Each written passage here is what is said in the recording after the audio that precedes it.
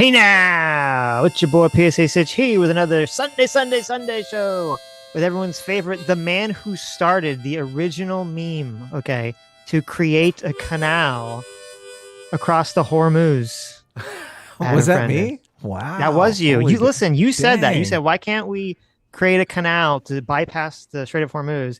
And now I see just like nonstop, everyone's talking about it, everyone's memeing on it, everyone has a million ideas. You started It's a this great idea, it's a Adam. great idea. I know. Yes. Of course. Yes. I do like the speedboat idea. That's pretty cool. I don't know if it's feasible, Well, I but have a bunch of memes. We'll look at them at some point in the stream because I want chat to understand your genius, the genius that you have Oh, wrought oh, upon the thank world. you. Oh. Okay. But hey, everybody, hope you're all doing well. There's actually a bunch of different things to cover and talk about today. Obviously, of course, I don't know if you know this, but there's a war going on in Iran. Did you I know did that? hear about that. You Yeah. did hear about that. Oh, Kind of okay. sad. Yes. It's looking like worse and worse. Isn't I it? got a couple clips that are just, oh man, demoralizing, but we'll save those for later in the show. Well, did you want to watch this guy first? I watched some No, of this no, guy. no. No? No, we'll do Okay. yours first. Don't you Okay. have people wanted us to cover uh trigger trigonometry. Constantine Kitson versus Destiny. Well, actually, I'm gonna violate the rules here, okay? What are the Because rules? we're There's gonna cover that. rules? Yeah, there's What? rules here. We're gonna There's cover no that, but rules. but I don't want to cover that till like later. Oh, okay. I don't want to cover that first. It's a long conversation. It's very what's the word? Annoying? Cringe. Oh yeah. It's hyper cringe. I don't know how much we're gonna make through it, but we're gonna cover it, but we should save that, more towards later in the stream. Everything I saw Destiny was being super cringe, but then I did see one clip on Twitter where people were trying to get on Constantine because he said something to the effect of, "We haven't talked about trans stuff in a while." And they're like, "Look, you talked about trans stuff just 2 weeks ago. Hmm. Got him." It just seemed like, what? Hmm. Okay, so he misremembered. It's not very substantive, but No, anyway. no, no. It's the whole conversation is like Performative it's that ignorance. it's performative ignorance. That's exactly what it is. It's just Destiny pretending he doesn't understand what the conversation is in order to be hyper autistic, hyper pedantic. It's kind of, what PF Young talks about, the hyper autism scale thing. It's just being like hyper autistic to try to like it's really weird because the part in the conversation that I think is the most interesting. It's like I think it's like 20 minutes in is Destiny kind of it's very obvious that there's like a bunch of Destiny fans in the audience. And instead of actually having they're having this conversation that's about immigration in the UK, which first of all, I don't even know why Destiny, an American, is having a conversation about immigration in the UK. I don't think that Yeah, people who are not part of the country should have conversations about immigration in the country. It's fine. I don't want the Brits totally to be agree. talking Yeah. about immigration in America, and I don't think America should be going, trying to argue people about immigration in the UK. All right, It's just irrelevant. We have it's such a different, we have yes, a different size country. We have a different demographic. Like so yes. much is different. Yeah. Yeah, of course. It seemed in the countries, the culture of America and the culture of UK is different. It's just the whole thing's different. It's silly, stupid. I don't even. It's just people should not engage. But whatever, it's happening. It's happening. Okay. But at like 20 minutes in the conversation, Destiny, even though they're talking about immigration, he kind of goes on this long, like 2 minute rant about how Constantine is bad because he represents all of the badness in the world that Trump and the Republicans have wrought for the last couple of years. Like he's just like putting this all upon Constantine. Like Constantine is basically the avatar for all the woes of Trump bad. And then the audience like applauds this, and it's like, oh, like these people don't actually care about like the debate, the conversation, the issues. They just want some avatar that they can attack because they're feeling angry and frustrated and upset and scared. That's all they want. So true. So true. We had that conversation forever ago, and I asked him, "Are you using the stereotype?" Right? Mhm. He totally is using the stereotype. Why is it so important to him to define Constantine as a conservative if he's not using the stereotype? Right? Yes. Because you Yes. define him as a conservative, and then the stereotype does all the work. Of course. Right? Of It's like course. it's so And it's so annoying, but And there's whatever. there's another video that's weird that we can look at some of it where there's this guy. who was talking about, who's some Destiny fan, was like in the audience, and he was like, he has some small YouTube channel or something, and he was talking on YouTube about how he was like fantasizing going up on stage and like attacking Constantine physically or like stabbing him, I know. I like, saw. Yeah, I saw yeah, people insulting doing him, all this videos on it. crazy stuff. And then it was even weird because then, like, I don't know if it was connected to that video or if, I don't know what the timeline was before or after, but there was this video I saw that Destiny uploaded. I watched a little bit of it. It was kind of boring though, where it's like he has some moderator come on and talk about how his subreddit is basically like out of control, and that the people in his community are just so pro talking about enacting violence against their political enemies that it's like going crazy. Wow. Wow. That sucks. Hmm. The guy that we're going to watch a clip of, he's got a book coming out about political violence in America, the normalization of political violence in America, and how that's really the biggest problem that America is facing. So just bring it up because obviously you're giving a perfect example of it. So, Yeah, well, I guess actually, so since we're talking about political violence, there was this, I'm sure most of you guys have heard, there was this crazy shooting that occurred. A man in Michigan drove into a synagogue with a car, and then he got out and he was like trying to shoot people. yeah. So Okay. supposedly his whole family got killed in an airstrike, I think in Lebanon. Right. And then Yeah. so like when the story first came out, people were like, we didn't really know what was going on. He had like I believe he had explosives in his vehicle and things of that nature. Um, and he injured someone. I don't believe he killed anyone. I don't believe he was able to kill anyone, but he did injure somebody. But so we kind of didn't really know like the story of what was going on with this guy. His name is Amen Bizale, and he attacked it was called Temple Israel in West Bloomfield. And like at some point, like when the story breaks, it was kind of interesting. Ryan Grimm, who is on Breaking Points with Crystal and Sagar, I believe he was one that come break the story.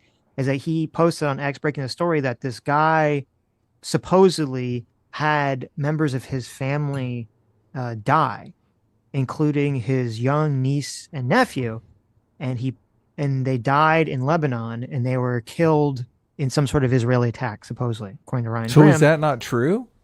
Well, hold on. So then, and Okay. Ryan Grimm posted pictures of like this guy's Instagram where he posted pictures of the children that died in the attack. Okay. Mm-hmm.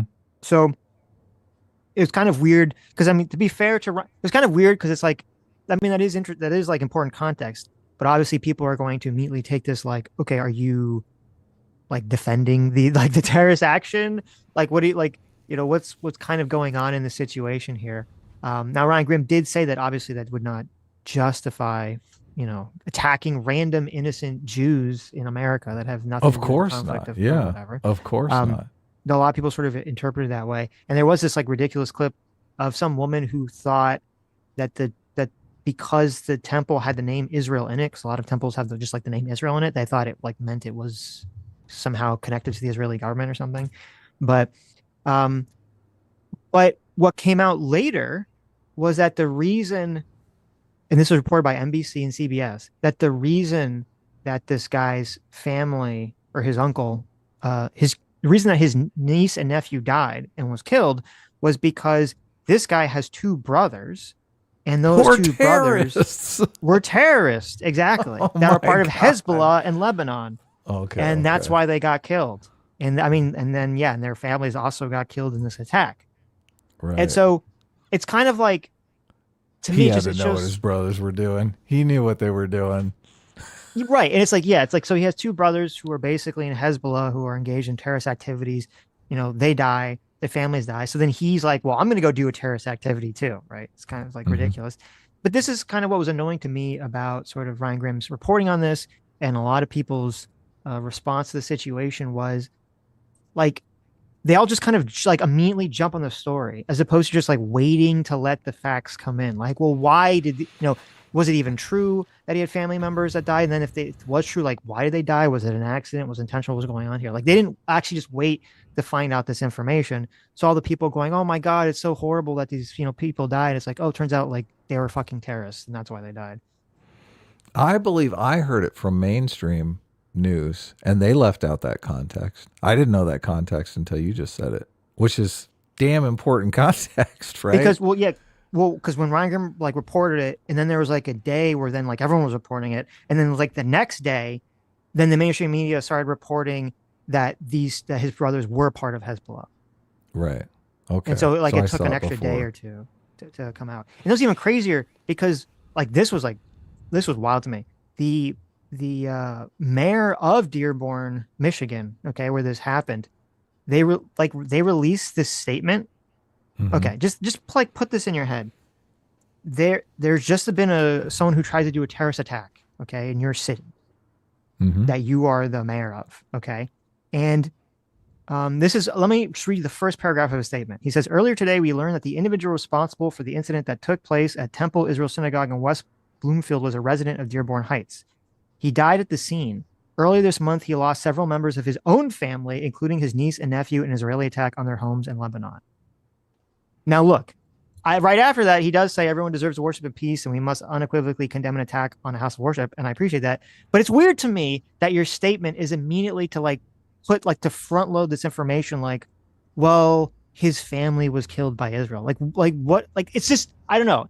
Am I wrong here that it seems the vibe is off to include that like the first thing you say about the situation? Of course, yeah. The whole narrative is to put blame on the United States. Like this poor guy's innocent family got killed by a United States strike, and Or, well, Israel. therefore, yeah. Well, okay, Israel. I mean, I know There's a Israel controls difference. the United States, right? So it's the There's a same thing. difference now. Well, look, it's Yeah. starting to look like that. It really is starting to look like that. Yeah, well, I don't. maybe, yeah. The shit. It looks like Bibi Netanyahu dragged Trump into this. I don't Right, right. like. I'm not buying Trump's little statement about how, oh no, I dragged them into this. You don't buy Like, that? no, not at all. It seems like Uh, he thought of that after the fact. Oh, it does kind of look like that, doesn't it? Well, that hmm looks bad. Maybe I should fucking say something different. hmm Yeah. I just obviously if the two brothers are involved in some sort of terrorist activity, they brought it on their own family. Jesus Yes, Christ. of course. Why would you be doing that shit when you're living at home? You need to move out to do the terrorist activity, right? Yep. It Yeah. it's yeah, no, it's super fucked up. The whole situation's fucked up. And then also like there were like a lot of the reporting on this was pretty baffling too in terms of like there are a lot of headlines that would like the headline would just be like, oh, family, guy's family dies, right? Or how did this man like end up doing these terrorist attacks? Like they're trying to like make it some sort of like Hollywood sympathetic story for this guy. And it's like, okay, like yeah, it sucks that his innocent niece and nephew died. Why are you trying to like make him seem sympathetic? Like fuck this guy, he's a piece of shit. Yeah, his family got his niece and nephew killed. Yes. It's pretty Yes. obvious. They just these people have no moral compass. They don't. And No. they want to deceive you. Yes. Obviously, if they were just innocent people, if they were collateral damage, the way that they're framing them, that would be a much different story. Yeah, but even But even so, like it's even if they're not. randomly just innocent people and an evil Israeli IDF soldier like killed them with malice of forethought, he's just like, I want to kill innocent children, right? Then turn around and be like, well, I'm just going to murder random Jews in America. Yeah, It's no, like that's wrong. insane, That is wrong too. That is right? totally wrong But no, too. Yeah, like obviously. if there was a situation, like imagine like if there was some white South African in America, and let's say like their family members were killed by black South Africans who like stole their farm or whatever, right? For robbing them. And then so that the white South African in America hears about this. So then he decides to like, oh, I'm gonna go try to shoot up a black church in America. Like, do you think any newspaper would like lead or any mayor would lead the Hell story with no. like, well, his Hell family was no. killed in South Africa? Like, Hell okay. no. So fucking Yeah. what? Like, what do you mean? It's not Yeah. relevant. Like, I Yeah, mean, you just talk, you exactly. could say like, okay, that's what motivated him, but I wouldn't lead the story with that. That seems fucked up. Yeah, man, they would completely understand the context immediately if that was the situation. But this, it's so ambiguous for them. And they're like, oh, it makes sense, right? Hmm. It's, it's we're in a horrible place here Yeah, no, it's crazy. that they can't see what's wrong about that. Okay, I Look, and sent you're you a right. tweet. I said it the same way Ryan Grimm said it, not really thinking, oh yeah, people think this is some kind of justification because I think it's obvious that shooting other innocent people because your family got killed is wrong. I mean, Right, that seems right. obvious, right? Yeah. Well, it's also it's one of those things where it's like people will infer or interpret the statement different depending on who it's coming from. Oh, So yeah, like, true. Yeah. because Ryan Grimm, like, The bad faith. he's so far left, so anti-Israel. It kind of Yeah. like it will code or not code, but like kind of make you feel a specific way in terms of how you see some of the things he says. So, but as I said, to be fair, I mean, he said that that doesn't justify it, obviously. Yeah. Uh, Well, he did better than me. I didn't say that. But look, you cut me off. So. But I look, did. you I cut me saved off you. to save me. So, I did. I did. so Yes. thank you for cutting me off. You're welcome, Adam. So I sent you an X post to bring up here. Okay, I'll It's kind do of that. interesting. Um, What's this Luke X post Norris, thank you about? so much for the $40. Thank you. Says, nah, y'all are wrong on this one. Destiny BTFO'd Constantine. Constantine just had a few memorized talking points, and this was the first time he had to face substantive pushback on them. Then he went on Rogan and cried about it. Constantine also refused to engage with any of the criticisms that Destiny levied against Trump. When one of the topics of the debate was literally about Trump, he just retreated to, "I don't know about that, not my country." So, I mean, I get we're gonna go over it, but I just completely disagree with you because if you're going to get to this conversation, especially the immigration part of the conversation, and you're going to pretend like you don't understand that different countries have different cultures, and that if people are immigrating from those countries in mass and kind of lumping up in communities as opposed to being spread out, as opposed to assimilating, that that's going to affect the culture in the area in the country, and it's going to change the culture in the country. Like if you have to pretend like you don't understand that that's the most obvious thing in the world, like to me, then you're not actually participating in a conversation or discussion or debate, really, in any sort of honest fashion. Yeah, if Mostly, you I'll told them point it out all to the you. immigrants are right wingers, they would figure it out pretty quickly, right? Of They'd be like, course, "Oh my God, they're gonna vote Republican." of course, yeah, yeah, exactly, 100%, 100. Well, it's interesting because the left is super sensitive to gentrification, in Yeah, terms of like, oh, you have white people, you have rich people, kind of pushing out lower class people. screwing The up the area gets culture. gentrified, right? And when you talk about like this kind of the immigration issues, like especially in England, I mean, it does happen in the U.S., but also especially in like England, it's really just the same thing. It's like reverse gentrification because usually it's people of a little bit lower, economic class that are immigrating in the country that they're talking about. So it's kind of like a reverse gentrification. So obviously they understand the concept, but again, it gets bogged down into, well, I'm only going to like focus on it or pretend that I understand it if it's like fitting within the racial left wing hierarchy that makes me feel comfortable to talk about. Yeah, And then performative also just, ignorance. and I'll point out when we get there, this like the whole, Destiny spiel about where he's just sort of like casting Constantine as like the avatar of Trump and the right, which I mean, first of all, it's completely irrelevant to the conversation, at least up to the part that they're talking about. And then everyone applauds for that. To me, it's just that's the strongest evidence that this isn't really a conversation about the debated topic. It's not even a conversation about trying to understand what's going on, how people feel, or trying to get to some truth. It's really a conversation about, as I said, having someone be this like avatar, this straw man, this dummy that you can kind of hang on a tree and beat with a stick as a pinata. Like that's really what people kind of just want in this environment, unfortunately. Speaking of beating people as the avatars of things, did you see this clip, Adam? I did not know. Okay. So this clip is Hassan finding out that he was being played on Iranian TV by the Iranian government. Oh my! What? Yes. What? Hassan Wow. is such a America bad Iran stooge that the Iranian government is literally playing him as part of their propaganda campaign. Oh, interesting. All right, so let's hit this clip. Oh, I guess I got to hit it. I'm Yep. sitting here waiting for you to hit it. No. That's not going to work, huh? No. What You do we made it got on the here? Iran. It's a minute 18 seconds. Yep. 3, 2, 1, go. You made it on the Iran State News TV. Yeah. Speaking of state broadcasters, your boy was on Your boy was on Iranian news. Goddamn mind that people fucking sit there and این واقعا برام باور نکردنیه اینکه عده‌ای also lots of cursing for Iranian TV. They let that slide. بنشینند و این چیزها رو جشن بگیرن. کودکان سلاخی میشوند و اونها میشینند و جشن میگیرند. این واقعا زننده است. من تا حالا همچین رقم فروشایی تو عمرم No, they put me with Sneeko. No, I didn't realize. No, turn it off. Turn that shit off.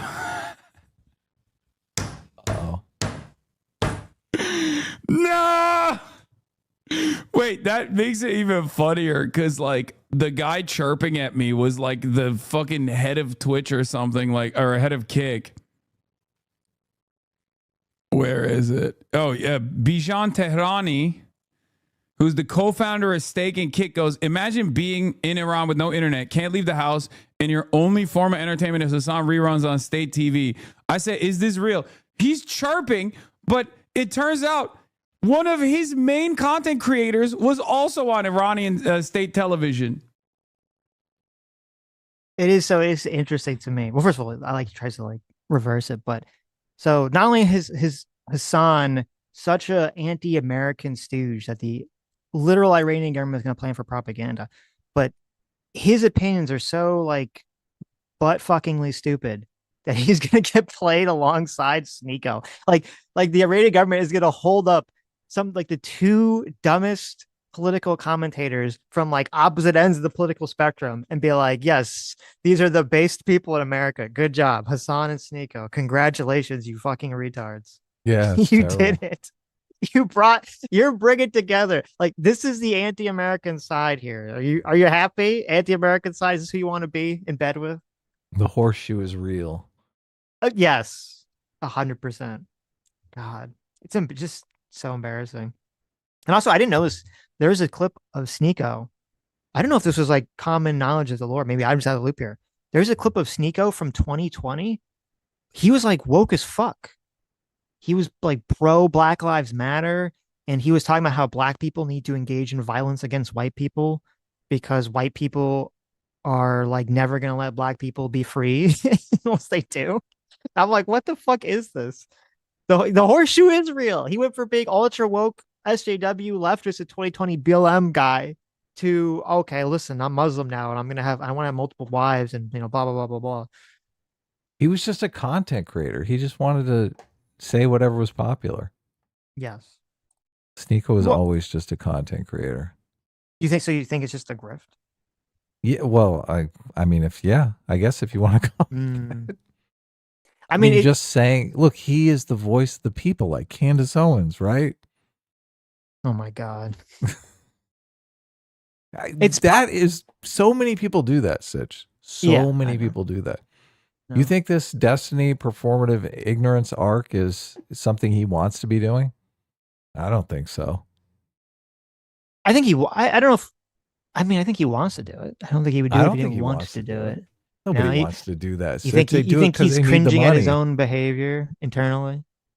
Well, he probably like makes himself believe he's being honest, but I don't think he. Nobody wants to do the performative ignorance shit. Right. So I sent you another Hassan clip here. That's kind of one. Yes.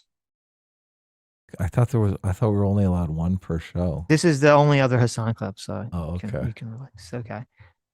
This is someone who did a compilation. This is why they're putting Hassan on Iranian television. Mm-hmm. And I think I was watching this clip and it made me realize something important that I think everyone needs to sort of front load whenever they're interacting with Hassan or talking about Hassan. This was also on state TV? No, but this is just a compilation someone made. Okay. This compilation is 3 minutes and 42 seconds, so it's great. I get to go take a break. There you go. No, you should listen. You should listen to this. Oh yeah, I'm gonna listen. I might tell you to pause it too, so you can't sneak away. Okay. Just talk if you're gonna want to pause. 3, 2, 1, go. Simply put, for a lot of people, when they hear me say this kind of stuff, they have this understanding that America is good. And when I keep explaining to them that no, that's not the case, that's a lie, and America presents itself as good, but it's actually doing a lot of evil shit, they go, oh, you're saying America bad. Now, the reality of the matter is, if you say America bad and you just run with that, and if you're a campist in general, right, you're probably going to be on the right side of most arguments, like 98% of the time. Maybe the 2% of the time it's like devastatingly bad, but like 98% is a pretty good fucking track record. Who thought I was like making fun of Mao Zedong, which I never would and never will. Mao Zedong is a one of the great leaders of this world, okay? A man who changed the entire universe, the entire planet, okay? But the reality of the matter is, I was able to, for real, yes. I mean, there was a lot of fucking excesses, let's be real. America is worse than Iran. That much is 100% something I stand on. People can say, oh, well, the Iranian government is cruel, it's ruthless. It's true, okay? It's true. Iranian government is repressive, it's brutal. Certainly true. Doesn't matter even a little bit in this circumstance. It's not even a comparison. America is the greatest terrorist on the planet, okay? I live here. I pay for it. I hate it, okay? I wish that wasn't the case. And that terrorism is sold to the American population as though it's for the greater good. America deserved 9/11, dude. Fuck it. I'm saying it. We're there to what's happening. Like, we fucking totally brought it on ourselves, dude. Holy shit. What do you call Crimea? I call it a part of Russian territory, bitch. That's what I call Crimea. I call it Crimea River. A Russian river, that is. Okay, change the reality of the Crimean annexation being. Like, you can watch this on and you might think, okay, this person is a massive hypocrite, because how can they sit here and they could complain and they could cry and they could say America has killed so many people and we don't care for the poor and the sick in our country, and, you know, look at all the bad things America does, blah, blah, blah, blah, blah, blah, blah. And then in the same breath, on the same stream, he's going to go on and say about how Mao, the dictator that is responsible for somewhere in the ballpark of 40 to 80 million deaths.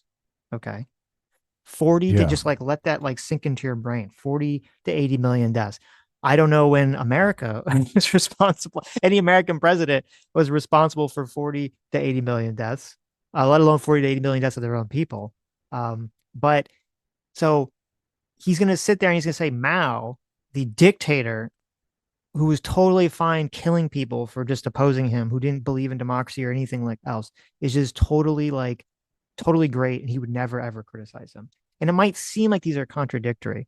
And the problem is, and this is what we have to kind of remember when we think about Hassan, when we talk about Hassan, when we deal with Hassan. He posted this X post a couple of days ago, and he says every day Iranian and Chinese flagged oil tankers pass the strait, and the U.S. Navy lets them go. Not one Amerifat wonders what that says about the limits of our military power. This is like Hassan and these people that are kind of like on this team, they literally do not have morality. They don't have a sense of morality the way that like we have a sense of morality, because he's sitting there and he's mocking the fact that America is not like the Houthi pirates, is not like Iran, will not sit there and just use violence with wanton disregard, as he always claims that they do, to just kill every random person, to strike out against any random person. Look at what Iran is doing right now, where they're attacking any of the boats that they can, regardless of really, you know, who they're from. You know, they're saying that they're trying not to attack, you know, Chinese boats or whatever, but they're going to attack any other country's boats. They're attacking all the surrounding countries, regardless of whether they're involved. They're not just attacking U.S. military bases. They're attacking random civilian infrastructure in all these surrounding countries. If America was doing this, if Israel was doing this, all like Hassan, all these people would be frothing at the mouth. They'd be clenching their teeth and pounding their desks so hard they'd be literally bleeding, talking about how evil these people are, how evil America is or Israel is for doing this. And yet, when Iran does it, when the Houthis do it, they're fine with it. They cheer, like Hassan fucking cheered it on when the Houthis were doing it. He's either cheering it on or he'll just be kind of quiet about the whole thing when Iran's doing it. These people don't have a sense of morality that's comparable to our own whatsoever. And the fact that, and like to me, and this is why, like, no one, no government figure, no actual serious person should ever talk to Hassan, should interview him, whatever. The fact that this piece of shit would sit here and was totally fine with a random crew of innocent sailors who were Asian getting kidnapped by the Houthi pirates for a year. Okay, they did nothing wrong just because the person who owns their shipping company had like an Israeli person on like the board of the company. If that's your sense of morality, is just okay, you can just enact violence against other people because they're my ideological and because they have some connection to their ideological enemies. And then I'm going to make fun of America because America is not going to engage in this sort of like we're just going to start attacking random innocent people. Then fuck these people. This is the height of evil. And you have people like Hassan and you have Iran and you have all these other people. They take advantage of America's sense of morality. The fact that we're not willing to be like them. Iran's literal strategy right now in the war is to say, we're going to act as psychopathic as possible and hope that that forces the other countries to complain to America to say, listen, these people are crazy. You know, they're just attacking random innocent people. So you have to stop. You have to give up. That's their fucking strategy. If like, how could you align yourself, even if you don't like America, even if you think that this war is stupid or whatever and is a disaster, even if you don't like America, how could you fucking ever be such a fucked in the head person, be such an immoral piece of shit that you would look at that country and say, that's the country that I'm going to support in the side of the conflict? Yeah, no, it's terrible stuff. I was just looking up some of the numbers because he makes the argument that we're worse than all these other countries. So, I mean, I looked up how many people died in the Civil War. It's about 750,000, so it's not even 1,000,000. The numbers I saw for the Great Leap Forward just here, it says many scholars place the figure mostly around 30 to 45 million, which is still obnoxiously high. That's right? very high. They say the primary cause is the deaths resulted from mass starvation caused by radical agricultural policies, collectivization, and a diversion of labor to backyard steel furnaces, which compounded with severe weather. So they basically took all of these farmers who are growing all the food for everybody, and they said, we need to industrialize. We need to produce steel. So they turned them, they basically were like melting down their farm equipment to produce enough steel for for Chairman Mao. And this is a guy that he is idolizing. This is a guy that he's saying, oh, based. He kills 45 million of his own people, right? Not even 1,000,000 people died in the Civil War. And I mean, I would argue the Civil War was worth it because we freed the slaves. So I don't know how you necessarily get that. I mean, it'd be nice to do it politically, but if it comes down to war, it comes down to war. Mm-hmm. In Iraq, they put the numbers at 100,000 to 300,000 Iraqi deaths, which is ungodly. Like, we shouldn't do that. That's horrible. But it's not even close to 45 million, right? No, not so. Yeah. How the like even if you go to the most nasty stuff that America has done, you still are not even coming close to Chairman Mao. What the fuck is this guy even talking about? Yeah. So that's terrible. Like, terrible. When your morality is based just on like hating something, so his morality is based on America bad. That's it. That's all. That is his morality. America bad. There's nothing else to it. It's literally that simple. That's it. Because if you look at someone and they say, okay, their morality seems very inconsistent, it only seems inconsistent because we don't understand what the basis of their morality is. We think it's like, Hassan will lie and he'll say something about, the greatest good for people or socialism or communism or whatever nonsense, helping the poor, whatever. That's all lies. Because if that was actually the basis of morality, he would look at Mao, he looked at all these other things. He'd criticize America, but then he'd look at Mao and he'd look at Russia and say, okay, fuck these guys too, because they're obviously just as bad, if not far worse.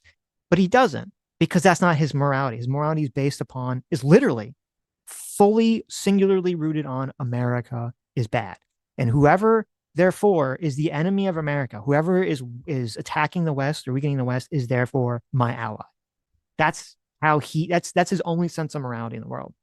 And the fact that any politician, any person would collab with this guy, would do an interview with this guy after he supported the Houthi pirates attacking innocent people and kidnapping innocent people really shows like the great fucking moral failing in our country at this moment. Yeah, yeah, it's terrible. This is their go-to guy. He probably just hates America because he has to pay a bunch of taxes because he's filthy rich, which is irony among ironies, right? Right. The guy's a socialist. I think there's a lot of rich kids and like upper middle class kids, which Hassan was. Like he tries to pretend like he wasn't, but he was. He says, "Oh, my father lost all his money or whatever." Like, his father and grandfather had a shit ton of money. Sure, yeah, Yeah. sure, he did. A lot of these like rich kids, they develop this like complex where they feel guilty because they have like all this resources and all this money that's like basically provided them. Like Hassan, was given college by his parents. Like originally he was sent to a college in Florida and he partied so hard they had to like draw like he was like failing. So they had to literally drag him out of the college in Florida and bring him back to I think New Jersey or wherever the fuck his parents were living, just so they could keep an eye on it. Okay. He's had his whole life, like everything's been provided for him. After he gets out of college, he immediately is given a job, by his uncle at the Young Turks and all this other stuff. So he's had all this like First stuff job, provided. influencer. Right, right. Yeah, exactly. And he's had all this stuff that's been provided for him. And a lot of people like in this situation, they develop this like psychological complex because they understand that it's kind of like that on a level, it's not fair that they were basically just given all this stuff. And so I think that the way that they cope with this is that they're like, well, I need to sort of they like develop this word complex where they're like, well, I need to give I want everyone to basically have like big mommy and poppy who take care of them the way that my mommy and poppy took care of me. And that's why a lot of these people sort of like fall into socialism. That's why you see a lot of people who I think are in the kind of the upper middle class or the rich who fall down in this like far left socialism kind of rabbit hole. And they've never really had to, run a business themselves or really participate out in the world themselves and understand, the failings of socialism and all this other stuff. And then when they find out that, well, America's been this very dominant force in stopping socialism, they lash out and they just start fucking hating America, even though it's the country that provides for them, that keeps them safe, that allows him to make money, that allows him to have a job. I mean, Hassan couldn't exist in China unless he was just a fucking stooge of the government. Like Hassan could not exist in China doing what he's doing in America. He would literally be put in prison for doing what he's doing here in America. And yet he's such a privileged piece of shit that doesn't even like care or perceive that whatsoever. He doesn't put that in his calculation whatsoever. Nope. Yeah. He's catering to a lot of people who hate America too, obviously. That's why he's so popular. It's because there's a bunch of people out there who hate America, probably because they are in dire economic straits or they're unhappy with the government or they're rich kids and they're going to have to go out and get a job. And it's very painful. That's true too. Yeah. Okay. Yeah. So we should talk. We have to watch for a sec though, but we should talk a little bit about the Karg Islands. Do you know about the Karg Island, Adam? I sure do. Yeah, I know all about it. I know all about the Karg Island. This is kind of interesting. There's a little island off the coast of Iran. Mm-hmm. Far away from where we're building the canal. So. Very far away, yes. Yes. I guess we could bring up a little here. We could bring up I know I had the map. I have the map from last okay. time, I believe. Yeah. Right. Did it have the map you had last time, did it even show the Karg Island? Yeah, I had the whole straits. Oh, okay. You can see it. But yeah. It's kind of it's like the clitoris, right? There you go. The clitoris of Iran. Vagina. Yes. Seems kind of like a big it's weird. Maybe it's not weird, but it seems like a big fuck up from Iran's perspective. Because and I didn't know this, and I had no fucking clue about this until obviously this war broke out. But apparently Iran processes the overwhelming majority of its oil on this little tiny island that's basically defenseless. Right. They Yeah. because they can't have like they couldn't really have oil tankers like come up to shore easily because the water was too shallow. But there's this island, and off the coast of the island, it's like, the water is deep enough to allow oil tankers to just come right up to it. So but essentially, they made a lot of underwater oil pipelines that connected the mainland of Iran to the Karg Island. And there they just kind of put the oil down the tube, goes on the Karg Island. They put it in their containers. They put on the oil tanker, and they just send it on the boat. Now, normally, not really a problem, right? Totally works. But when you're in kind of a war situation, kind of a big problem when you have the majority of your economic resource is on this teeny tiny, barely able to be defended little tiny island. And so, since Iran is trying to blow up ships that are coming to the Strait of Hormuz and sending missiles at its neighbors, America has said, you know what? You should probably stop doing that, because if you don't, we're gonna maybe take over the Karg Island. And so far, what we've done is that we destroyed any of their military forces that existed on the Karg Island. And a lot of people, it's kind of interesting. A lot of people, like Kyle Kalinske and all these other people that are like, on the America Bad Train, they were all freaking out. I don't know if you saw these clips. They were all freaking out saying that we were going to nuke Iran. Did you see that? They're like, Yeah. we have evidence, we have information that it's highly possible that America is going to nuke Iran, which is like, okay, it's retarded. But obviously it didn't happen. All these guys, they make all these like crazy predictions. None of them ever happen. They never get penalized by their audience for it. They never retract statements or anything, but whatever. Didn't nuke Iran. But then another thing that they're reporting on heavily was that there was all this conversation of us sending in American troops, and there was some American troop movements. Now, they were all freaking out because they're like, oh my God, this means we're going to invade Iran. We're going to invade Iran. We're going to have ground, we're going to do this like total invasion of Iran. We're going to get bogged down forever. It's going to be like Iraq 2.0, which they would love, by the way. They would love nothing more than for Americans to get killed and to get bogged down into some sort of conflict here, so they could say, oh, look how bad America is, look how bad Trump is, blah, blah, blah. But the people that actually were, not biased and kind of know a lot more about the militaries were looking at the situation, and they were saying, well, this amount of troops, you couldn't like invade Iran with, right? You'd have to either do some sort of like very limited military operation. Maybe if you think you're going to get uranium or something, or some other limited military operation. There's not enough troops, essentially, that were being kind of moved in the area to invade Iran. What And was the now, number of troops? It's like 1,500 or something? yeah, 2,000? yeah, something in that range. And now we could see a potential possibility for a plan here would be that they're actually might send troops onto Karg Island to basically dismantle and steal parts of the oil infrastructure that allows the oil to be shipped out, and then just leave, so that Iran can't actually ship its oil. Because right now, Iran, like, because this is like the problem that's kind of happening right now, is that Iran's saying, hey, if you send ships into the Strait of Hormuz, we're going to blow them up. But they want to send their oil and their ships out of the Strait of Hormuz, right? They still want to make money selling their oil. They just want to fuck everyone else over.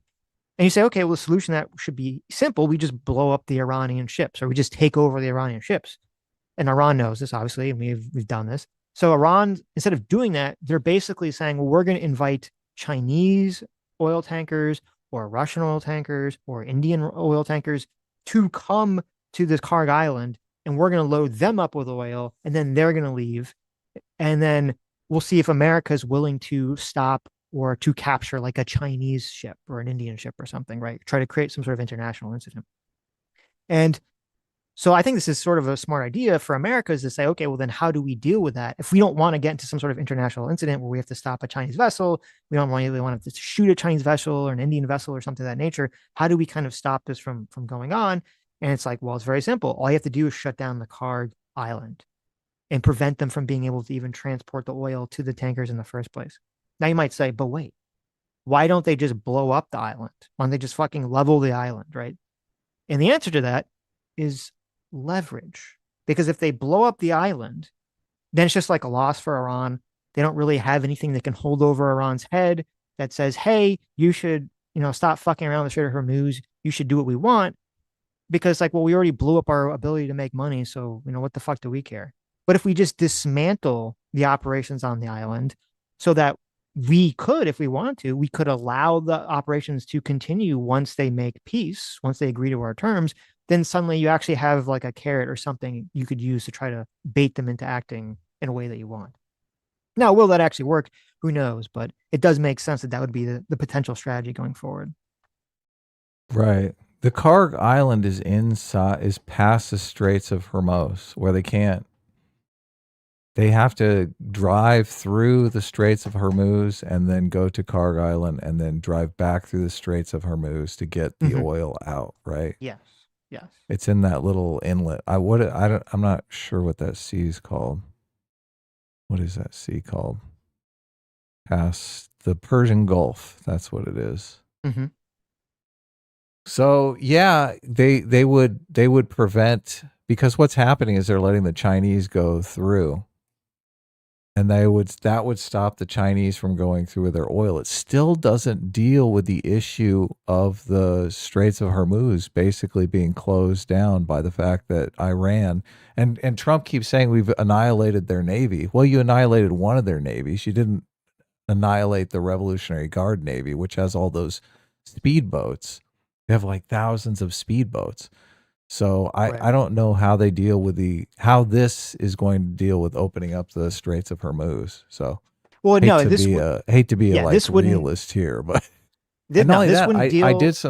I did some looking into China's energy situation, and they're only 20% dependent on oil. 80% of their energy comes from other places, comes from renewable and coal. So they still have 80% of their energy, even if they don't get a drop of oil. Most of that 20% is oil from Iran. So, I mean, if we had to take a hit, a huge chunk. it is substantial, right? But I mean, it's not like America where it's like 50% of our economy runs on oil. Well, the reason, well, first of all, yes, this operation wouldn't, it's not like this is going to directly stop the Strait of Hormuz thing. It's just this conflict. If America just says, hey, we're going to attack you, we're going to bomb you, but we're going to allow you to keep making money indefinitely, then like, what the fuck are we doing? That's retarded. Obviously that's retarded. That's the stupidest fucking strategy ever. And when they're just going to try to, dig it and, wait us out indefinitely. But if you can actually say, well, no, you actually can't make any money anymore, you have to go deal with that, then suddenly, you're throwing a big wrench in, the cog of the Iranian machine at this moment. So they it's don't have it's the just a money way to to do wage that. war. Yeah. Right. It's just a way to do that and to kind of hold this over their head and to give some sort of potential bargaining chip to get them to do what we want. Now, I don't know if it'll work because I do think that I think the people in charge of Iran are mostly motivated by ideology. I don't think they're really motivated by any sort of like pragmatic self-interest of just, oh, we just want to exist and be corrupt. Like, I don't like if the leadership that was their thought process, I think they would have been acting very differently for the last 10, 15 years.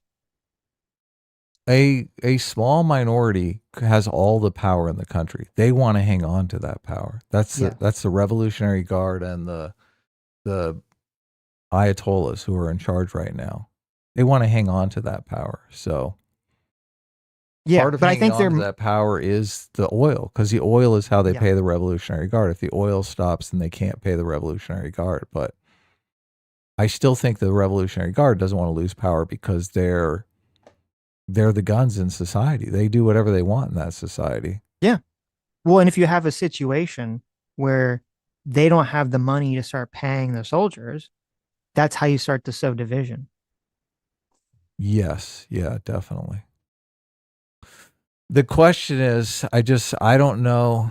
Trump is very clearly signaling, and I think Trump's poll numbers collapse after 5 weeks. After I think everyone's willing to give him the benefit of the doubt because he said 4 to 5 weeks. I think after 5 weeks, his poll numbers completely collapse, and we're moving closer to like. I've made the argument. Obviously, I've read The Fourth Turning, and The Fourth Turning is here, and I think this is like we are living in the crisis climax, and usually a figure emerges like George Washington or Franklin Roosevelt or Abraham Lincoln during this time, and I've said, just to kind of chide Sitch that Trump could definitely be that character. I'm moving far away from Trump being that character now. I think Trump might be the Herbert Hoover character in this drama, because Hoover, wow, the seculum. The seculum is supposed to end by 2033. So, I mean, we still have plenty of time. Mm-hmm. And nothing, look, I'll play a clip here that is just kind of terrifying. Okay. We're talking about the Straits of Hormuz. On this, the March, I want to talk about the briefing this morning by Secretary of Defense / War Hegseth, but more importantly, from Chairman of the Joint Chiefs of Staff. General Kane was asked specifically about the U.S. Navy and the mission of Central Command to escort vessels through the Strait of Hormuz. Let's hear what he has to say. On the potential, if tasked to escort, we'll look at the range of options to set the military conditions to be able to do that. And then, like we always do with every potential mission, come to the Secretary and the President with both what are the resources required, what is the command and control required, and what are the risks, and how do we mitigate those risks. So we're looking at a range of options there, and we'll figure out how to solve problems as they come to us. I have to say, I don't get a lot of confidence from that statement right there. It sounds like, based on what he just said, is like, we really haven't have a plan put together again. What I would like to have heard is like, we have a plan, we're ready to roll, we're just waiting for an execute order to do this. I mean, he's basically saying, well, we're waiting to be tasked, and then once we're tasked, we're going to take a look at what we have, and then we're going to figure it out. That doesn't send a lot of confidence to the commercial industry that, like, hey, the U.S. Navy, the U.S. military has a plan to open the straits and we can begin the resumption of normal trade. Understand, again, I've said this 100 times. I don't think it's the job of the United States to be the world policeman and shepherd commercial shipping around the world. I don't. However, the U.S. and Israel initiated this attack against Iran. We can talk about the merits of it all day long, but this is what has happened. And shipping locked up because insurance rates were not at a high enough level to deal with the potential damage. Now, we've seen the number of attacks diminish across the board. I went through the attacks to date in yesterday's video. But what we need from the administration here, particularly the U.S., is a clear indication that the straits are open and available for shipping. And that's going to require sending U.S. naval vessels through the straits. And so the problem you have.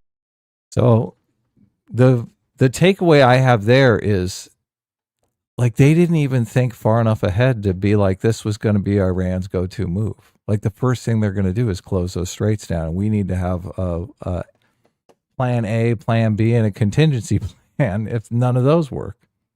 Mm-hmm. Yeah, it's on one hand, that's fucking terrifying. No, we're going to think about it now. Yes. What? On one hand, I would pray that the Pentagon, whose job it is to have all this information, and I do like the what's going on with shipping guy. I do watch his stuff, including this video, and I thought it was funny because I saw that exact clip too when it came out. I was like, oh my god.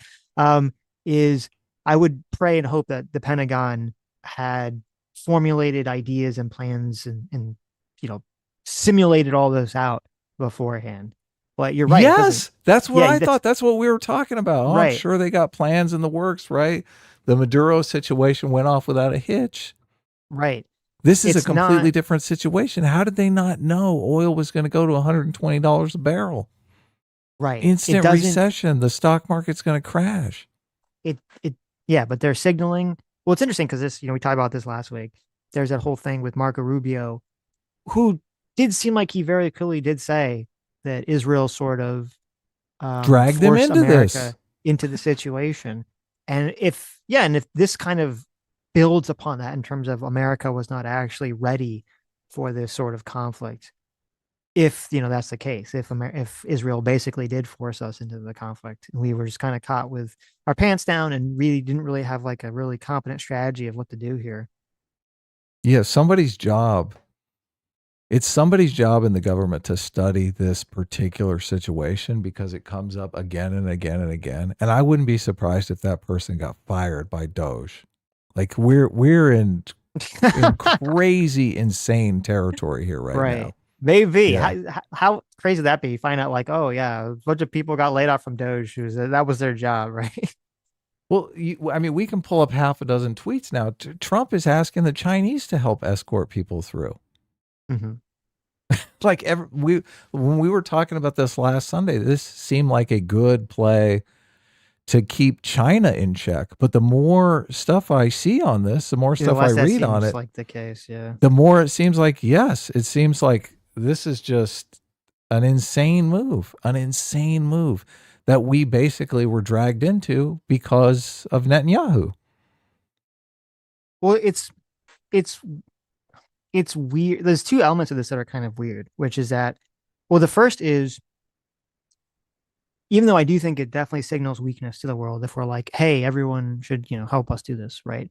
But on the other hand, like they should. We shouldn't like why does it fall upon the US? Why do we have to be the protect? Like this is what's kind of like weird about the situation. And maybe like I think this situation is a very high likelihood this is going to end up bad politically for Trump.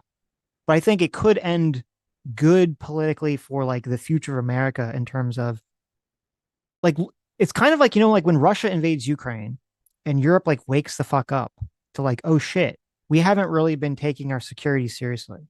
We just kind of let America do whatever, right? We're letting America like, cover our ass essentially.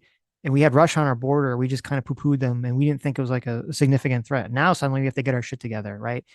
It was the wake-up call. And I think this is the wake-up call for the other like Middle Eastern countries. I mean, I agree. Yeah. Because it's the like Gulf states and the Europe, definitely. right. Because it's, right now we're, America primarily and Israel as well, but America is like protecting all these Gulf states by trying to shoot down missiles and drones that Iran is shooting at them. So we're protecting these countries. They're not protecting themselves that much. I mean, they are somewhat, but we're really protecting these countries. And it's like, okay, who's going to be primarily hurt economically by the closing of the strait? Those countries, right? So why is it why is it entirely on our shoulders to have to deal with this? Why don't they fucking deal with this? They should be dealing with it. We are going to be hurt economically because everything is globalized now. No, I know. The way that we're going to be hurt economically is the stock market is going to crash. I understand. And Donald Trump is going to be crying. I understand. No, I understand. Hard but when that the happens. economic pain we feel is going to be much less than the economic pain those countries feel. Yeah. Because those are the countries that really need to, export their oil and also have their safety. Sell their oil on the open market. Yeah. Right. And those are the countries that their safety is going to be hurt, by Iran doing all this stuff. And Iran's right in their backyard. And I think those countries are waking up to this fact. And here it's like it's kind of interesting because I think the end result of this might all be that these countries basically like Iran has this like retarded strategy that is not working. And I think it's completely backfiring. And even the people that hate America seem to think it's backfiring of like, we're just going to start attacking these countries. These countries are going to get so fed up with us attacking them. They're going to say, oh, America, this is your fault. Oh, Israel, this is your fault. You shouldn't have like stirred up the hornet's nest. You just, you have to give up so they stop attacking us. But that's like, that's the kind of mentality of like an egomaniac thinks that. They think I can slap around all the people next to me and they're going to just whine about it. Right. When in reality, I think a lot of those countries are like, listen, if we can't control our own airspace for our own protection, if we can't control our own shipping lanes for our protection of our shipping, we don't have sovereignty. You don't have sovereignty. You don't have a country if your neighbor can just, whenever they fucking want, shoot missiles at you and shut down all your shipping. You don't have an actual country. And Saudi Arabia and UAE and Qatar and all these other countries, it seems like they know this. They're figuring this out. So I do think this is going to, at the end, even if it totally fucks over Trump in the short term, I think in the long term, this is going to completely destroy Iran any sort of like feelings they have in the region. And I think all those other countries are going to ally themselves more with America and more with Israel, not less. I mean, you're making a better case than Trump is. Trump should be making this case. Definitely. That's true. He should be. Yeah. It's everybody, everyone I talk to about this says that, Trump is going to cut and run. Trump can just pull out. If Trump pulls out and they keep the straits shut down, how can he do that? What do you mean? You could just do it. You could just but it's still going to affect us. Yeah, it's still going to, oil is still going to skyrocket. The stock market is still going to crash. What it's going to hurt Trump. And then what is Trump going to do? Like Trump can't just move on to the next thing when the straits are shut down and the stock market crashes. He can't do that. He can't stand under the mission accomplished banner when the stock market drops 50%. Yes. No, I don't know what he's going to do, because you get in this situation where you have like what you would want to do politically.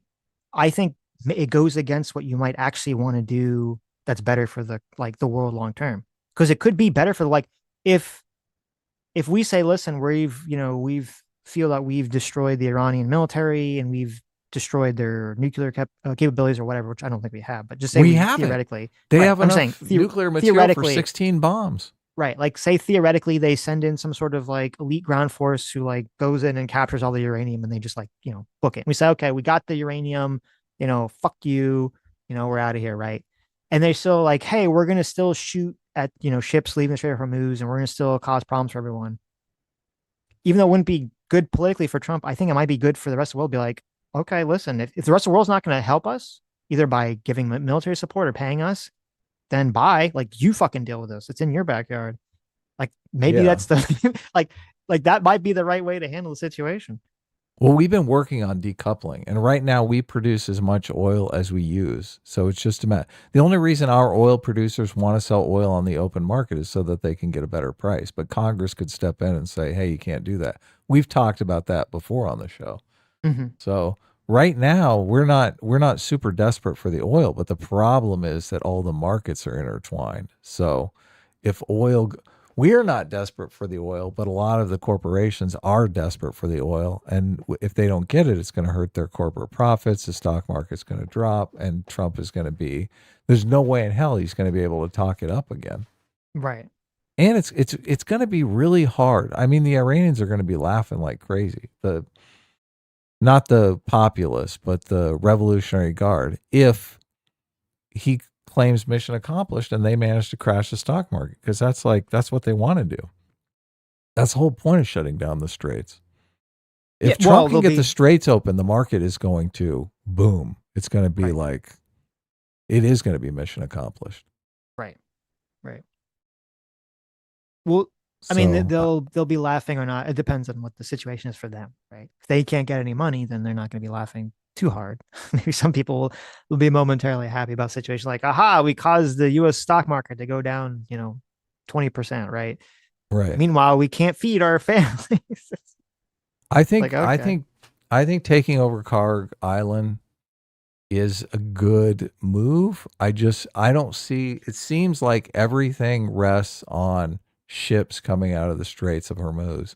And if that happens, if Trump gets a headline that ships are going through the Straits next week, which I wouldn't bet money that that's going to happen. Then everything's going to be great. But the whole idea that they didn't even have a plan for this. And it's so easy for the Iranians to fuck shit up with these drones. These are shippers. They're driving an oil tanker. They're not soldiers. They're not ready to go risk their lives for this shit. Mm-hmm. Well, it's interesting because when I was kind of like looking at the maps, thinking about this, I was like, okay, like if like we take over Carg Island or just basically dismantle it so it's not usable, and then the rest of the rest of the Middle Eastern countries are kind of like, fuck, Iran. Like, how long does it take to basically fuck them over if we're not letting anything into them, like into the country, right? But then you see there's a big problem, which is that like Pakistan shares a border with Iran. Pakistan obviously has a long history of kind of not doing what America wants and being very sympathetic to, religious extremists and a lot of other, radical Islamic organizations. And it would make sense that Pakistan would keep allowing, shipments and stuff going into, Iran through their borders. but I didn't realize this. Apparently, Iran signed a defense pact with Saudi Arabia like half a year before this conflict all started. So now they're in this sort of bizarre situation because they're like telling Iran like stop attacking Saudi Arabia because like we technically have a defensive like treaty with them and like can like we don't know if, like what's gonna happen like if suddenly the other Middle Eastern countries actually go to war with Iran Pakistan like has a treaty with Saudi Arabia, right? yes. Okay. So So Pakistan has to fight Iran because well they've been if attacked Saudi by. but so this is why like That you is always say that crazy. Trump is like very lucky. Yeah. Okay, because it definitely seems like this was like like America didn't have a really good plan for this war. The Trump administration didn't really have a good plan for any of this stuff. They're just kind of like winging it. Um, but maybe like there could be a very lucky scenario where it basically, because the fact that we're kind of just winging it, forces the other Middle Eastern countries to actually declare war on Iran, and then it ends up going in our favor. If that If they actually headline get off comes their out, asses. oh my God. Trump is definitely going to be the Abraham Lincoln Yeah, he'll be like, of yes, history. look what I Yeah. did, everybody. This is the plan. Everyone like, this is the 10D chess Oh, plan from the he's going to beginning. say it was a plan, but I don't believe it for a minute. No, not for I a don't believe it second. for 1 Not minute. for a second. Not for a second. Right. Yeah. Now, no, that Yeah. could be wishful thinking on my part. Who knows? We'll have to see what happens. But Well, look, I'm happy for some wishful thinking. yes. I think everything is deteriorating pretty quickly. Everything I'm looking at, it's just like, oh my God. People are so confident that Trump can just leave. They're saying, oh, yeah, well, they'll leave just like they did Venezuela. Mm-hmm. And I'm like, I mean, not much changed in the lives of the Venezuelans. I mean, this is a completely different situation. Well, I don't know how they can just leave.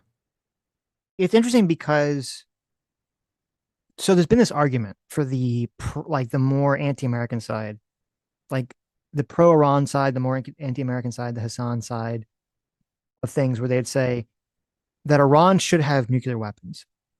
And the reason that Iran should have nuclear weapons is because they would only use them defensively. They wouldn't do anything crazy. They wouldn't attack America. They wouldn't attack Israel. They wouldn't attack their neighbors with the nuclear weapons. They wouldn't do anything crazy. They're not suicidal. It's not a suicidal, regime. They're very smart. They're pragmatic. Blah blah blah blah blah. Like, this is like what we've been hearing for the last 15 years about this argument about, whenever it comes to nuclear stuff with Iran. Doesn't their reaction in this war prove all of those people 100% wrong? If Iran's reaction to getting attacked is to just start attacking their neighbors, is to start trying to fuck over everyone, isn't that just prove that these people don't know what the fuck they're talking about? Obviously, they're not acting, at least so far. Maybe they will come to some sort of agreement, but so far they're not acting in any sort of like pragmatic fashion. They're completely acting ideological. In the Islam type way, is that what you mean? Ideologically, religiously, ideologically? Yes. I'm not even, I know a lot of people use that as an argument. I don't even really think about it. I think about it as power. Who has the power in society, right? Who's making the rules? Who are the enforcers on the streets?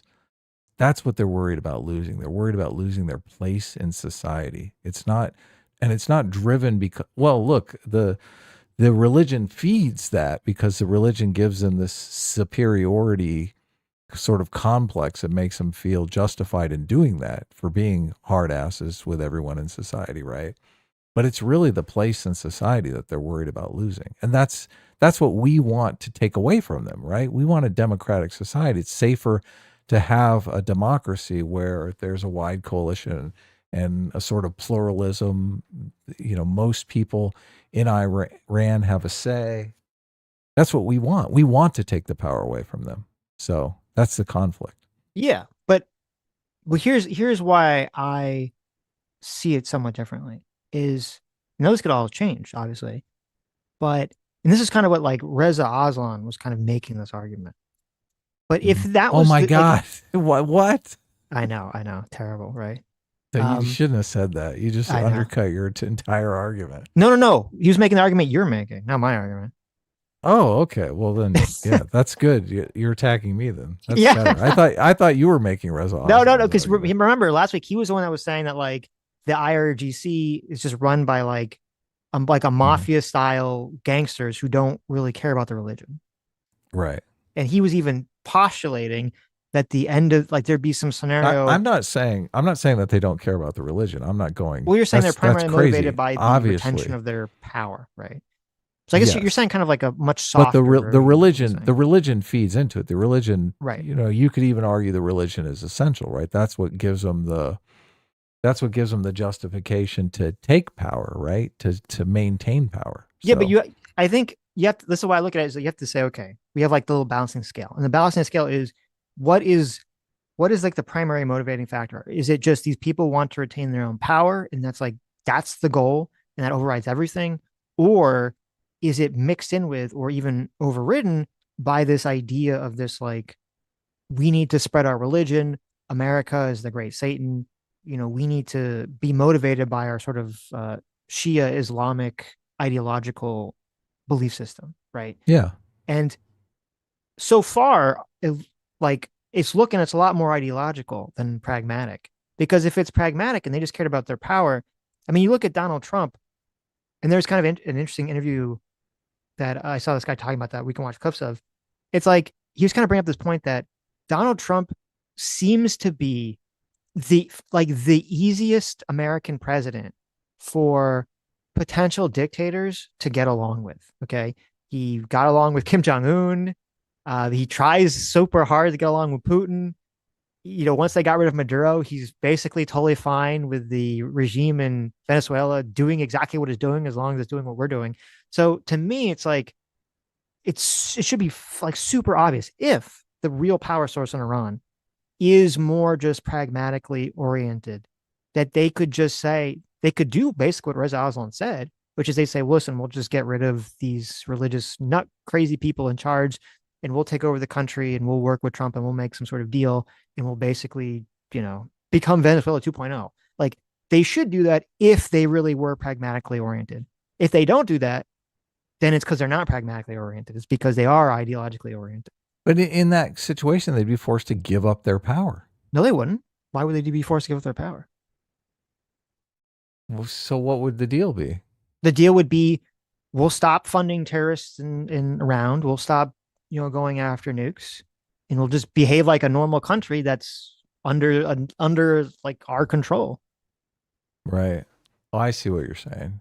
You're saying just they would still maintain their place in society, but they would have to stop waging the war on Israel and America.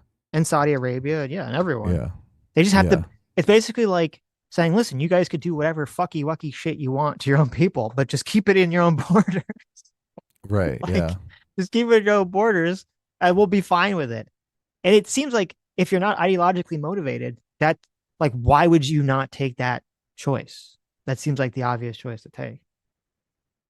Yeah. Well, the thing is, we don't want them to have, like, the nuclear weapons is a part of this. We don't want them to have nuclear weapons, and they want to have nuclear weapons because they perceive having nuclear weapons as them being able to do whatever they want. Even if we said, "Hey, we'll let you do whatever you want. You just got to keep it within your borders," they don't trust us. So they're going to think, "Oh, they're saying that, but sooner or later they're going to get mad when we're throwing all these gays off of rooftops and like keeping the women in burqas. Sooner or later, they're going to get mad and they're going to come in and they're going to put a stop to that. Unless we have nuclear weapons, then the nuclear weapons will stop them." Right. That's So the that's why they want to calculation. continue. That's Right, why they that's want to the- continue. And they also, they hate us. They want to show America that they're us being a superpower and them not being a superpower super interferes with their idea that Islam is like this badass religion that rules the world. It takes the supremacy aspect of Islam away because obviously it's in your face if America, where obviously there's not many Islamic people and we are the only standing superpower, it's like it shows Islam is really not that great. Yeah, no, that's 100% true. Yeah. And also, I think there's also just a Persian complex because obviously they were They're massive supremacists. Yeah. empire. Yeah, massive empire Yeah. back in the day, and We're putting the You know. empire back together. right, not so much Empire. anymore. It's so Yeah. funny bringing up Hassan, right? They're the ones that want the empire. Yes. Hassan's like, oh, empire bad. What the hell Right. what does he think the Persians want to do? J-Mac, our Circuit Fire, thanks so much for that $100. Thank you, J-Mac. Yes. What's up, J-Mac? Says, I like to point out that I pay a lot of taxes and have benefited a lot from my family's wealth, and it only makes me love America more. Under socialism, my grandfather Good. wouldn't have been able to build something from nothing. USA, baby, except the IRS. Fuck those guys. I love America too, There obviously. you go. Yes. And look, I'm not really worried about the stock market dropping 20%, 30%, 40%. I think that will be a great opportunity for you guys to invest. I want all of you to get a Roth a Roth IRA, okay? Set aside some money. Doesn't have to be a lot of money because stocks are going to be on sale soon. You're going to get a 40% discount on your first purchase. Mm-hmm. And be ready to go in. It's the one thing when the stock market crashed in 2008. I wish I would have bought more stock. Right. But look, I was terrified. Now I'm a lot less terrified. So this is your opportunity to make some money. Buy the dip. Don't buy now though, because the dip could get we're seeing some tiny little dips going on right now. The big dip has not come yet. You set your money aside and wait for the big dip. This goes for you too, Sitch. You might actually get that Tesla at $200 a share like I did back in April. Oh, yeah, Tesla stock. I don't want to get a Tesla car. But no, yes. Tesla stock. Why? Right, Full right. self-driving. You don't want to get a Tesla robo-taxi? Well, until they fix the problem where if salt water from flooding touches a Tesla or electric car battery and makes it explode, I don't really want a Tesla in a place where we get floodwaters. Okay. Kind of a problem. You need to fix that. That's a good point. Yes.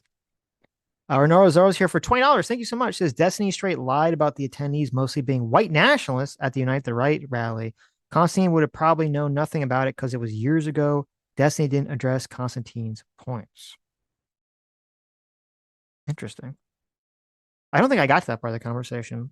The real chapter 3 for $20 I fixed says, the Streamlabs for those of you who noticed that I had them backwards. I have it set up so the new super chats come in on screen there. So when you guys do a super chat, you get to see it there. Until it's on the screen until someone does another super chat and pushes you away. So the real chapter 3 for $20 says, are y'all going to talk about Tucker potentially being used to pass false intelligence to Iran that U.S. was bluffing and wasn't going to attack because it would be hilarious if true? That was literally what I would love to. I would love to. Yeah, there was this weird clip. It's like 5 minutes. I don't think it's really worth watching. That Tucker put out, and he's saying that he's received information that the CIA has been reading his texts or his emails, and that he believes that he might be charged with a FARA violation. Okay. Mm-hmm. And it's funny. Tucker's he's such a dishonest person. It is insane to me how dishonest Tucker is. Like, we've only talked about FAR, which is the Foreign Agents Registration Act, which he knows about. He's talked about this. This was like a huge thing. This was like, part of the Hunter Biden thing when he talked about endlessly.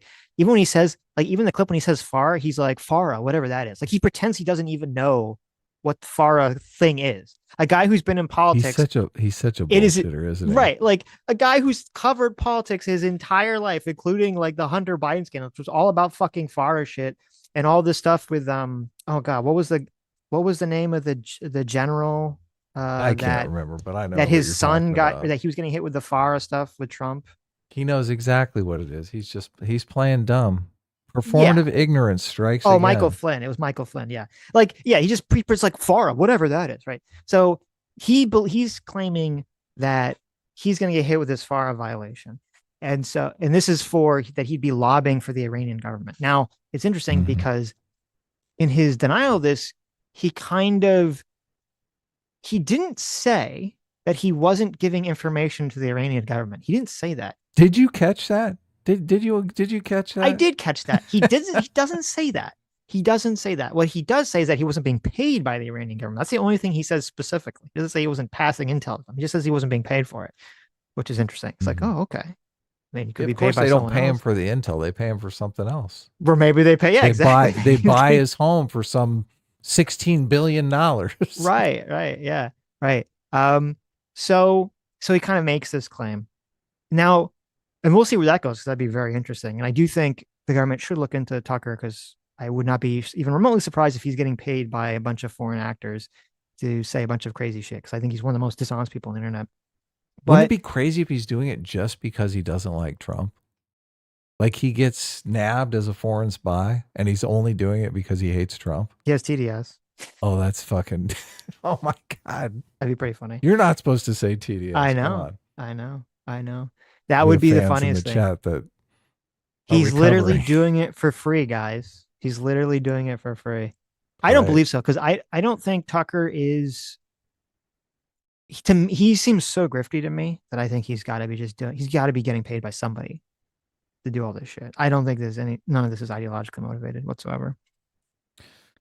Oh, But so people came up with this theory. Now, to my understanding, this is just like a complete theory craft. I've not seen anyone actually provide any information for this. Like people have like claimed that they have sources that said this, but like we don't really know yet. But it would be hilarious if it was true. And the idea is Trump had a bunch of conversations with Tucker Carlson leading up to America, now being in a war with Iran.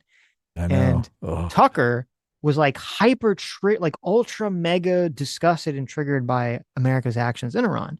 And so people kind of are postulating or claiming they have a source that says that the American government and Trump administration found out or figured out that Tucker was giving information from his meetings with Trump to the Iranian government. And so the theory is that maybe Trump intentionally did a 10D chess move here and told Tucker that America really wasn't going to, attack Iran and that they were just kind of bluffing, hoping that then him. right, yes, hoping that He he would go turn inception around, Tucker. tell that to the Iranian government. They'd be completely unprepared. They would risk, having the Supreme Ayatollah and all their military people meet in a building and then get the fuck blown out of them, right? So that's the theory. I don't know if it's true. It'd be hilarious if it's true. I'm kind of skeptical that it's true. I don't think it's true, but it would be very funny if it turns out to be true. The internet definitely believes it's true. And Yes. it is funny as can be. I mean, It's the Timmy Turner praying, please God, let this be true. It would be so funny meme. Like, yes, it would be hilarious. I'm skeptical, but does it make up for the fact that they had no plan for the Straits of Hormuz? not fully. Does Not it? fully. It was 50%. They set up 50%. Tucker. They Yeah, set up Tucker to do 50%. the decapitation strike. If that turned out to be true, if it turned Oh, out it's to be beautiful. true, oh It's my beautiful. God. If it's true, it is beautiful. Jesus, that would be insane. That'd be so insane. But we'll see. So we'll keep eyes on that story.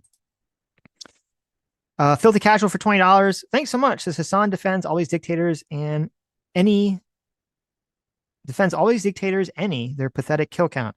Add up all the deaths and wars and still lower than the 1.3 billion humans not on this earth from the greatest dictators on earth, women, via aborting since 1980. There you go, baby. There you go. Women still got it on lock. Jay the Slime, thanks so much for $20. Says, while there are plenty of rich kids like that, the assumption that Hassan and the other online socialists are like that is ridiculous. They are narcissistic sociopaths who just want to build themselves up. That is true too. It's not an and if and, I mean, it's and or situation, I'd say. So yeah, it's definitely true. The Lethal Train for $20. Thanks so much. Says, hypothetically, let's say that we completely military occupy Karg Island, allowing Iran to continue to use it, but only under U.S. authority, essentially using the island as a leash to keep them in compliance. The funniest thing, I don't see how this would be possible. The funniest thing would be if we could basically just steal the oil, right? We'll just sell the oil, right? But I don't see how do you do that? Yeah, I don't. I mean, Iran's not. They're not going to go for it. I don't think Iran would. I mean, again, if they turn out to be more pragmatic, then yeah, maybe they could come up with some sort of deal where we're like, oh yeah, you could sell the oil, under our sort of guidance, which is essentially what we're doing with Venezuela. So I'm more skeptical of that because I'm really leaning towards it seeming like Iran is more ideologically motivated. That's going to be a potential outcome. Yeah. What if we just start kill? Like, what if we just always kill whoever's in charge? Or like, if you're gonna keep bombing straight from moves, we're just gonna just kill whoever's in charge, like infinitely, forever, until you stop. We're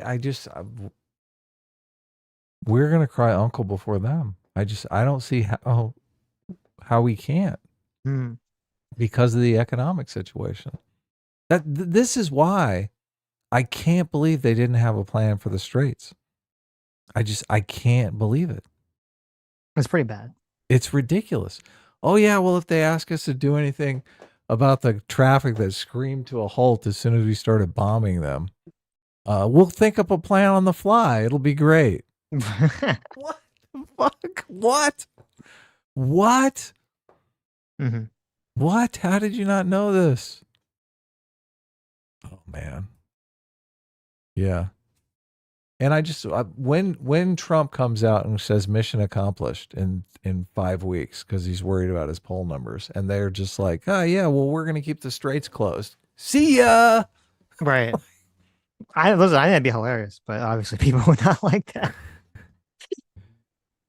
What is Trump? Really funny. How's Trump gonna say? Oh yeah, you think Trump's big talk about how? Oh yeah, we bombed them, we took out their entire navy. No, it's gonna be terrible politically. I said, remember, Yeah. this was the first thing I said when we talk about this. I said, I think this could make sense strategic, like militarily, but politically, it's gonna be like disastrous for Trump because it's not gonna really help him. It's either gonna be neutral or hurt him.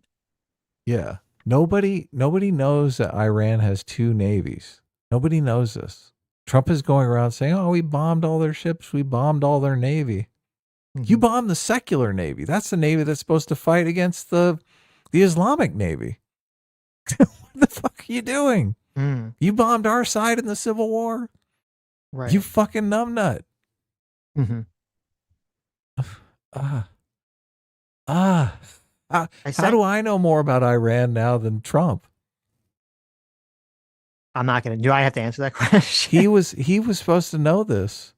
What, I didn't know really, Iran Trump? had a secular navy and a religious fanatic navy. I didn't know that until all this began. Right. You would think, you're like, why? Why is a navy that he bombed? That's not the Ayatollahs don't control that navy, right? The president guy controls that navy. Right. Right. Yeah. I sent we should have confiscated all those ships and used them to escort. It'd be nice to have an Iranian ship with an Iranian flag to escort ships through, wouldn't it? It would be, yeah. Yeah. Look, even the comment Trump made about that, just trying to be funny. He's like, yeah, I said, why don't we confiscate the ships? And they said, oh, we like to sink them. It's more fun. Mm-hmm. So I'm like, okay, well, if it's fun, knock yourselves out, guys. How do you feel about the official White House account keeps posting like Wii Sports memes of like blowing up Iranian ships and missile sites and stuff? I mean, it's funny. Mm-hmm. I do feel more and more like we're living in idiocracy. I don't know why. I don't know why you'd say that. I don't know why you'd say that. Does this seem? I mean, you're usually the one making the argument that things are too zany. No, listen. I think it's gone so far that I'm past the point. Right. Right. It's like, obviously, you're where I was like 6 months ago. It's just like, I'm like, obviously the White House is posting, Wii Sports memes about, blowing up ships. What do you mean? This is the most obvious thing in the world. It's like, I expect that. I'd be surprised if it didn't happen at this point. I remember when Trump came out, he came out with the tariffs and the market crashed. And then he said, oh, this is a great time to buy stocks. And then came out immediately and said, oh yeah, I'll work with anyone on the tariffs. And the market went up again. Right. But he's thinking, look, I can just tweet anything out and save the market. I think there's a nice likelihood now that he's going to come out with a tweet that says, oh, it's a great time to buy stocks because the market's way down, and the market's going to go down further. Oh, that'd be bad. Yeah. And it's going to look bad. It's going to look bad. Oh my God.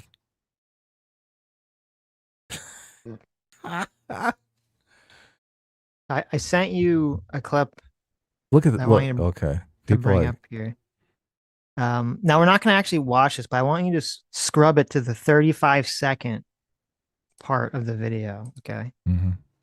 And while you do that, let me read some Streamlabs here. Fondue, thanks Oh, so much for the this $6. is okay. Says we are well behind. We are well beyond the one Hassan clip allowance. There you go.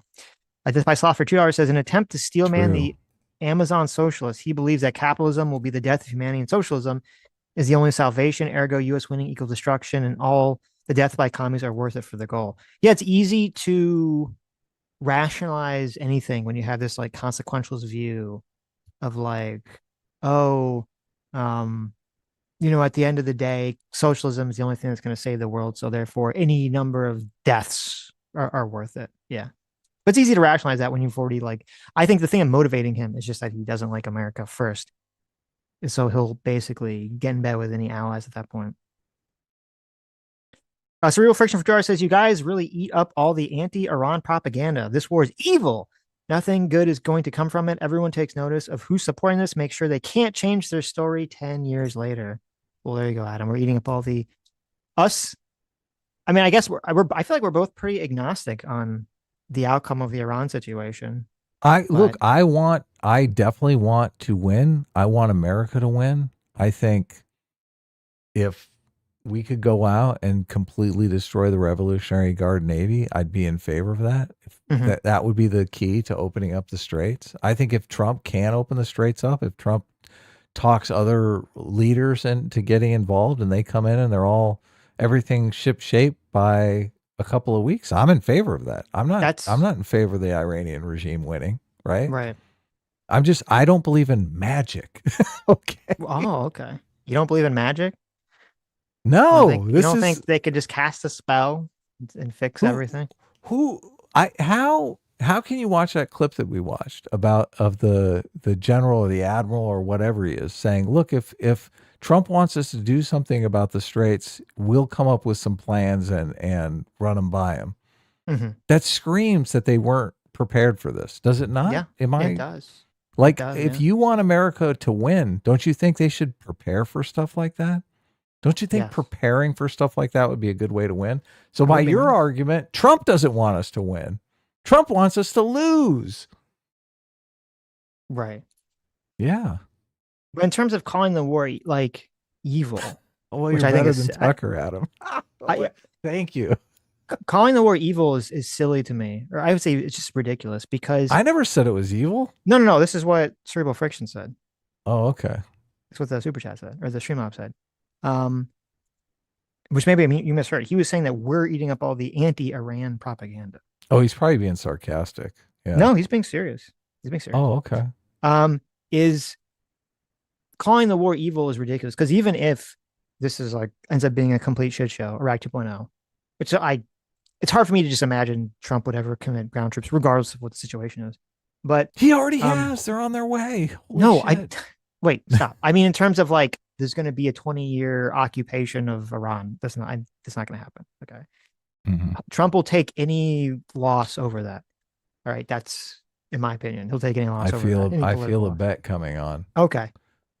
But anyway, regardless of what happens, even if that theoretically were to happen, to say that the war is evil, to me is ridiculous because the way Iran, as I said earlier, and I don't think there's really a defense of this, the way Iran reacted to being attacked was to just attack everyone around them, completely justifies, and it continues to justify, as long as they're acting ideologically, that if they ever get nuclear weapons, they will use them. They will not sit on them and use them defensively. They will actually use them offensively because they're ideologically motivated.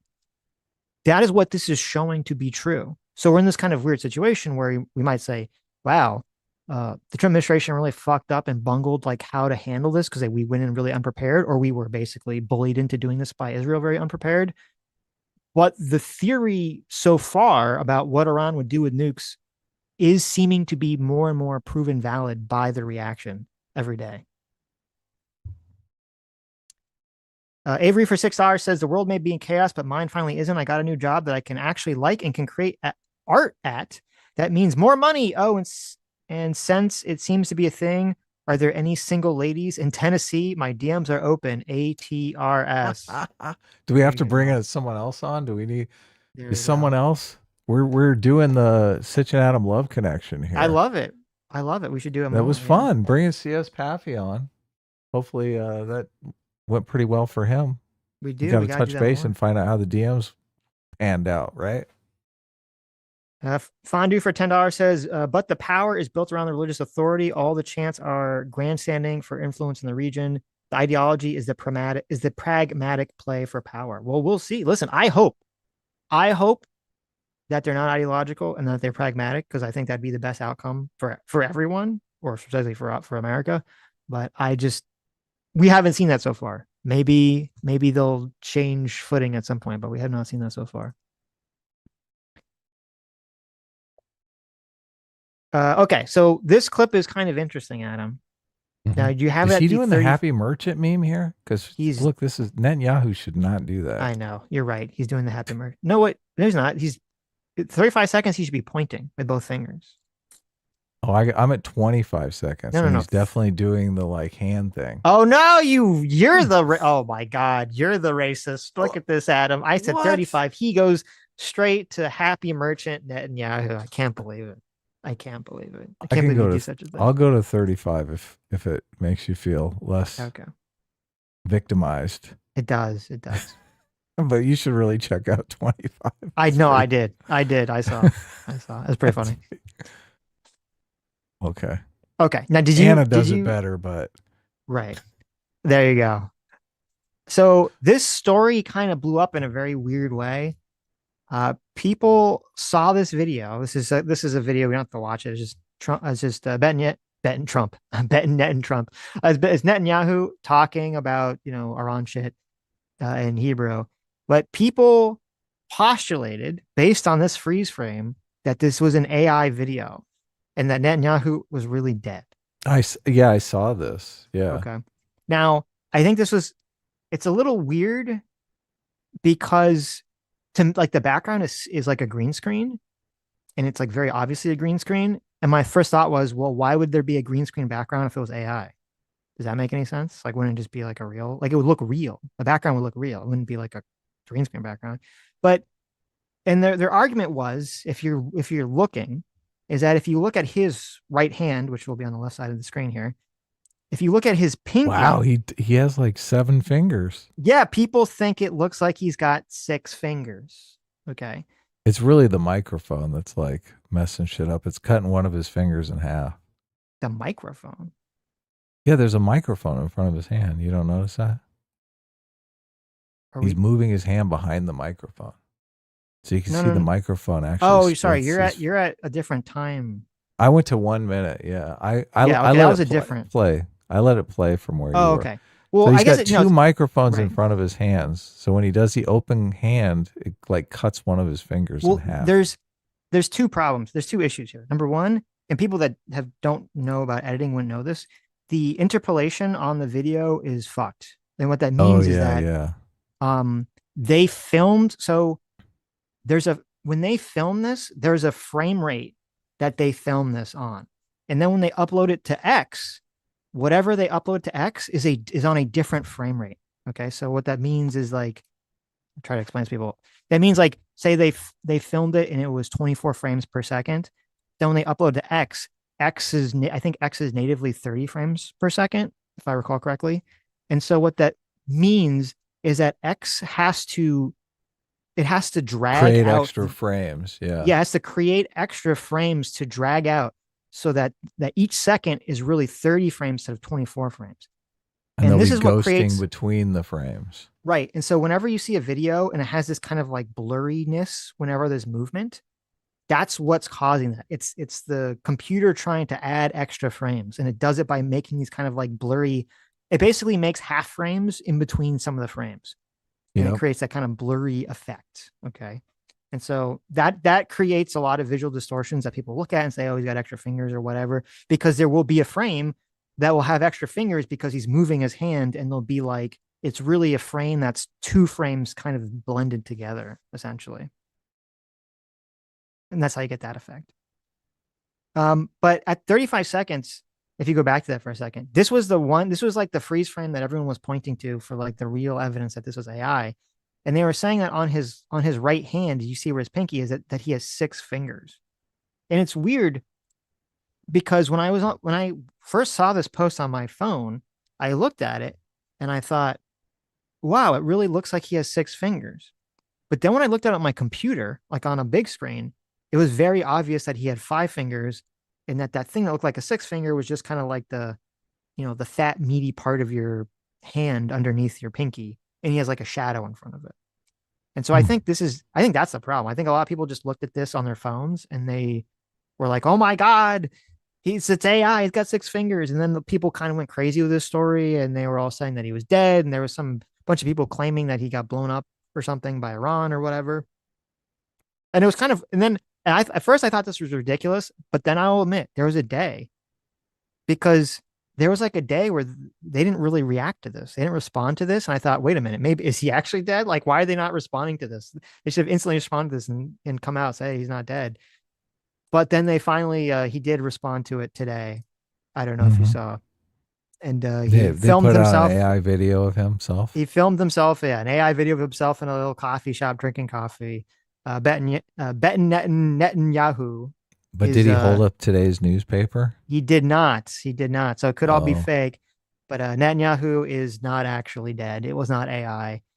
No, he is alive. Unfortunately, he is still alive and well. So all Still the people alive. screaming he was dead were all 100% completely wrong. Still headed for jail after he finishes World War III. Yes. Okay. You want America to win this war, don't you? No, I want America to lose. Obviously, you're not simping for Iran, are you? No. Why? I obviously want America to lose the war. Right. I want to do it right and win. Oh, okay. Wait, here it is. This was interesting and a completely different. Or actually, no. Maybe we should watch this later. There's an interesting Myron Gaines clip that's been kind of making the rounds, but maybe we'll kind of watch that later here. Okay. I mean, we can watch whatever you want. Do it up. Here, wait. Are you sending it to me? Oh, I sent you this. This is an interesting clip. So Iran has Iran has basically shut down the internet in their country because they don't want people, accessing the internet or sending information out. And now there's reports. I don't know if they've been confirmed. There's reports that supposedly whatever the building infrastructure it was that they were using to stop people from accessing the internet has been destroyed. So we'll see if that's the case. But here is one of the Iranian government officials answering questions about why they're blocking the internet. Okay. Oh, this should be good. Yeah. Ready? 47 seconds. 3, 2, 1, go. I just do want to point out, you're speaking to us via Zoom.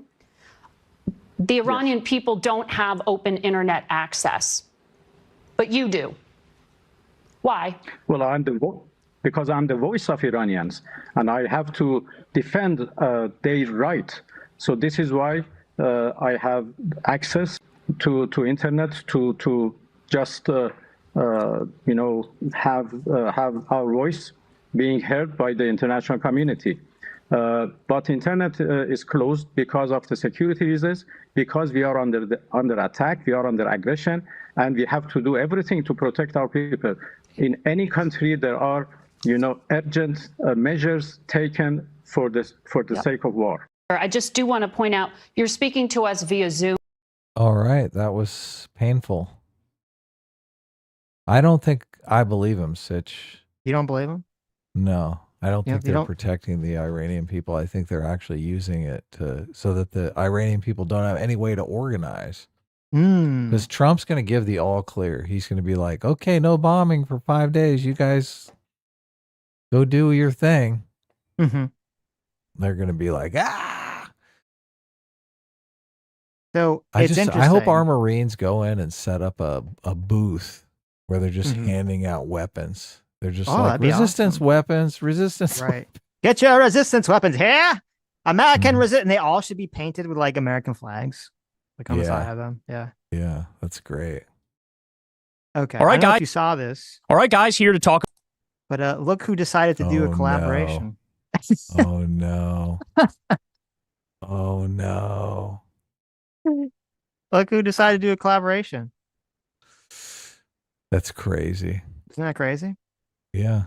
Yeah. So if you're just listening, we have Kyle Kalinske invited on the the man enamored with horse anatomy, Vosh.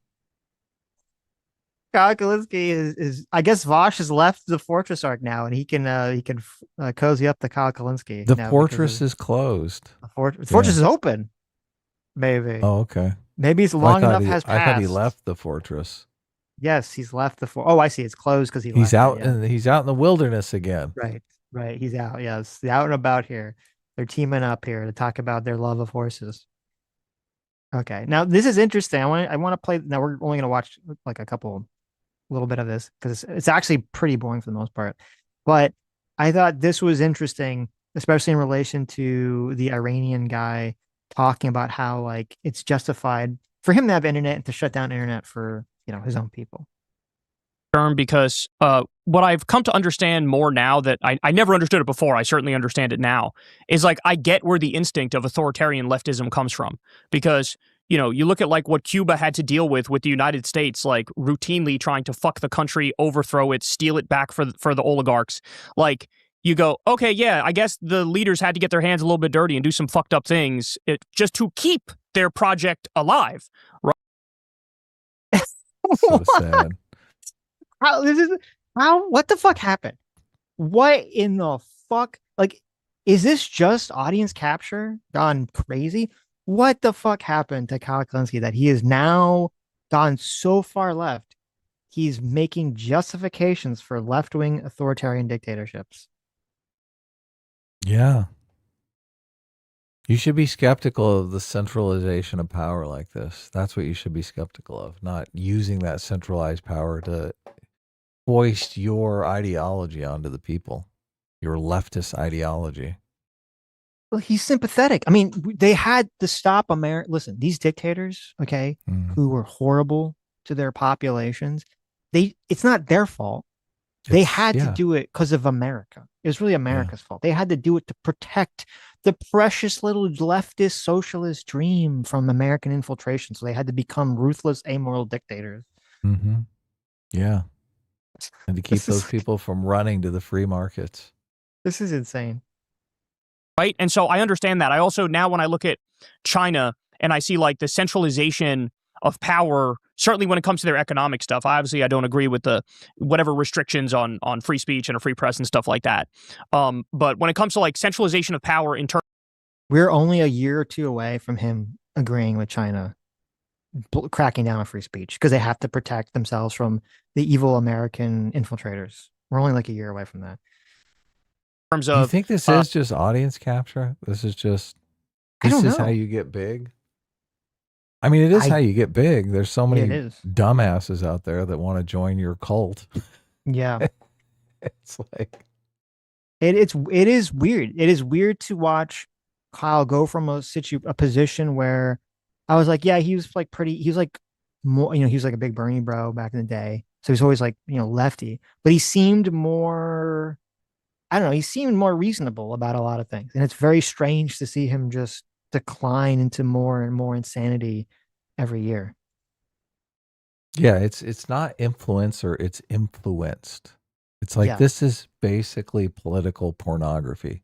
You don't have to sell pornography. Pornography sells itself because people want it. People desire it. It's interesting, the whole who's the influencer influence thing. Like, in order to be an influencer, especially in politics, I think specifically, you do have to be massively influenced by your audience to sell them what they want. And then I think you can only kind of influence them in directions of things that they haven't formed an opinion about already. Yeah. Yeah. As long as it kind of like goes in the direction that makes sense with like the team values at that point.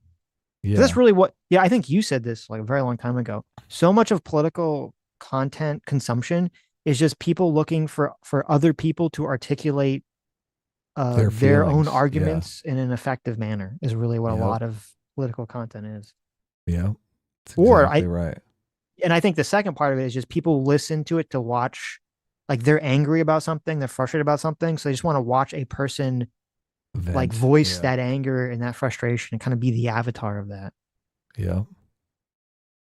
Making economic decisions for the country. I look at that and I go, they just seem to be able to get shit done. Whereas here, even in a best case scenario, it's so fucking limp dick and like procedural in nature. And our infrastructure. This is so hilarious because he makes all these arguments against Trump for breaking the rules and not following the procedures and stuff like that. He doesn't. Yes. I mean, yes. He's super pissed because Trump is going out there and, as he says, getting shit done and not being lip dick about it, right?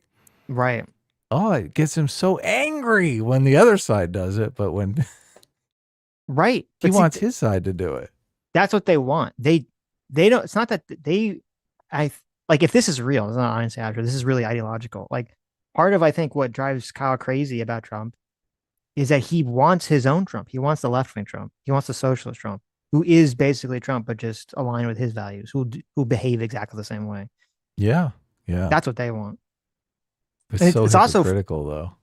Well, of course, and it's also massively hypocritical because remember Kyle went on and on and on about how much Ezra Klein sucked ass because him and that other guy wrote that book about how there was way too much red tape, abundance, and nonsensical progressive bullshit that was preventing the government from doing anything. And he talked about like fuck that guy, fuck that guy, fuck that guy. And now he's saying literally the same thing. Yeah, you're right. He is, isn't he? Yes. He should have Ezra Klein on and apologize. Okay, there's one other part here I'll show you. It's kind of silly. Totally agree. Now, let me ask you this. So my reading of the situation is that I genuinely think the empire is already over. Like, in name, it still might be occurring. The dollar might still be the world reserve currency, but I think the groundwork is already laid and the seeds are already planted where, like, it's going to blow up. It's going to, eventually, the dollar is no longer going to be the world reserve currency. Eventually, all of our... Why do people focus on that so much? Because, I mean, that really only affects imports. It's one of those things that it's like saying petrodollar. Like people think it makes you smart if you say it. It's like a magic spell or something. Yeah. Well, I guess, I guess we all are technically buying a lot of imported goods, but the businesses are importing them. Mm-hmm. Allies are going to like run into the loving arms of China and totally abandon us. And like, this is what happens when you launch a trade war against your allies. So listen, I've said that it was really stupid for Trump to attack Europe and to go in the Greenland thing. But the idea that Europe and our allies are going to run into the arms of China when everyone thinks China is going to invade Taiwan in a year or two is fucking absurd. Or they're Russia. like, oh, we're fine with that. That's totally fine. Like, are you kidding me? You think they're gonna nuzzle up to Putin anytime soon? Oh yeah, think of course. We have to worry about that. They're gonna total flip flop. The German-Russia alliance, right?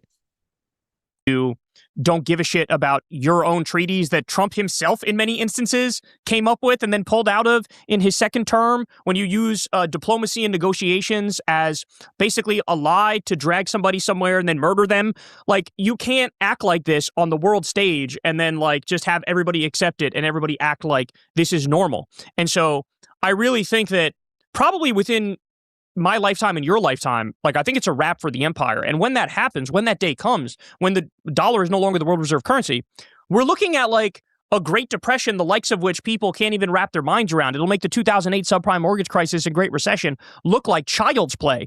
Is this an analysis that you share as well, that it's already over? It's just a matter of time until we get the worst effects? I think it's pretty likely, yeah. Okay. And you guys are calling ridiculous, but you guys were calling me a doomer. What the hell?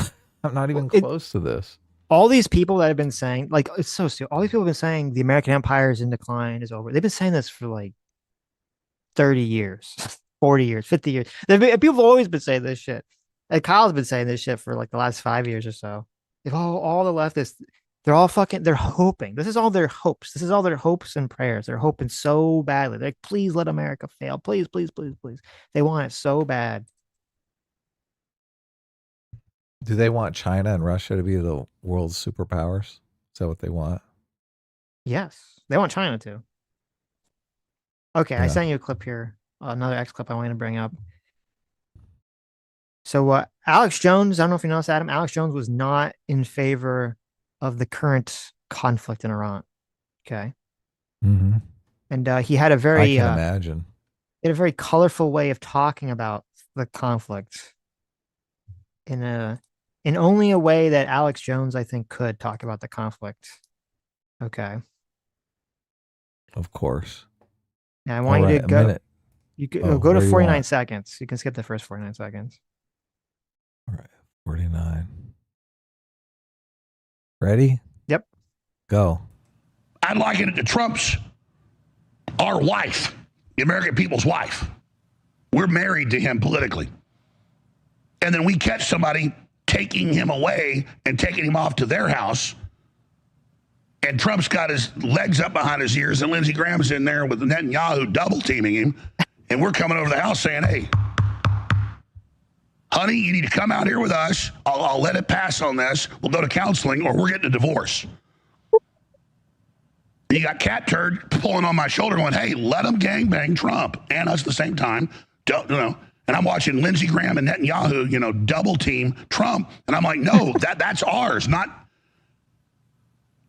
I'm sorry for the analogy, but that's it. I mean, you got Pound Town. Don't be going on sorry. right now, okay. And you know, I guess the triple team Huckabee's in there too. So they got, you know, Trump stuff like a Christmas turkey here, and us along with it. And I'm just sitting there saying, I'm sorry for the analogy, folks, for someone that fits. How do you can't do DP on a guy? That doesn't make any sense. What do you This mean? Of course you analogy. can. What do you mean? You're gonna stuff like four dogs in his the triple. butthole? You're right. You're right. Yeah, that doesn't make sense. That doesn't make any sense. I don't know. Listen, maybe he's very awkward, very loose. Okay, who knows? But I think no, my I favorite love part, this analogy. Analogy's great. Look, he's good at dumbing it down for people. right?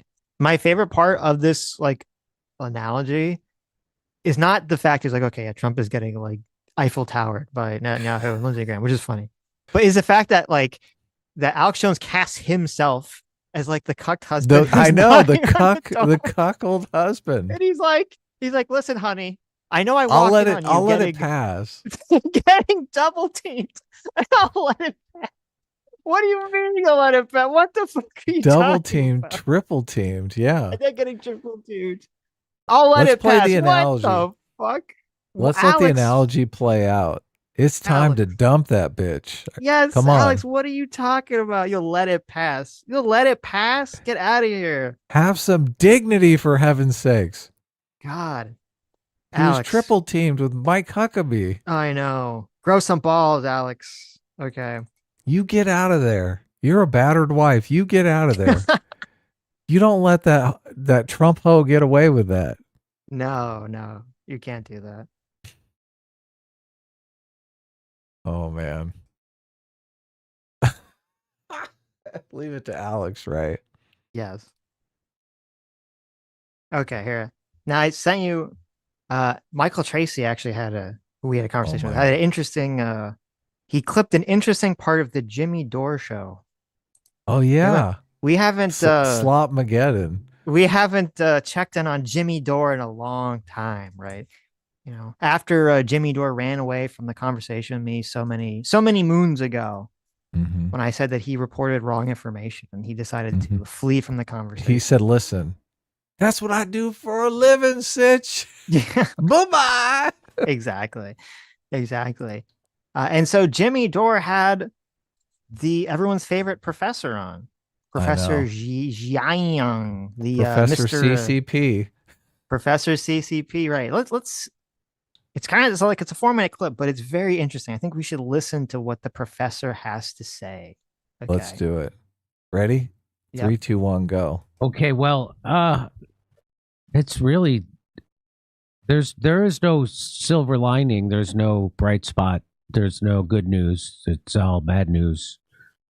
No. I think there is a silver lining. The silver lining is that for the first time in our lives, people are waking up to the truth, right? Think about how people now recognize that we're run by demons. This didn't happen during COVID. This didn't happen during the Biden years. People just chose to put their heads in the sand. But these Epstein files that are being released, this war in Iran, it's basically shattering the worldview of normies. And Pause it for a maybe second. Okay. this war is actually part This of is the God's guy divine plan. that Crystal and Sagar had on that they were praising as like, oh, thank you so much for coming on. Who thinks that when he says demons, he doesn't mean like metaphorically. He means like literal magical demons are running our society. Interdimensional demons, right? Interdimensional demons, yes. I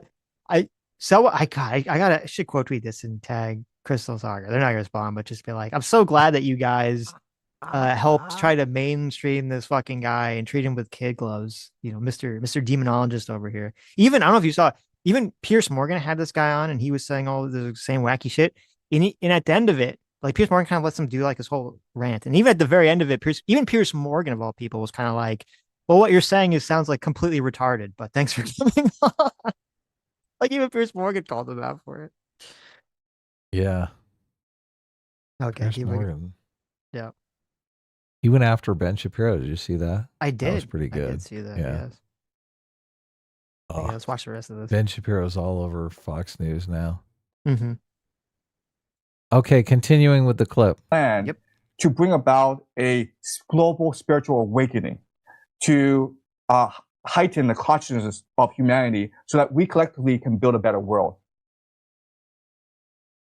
But if 90% of the people are dead, so the people behind is the Greater Israel Project, you're saying they have a plan to have, so there's that. How does that connect with the WEF and COVID and the vaccine? How does do they all connect somehow, or does that connect to the 90% of humanity dead? How does this all connect? Well, what Kurt Metzger says on my show is that if Jeffrey Epstein, we try to figure out if he's really dead. I think he's alive. And Kurt says, well, if he worked for the Mossad, he's dead. But if the Mossad worked for him, then he's alive, which means he worked for the Rothschilds. Right. So one thing that these occultists believe in is the idea of reincarnation. So they never die. They just reincarnate. Okay. So even if he physically was dead, he would still be able to reincarnate himself into another body at some point. You know, like Bill Gates, Jeff Bezos, George Soros, Charles Schwab, you know, the people who seem to be the richest people in the world, Elon Musk. Does anyone really think, I mean, how fucking crazy you have to be to think that Jeffrey Epstein thought it was like, oh, I'm just going to kill myself in prison because I'm just going to reincarnate somewhere else. And like the Avatar, I will be reborn again and everything will be fine. Look, who the fuck thinks that? That's the stupidest fucking thing I've ever heard. Yeah, sounds a little bonkers. But wait till you find out. Now, I don't know if you saw this clip. Wait till you find out where the professor was getting all this information from. Okay, because he has a source that he's going to tell us of where he gets all this good information. Mm-hmm. Okay, it's going to be a dream. Watch. Are they the ones implementing this plan? Do they, or are they not, or are they aware of the plan? What do you think? I think they're layers to power. I think that if we know who they are, they don't have the real power. I think that the real powerful people are the occultists, the heads of secret societies who spend their time dreaming up these crazy schemes to conquer the world. And they're hidden in the shadows. And they're the ones who come up with these plans. And, you know, Jeffrey Epstein, Jared Kushner, they're the operatives. They're the ones who actually go out and actually implement the plan in the world. And then people like Bill Gates, Mark Zuckerberg, they're like poster boys. They're the ones that capture people's imagination. They're like PR people, basically. So I think there are different layers to power. But the way that people think power works is not the way power works, okay? Donald Trump is not the most powerful person in America. The president of the United States is not the most powerful person in America. And so how does that lead you to realize that there's an occult group of people that are actually running things? Because you have to ask yourself, why are they doing what they're doing, right? Why is Jeffrey Epstein doing what he's doing? And it seems he's involved in global affairs. It seems that he has access to anyone and everyone. So the question you have to ask yourself is, who gave him this power, and why did they give him this power, right? And you just keep on working backwards, okay? Working backwards, and eventually you hit into the occultist. And so if you just, I think Kurt Metzger knows much more about this than I do. Actually, I'll be honest with you. I spent a lot of time watching Kurt Metzger on your show. Yes! And he mentioned the Sapien Francus. He mentioned the interdimensional lizard people. And that's what got me to research these topics. And then I was slowly able to connect the dots. So Kurt Metzger is my rabbi. Okay. Okay. Oh my God. Jimmy knows Kurt is crazy. You hear the ending there? Jimmy's that like, laugh. Ooh. He's like, oh, really? Yeah. Jimmy hangs out with Kurt all the time. He knows Kurt's insane. The whole time, our look, CCP operative was just getting his information from good old Kurt. I love Kurt to death, but I honestly can't tell sometimes if he's like serious or if he's just fucking with me. He's just schizophrenic, Adam. I don't know how to with tell some you. of the shit he says. He's just schizophrenic. Yes. Yeah. So look, that's hilarious. That is hilarious. Mm-hmm. Yeah, I'm getting it all from Kurt. Kerp, he does it again. Look, Crystal should invite Kurt on. Why are you going through his intermediary? Why don't you just go straight to the source? Well, listen, I mean, they're very big believers of DEI, so they can't just have like a white guy on the show. Oh man, they need to have like the DEI version. Breaking points. Reach out to Kurt. He'd love to come on. Yes. Come on, Metzger's the best. Get him on. I can't play that. God, Jimmy's like, okay.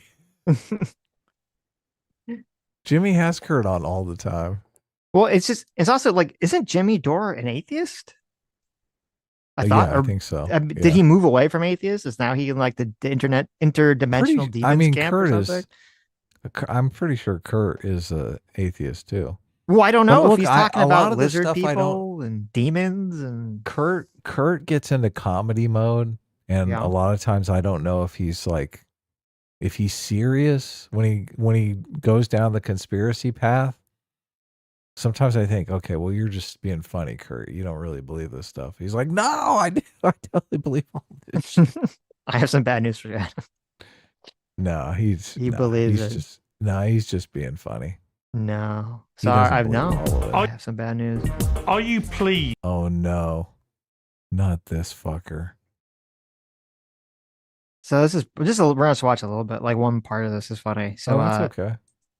No, the whole thing is not worth watching. But so we have Mehdi Hassan is on Piers Morgan, and Piers Morgan asks him a question that should be fairly easy to answer. Okay, that a normal person. Is he Iranian? Is he Iranian or Iranian? I don't believe so. I don't actually know. Well, I mean, I know he's British. I don't know like what his Mehdi Hassan. Is. Yeah. Oh yeah. So according to Wikipedia, he is a Shia Muslim, which I did not know that. Oh. His parents are from India somehow. Okay. But he is a Shia Muslim. So here's should be a very easy question to answer here, but he struggles. Okay. That should be the line of the entire Democratic Party. Just finally, are you pleased that the now dead Ayatollah Khomeini, the older Khomeini, is no longer ruling Iran? It's a good question. I don't take pleasure in killing anyone. I don't think you should have illegally killed the foreign leader of a nation, who's also, by the way, a spirit. I hate to pause it already. That's like always the biggest cope when you're like, well, should something happen? And they're like, well, I don't think it should ever happen to anyone, right? It's like, well, I didn't ask you that. Okay. I asked a specific person. It's like Tucker did this too, and Tucker's like super long rant against the Iran war. He's like, I don't think anyone should be able to have nukes. It's like, okay. It's like, well, should Iran have nukes? Well, no one should have nukes. Okay, but people do have nukes. So I'm asking, should Iran have nukes? No one should have nukes. No, I didn't ask you that. That's so stupid to say no one should have nukes. That's like Yeah. the stupidest thing in the world. Yes. Adam, I don't know if you know this, but like, we should live in a world where no one does crime. Mm-hmm. Oh yeah, that'd be I great. don't know if you know that, right? Just kill all the criminals. They'd be like, imagine if you asked someone, you're like, hey, do you think it was right for this person to brutally murder a child? And you're like, well, I don't think anyone should be brutally murdered. You're like, oh, okay. But like, do you think it was specifically wrong for this person to brutally murder this child? I said no one should be murdered. Why are you struggling here? What do you mean? Like, okay, like, what's going on here? Spiritual leader to millions of Shia Muslims around the world. He wasn't my spiritual leader, but he's a spiritual leader to many people I know. And that's a reality. I know people watching at home, non-Muslims, may kind of scratch their heads and say, but, you know, he's a tyrant in a foreign country. But that is the reality. He wasn't just a political ruler. He was a spiritual ruler. And to kill him, to assassinate him on day one of the war, will have insane consequences, Piers. I hope I'm not back on this show in a year, 2 years, 3 years saying to you, Piers, do you remember when I told you that killing Khomeini will have a backlash? There will be terrorism. There will be revenge attacks. I hope that doesn't happen.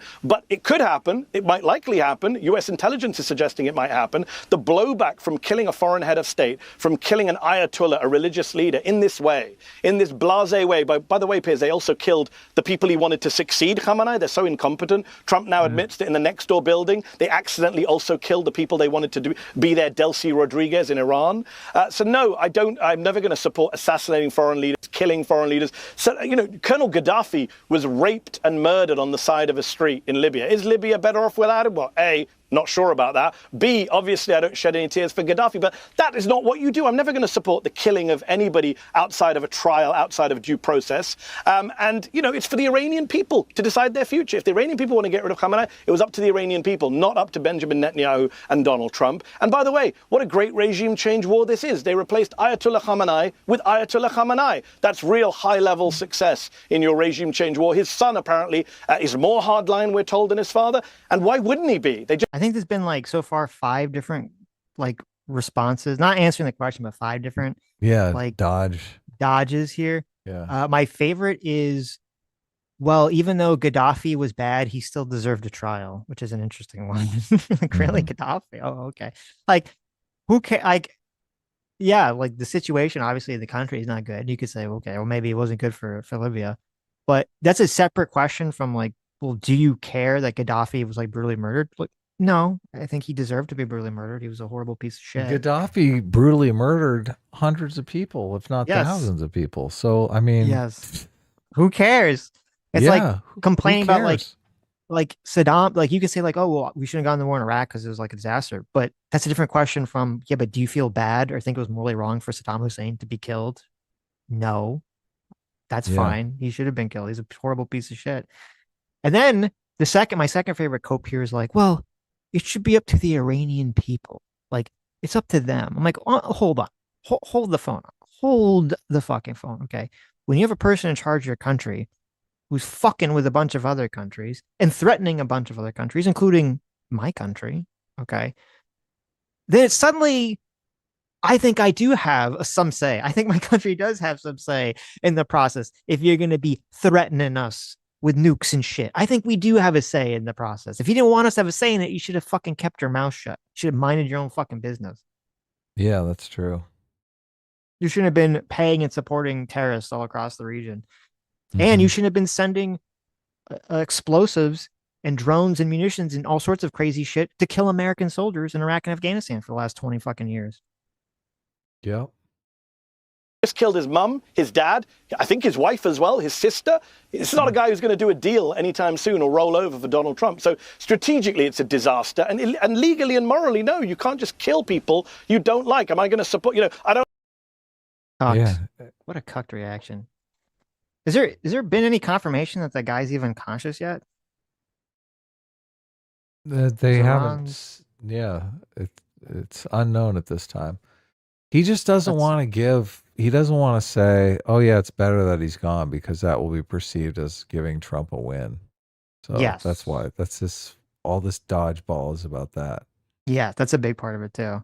But yeah, I mean, I'm looking. It says no, still no confirmation that the new Supreme Leader's son has ever made any sort of appearance in public that he's actually even alive or conscious. Well, you wouldn't, because you know that instantaneously he's going to be a target. They're going to geolocate.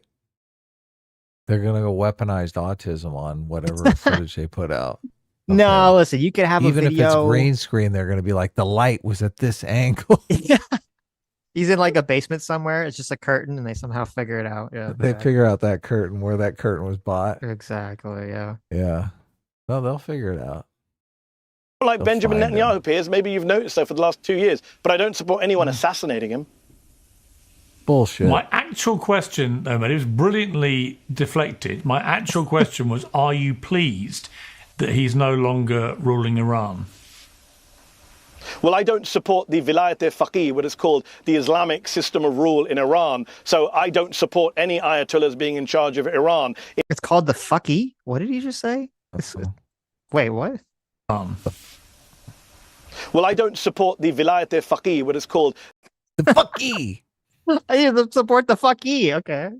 Interesting. I don't support the Faqih either, right? Mm-hmm. You want to be the fucker, not the Faqih. the Islamic system of rule in Iran. So I don't support any ayatollahs being in charge of Iran. In Iraq, for example, you have an ayatollah named Sistani, who the Americans have worked with for a long time. He's the spiritual leader of a lot of Iraq Shias and a lot of Shias around the world. He's never taken executive authority. He's never said, I'm going to be in charge of Iraq. He sits in his house and he gives his religious rulings. I prefer that system of government. So in a sense, are you asking me, do I hope that, do I want ayatollahs to rule Iran? No, I don't. I'm on the record supporting a democratic system. But I don't think it was a people. No, I don't. It was no, I know. I wasn't asking if you supported killing him. I just was asking if you're pleased he's no longer ruling the country. It's a loaded question because his son is leading the country. So am I pleased with that? No, I'm not pleased with his son leading the country. Just look at Pierce Morgan's face. Because this like smirk. He's like, look at this fucking guy squirming. I know he I'm loves just it. gonna keep asking him the same fucking question. He's gonna keep dodging and dodging and dodging. The partisanship. Yes. It's not a question you can answer in a vacuum, can you, Piers? Well, no. So if you're not pleased with the son ruling the country, are you pleased that Saddam Hussein? Are you pleased that Saddam Hussein is not ruling Iraq? Yes. But you oppose that war like I did. Why is it so confusing? This is about like there's nothing confusing about this. What the fuck? Like he's like, what? You're glad Saddam Hussein is dead? Oh my god. He's not ruling the country? What? Yeah. Okay. The two things are so you can hold perfectly multiple positions compatible. at one time. Agreed. Absolutely. Agreed. There's no But I'm problem saying that you're. I'm agreeing with you. You could easily. So you've agreed. You've now said that you're pleased the son. You're not pleased the son is running the country. Is that what you said? No, I'm not. Ah, not at all. I've said that publicly. But so does it automatically and he's only follow ruling, you? And he's only ruling the country. Hold on. He's only ruling the country because we killed the leader before him, his dad. I understand that, but I'm just trying to. We should kill the son just to please Mehdi Hassan. Yeah, there you go. There you go. Well, no, but listen, he doesn't support targeted assassinations, regardless who it was. Okay, But he doesn't said support he's displeased with him ruling the country, though.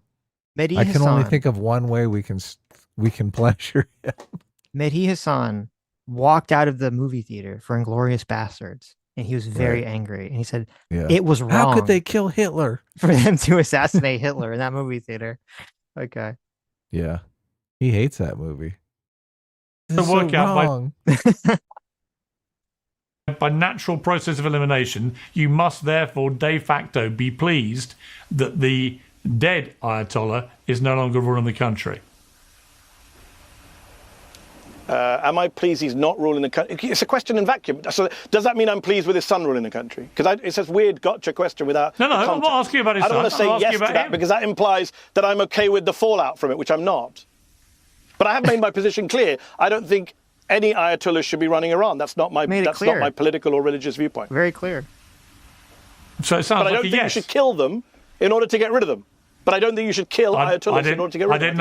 I didn't ask you about I didn't ask you if you supported killing him. I just said, are you pleased he's no longer ruling the country? Sounds like you are, but you're just very reluctant to use the word yes. Yeah, because I have to think through the consequences of what I'm saying, Piers. It's good for you to ask a great question in a vacuum, but if I say yes to that... Oh my God. This is a picture of audience capture, right? He's like, I got to think through the consequences of what my audience is going to think if I say yes. I know. What's going to happen if I say yes? They're going to be mad. They're going to be so mad at me. How dare you, Mehdi?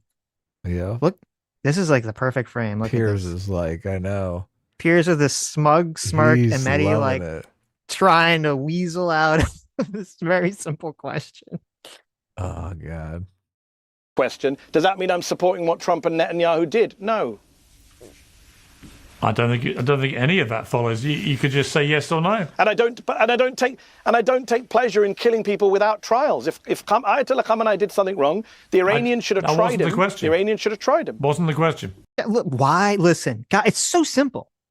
I don't understand why the Iranian people didn't just listen to Mehdi Hassan. Okay, it's so simple.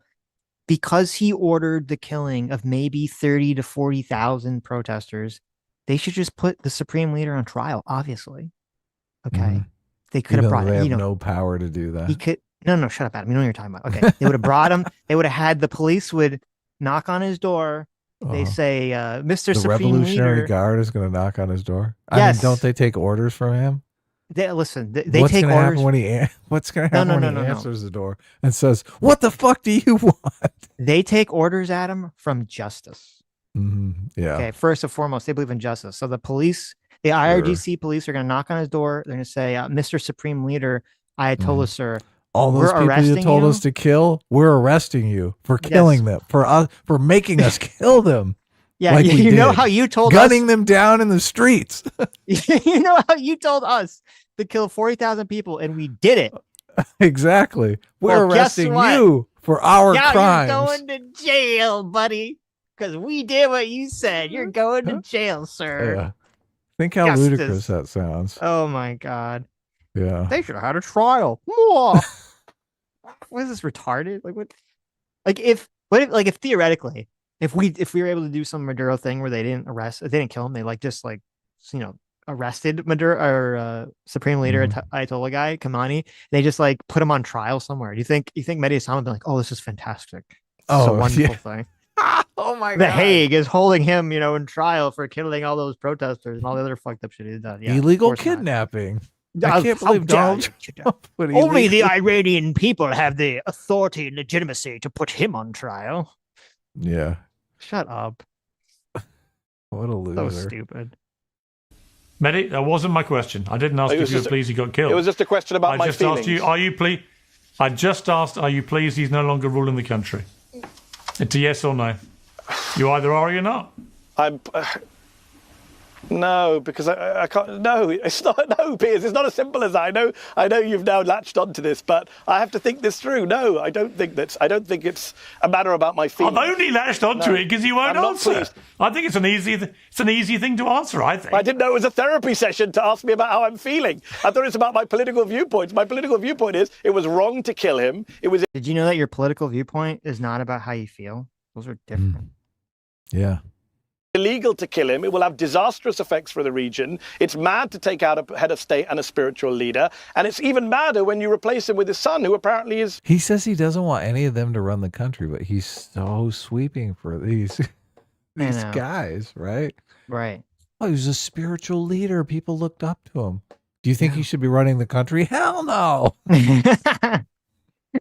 What's going on here? He should go to whiplash. jail.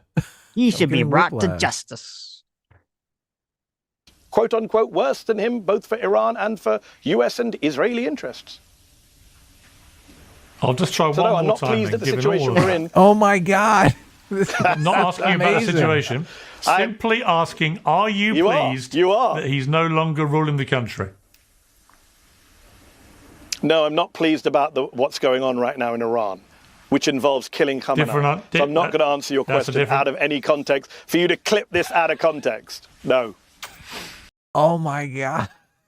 Clipped out of context, everybody. Got him clipped. Clip this out of context. Okay. He's being clipped-a-roonied. Nice try. I perish the thought that either of us would take anything from our interviews and clip them out of context, Mehdi. You would never do that, would you? Never, never.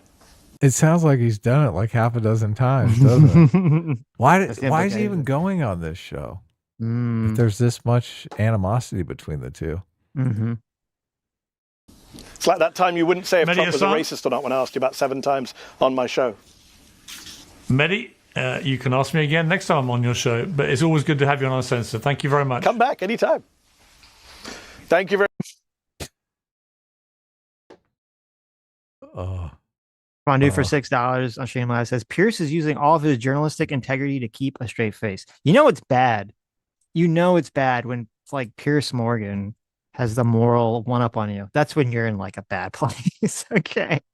Yeah. That's when you know you fucked up. I think he kind of eviscerated Ben Shapiro. It was pretty good. Oh. Yes. It's weird that whole situation is weird because I was like I watched Ben's clips talking about it, and then I watched Pierce reacting to it, and I watched the Pierce's clips about it, and because I was curious as like how it started, and the way it started was Ben makes this offhanded comment about how he does not like that Dave Smith was on Pierce Morgan, and he called Pierce Morgan like the Jerry Springer of politics, right? Yeah, and he said he stopped going on there because it was a clown show, and Right, I mean right. he threw everything at him. So Yeah.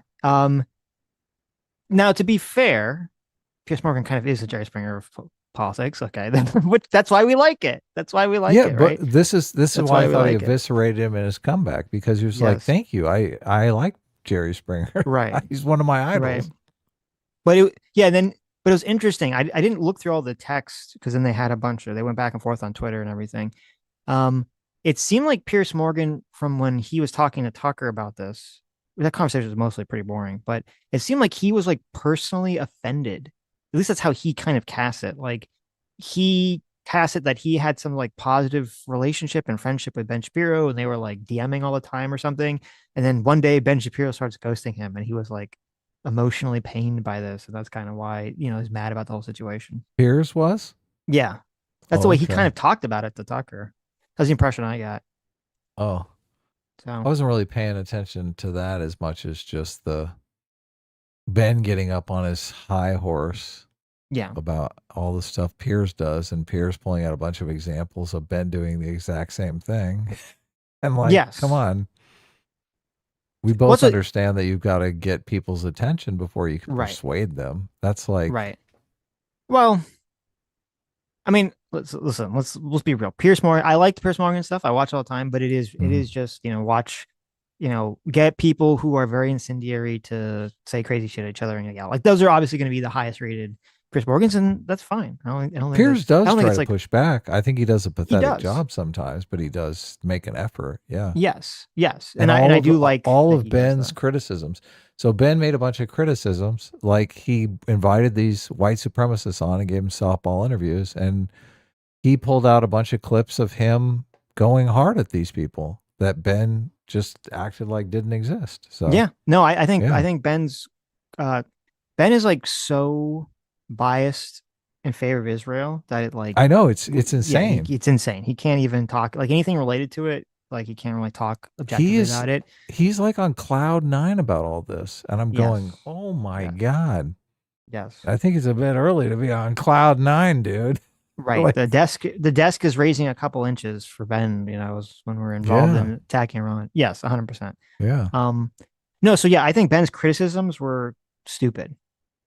Like stupid in terms of like, okay, just whatever. Like, and also I think it's kind of shitty too to just randomly attack Pierce Morgan for the reason he attacked him, because even when Ben Shapiro was going on Pierce Morgan, like it was still the same thing. It's not like there was some scenario where like Pierce Morgan's show was some sort of, this was a place for like high-minded intellectual discourse, and then suddenly Pierce Morgan changed to get clicks, and then Ben Shapiro was like, I don't agree with him like selling out. Right? From the beginning, this is what it always fucking was. Even when Ben Shapiro was showing up on the show. So like his criticism doesn't even fucking make sense.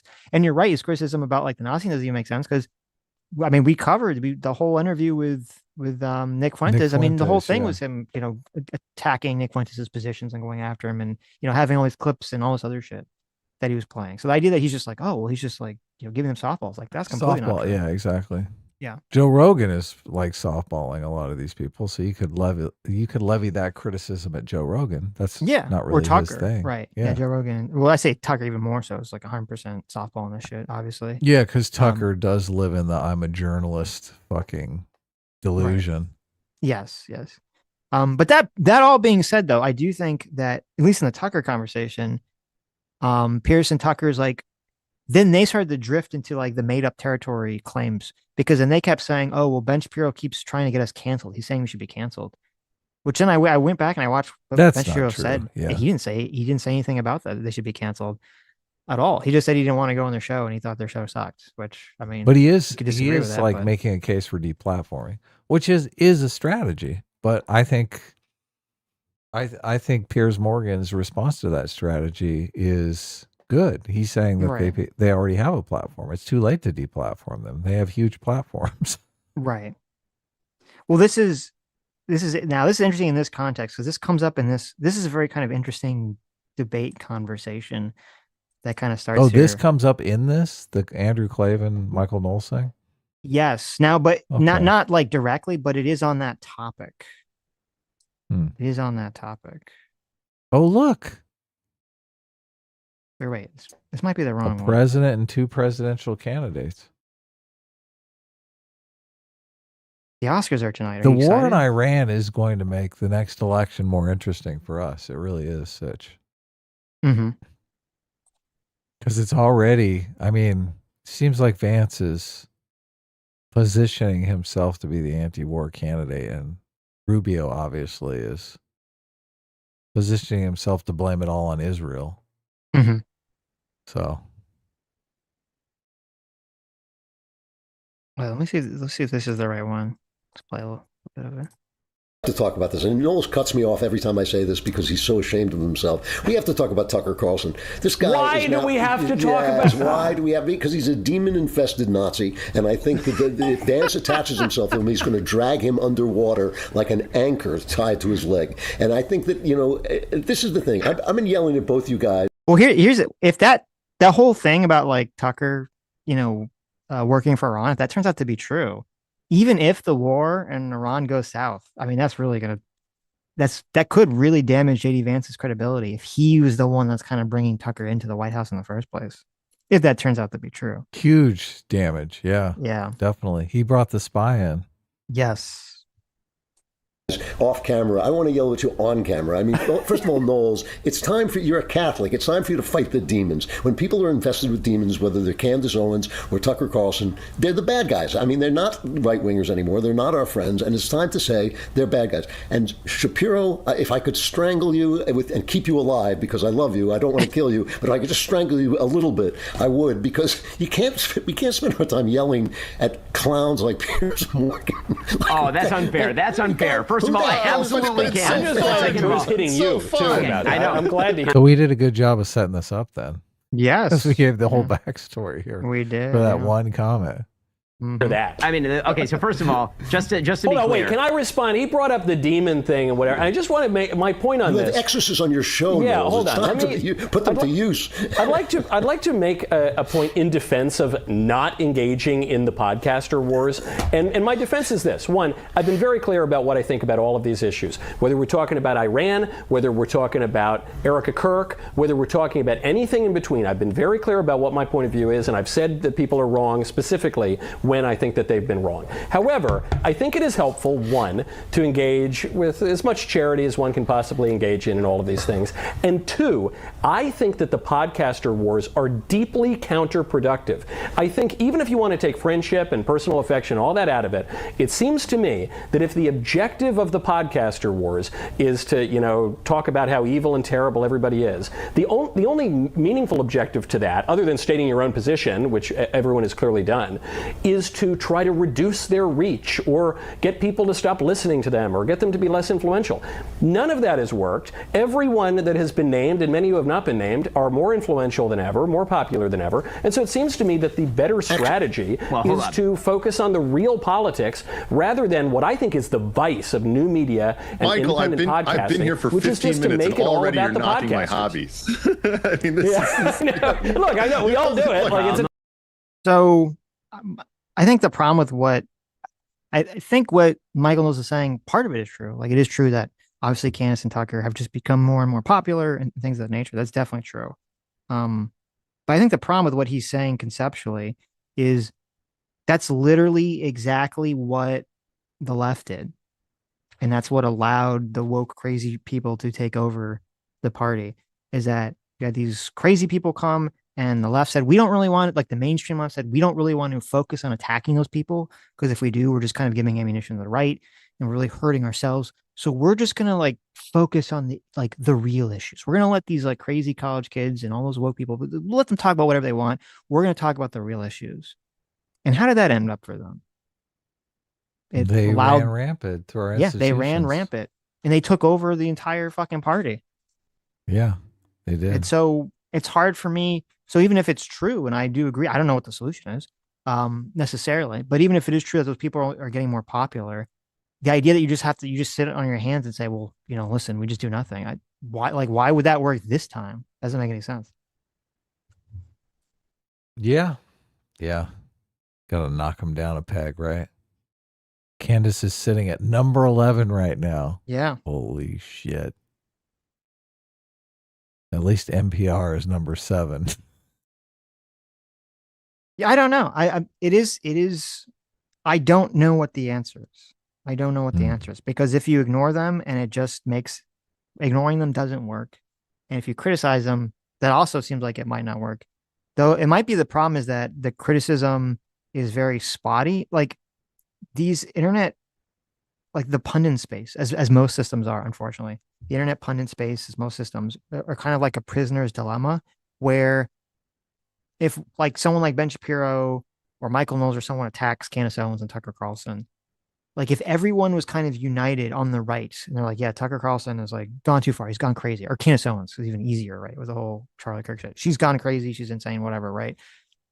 I think like that would work if everyone was like, this person's crazy.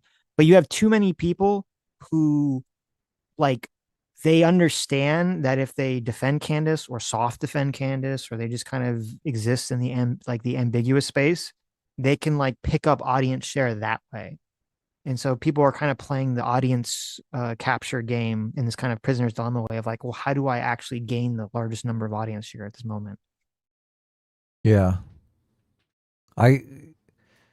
If you talk smack about them, if Ben Shapiro and Candace Owens go at it, they don't have enough audience overlap to really hurt one another. I don't think the people who are watching Candace Owens are watching Ben Shapiro or vice versa. Well, not anymore. I mean, they were at some point. She was were on the they? Daily Wire, right? She used to be on the Daily Wire. Yeah, but they have such different styles that it seems like that's the thing. I mean, they both want to beat up on leftists, right? But they both beat up on leftists with a completely different style. And the way that Ben Shapiro does it, I think, would not necessarily appeal to like the wine mom, Candace Owens watcher. That's a good point. That is a good point. They would be like, oh man, he's using all these numbers and facts and figures. Who cares about that shit?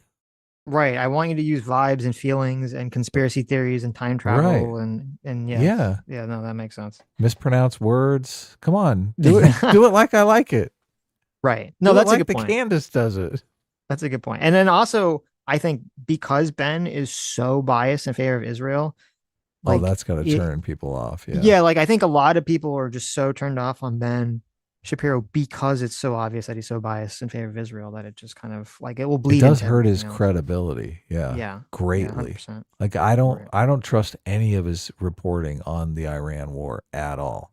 None of it. No. And you shouldn't. Yeah. Or at least you got to double check everything because you're like, he's so in it. Yeah. This is only half true, though. This is not.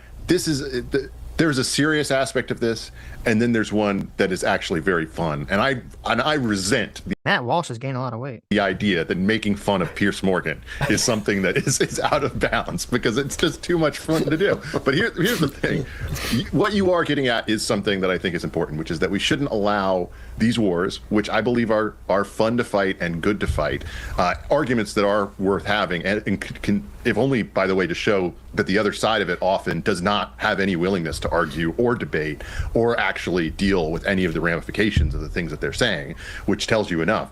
But I also think that We aren't talking about the other side, though. We're talking about friendly fire here, right? Right. It's the name of the show. we have to make sure that there's some balance there. You can't only be about the podcast wars, because that's like only watching Bravo for the Real Housewife reunions. Like, it's just not, it is not the best use of your time or good for your mental health, even if you can talk about it for weeks on end. And so that's the thing that I think we need to just have some perspective on it. But the podcast wars actually are representative on some point, at some point, of different sides within these arguments that are taking place. I just think that they are. Are often they? used. That's my question. Yes. Are Well, they? but I think they are often used by the enemies of the right to be much bigger deals than they actually evil are. people. But they are when you're going after evil people. When you start to go after people who don't go after evil people, then you have to go after the people who don't go after the people who don't go after the evil people. Then you've got a cancerous situation, and I think it's really damaging. Well, I mean, so I agree. I agree with it. that, but I think that there's a difference between doing that and doing an actual defense of the people who are evil, which is a thing that has happened. And attacking people who defend those who are evil is a thing that I think is worthwhile. And as far as sort of the matrix that you're setting up here, Michael, frankly, I think it's a catch-22, because the basic idea that you've set up is that if you say nothing about them, that's because they're very powerful, they're not going away. And also, if you say something about them, it's because they're very powerful and they're not going away. No, I don't think it's because they're powerful. I also think that's different. Just to clarify my point here, I think that the podcaster wars are not a real political phenomenon. Basically, if you even just looking at the polling, basically all the movement conservative activist-based types still support Trump, basically support Vance and Rubio, basically support the same policies. They're a little divided on Iran. And I think that the podcast wars are a meta-political phenomenon about all sorts of crazy things, like aliens and the occult and weird alternative history. And that it basically is just an attention grab for everybody to grab audience, diverging away from the political objective, which is to bring voters together in a coalition. Well, okay, so here is the problem. Okay, let's be very clear about the problem that has now emerged on the right. There are multiple wings that are sort of arguing for the future of the right. One of those wings is led by people like Tucker and Candace. Okay, that is a reality. And pretending that that is not a reality doesn't make it not. Really well, buy it. I mean, I don't believe that you don't even buy it. I don't buy it. I mean, first I of all, think the wings are led wish- by J.D. Vance and Marco Rubio, if we're even going to call them wings. I don't think it's the podcast. We got to get an hold on. ejector seat Okay. on this guy. I mean, well, first of all, that's fine. But then it does. True. Do you think it's hard to tell? Because to me, it's just so obvious that this is the exact thing. And Ben Shapiro said this. I don't remember if he said it in this conversation, but he said this a million times. This is the exact thing that allowed the left to get taken over by their extreme faction. And we see it time and time again. And this is, I mean, even if you say like this is part of what allowed Trump to become so popular and Trump to, grab the Republican Party. This is what always happens, is because, especially in politics, the politics and groups are very often pulled by where the energy is, where the motivation is. And like it needs to tap into that. And you kind of combine that with this unfortunate seeming way in which group dynamics works, which is that often people will always sort of bend their will to whoever is like the most unreasonable person in the group. And who's going to be the most unreasonable and most motivated and most energetic person? It's going to be very often a lot of, people with very extreme political views. And if they're just like in a fringe and they're not important and no one really cares about them and they're kind of isolated somewhere, then it's not a big deal. You keep appealing to the moderate and the mainstream voter or whatever. But when they do become like these powerful, all-consuming voices on the internet pundit space, like Hassan, like Candace Owens, like any of these people, they seem to be pulling the political parties in these directions. And you can't and that's what happened exactly with the left. That's kind of how we got Kamala foisted upon us. It just, obviously completely, sabotaged a lot of the Biden administration and everything that he was trying to do with all their kind of woke initiatives and shit like that. And like, you have to learn from that. If you don't learn from that, you're just going to fall in the same fucking pit hole. You're saying you have to call out Iran. You have to keep that in check. I don't know so what they don't gain a lot of power. I don't know. As I said, I don't know what the answer is. I don't, because obviously, as I said, just calling them out doesn't seem like it's necessarily the solution. Mm-hmm. But you can't just be blasé about it and just say, well, I'm going to just ignore it. It's like, I'm going to put my head in the sand and ignore it. Cause that doesn't work, obviously. Mm-hmm. So you got to figure out something. Right. The question is why. If their energy is bringing people in that would not vote unless their energy was there, then they are materially adding people to the coalition.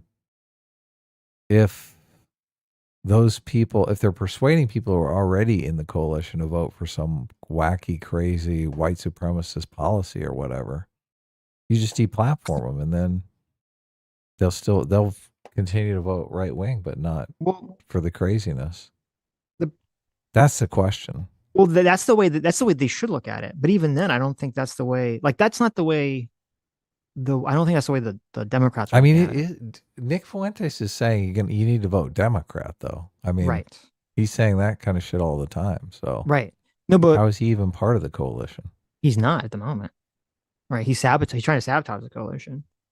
But like what you're talking about with the consideration for voting, like that's like a logical way that would make sense for people to conceptualize it. But that's not the way the Democrats conceptualize it, because like if they had, like the Democrats pivoting hard woke in 2016, and you get the Kamala Harris, talking about the transgender. I think surgeries. They are conceptualizing it that way, though. No. I think they're saying actually, hard woke are the young people that never vote, and once there's enough energy, they actually will show up and vote, and they'll become part of the coalition. Right. Actually, yes. No, you're correct. I misspoke. That's how they think it is, but they're wrong. I should say. Because I agree. I totally agree. They're wrong. They have a false sense of they have a false sense of reality that's created because so many journalists and so many internet people are just so obsessed with social media and X and all these other platforms, and everyone gets sucked into this psychological trap of thinking that whatever environment they're in, whatever content they're consuming, wherever they're working, wherever they're living, is somehow indicative of like the broader thought process of the country or the world. And in reality, that's often not remotely the case at all. Mm-hmm. And so when you had so many people, now it's different now because of X, but especially back in the day when it was Twitter, and Twitter was like completely controlled and overrun by the left. Mm-hmm. It was so easy for so many journalists and so many political people on the left to get sucked into this false reality of believing that environment was like how the median or average, I should say average, average voter felt about about the world and about America. And that's not even remotely the case. And in fact, it just hurt them. And it continues to hurt them, the fact that they have this albatross around their neck now, and they're too terrified to call it out. There's a clip, and maybe we'll watch it at some point. I don't have the time code for it now, where Chris Hayes was on Ezra Klein. And it was like an infuriating conversation, because I'm listening to this, and a lot of the conversation is kind of talking about like what no mea culpa. Yeah, like where the future of the Democrats are and how they fucked up and everything. And I'm like for the first part of the conversation, I'm sitting here and wondering like, okay, does Chris Hayes like understand it's because the left got subsumed and taken over by communists, or is he like a boomer? He doesn't understand this. It's like kind of hard to tell. But then as like I'm listening more and more to the conversation, it becomes apparent he does understand that, and either he's like on board with it, or he's too much of a pussy to push back against it, or to even name it. Like he keeps wanting to use like coded phrases like, oh, there was too much concern about like what, very academic people want, right? Like that's the code, the phrase they always use. They don't want to say socialists. They say, oh, there's very academic people on the left, and, they're too concerned with their academic things, right? It's like, oh, you know what's going on. And it will never get better. It will never get better if these people are too cowardly to actually call it out and to name it and to explain to the average boomer Dem voter, the average shitlib, what the problem is, because they're never going to believe the right. When the right says it was communist or socialist or woke or whatever, they'll never believe it. But if you have Chris Hayes, if you have all these other people on the left call it out, then they'll actually be like, oh, maybe they will actually believe it. Maybe they actually will start to understand what's going on. There's this nefarious part of the coalition that everyone wants to gingerly tiptoe around, but they want to keep them in the coalition. Right, exactly. Yeah, exactly. it's scary. But this is like how Trump really, I think, rocketed his way to success in the first term, was that maybe people forgotten this. Donald Trump was the first like big Republican candidate to come out and say that the wars in Iraq and Afghanistan were a mistake. No one that like aged other, well, didn't it? Well, I know now it did, right? But I'm saying like, because when he's like, before Trump came out against the wars in Iraq and Afghanistan, it was only the left that was saying that. And the right was still kind of like, the right didn't want to acknowledge that publicly because they didn't want to agree with the left, essentially. So many people can like see something that's true, but they don't want to acknowledge it because it's like the other team's acknowledging it.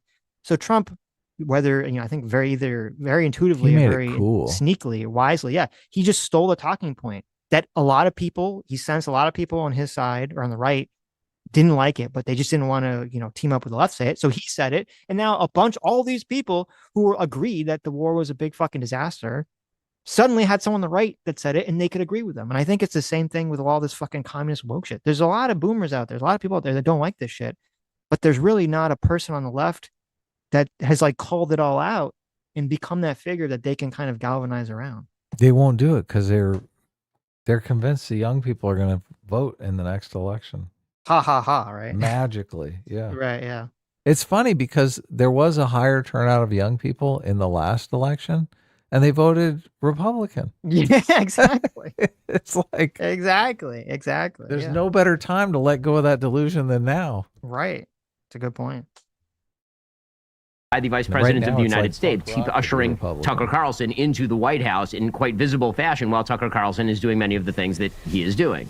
The Vice President has plenty of friends. Tucker, the idea that Tucker is his only friend, I think, is dishonest. And this defense is not, this defense is not going to work for 1 second of one day. It is not going to. When Barack Obama was running for high office, everybody on the right correctly pointed out that his pastor was Jeremiah Wright. Okay, this notion that people's associations, close personal associations, people who help make them vice president, that has no impact.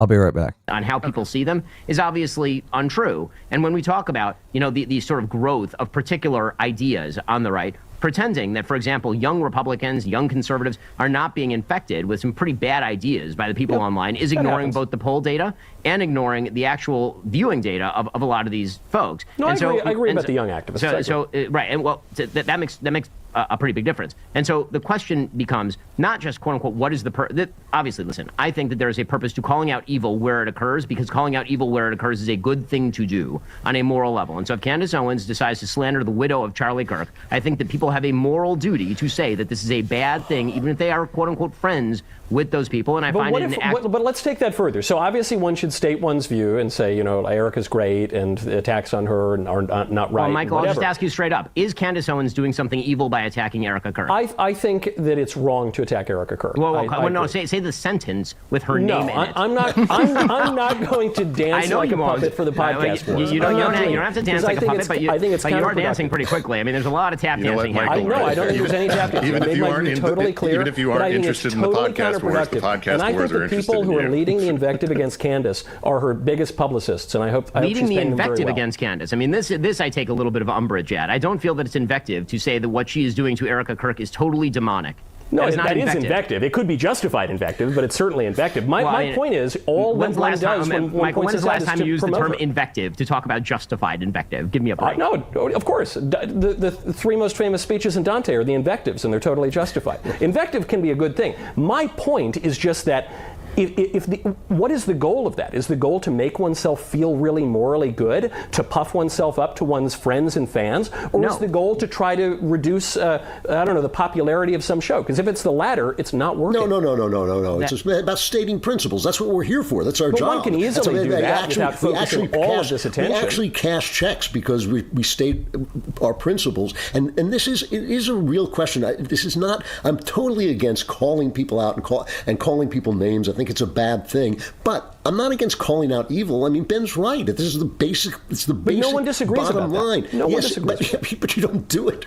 And I've made my view on the Erica Kirk thing completely clear. Yeah, repeatedly. but I mean, look, Tucker Carlson is sitting around saying that American soldiers, implying that American soldiers want to rape Iranian women, and that's what Donald Trump meant by, unconditional surrender. Unconditional surrender. I mean, that's a disgusting thing to say. American soldiers have been the best behaved soldiers on earth in human history. And I just think it's, when people say that stuff, something's wrong with them. Something has gone wrong with these people. And it's not but the same. why would we publicize it? I guess is my question. We don't need to publicize it. As you said, they're tremendously popular. But the thing about it is, like, the idea that, like, oh, well, if the Daily Wire, these people don't talk about it, then the people aren't going to know about it.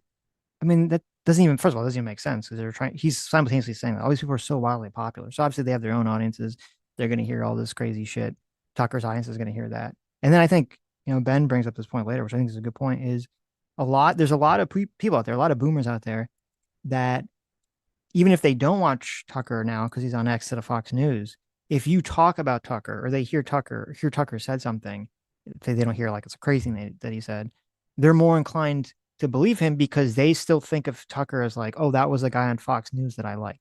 They might not even know that he's saying crazy shit, like implying that the American military is going to go rape a bunch of Iranian women or something. So either situation you have, either it's stupid not to say it because all these people know about it anyway, and you should push back against it, or you should inform people that Tucker is saying crazy shit. If you take someone like Candace, I believe Candace is popular with people who no longer matter. Anybody who's taking what she says seriously on any level is already lost to the light, as far as I'm concerned. Tucker's a little smarter, although he's starting to go, when you get infested by demons, after a while you're crab walking across the ceiling, cursing at the priest. Thank you, calling out the demons. I mean, that's what happens. That's the trajectory of that. But I mean, at some point, you stand for something, or you don't stand for anything. Right, well, but no one is. I think that's a false dichotomy, basically. I think we're saying, well, you need to state your principles, you need to state what you believe. Yeah, sure, we all agree on that. The only question that I have is, should the podcasters be spending all of their time talking about each other in these metapolitical fights and promoting each other's clips, for goodness sake? Okay, so first of all of their time is a wild exaggeration as far as I am concerned, because last I checked, what actually happened is that I made one speech at TPUSA and then said literally nothing for months about any of these people. And they're attacking you. I'm not. It's not just you. I'm not even saying you're leading it. I'm really not. The only point that I'm making here is that if these people do have a great level of popularity, which they do, and they are saying things that are bad, which they are, calling out the bad things that famous people are saying and doing is actually the thing that we do for a living. And we do it for politicians. Michael, you do it for commentators on the left. We play clips of these people all day long on our shows. When those people are, quote unquote, purportedly on our side, and some of them are in the ear of the Vice President of the United States, then it sometimes becomes a little important to actually call that out. And that is the thing that I think is, now listen, you can do whatever you want. Obviously, it's a free country, and you're well within the Overton window in your opinions, as far as I am concerned, even if we disagree about your approach to these particular personalities. I mean, many of our hosts have appeared and continue to appear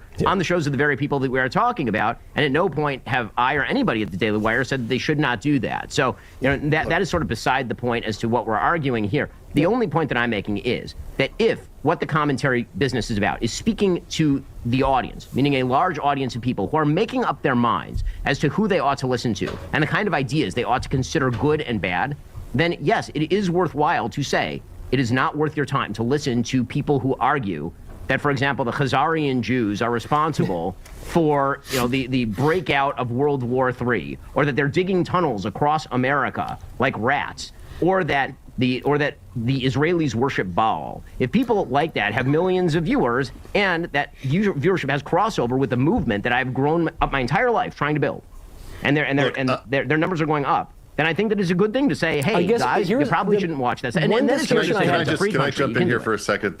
I just want to make something clear. Michael, I think that a lot of us feel like if you don't speak up and point these things out, you are effectively abandoning the field. You're basically treating it the way that a lot of Republicans used to treat an issue like abortion.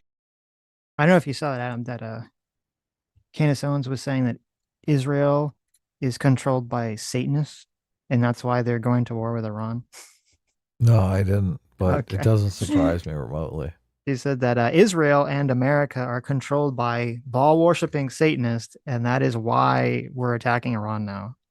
Is some sort of ploy here, like Professor Young to summon interdimensional demons or something. I mean, they invited her into the Republican Party, so Yep. and Yep. they invited her in for a reason. They wanted to take advantage of. They wanted to take her audience of crazy people and turn them into Republicans. So Yeah. they kind of made their bed. And who was there from the beginning, Adam? Ben Shapiro. What two people? No, what two people were there from the beginning that said Candace is not a trustworthy individual? You should not platform this person. You and I, that's for sure. That's right. Yeah. We said We no knew way. from the beginning. No We way, knew Jose. We knew from She's guys. psycho. Okay. know. We Show knew number from all the way 3. back in the day. Yes. From one of our Yeah. first ever streams that She was trouble. She was trouble. She was not a good actor. Yeah. But I mean, Michael Knowles is basically saying, shouldn't we just sweep our side's bad behavior under the rug? Yes. Why are we publicizing it? Why do we need to publicize? Our job is to publicize the bad behavior of the left. Right. And it's all bad behavior. Got to keep it on the DL. Okay. Yeah. When people on the right get out of line, we shut up. Right. Yeah. I don't think that's a good attitude. I mean, leftists. Where they just didn't want to talk about it. So what would happen? What would happen is the Democrat would entirely talk about it. They would define the terms. They would determine what the debate was See, this guy knows what's up. Yep. about. Yeah, that's a good point. And they would attempt to reframe the issue. We saw this happen time and again, by the way, in Virginia. And that's the kind of thing that leads to a false depiction of people who are trying to advocate for moral right as being extremists, when in reality, they're just saying, we want to stop killing babies. Yes, Now, but just I to think ta- there's to- but just to take that to the Candace Owens situation, for example, I just don't think you don't have to engage with every amount of crazy. But I do think that one of the things that's really been important and worthwhile is that I used to love Tucker. I have known Tucker. I met him when I was 15 years old at the Mayflower. It was always very nice to me. We've never That's a had good any cigar kind brand, of by the personal way. clash. But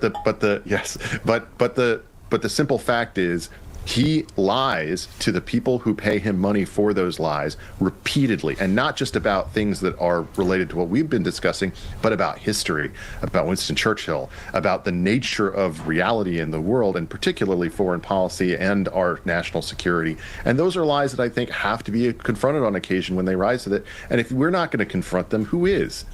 I just don't think you can let that stuff just sit out there. Here. There's a flawed premise, which is that we, by not engaging in these podcaster wars, which become extraordinarily personal and go on forever, much longer than the Iraq or Afghanistan wars, by not doing that, we would not be talking about the issues, which is not true. That is completely false. Whether we're talking about, I don't know, whether we're talking about the Iran war or the assassination of Charlie or the Khazarian Baal worshipping, whatever, that Ben was just referencing, one can talk about all of these things. One does talk about all of these things without necessarily engaging in this very personal aspect, which to my mind, no one can give me an answer on what is being accomplished here. Because my premise is that a lot of the podcaster stuff is quite and increasingly divorced from the actual political realities. Just one point to finish this. Look at Trump's approval numbers. Look at the administration's approval numbers.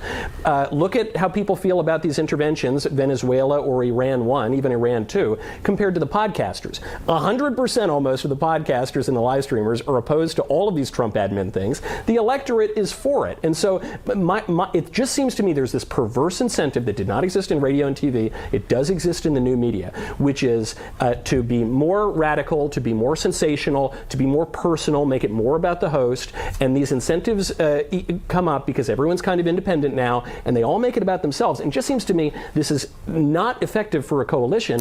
And the more attention that you give to the personalities, the more their ratings are going to grow. That wasn't true 10 years ago, but I think it's true in this situation. I do not understand how a man who wrote an entire book claiming that there are some things that are actually off limits to say. You said that it's not that we don't want to cancel people, but the left is canceling the wrong people. Don't we have a responsibility on our side to say, yeah, you know, but we have no ability to do it, is my yes, point. What the hell do you say? The hell you say? We sure do. We're not canceling people, but we do have a right to build up the None of borders these people's ratings have declined even slightly. They've I don't only care increased. whether their ratings decline. It's not. It's who's listening to them. Look, anybody in this country can get 15 million people, especially if you're hating Jews, to follow you. You know, that's. Wait, is that the secret? I've been trying to get 15 million people for 10 years. That's all I got to do? Because you don't hate Jews enough. That's why. I mean, what is the point if it's not to diminish their audience? He's making the argument you would say these things because it would diminish their audience and diminish their influence in the space. Right. But he's saying it's an ineffective strategy. It's not working. And Klavan's saying, well, it doesn't matter if it works or not. Well, so what is the objective then? Why are you, I don't know, say maybe he's anything? maybe he's trying to say from some sort of like, you have to do Well, what's if right, you're just doing you know? it to virtue signal, I mean, because you want to let your audience know you're not in favor of that shit. I mean, that's fine. That's fine. Right. Right? Yeah. But you're not really dealing with the problem. Well, it's I gotta work. It's one of those. There's an example that I could use, but it's way too complicated or long to talk about. But it's one of those things where, like, if everyone was like doing doing the right thing because it was right, then you would have the right outcome. But obviously, since people don't do it, you have to sort of be a little bit more. You have to think about it a little bit more because you're right. Because like if Klavan's saying like, well, you just do it because it's the right thing to do, it's like, yeah, but then if you're the only one doing it, you can, it's not working, then is it really effective, right? Shouldn't you Is it figure out really an the right effective- thing to do if it's ineffective? That's the question. Well, I mean, you could still do something that's morally right that is ineffective and you should do, even if it is ineffective. Like that, you can definitely be in situations like that. You shouldn't just do something because it's effective. Well, unfortunately, most things that are effective are probably morally wrong. That's how a lot of systems continually get corrupted, is that the people that are willing to do the morally wrong things because they're the shortcuts, they're the most effective ways of gaining power, resources, keep getting ahead. So. Right. Yeah. Sad, isn't it? Yeah. I mean, it's not, popularity is not a sign of good or bad. It's just something. Right. Yeah. So it's not their popularity we're attacking. It's their ideas, and their ideas are attached to people. And Tucker is a charming guy, and he's a clever guy, and he knows how to do what he's doing. And we have to call him out because the words that come out of his mouth are simply untrue. I mean, the facts that he sells are untrue. The morals that he sells are morally illiterate. The Bible, when he talks about the Bible, he's not quoting the Bible accurately or interpreting it accurately. He's a Protestant. Yeah. Yeah. Well, he's worse than a Protestant. I mean, I know some pretty decent. He's Protestants. worse. He's an Episcopalian. No, I'm just saying. I don't see why we. Yeah, that's true. He's not even a Christian. I say that. I mean, he makes a good comeback here because he's saying, look, you're attacking the ideas. You got to keep the personal stuff out of it. Mm-hmm. I think it has drifted into personal stuff when Ben Shapiro takes the stick to Candace Owens. I mean, it is personal. You can't watch it. Like, he's calling her stupid and shit like that. So he's not just attacking her ideas. That is true. And maybe that is a better way to handle it, is just to be like, here's all the times that Tucker has said something that are just wildly factually untrue. And you say, look, I love Tucker to death. He's definitely one of us, but these ideas are completely wrong, and he should stop. Right. He should adjust his opinion or show us evidence that he's correct. He hasn't done that. I mean, he's told us about a dream, whereas a demon attacked him. Come on. Well, I mean, and he still take said that to the American people.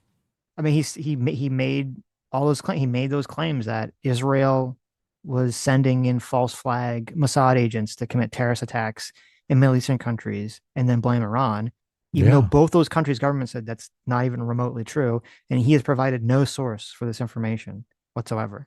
So where did he hear that from? You will make more inroads with Tucker's audience if you take that tact and avoid the personal attacks. Yeah, if you go in and say, I love Tucker to death, and Tucker's on my side. Yeah, there's nothing not to like about that. I just think he's wrong about this, and it's making us look bad. But Tucker is the perfect example of the scorpion from the frog and the scorpion, because I've been saying for literally years that every time I would watch a Tucker broadcast when he was on Fox News, he would lie about something in like a crazy way. Like he'd just be making up something, he'd be completely dishonest about some fact or something. And a lot of people on the right would just poo-poo that. They wouldn't care. They wouldn't believe me, whatever. They don't care. They let it go because he's, well, he's on our side. He's attacking the left. That's all that matters. And now that he's not on their side, suddenly they're like, yeah, look, he's lying about all this stuff. Like, yes, he's the scorpion. Obviously, he's the scorpion. He's been the scorpion the whole fucking time. He just wasn't your scorpion anymore. Yeah, people don't care if they're lying for you. Yes. People are like, they're in favor of that, which is super unfortunate, but true. Candace Owens has posted on X, if they come for Tucker, we ride at dawn. Really nothing else to say here. We're not doing Gulags 2.0 with these Bolshevik descendants. We are living in idiocracy. It is 1000% idiocracy now. You know, like that. The descendants of the Trump administration is really the descendants of the Bolsheviks. The Trump administration is really controlled by communists. It's just so farcical, mm-hmm. And it's all just milking outrage, just outrage farmers. That's all they're doing. There's this account that's really fantastic, called, I think it's called like Posts with Botted Likes or something, that I follow. That's a great name. Yeah. And that's what it's called. It's botted_likes. And they've been doing like this amazing thing where they keep showing these socialist accounts and they'll post, some post, and it'll get like 500,000 likes or something, astronomical number of likes. But then they've gained like no follow. They actually like lose followers somehow. It's like, how do you keep, and then they show like the same accounts. They'll just keep doing these, posts that get, hundreds of thousands of likes. And somehow they always lose followers, or they gain some measly amount of followers from my God. And you're like, That's okay, hilarious. so right. And so they are getting botted the shit out of. Exactly. Yeah. And so obviously it's like a really good indicator that this is like fake, that this is not real. But this guy needs to do this with like Candace Owens and shit, because he's only doing like lefties. Because when Candace Owens, tweets out the like, we're gonna ride at dawn, and she gets 64,000 likes. I want to know how many of those likes are China. Oh yeah. I want to know how many of those are just fake botted likes, because I'm sure it's a massive amount of them. Don't get me wrong, Candace Owens is a dumbass, but I just don't think calling her a dumbass is a great move. Right. You think she knows she's getting botted? Yes. I mean, if the bot showed up on something of ours, I would know. I'd be like, oh yeah, this is botted. She does. I think Candace Owens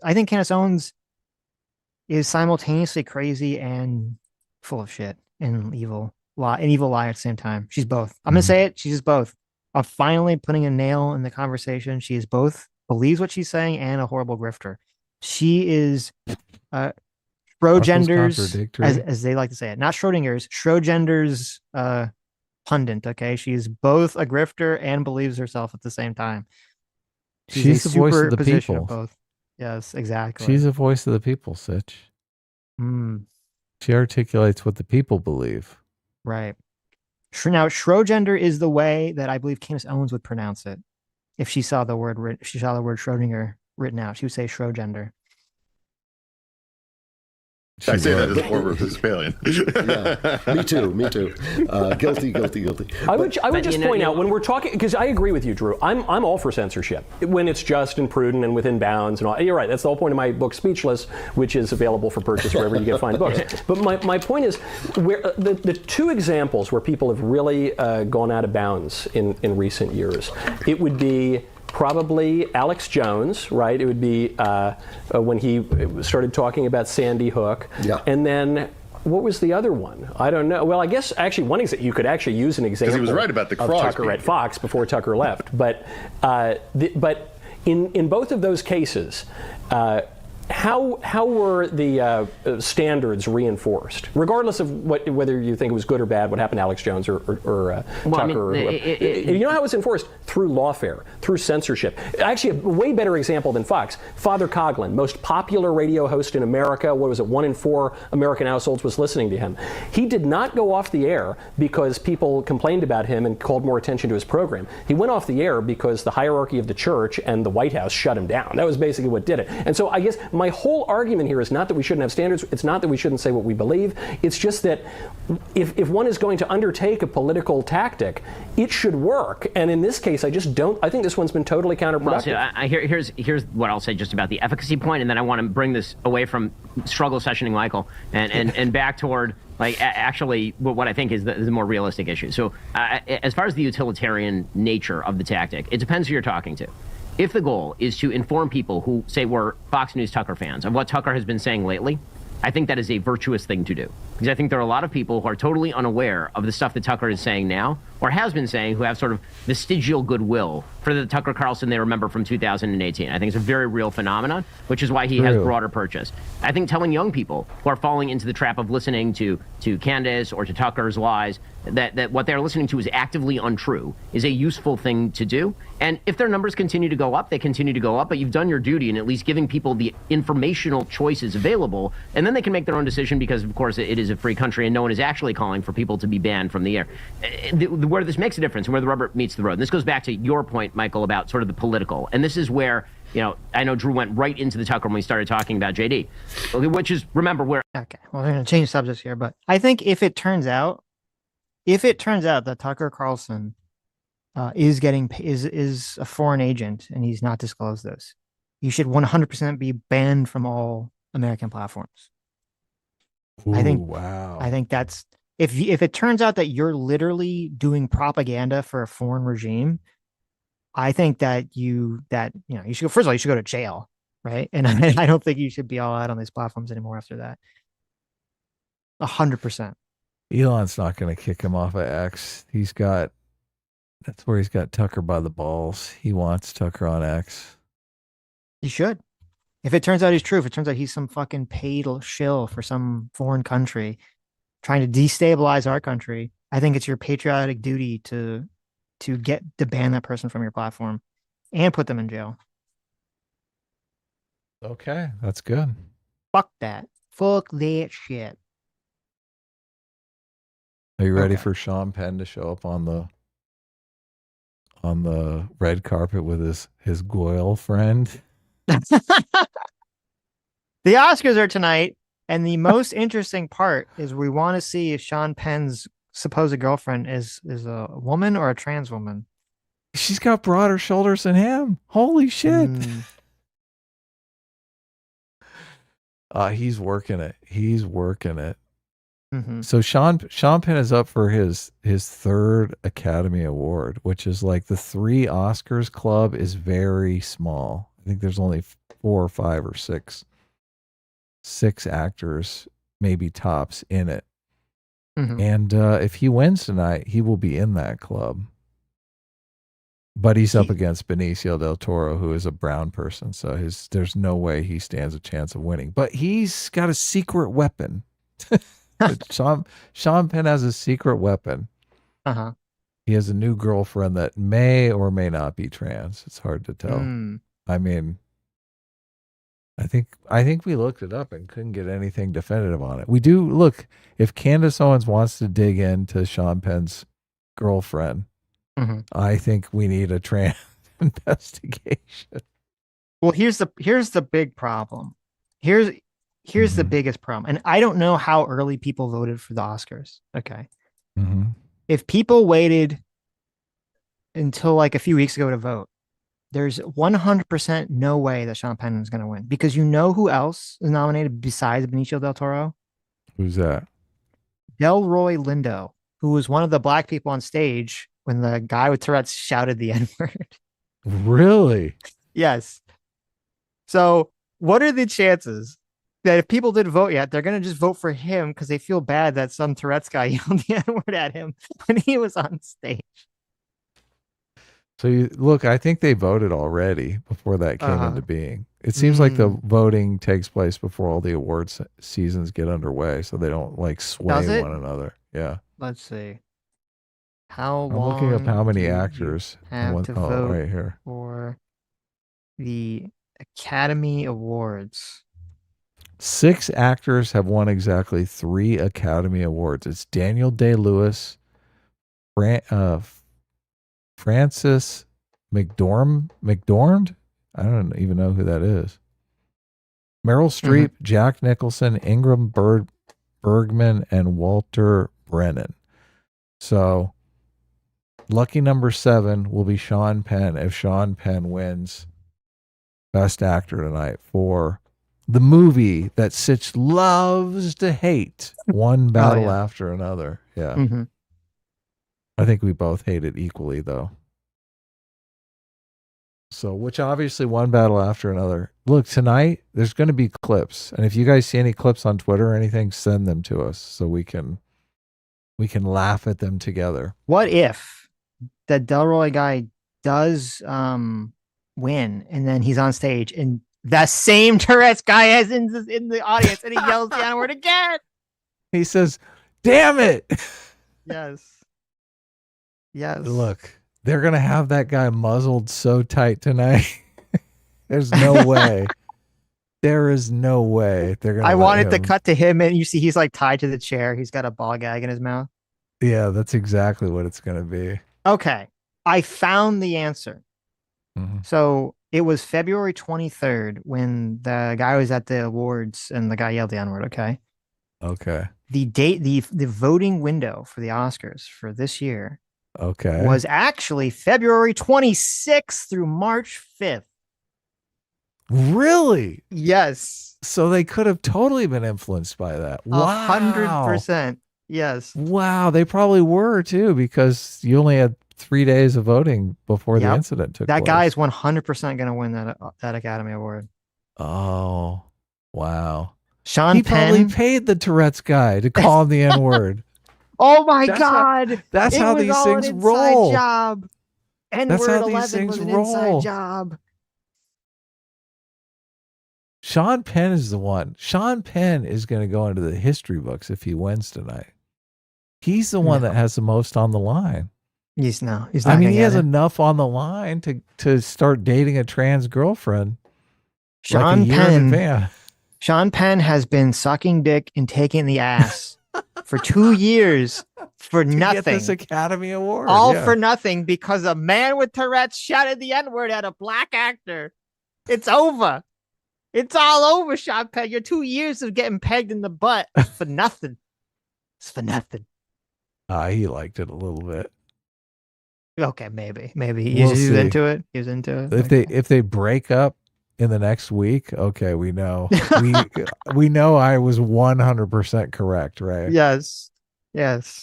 Sean Penn has quietly stopped dating his girlfriend a month after the Academy Award. He loses the Academy Award. Yeah.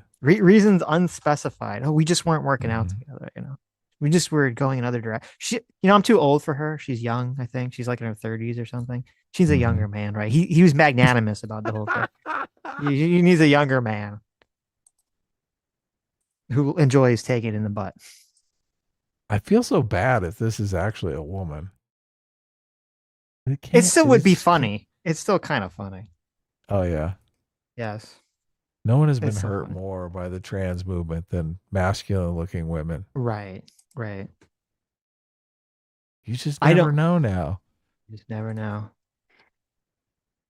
A schnitzel from Chowder, Rada, for $2. Thanks so much. Says the botted likes account once accused Dev of having botted likes on a post. Oh, well, look at Dev. How dare you? Wow. How dare you, Dev, get botted likes? I can't believe you would do such a thing. We have someone that shows up in the chat every single week and says that Dev was talking shit about me. Every week. Oh, Adam, Dev's talking shit about you again. He talks shit on his live stream. He talks shit on Twitter. Never true. I looked into it a couple times. Right. And then I got wise to it. I was like, okay, well, this is just someone's yanking my chain here, trying to get me upset. Yeah. It is kind of funny, though. I do admire the tenacity. Mm. Mm. I don't want to tell you this, but it's actually me. I was that account it was my Were shadow you? account the whole time. Oh, I just here want it to is. see how long it would take you to call it out on stream. It's Thuggish, Ruggish Dome. That's me. He says That's he is awesome. talking trash about you right now. That's my account. Oh, that's you. That's Oh, my look account. at Yeah. you. I actually have a bet with some people about like how long it would take for you to notice it. So. Okay. Well, I didn't notice it. What's the bet? When do you need me to notice it? Oh no, I won. This was my exact okay, good. stream bet. Yeah. Whatever, how long ever it's been, this was the exact number that I bet. I won $1,000. I had one of those. If you had like a predictive market thing going on, a poly market thing going on. So, The poly. Are you betting on the poly market now? of course not. I did look up some of the crazy things about the war. They're Mhm. betting on when Trump is going to say that there's going to be no more military action in Iran. We've wrapped up all military action in Iran, I think is the statement. And they were betting on March, April. I'm like, yeah, who the fuck is betting this? Good luck. You think he's going to say that in March or April? I have no idea. I wouldn't even know where to bet on that one. I found myself. Okay. Now, shockingly, Ezra actually had this interesting guy on talk about Iran a little bit. Did I'll he? play a little bit of this. Yeah. Okay, let's hear. Ali? Great pleasure. Thanks for having me. So I want to start back in the Iranian Revolution, which begins in 1978, topples the Shah in early 1979.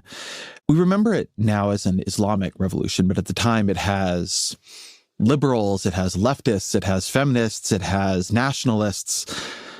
What did these groups want out of the revolution? And then how did it take the form it ultimately took? Well, the Iranian people had a lot going for them before the revolution. The country was prosperous economically. It had very good relations with the outside world. It's really stunning to think of it, Ezra, but the Shah really didn't have any serious enemies. It had good relations with the Soviet Union. It had good relations with the US. It was the strongest military in the Middle East.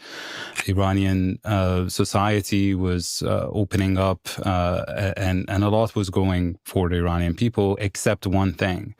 They didn't have political freedom, and the power was strictly in the hands of the Shah and his political elite, who were also very much corrupt. And there was also this impression that he was a puppet of the United States, that he was not acting independently. That was an incorrect perception, but it was widespread among the population. And what happened was that there was this consensus that was formed that he should go.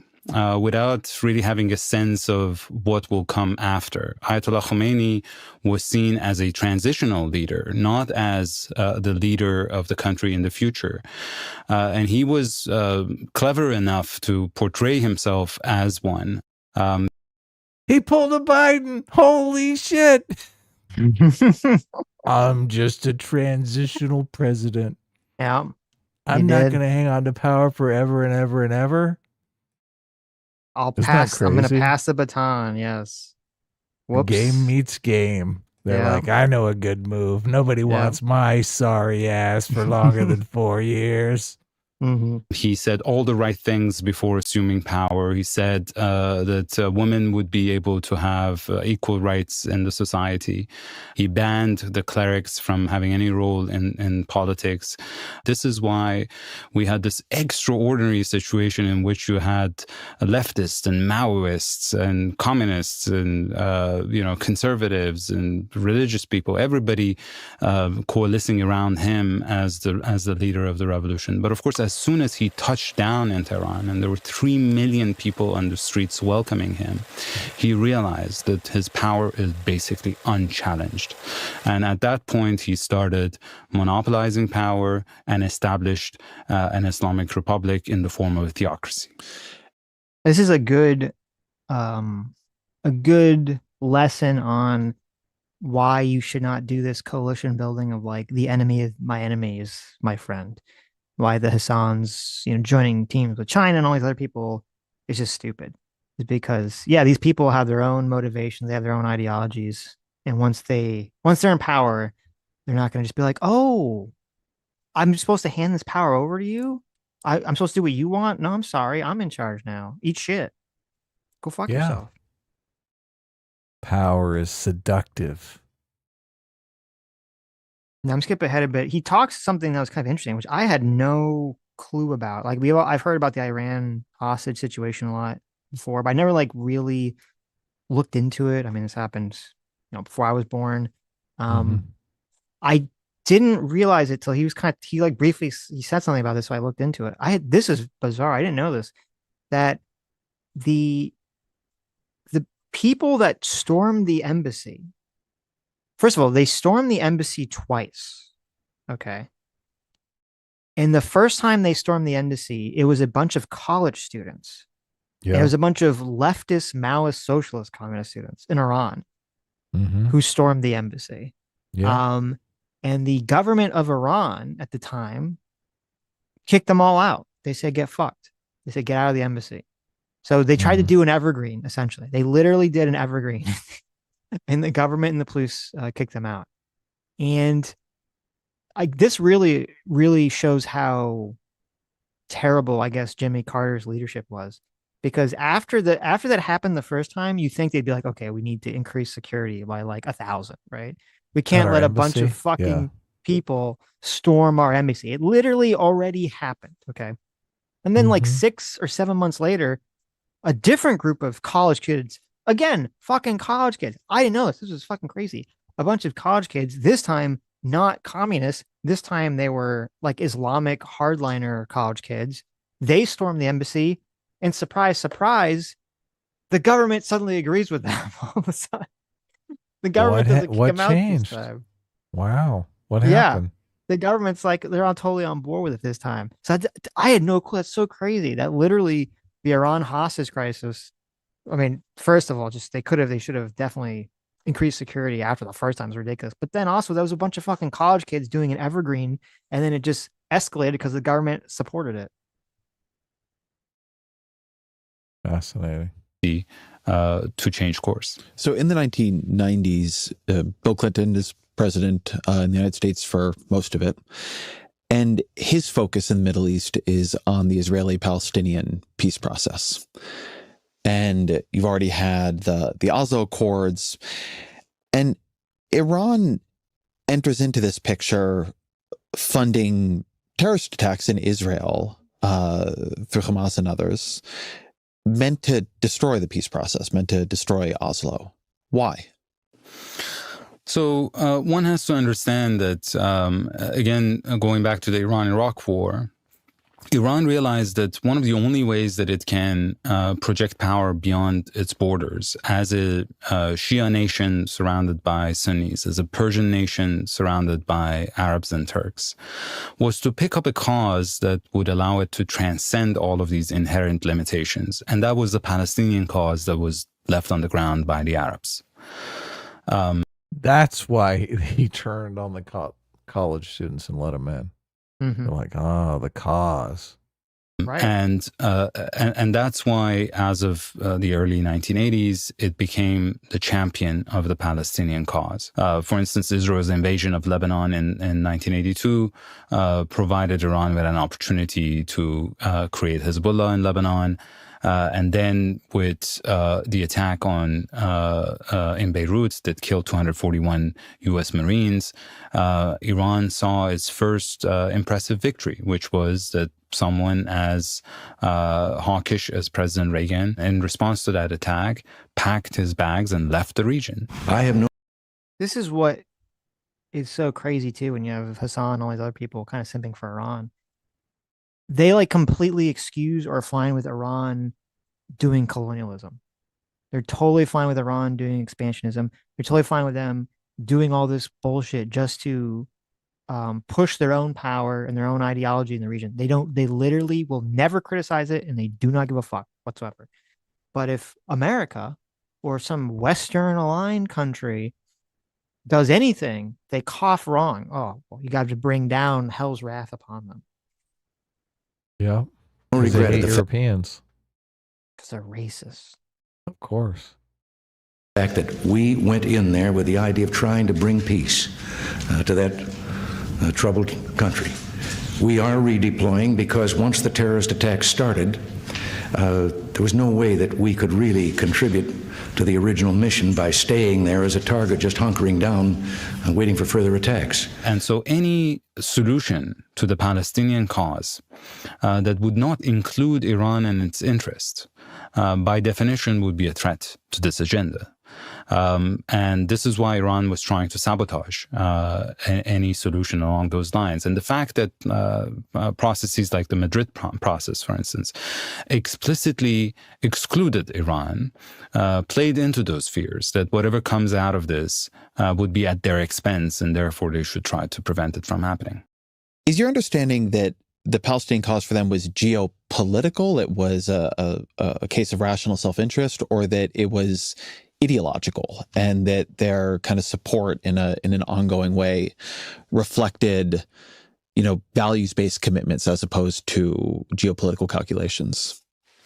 I do believe that it had an ideological veneer, but deep down it was a geopolitical instrument, that the Iranians were willing to fight Israel to the last Palestinian or the last Arab, but they really did not care much about the Palestinian cause. And this is why you see... That's the line all the right-wingers are using on us with Ukraine. What is that? You use that line? You're willing to fight to the very last Ukrainian. Oh, right. Yeah. But with Iran and the Palestinians, I think it's actually true. I think it's accurate, yeah. I don't think it's completely accurate with us. It seems like the Ukrainians want to fight to the last Ukrainian. And also, I mean, first of all, if you've been tracking the situation for the last couple of weeks, Russia's been getting its fucking ass handed to it.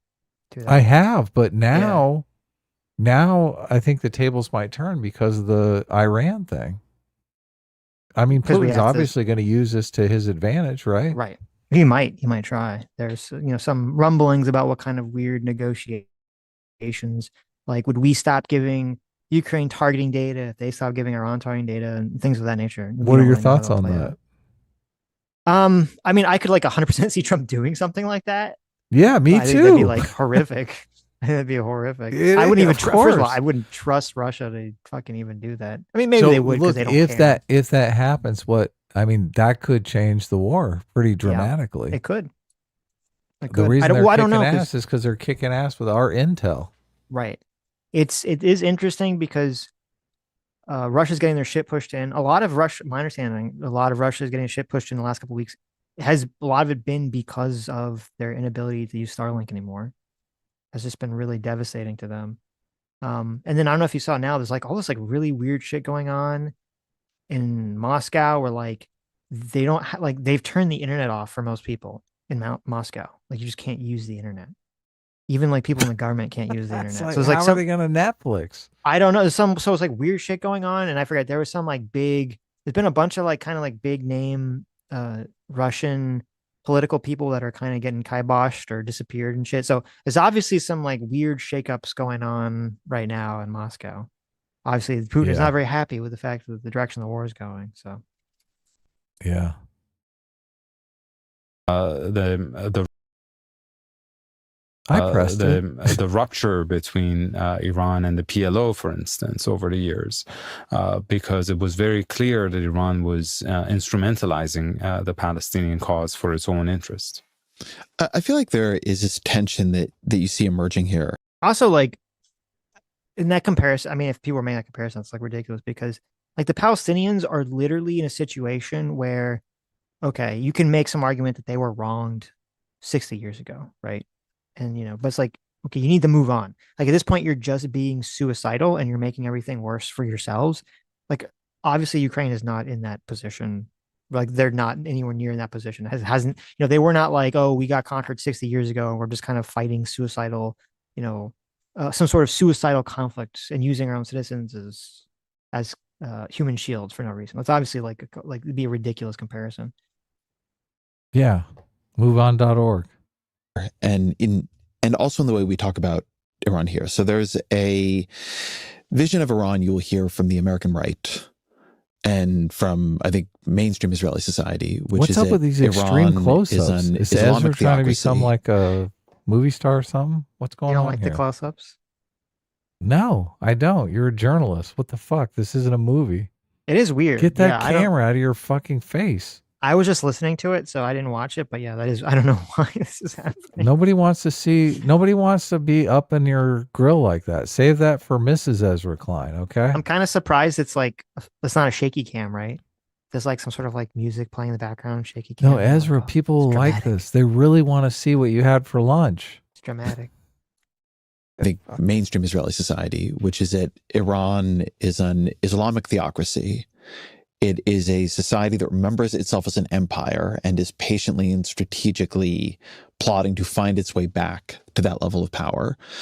And the counter you will hear to that is, no, it's a rational regime that is oriented towards survival.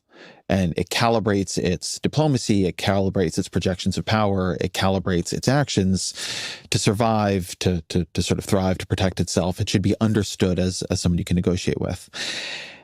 And in kind of consistently funding attacks on Israel, to some degree against America too, it is making itself the target of the world's sole superpower military and the strongest military in that region, even as other countries in the region are cutting deals and beginning to moderate relations. So how do you understand this tension between, the vision of Iran as focused on regime survival and the Iran that is consistently making itself an irritant, an aggressor, and a target for Israel and the United States by funding proxy attacks and terror? It is a very pertinent point, Ezra. It's a question of this double identity in Iran's strategic thinking. That on the one hand, it plays like any other chess player in a strategic manner, but there is also an ideological element. A very good example is the story of its engagement or lack thereof with President Trump. A lot of other countries, including North Korea's dictator Kim Jong-un, figured out how to cater to President Trump's ego, how that it actually doesn't take much to try to open up a channel of communication with him and change his perspective on the country. And yet the Iranians were not able to do so because of that ideological rigidity. And I think one of the main criticisms towards the Iranian regime that there have been maybe eras or episodes in the past few decades when it failed to capitalize on its leverage and doubled down in a way that it actually ended up not just burning its leverage, but also hurting itself. In the run-up to October 7th, they were... See, this guy said what I said, so therefore he has to be correct, obviously. Is that why we're listening to this? That's why this is correct, because it justifies and confirms what I also feel and believe. Mm-hmm. That goes with my influencer theory. Yes, this guy's People correct. Just jump around and find. I know. That says I heard this and I said, hear. "Holy!" Well, it is kind of interesting though, because Ezra obviously is, a left-wing guy, left-wing audience. It's generally the left that is making the argument or people on the left that are making the argument that Iran is acting in some sort of rational, pragmatic way. And so it is interesting that he has this guy on who's like, no, they're really acting ideologically, or they're allowing their ideology to direct them in a lot of self-destructive ways. pretty powerful and well established in the region. They could have negotiated, for instance, with the Biden administration from a position of strength and found a way out of this deadlock, but they didn't. And that too has a long history. It's very Persian, I have to say. And I just give you quick historic anecdotes just to help you understand the mentality. In Isfahan, there was an attack by Israel on a Safavid era palace, which has damaged parts of the UNESCO heritage site. And it has a magnificent fresco at its entrance. It's about a war between the Iranians and the Ottomans called the Chalderan conflict. It is such an epic painting. And if you don't know, you wouldn't realize that this is a war that the Iranians lost. What the painting is showing you is not about victory, is about the courage and the valor and the fact that the Iranians were outnumbered and outgunned and nevertheless did fight and tried to defend their country. But I think this gets to an important fundamental point, which is this question, and I think we'll keep circling this, of what does Iran want? When I speak to Israelis, and these are not just, Israelis on the right, these are Israelis on certainly the center left, they will say, you Americans do not understand Iran. You do not understand this country. It does not just want to survive as a regime. It does not just want a stronger economy. It does not just want better relations with the West. If it wanted that, it could have had that long ago. It ultimately has ideological and imperial ambitions. And as such, deals will only ever be temporary. And they will only be, in the regime's interest. And the way you know that is this sort of moving back and forth that you're describing a little bit here between acting like any other geopolitical chess player at the chessboard and these more ideological moments where it's not just that they are projecting power out or trying to take over the Palestinian cause, but they are imperiling, arguably, their own regime. And so, the Israelis have said to me for a very long time, and I think this helps explain, Netanyahu's position on Iran and others, that when they hear death to Israel, they take Iran seriously. They take it at its word, and and in their understanding, there is no safety for Israeli society and the Israeli government so long as the Iranian regime, as it has been composed in these decades, persisted. And I think you can't understand this war and how hard Netanyahu has been pushing for it for so long without understanding that. And so it raises this question of whether or not he and the Israelis were right. Look, so there is no doubt that what the Iranians might see as defensive could be seen as offensive from the Israelis, and there is no doubt that we are in a vicious cycle. That whatever Israel does deepens Iran's threat perception and pushes them to double down on policies like their missile program or their support for proxies, which deepens Israel's threat perception, which in turn would then drag the U.S. further in and put more pressure on Iran and engages in covert operations and sabotage and so on, that again deepens Iran's threat perception, and the cycle goes on. The real question is the way that Israel and the West largely have treated Iran in the past 4 decades, which I think can really be summarized in one word, which is containment. Has it resolved the problem or made it worse? It's a very simple question. And even by Netanyahu's own metrics, the problem has become worse. The nuclear program has been warning against for many, many years.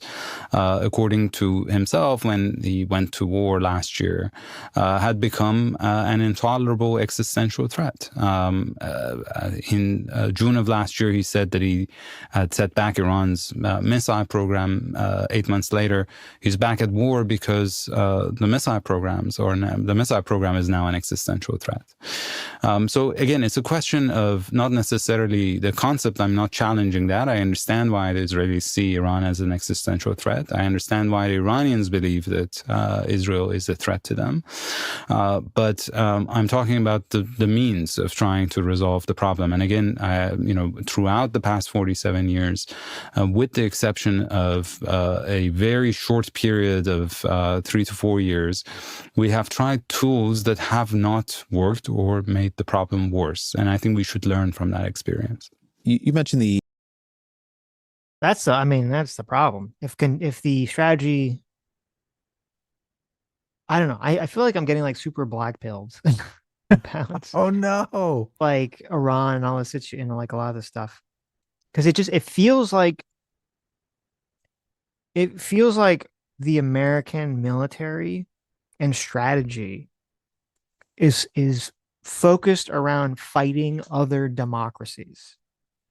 And what I mean by that is we fight in a way where we assume the other countries care about the population and feel the same political pressures that our military would face if the population was, you're exactly right. Yeah.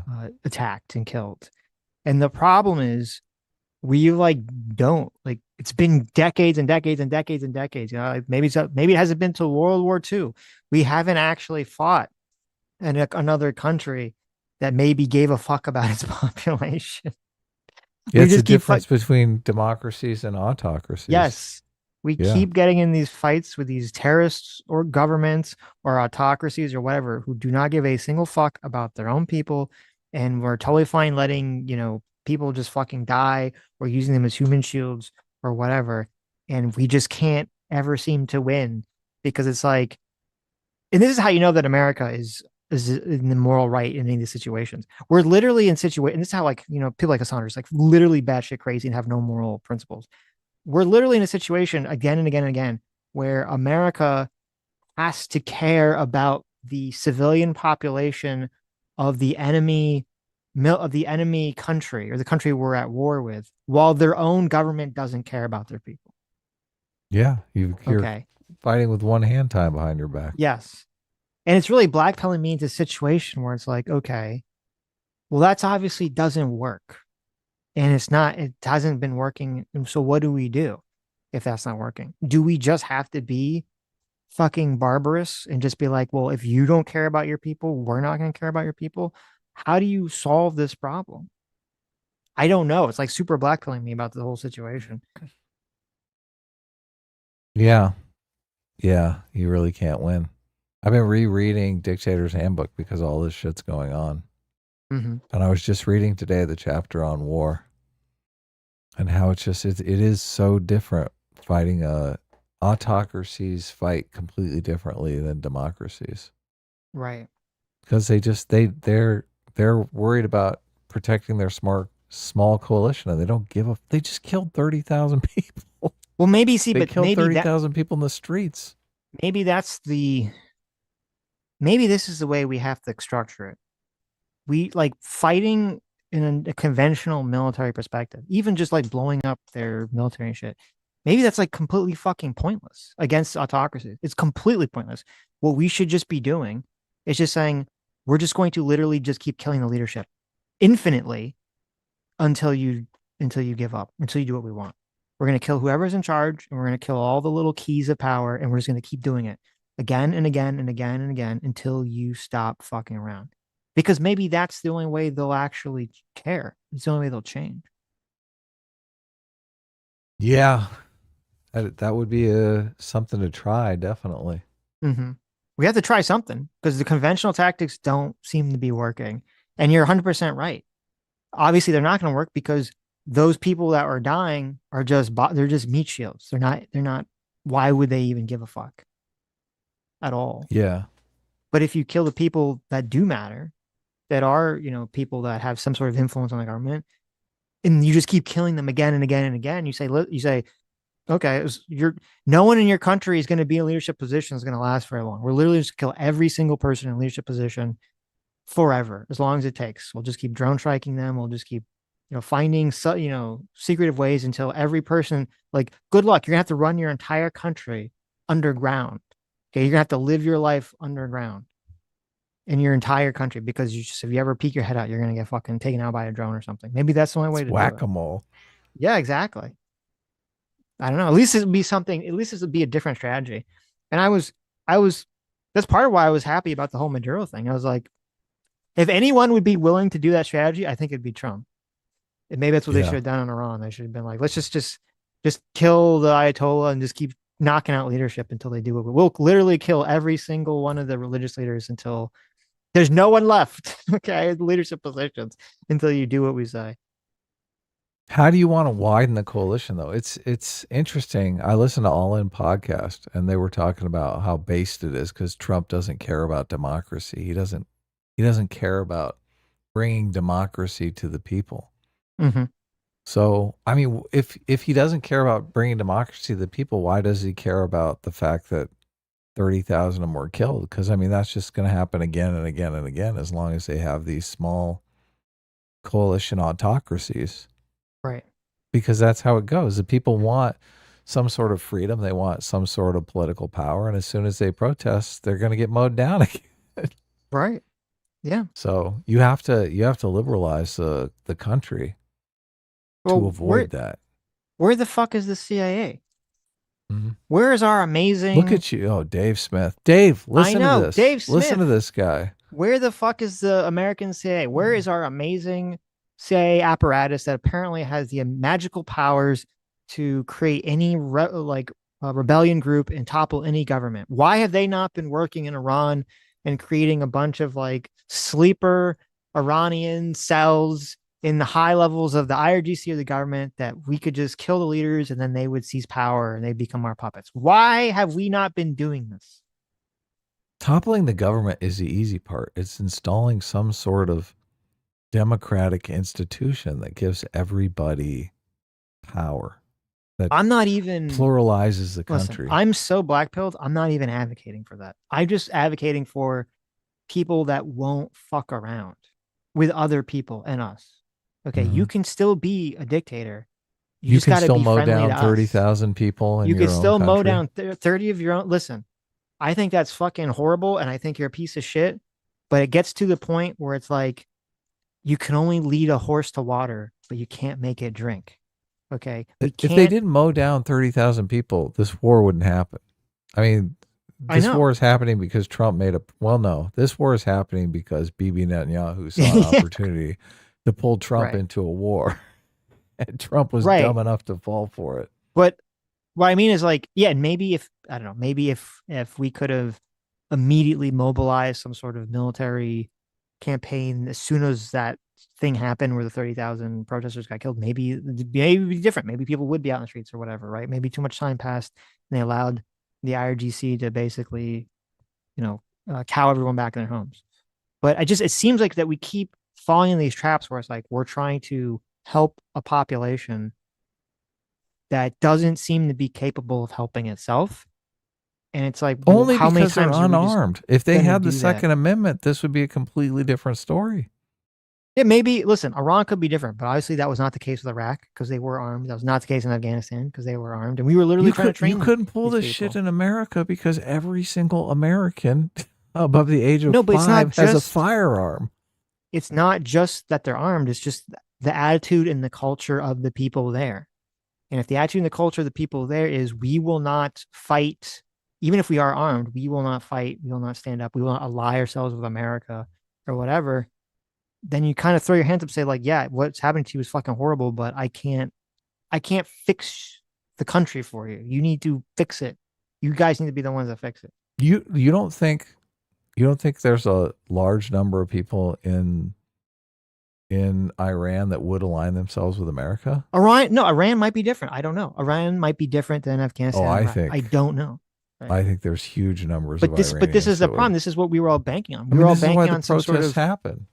But we were banking on some sort of concept that like the military was going to rise up against the IRGC or something, and there'd be some sort of internal power struggle. Right. And listen, maybe we'll come back from a week and that will fucking happen. But so far that doesn't seem to be happening. And a lot of the rumblings from the intel community seems to be that it doesn't seem like they think that's going to be happening anytime soon. I heard an interview with Trump, and Trump seemed very sober about the whole thing. He's like, right. He's like, yeah, the protesters would love to step up, but they don't have any guns, and it's kind of a big ask to. He's like 30,000 of them got mowed down. Yeah, I know. It's well, kind of a big ask for them to go out and get in the streets and fight barehanded against people. Of course. With machine guns, right? No, that's what you would have. It would literally have to be the army versus the RGC. Yeah, and they just sunk all their fucking hardware. Yes. But oh my God, it's so. We sunk their whole navy. Oh shit, Well, that was the wrong navy. Yeah, I don't know. They got 2 navies? Why didn't you guys tell me? I know. Why didn't you tell me they had 2 navies? Sitch, they have 2 navies? They have 2. They fly now, Adam. Did you Oh know that? my They fly now. Oh, you're so. Well, which one? Which terrible Star Wars is that? The last one. Last Jedi, right? Yeah. Oh my God. There's your AI edit. They have 2 navies now? They have 2 navies? Oh, Dameron, you were supposed to blow up the IRGC Navy, not the Army Navy. What? There were 2 navies? Silly me. Womp womp.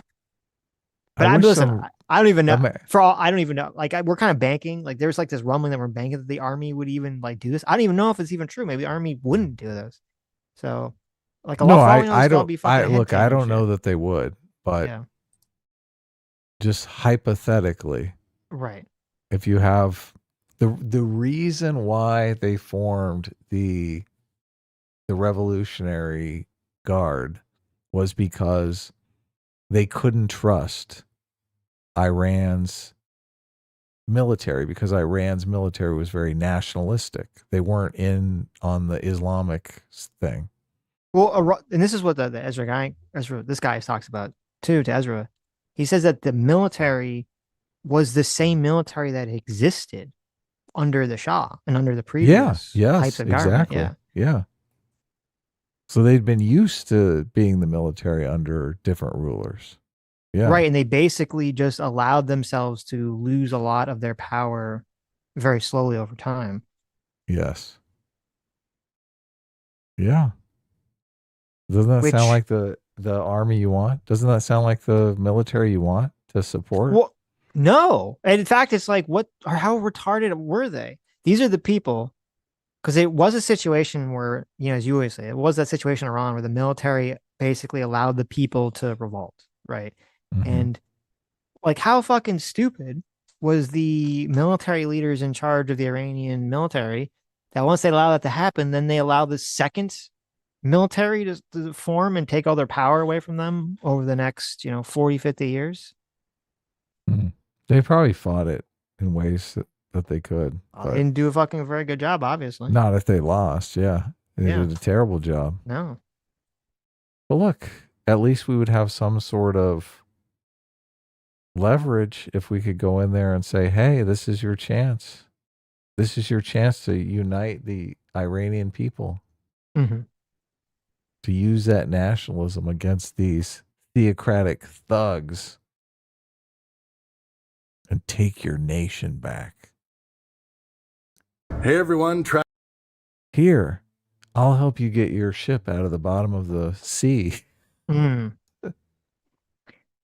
Brown Buffalo, thanks so much for $20, says, this is Rich coming from Mehdi Hassan. Considering that in his interview with John Bolton, he repeatedly asked, do you feel bad about the thousands of deaths in the Iraqi war? Oh, exactly. Yeah. That was his tactic. Zach Anderson for $20 says, Ben didn't attack Pierce about Israel even once, yet that's the only thing him and Megyn Kelly seem to be able to attack him about. Yeah, I mean, it's related to Israel because obviously, he was very triggered. Well, I know it's hard for me to imagine it's not related to Israel with Ben because it feels like Ben's so ideologically polarized on that one issue, and he was very critical of Pierce, having Dave Smith and all these other people on and all this other stuff. But it is very clear that Pierce and Megyn Kelly like they know that there's like a perception. They know that there is this perception about Ben, which is, partially true. And so they'll just keep kind of like targeting it and just, poking it, saying, oh, it's just Israel, Israel first, Israel first, Israel first, cancel us, cancel us, cancel us. And it's like an effective rhetorical strategy. Daz for 20 pounds says Destiny said he was intentionally being obtuse with Constantine. Well, there you go. Oh my God. There you go. I guess, and you'll about to watch it because he was 100% being performatively stupid in this conversation. Right. So that's a move now. That's just Right. like a thing. Because he wants right wingers to substantiate their points about immigration because he thinks they are being dishonest and are actually racist. Oh, okay. Okay. So he's gone completely down the CRT road. Right. Well, that's I mean, what was the stereotype he said he doesn't use? That yeah. Republicans are greedy racists? They're all greedy racists, yeah. Yeah. But you think Constantine is a racist? You really think Constantine is a racist? No, I don't. It's interesting. I don't know why, but at some point, many moons ago, when I was on X, okay, I followed John Cleese, the actor, John Cleese. Yeah. Okay. I think famous I did too. British actor. He was in all the Monty Python movies and everything, right? Very funny guy. There was a clip going around about nonpartisanship, and I think that's why I followed him. Yeah, maybe. I followed him like many moons ago. And it's funny because whenever I see him talk about politics, he fucking hates Trump. Really hates Trump. And he's always sharing Trump on X or whatever. But then even him, I see he's constantly talking about how he's constantly reposting. I don't see him talking about, but he's constantly reposting stuff about how like England is so cucked to immigration and allowing like this sort of like woke mentality of allowing basically like Muslims and Middle Eastern ideology to kind of come into the country and people just do whatever the fuck they want, and how no one's, like afraid to go after people that are committing crimes because they don't want to be called racist and all this other stuff. And he's constantly posting about all this stuff. And I'm like, wow, if John Cleese, who's constantly shitting on Trump, is even on that position, like the UK, people are like waking up that this is like getting crazy. Obviously. Yeah. Nobody likes it.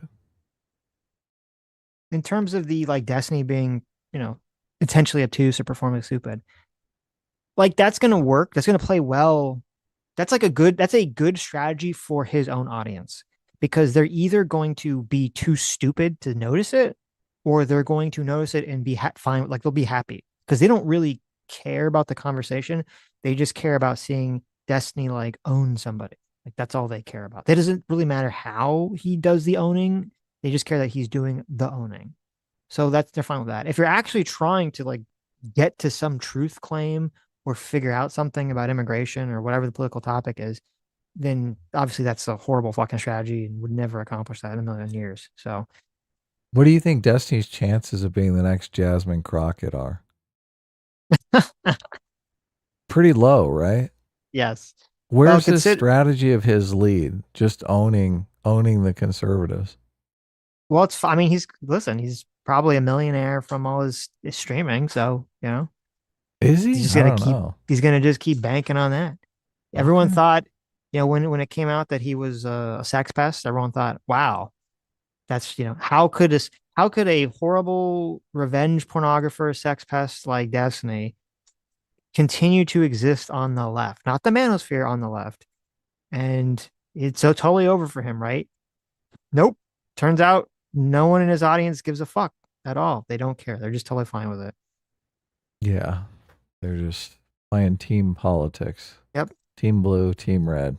So actually, maybe his audience did change a little bit, because in that video that his mod was on, I was talking about like the weird amount of violence going on in like the weird amount of violent rhetoric that I don't remember if it was his subreddit or his Discord, but there's like this weird like violent rhetoric going on in Destiny's community. He also said a lot of it is aimed at women. Like there's a lot of like anti-women violence stuff being discussed. So I don't know. Maybe they're totally fine with Destiny being like a sex pest. Who knows? They're just like, oh, that's fine. That's based. We're cool with it, I guess. Yeah. Have we ever had a problem with porn links in our chat? Yes. I don't think so, other than from maybe They're bots. bots. Yeah, there used to be back in the day. Did someone do it now? There used to be back in the day like these bots that would come on and they would spam.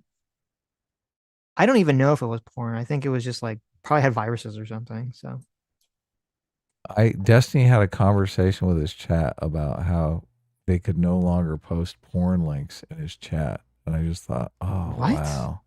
Yeah. Yeah, I heard this live stream. Yeah.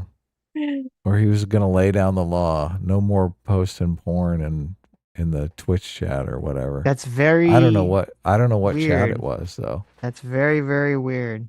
Yeah. Okay. What does that make you think? I mean, I share it because it is odd, right? It makes me think there's a lot of Vosh fans in Destiny community. I don't know. That's so weird. Why would you? Well, you know what it actually makes me think? It makes me think that a lot of these communities are based around parasocial relationships, and they're based around people just becoming friends with other people in the community, and that'd be another big reason why it would be very difficult for a lot of people to turn like if a lot of Destiny's community finds out, oh, he's a sex pest and like a terrible person, for them to turn against him, they're not just forsaking this parasocial relationship they built up with Destiny, but they could be potentially forsaking personal relationships internet relationships they built up, and Discord relationships they built up with all these people in Destiny's community as well. Mm-hmm. Oh yeah, definitely. So people sharing porn links with each other makes me think it's a lot more that these people just want to have this weird social interaction with each other as opposed to maybe even listening to whatever the fuck Destiny's talking about. I mean, I think people joke around in our chat. They show up and I mean, look, I joke around with the people in chat, so I get it. It is an entertaining but why aren't aspect you of the posting show. porn links, Adam, of your favorite porns in chat for chat to see? It's just that's so odd to me. Well, I think our audience is interested in politics. Like you and I are fascinated by politics. We love talking about politics. Obviously, we can talk about politics for like 12 hours straight, and we're both having a blast. People listen to that stuff because they're interested in politics too. But it did immediately make me think, okay, well, there's something else going on here in this DGG community. And look, if you listen to Destiny, I mean, he does give kind of dating advice sometimes and job advice sometimes. So it is very much I'm your big brother and you're just hanging out. So right. Yeah. So that's what we need to do. We've done a little bit of that kind of stuff. We need to do porn reviews, Adam. Let's do some porn reviews. Okay, what's your favorite recent porn that you keep clicking back to in the last month? I brought this up because it's cringe, not because I thought it'd be a good idea for our we need show. to hone in on this is the audience we need to hone in on. We need to hone in on the porn audience. We got the gooners. We got 24 women in our audience well, let's get those numbers down. Of 20,000, okay? 24 women is too many women in this audience. We need to get that number down. We need to talk more about porn. What if we talk? No, we need to talk about the gay male on male anime porn that all the women like nowadays to attract more women to the audience. So then we can get those women dating our own fans. Look, next Sunday, if you want to do a whole show on the milking farm thing, we could get our ladies numbers up. CS Pappy would love it. Yeah. We got some other guys in chat who I'm sure would like more ladies hanging out in the chat. Right. So you guys are just going to have to deal with it. You guys are going to have to put up with us talking about a bunch of gay shit you don't like. Because we got to lure the women in. Okay, we're doing They'll it put up as long as they're women at the end of the rainbow. I'm sure they'll be fine with it. Yes, unless you're into that sort of thing. So okay. Anyway, so let's try to watch. I mean, obviously, I don't know how much of this we're gonna be able to tolerate, but we'll see. We can suffer through some of it. Yeah, we can suffer through some of it. Immigration. No, the question was, can national identity make it through immigration to survive immigration, mass immigration? I guess I'll kind of take the reins on this. I feel like when I hear people talk about things related to open borders, mass migration, or national identity, there's kind of two questions that always pop up in my mind, and I never hear people actually kind of tack down what they mean when they say these things. So the first thing is, for national identity, I don't know as much about the various identities that exist in the UK, but I know for the United States, to try to find an overlap between identity from a gay guy in San Francisco versus like a farmer in Iowa or something, there's not many commonalities there. To speak of when you talk about national identity, especially when I'm thinking of it in the context of what type of immigrant would threaten that whatever unified identity, whatever those two things are. So I'm kind of curious, I guess, when I think about national identity, when I think about it being threatened by people, my first question is, what is the national identity that we're trying to protect for the United States or for the United Kingdom? And then when we talk about like migration or mass migration, what do we mean exactly when we say that? Well, wow. I mean, wow. I think the question is fair. Obviously there is a difference, between like, a redneck somewhere in some rural area is going to have different cultural values than some gay guy in San Francisco, right? They're going to seem different, but there's going to be overlap. And I still think there's going to be a lot of the overlap there is going to be that sense of kind of American individualism that's kind of roots the underpinning of the morality for most people in America. Most people in America do have a sense of like, I have a right to free speech. You have a right to free speech. As long as like, obviously people, when they get emotional, they get argumentative, like, those all go out the window. But I think if you ask these people these questions in like a non-emotional vacuum, right? Yeah, generally they would both people agree easily. Yeah, generally people are going to kind of have, I think in America, generally have libertarian attitudes about like, harm should be based on like, are you bothering me? Like maybe if you're not bothering me, you can do whatever you want. Now, obviously, there's not everyone agrees with this, and it's going to differ on different issues and blah, blah, blah. But we're kind of talking about like there's like a general cultural meme that circulates. And obviously, this is true because this is why arguments in America are often framed this way in politics. They wouldn't be framed this way by both the left and right if it was not the common cultural idea, where, you could have someone come from, an Islamic country or whatever, and they will not, that cultural meme, that cultural idea of like, well, you can do these things as long as they're not harming me in some way or harming another person in some way. That's a completely foreign concept to them. That's a completely alien concept to them. If someone, not everyone obviously, but if someone says, I think you should go to jail because you blasphemed, or I think you should be put to death because you blasphemed or turned away from, my religion, I would say that's a pretty substantial cultural difference. I would say that's a far greater cultural difference than some person in rural America versus some gay guy in, the West Coast somewhere. Yeah. It's an interesting question. I don't like it being framed in that America doesn't really have any values. There's this thing called the American dream. It usually refers to home ownership. That's something that they would probably agree on. There's like a belief in hard work, right? The Protestant work ethic. America is kind of founded on that. There's the belief in live and let live, which you get the free speech and the Second Amendment out of, right? First and Second Amendment. There's all these kinds of things that are American. I pointed out one when Tracy was on. We have this ethic that the customer's always right? It's a very capitalist ethic. Well, in China, they have, cheating is clever. If you can get one over on the customer, then that's the thing that you should do. That's buyer beware is their ethic. Do you think buyer beware is the ethic in America? I mean, it happens. I think it definitely happens, but I think culturally people are against that, and they would conceptualize that as not being clever. They would conceptualize it as corruption. Right. That's a huge difference. That's a huge difference. Right. If our culture was cops bribe you, cops shake you down for money, and that's clever, you got a completely different culture. Yeah. So there definitely is a strong cultural attitude of like rule of law.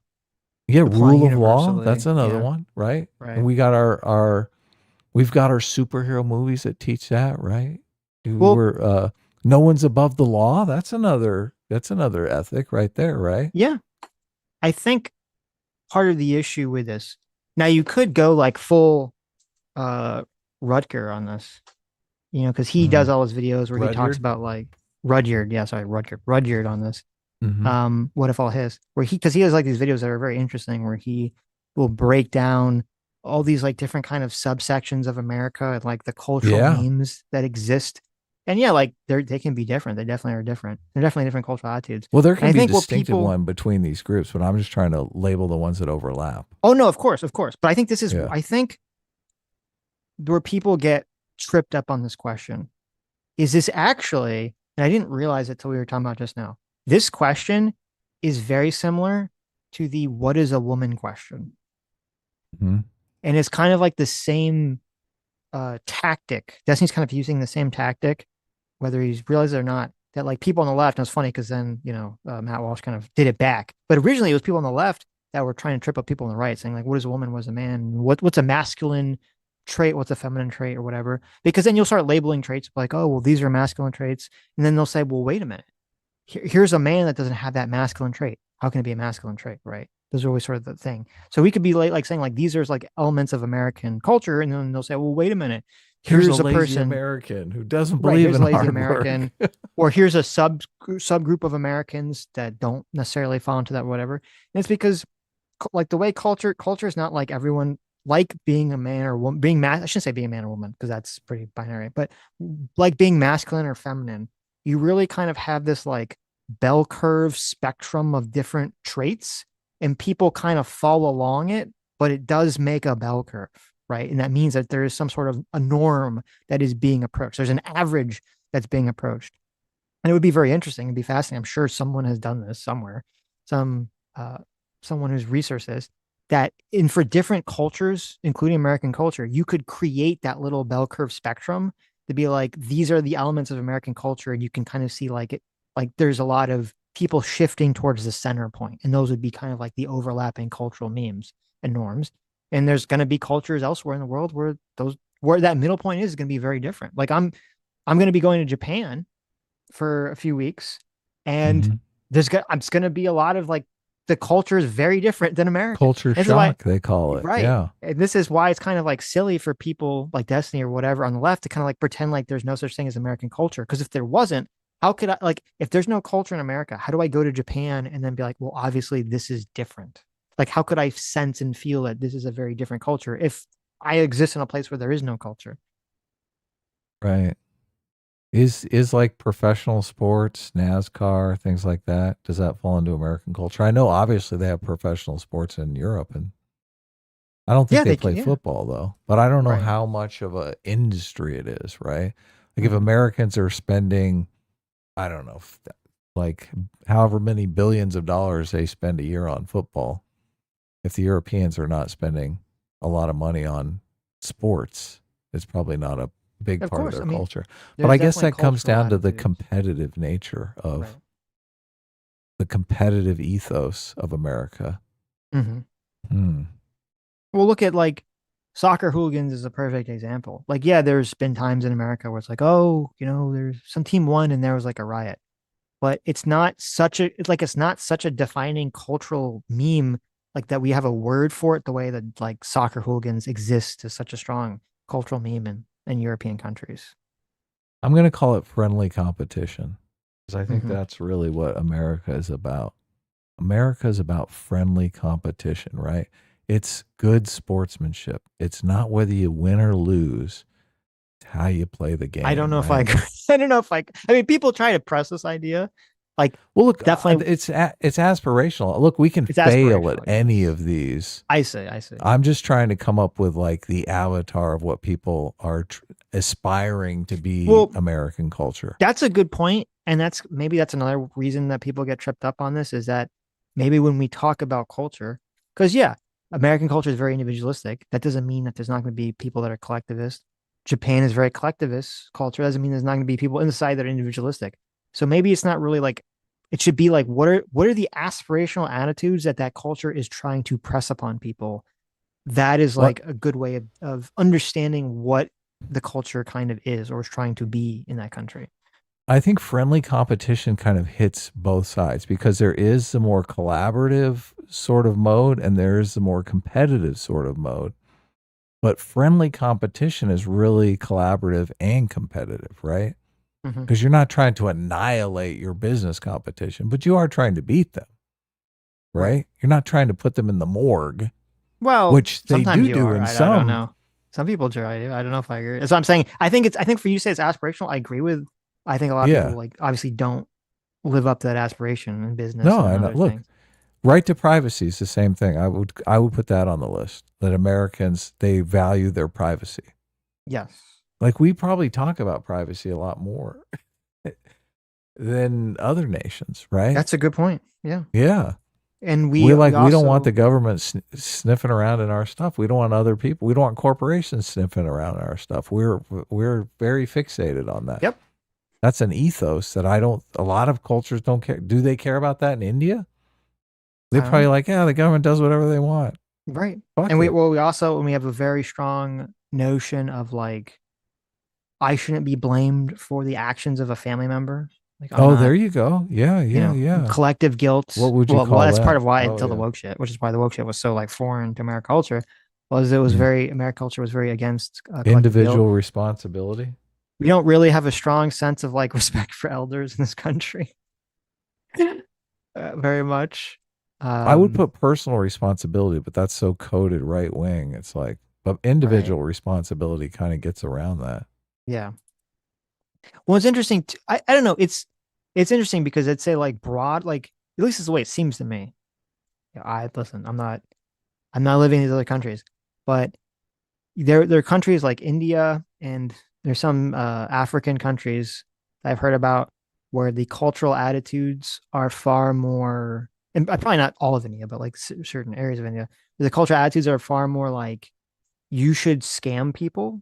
Like it's totally seen as like you're a clever. totally Yeah. like fine thing to scam like foreigners. Like you should be doing these Dropbox scams and these call scams and these Bitcoin scams. You should be doing all these scams, against people in other countries. That's totally like fine. Where there are definitely people that try to scam people in America, but the general cultural attitude is not like that. That's Those people are acceptable. wrong. Yeah. Yeah. That those people are kind of scummy and wrong when they sort of advocate for things like that. In other countries, they'd be bragging about it. Or low class. Yeah. And this is another issue too, is a lot of this is like class issues because there's obviously going to be different cultural attitudes for different classes. And a lot of times when you have, mass immigration to a country, it's generally not, middle and upper class people immigrating in the country. And that sort of causes a lot of conflict as well.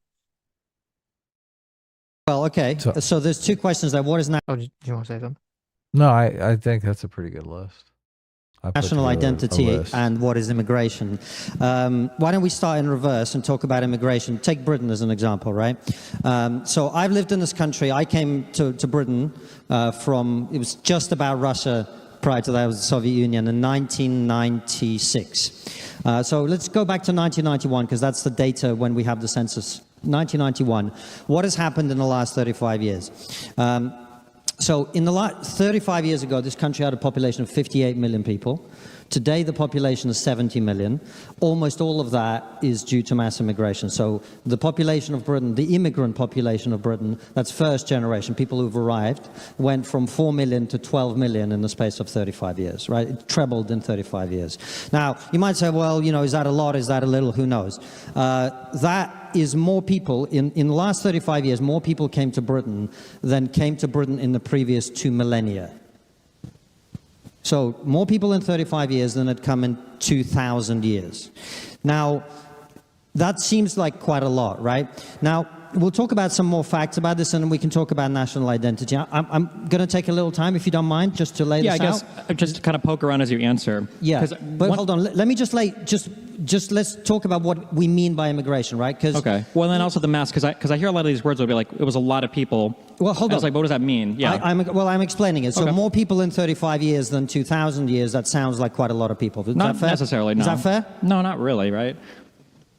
In the context, really. like if I were to ask for like the total growth of wealth compared to like the last like 50 years might also dwarf the last 2,000 years, or the total amount of...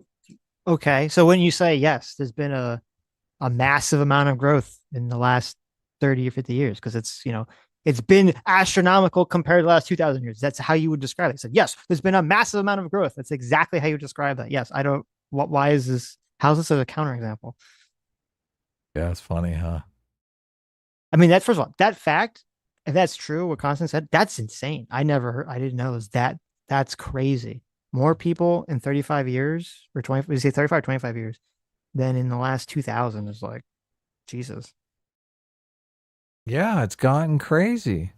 And you can't even say like it doesn't even make sense to think of that because you could kind of make some sort of argument like, but Sitch, obviously that's the way it's going to be because like population growth. But that doesn't really make sense because it'd be like, well, if you have population growth in your country, right, you're going to have exponential, there's going to be an exponential growth of more and more people, obviously. But that shouldn't necessarily apply to people coming into your country, right? That's a completely separate thing. That should not necessarily have to explode on some sort of exponential scale. Especially in a democracy, the ramifications of that, if these people are coming in and voting, oh my God.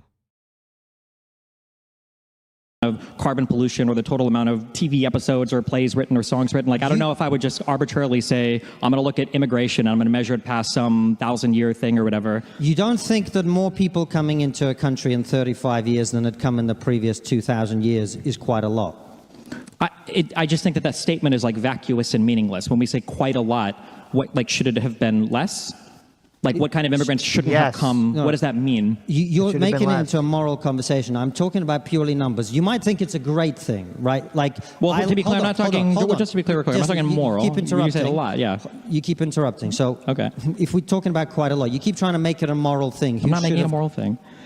If we're going to have a conversation, you're going to have to let me finish a sentence at least. Well, just don't misquote my position. Okay, yeah. So just calm down for a bit. I'm super calm. I know you've got your Red Bull. Just have some my water, Red Bull. chill I'm out. still super calm. Okay. Yeah, it's a very simple question, yeah. If more people... If you're making a moral issue, it becomes very clouded and complicated. Let's just talk about what we're talking about in terms of pure numbers, right?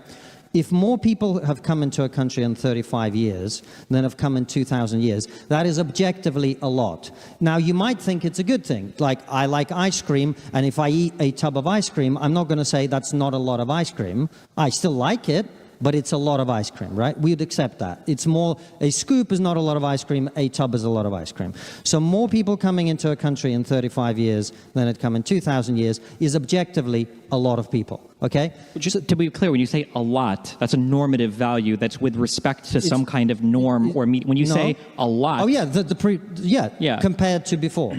Yeah, compared that's to the entire objectively, span of the that is history of this objectively country. true. It's just kind of a meaningless thank statement. You. Like So everything is a lot more than the that past what I'm saying is 2 millennia. objectively Yeah. true. I'm grateful. Correct, yes. So it's a meaningless statement, but yes. Now that we've got that. How is it a meaningless statement to say something has increased to a rate that it's never been before? How does that mean? Well, he's using a long period of time to say, look, cumulatively over the last, what did he say, 2,000 years? Mm-hmm. This many people immigrated a Great Britain. So you think, 2,000 years, it's got to be like thousands of people, right? Millions of people. Right. That's a long time. Right. And then he's like, yes. And in the last 35 years, that same 2 million people immigrated to Great Britain. Right. He's objecting to the framing because the framing obviously has an emotional impact. You're like, oh my God, it's an invasion. Right. But if you're going to be some sort of, I think if you're going to be an honest interlocutor in this conversation, which I guess is, Daz said Destiny was intentionally being obtuse. So I'd say, in my mind, that makes you dishonest. Dishonest, yeah. Interlocutor. Because, I mean, Constantine is right. You can then have a conversation about whether do you think that's good for the country or bad from the country. But the question that Constantine was answering was, how do you define mass migration? Right. And it was, this is how I define it. You have an unprecedented number of people that are coming into the country. And then Destiny does this thing where he then kind of tries to change the question into, well, it's not, that's a meaningless thing. It's like, what do you mean it's a meaningless thing? You asked me how I define something. I explained it in a way that everyone should agree with. A massive amount of things has happened. Okay, how can you say that's meaningless? You're saying it's meaningless because you're already trying to jump ahead to apply some sort of normative value or some sort of moral or ethical value to the question. Yeah. If you defined it as more people than the country is able to assimilate, like they have a huge problem with assimilation. So immediately they're like, what? Right. You're going But to then, yeah, assimilate these people. You can take their culture away from them. of course. Of course. What are you, right. evil colonizers? Well, I mean, they did come to our country, right? Right. But if you tried to find it that way, then you're going to get body Destiny's going to be like, how, well, prove they're not assimilating, right? It's like, Prove so, they're not assimilating. yeah. What does it even mean to assimilate to British culture, Adam? Okay. Do they have to like fish and chips? Is that what that means? Mm-hmm. They have to wear big black fuzzy exactly hats right. and drink tea and talk in a British accent. Yeah, they have to have the British accent. Otherwise, we They have to have fucking bad throw them teeth. back. Exactly. I That's like right. it. These are Anyone good. with nice teeth, get them out of there. Throw them out of the have to country. go down to the pub and fall down on the curb a couple times. There you go. No, I just look, assimilation is part of it, but Right. you're exactly right. He would go to like all this is why these debates are just bullshit, because all it is like massive nitpicking. That's all it is boring as fuck. Well, what does it mean? Well, first of all, is that you or him? No, it's me. I had food Go in my ahead. mouth. No, go ahead. I'm not fasting like you, but you should. I should. Because a lot of, I feel like a lot of conversations are people. There's like like language is imprecise. A lot of like knowledge and information is kind of imprecise. Like we all kind of understand a concept. We all understand the concept of like, yes, you can have too much immigration come into a country or into an area. It doesn't even have to be immigration. Like you could literally have, like, go back to Desi's example of like the rural farmers and the gay, San Francisco people. If you had like an influx of like 1 million right-wing rural farmers, like all start, flooding he would into lose his shit. Yeah, flooding into like smaller, like Portlandia, lefty West Coast areas. All those people are going to complain because they're going to be like, all these different people are coming in, they're trying to change the culture and We things feel can't different, blah, blah. assimilate them. Yeah. Right. They're not assimilating our ways and, blah, blah, blah, blah, blah, right? Like, so it doesn't even have to be immigration from another country. It could literally just be from country to, like, there's going to be different values, even, as he said, within the country. And people obviously know this. It's very obvious. It's very intuitive that people generally, for the most part, don't like that. They don't like it when they're in an area and they feel like some sort of external group of people or force comes into it and is changing the area in a way they don't like. And so, I mean, I feel like you should be able to have a conversation about that in kind of an honest way about, like, well, obviously that's going to happen to some extent with immigration. If you let too many people in, you don't, try to force assimilation and stuff without kind of getting, as you're saying, whereas, and I think is kind of like the, I really like P.F. Young's kind of chart of like the autism spectrum here is getting, bogged down in this sort of like hyper autistic. Well, unless you can completely bring out a chart that shows all the different elements of the culture and how many people are adhering to it and how many immigrants are not adhering to it. Like, unless you can kind of completely break this down, like you're kind of an autistic computer, then we can't actually have a conversation and you're racist. That's hilarious. Because that's what's happened. I mean, that's essentially what the argument is. I know. It's so sad because you can't have that conversation. Yeah. Even if you want to talk about assimilation and go down that road, I mean, you could ask them what their idea of assimilation is. Well, and it doesn't matter, because if you were talking with Destiny or one of these people and you're like, I have a chart, we've done extensive polling, I have data that shows the cultural attitudes of America, okay? Like both regionally and then overall. Like, I've done all the research, right? And then I also have like a chart that shows all the different cultural attitudes studies of people from like Syria, right? Syrian refugees, okay? And it's like, you see like, okay, look how different it is. All right. And if you have an influx of people into American culture, then we also track those people, and we showed that like a lot of the people, if they end up getting dispersed in the population evenly, that there's a lot of assimilation. But if they don't, because they naturally clump up and there's no sort of government force that's like forcing them to disperse, then you see that the cultural attitudes, don't assimilate. And a lot of them are then passed down to the next generations, right? If you like had like all this data, it's not going to change. None of these people are going to fucking change their mind. They're like, oh, I guess the right wing was correct.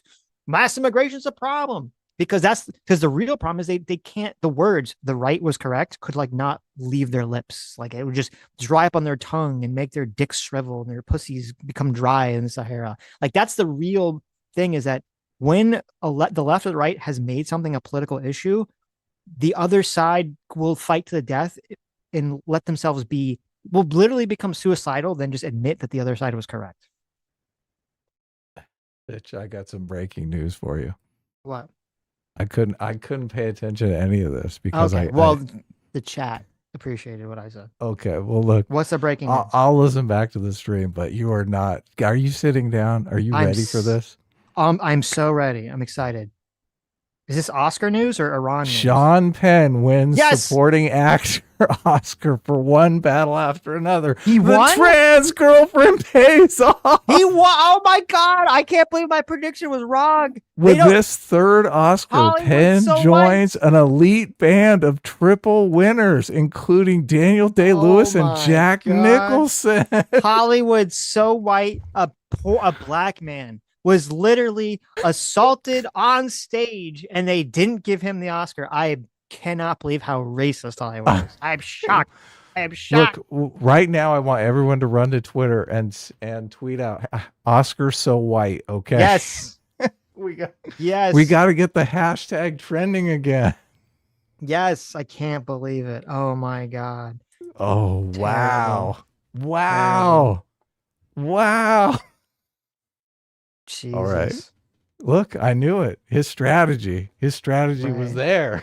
That you're so right. Listen, Sean He's Penn gonna is marry. there. He's gonna marry that woman. Sean Penn is sitting there. He's like, listen, the 2 years of pounding on my poor asshole paid off. Okay. It wasn't for nothing. It wasn't. It's probably best because, like, if it was for nothing, he probably would have just, Minecrafted himself or something. It would have been too much for him to bear. Hollywood saved Sean Penn's life today. But he played a racist. I can't believe this. He played a racist character.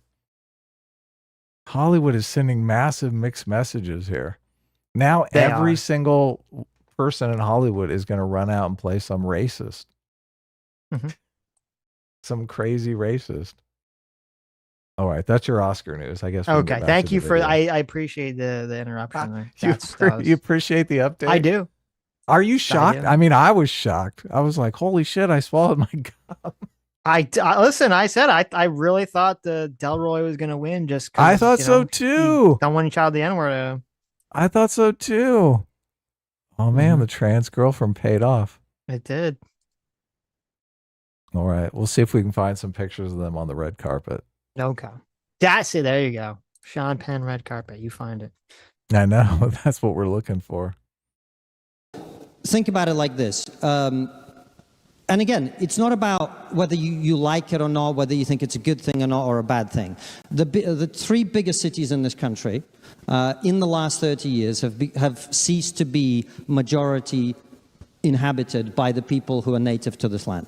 That's just a fact. And I am one of the people who's come here in that time. So I'm not saying it's only a terrible thing, but it's an objective fact. The three biggest cities in the country are now majority minority. London, and this has happened very quickly. London was 80% white British in 1991. It is probably around 30% white British today. So if you have seen that level of change in the city in which you live, think about this as well. 3/4 of the people who live in this country today are over the age of 35. So all of this has happened within the lifetime of one generation, effectively. That is a level of change that is A, completely unprecedented, B, extremely transformative, whether you like it or not, good or bad, whatever you may think. You might think, oh, the amount of different kinds of food has got better. It's true, objectively. But it's also true, objectively, that entire swathes of this city are no longer inhabited by the people who used to live here. Again, this is an objective fact. You can like it, you can dislike it, but that is something that has happened. This is true of London, it's true of Manchester, it's true of Birmingham, and it's true of several other smaller cities in this country. By 2060, according to current projections, white British people will become a minority in this country. 2060 is the next 35 years. Right?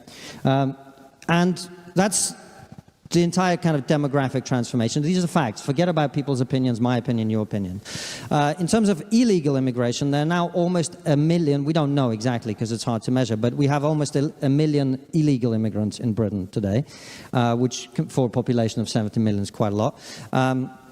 And we currently spend £14 million a day I'm not talking about the cost to the taxpayer of having 1 million illegal immigrants here. I'm talking about how much we spend to accommodate them and all other things.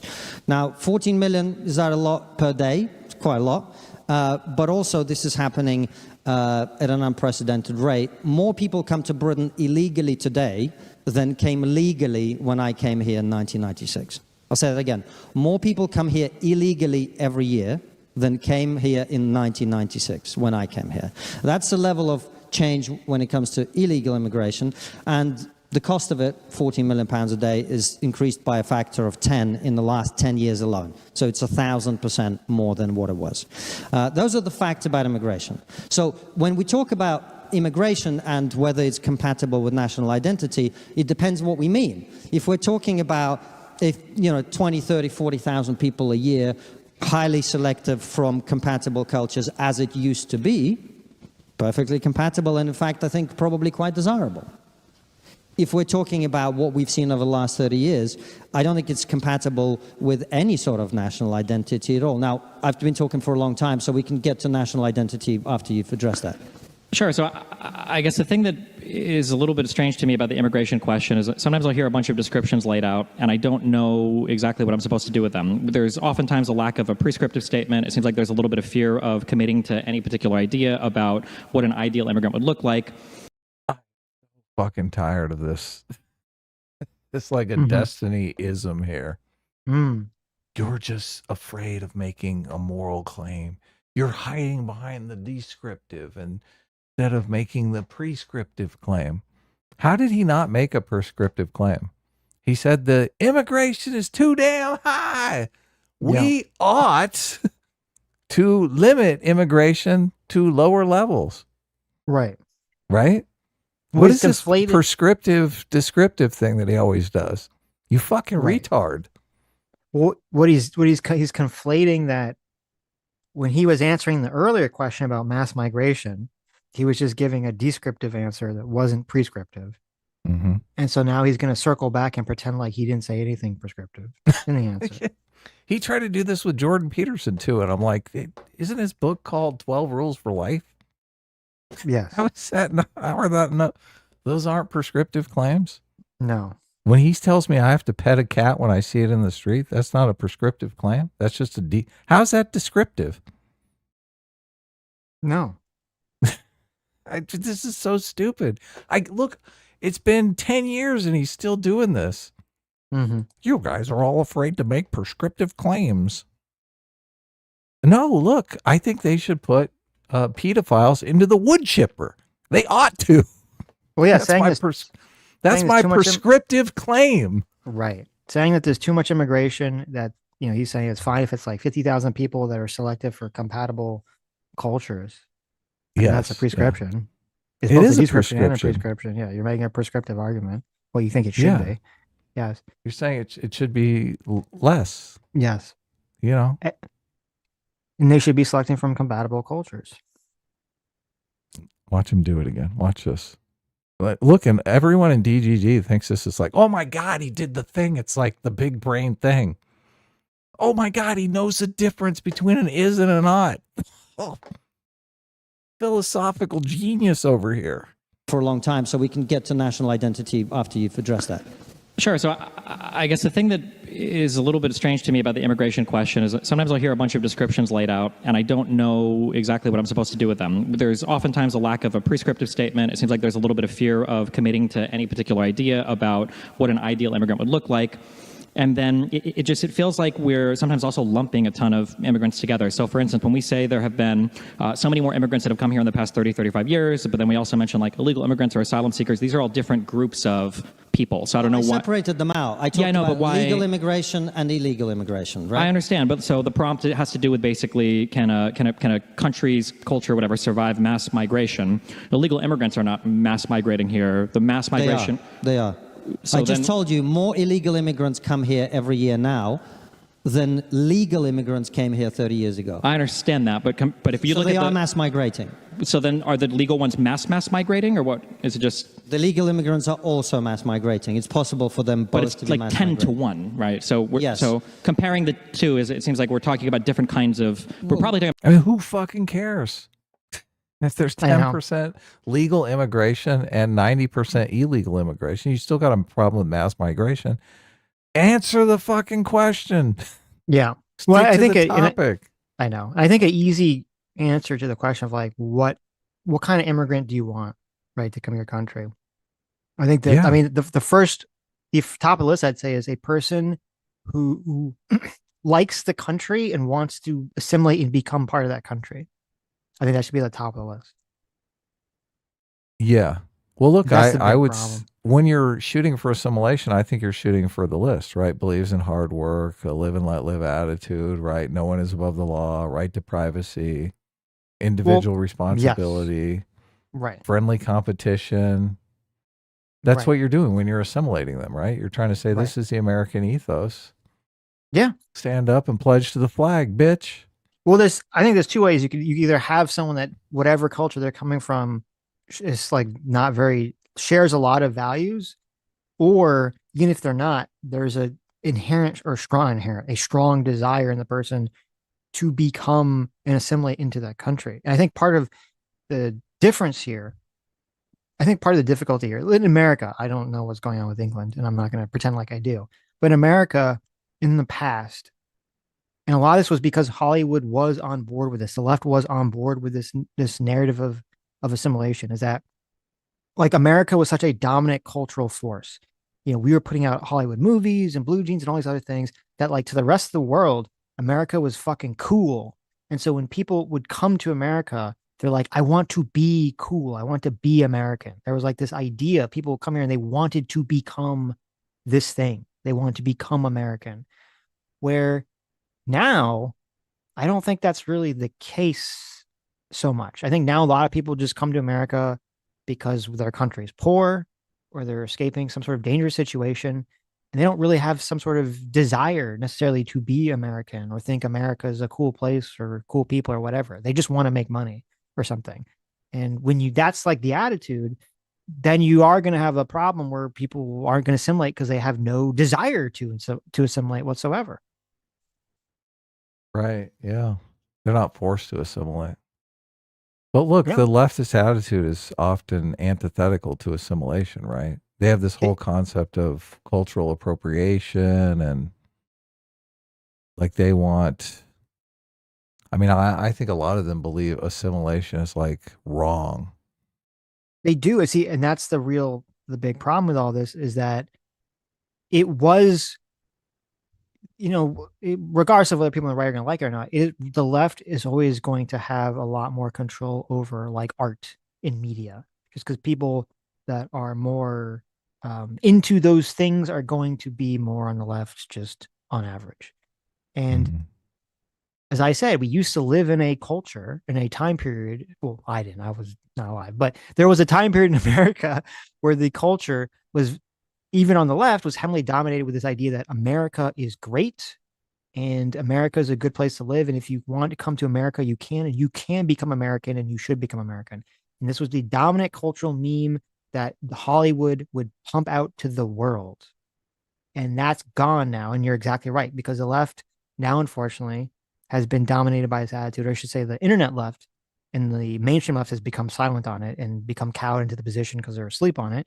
But the internet left, which is very noisy on it, they've become the exact opposite. They have adopted the position that, yes, assimilation is racism, that actually melting pot is bad. You should be multicultural, which means you shouldn't assimilate. You should just be a person from Syria who lives in America. You should be a Mexican American. You should be a Lebanese American. You should be an Indian American. You shouldn't be an American American. You should be a hyphenated American. You should be some other type of American, and you should not try to assimilate and become American anymore. And actually, and it makes sense why they would have that position, because all those people also have the position that America is a horrible racist country. And so if that's your thought process, why would you want to assimilate? Yes. Why would you want someone to assimilate in that culture, especially because all these people are hyper fucking racist and they think that all the white cultures and white countries of the world are all like the evil countries and the bad countries and the racist countries. And so in their minds, they're like, yes, it is actually evil for a non-white person to move to a white country and then that non-white person to be expected to give up some part of their identity to assimilate into this white culture, this white identity. To them, that is like the most evil fucking thing ever. Yeah, you can't even assimilate people in that kind of culture. So no. Right, that's what turns this whole conversation into a dog and pony show, because I think I think Destiny instinctively knows that he can't really have a conversation about assimilation because that's a no taboo topic. So he's got to like autistically cling to these numbers, right? Yeah, well, he would get bogged down in this whole, you can't clearly define what assimilation is, you can't clearly define what culture, like all these sort of like, you need to be hyper autistic about all these things that people intuitively understand and try to have a conversation about. Right. He wants you to define assimilation so that he can frame you as a racist. Mm-hmm. Right. That's what he wants Well, you that's to true do, too. right? Right, that's true too. Bull Metis Steel Dragon for 100 Ronalds. What are Romanian? Okay. 100 Ronald McDonald's. Says Destiny's whole underlying foundation is that the right-wing pundits gaslight the population and make them vote right-wing figures. He said to Paul's ego that people had more money during Biden, yet voted for Trump. It's pure cope. Interesting.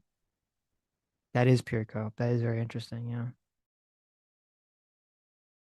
Valve and Go, thanks so much for the $40.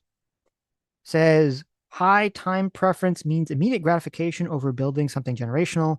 Masses of foreigners will inherently have higher time preferences than citizens with heritage because they have no prior connections. This isn't just true for brown immigrants. Western expats usually only care about hedonism when relocating. When the body politic of a complex society becomes overwhelmingly high time preference, it usually collapses. I've heard this the time. Who's the guy? There's someone that was making the arguments about the time preference guys. I forget the guy's name, but this was the person that Aiden was always trying to get us to read. Ooh, so I've heard the argument. I've never really like looked into it, have some sort of deep thought process about whether I agree or disagree with sort of the high-low time preference theory of things. So, I mean, like intuitively, like conceptually, it makes sense. But if that's the case, obviously, you want people that are coming to your country or your society from wherever, and they have some ideas of actually like putting roots down, and building a family and having the country, be good. And I think a lot of that correlates or ties directly into this idea of like, if you're immigrating to a country, you should want to actually become a part of that country, not just make money in that country. Like if you're immigrating to England or Japan, I mean, obviously Japan's a lot more like touchy about this stuff, but like if you're immigrating to England, I think it should be because you're like, I love England. I love British culture. I want to be part of British culture, as opposed to like, well, I'm just immigrating to England because I want to make money. Like a lot of people, when you look at those videos of like the guys, I don't know where they're from, but the black guys in Paris who are like selling all this like bullshit, like knockoff Eiffel Tower nonsense, like in front of the Eiffel Tower and stuff. Like okay, hilarious. I don't think any of those guys came to France because they're like, oh, I really have like this great desire to be part of the French people. Oh, I really love the French. Like none of those people like have any of that desire whatsoever. They just want to make money in France. And so, yes, those people, I don't think that that's the way immigration should function.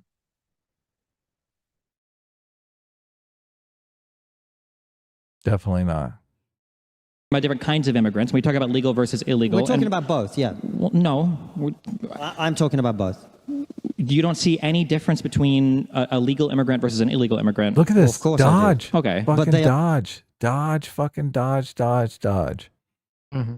He's like, oh, let's really talk about the difference between illegal and legal immigration. Why? Instead of talking about the mass immigration going on, right? Right. Let's go over here in this little side water instead of talking about the actual topic. Mm-hmm. Why does he want to talk about the topic, Sitch? Why is he dodging so badly on the topic? Think you know. Yeah, I totally know. Because he's like, I want these people to come in. I want these people to overrun my country. I don't think Destiny even cares about that. I think it's just his entire. Because he's like, a number of them will be underage and they won't go to the cops because they're here illegally. The Epstein approach to the situation. You know what? You could be correct. You could be correct. Maybe that's part of it. I think it's mostly just he's so brain broken on like the left-right political divide at the moment. That's all he can see things through that lens. He's like, right-wing talking point, bad. Right. Go back. You started up. They're both mass migrating here. They're both coming here in unprecedented numbers.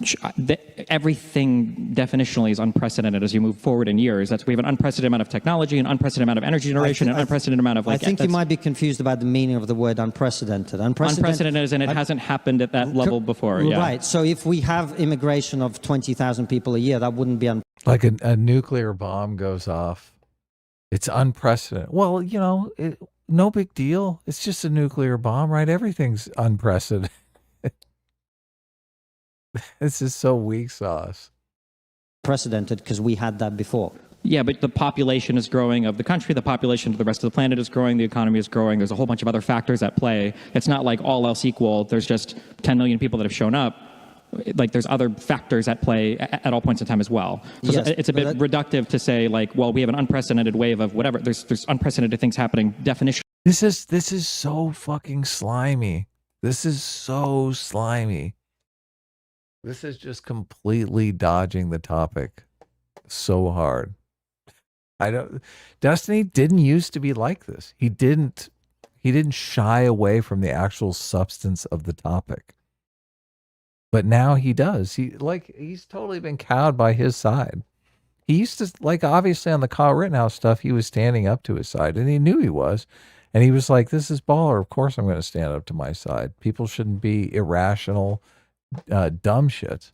But now it's like a completely different destiny. It's like, oh my God, we can't actually have a conversation about this. Right. We can't talk about assimilation. We can't talk about what is the right amount of immigration for the country. He can't even have a conversation about the topic. All he's doing is trying to spin and obfuscate and avoid. Did you come back? I did. What are you trying to get in here? You're completely What'd you think of my rant? I liked it. It was good. Good. Yeah. What the fuck? What happened to Destiny? I think every year forward into the future we go. No, that's yes. not true. What's the thing that's been frozen? Trump broke his brain. That's what happened to Destiny. And the reaction to it. Frozen in time. I just explained it to you. Yes, you laid out a bunch of numbers, and I just explained why they're contextless and meaningless. But now I'm asking, what is the thing that's unprecedented? Look, or I'm sorry, what would be a thing that is not changing in the past 30 years? Like if you had to look at something. One of the most amazing things of arguing with anybody from your position is the extent to which they refuse to understand what words mean.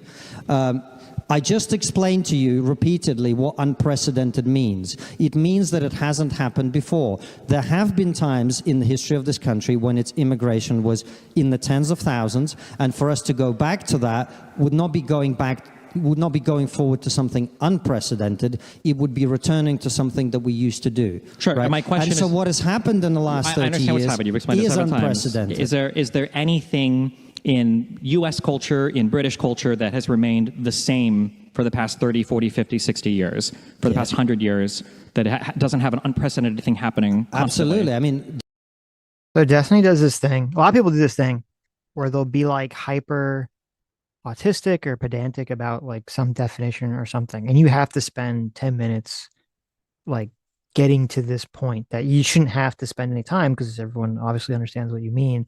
And as soon as you finally get to the point where he can't argue anymore because it's like too evident what you're talking about, where he runs out of a talking point, he'll just shift immediately to a different question without acknowledging like, well, he just wasted everyone's time for 10 minutes.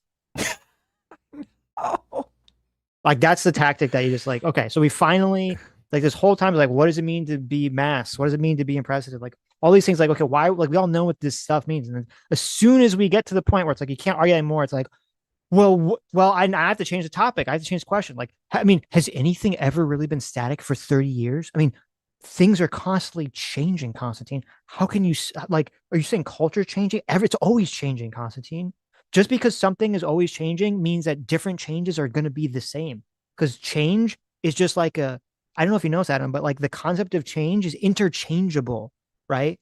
So like if your life changes because you win $1 million, okay, or your life changes because you get in a horrible car accident, those are actually the same because they're both changes. That's all that matters.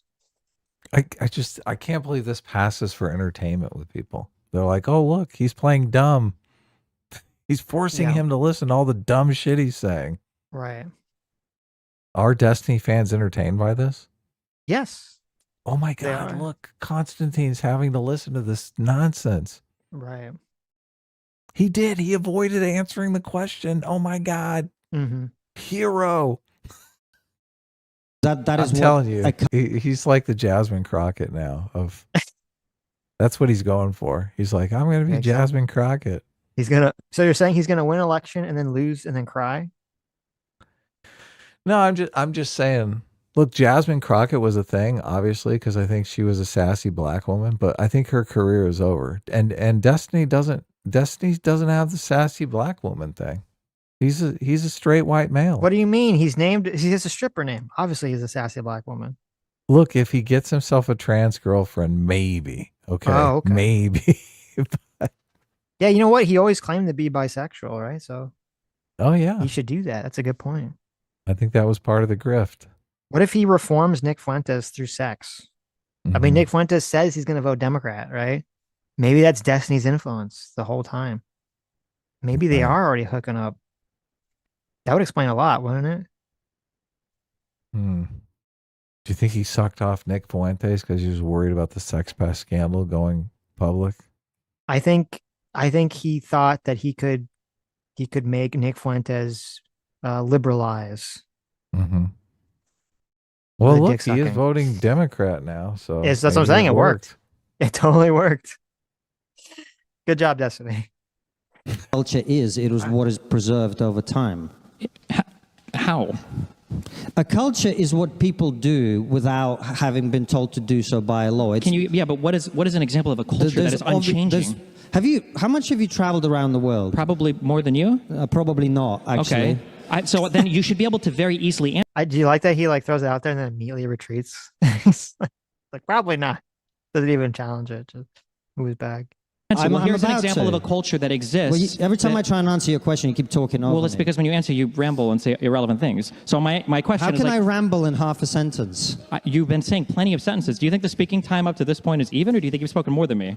I have spoken more than you, but I haven't interrupted you. So then you've had an opportunity to speak. You're just not answering my question. So my question is very simple. What's a culture that you feel has been unchanged for the past 50 years? Or what is an example of cultural preservation? I feel like cultures are evolving all the time. It's definitionally a part of culture. Of course. Cultures are evolving all the time. But if you were to be plonked in 1970s Afghanistan...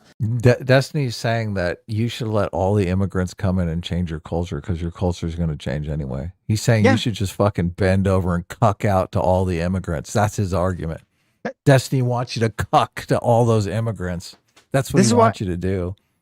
He wants you to give them all your girlfriends. Of course. Watch them fuck the shit out of them. That's Destiny's position. Maybe he's into that, so you know. He probably does want that. Right.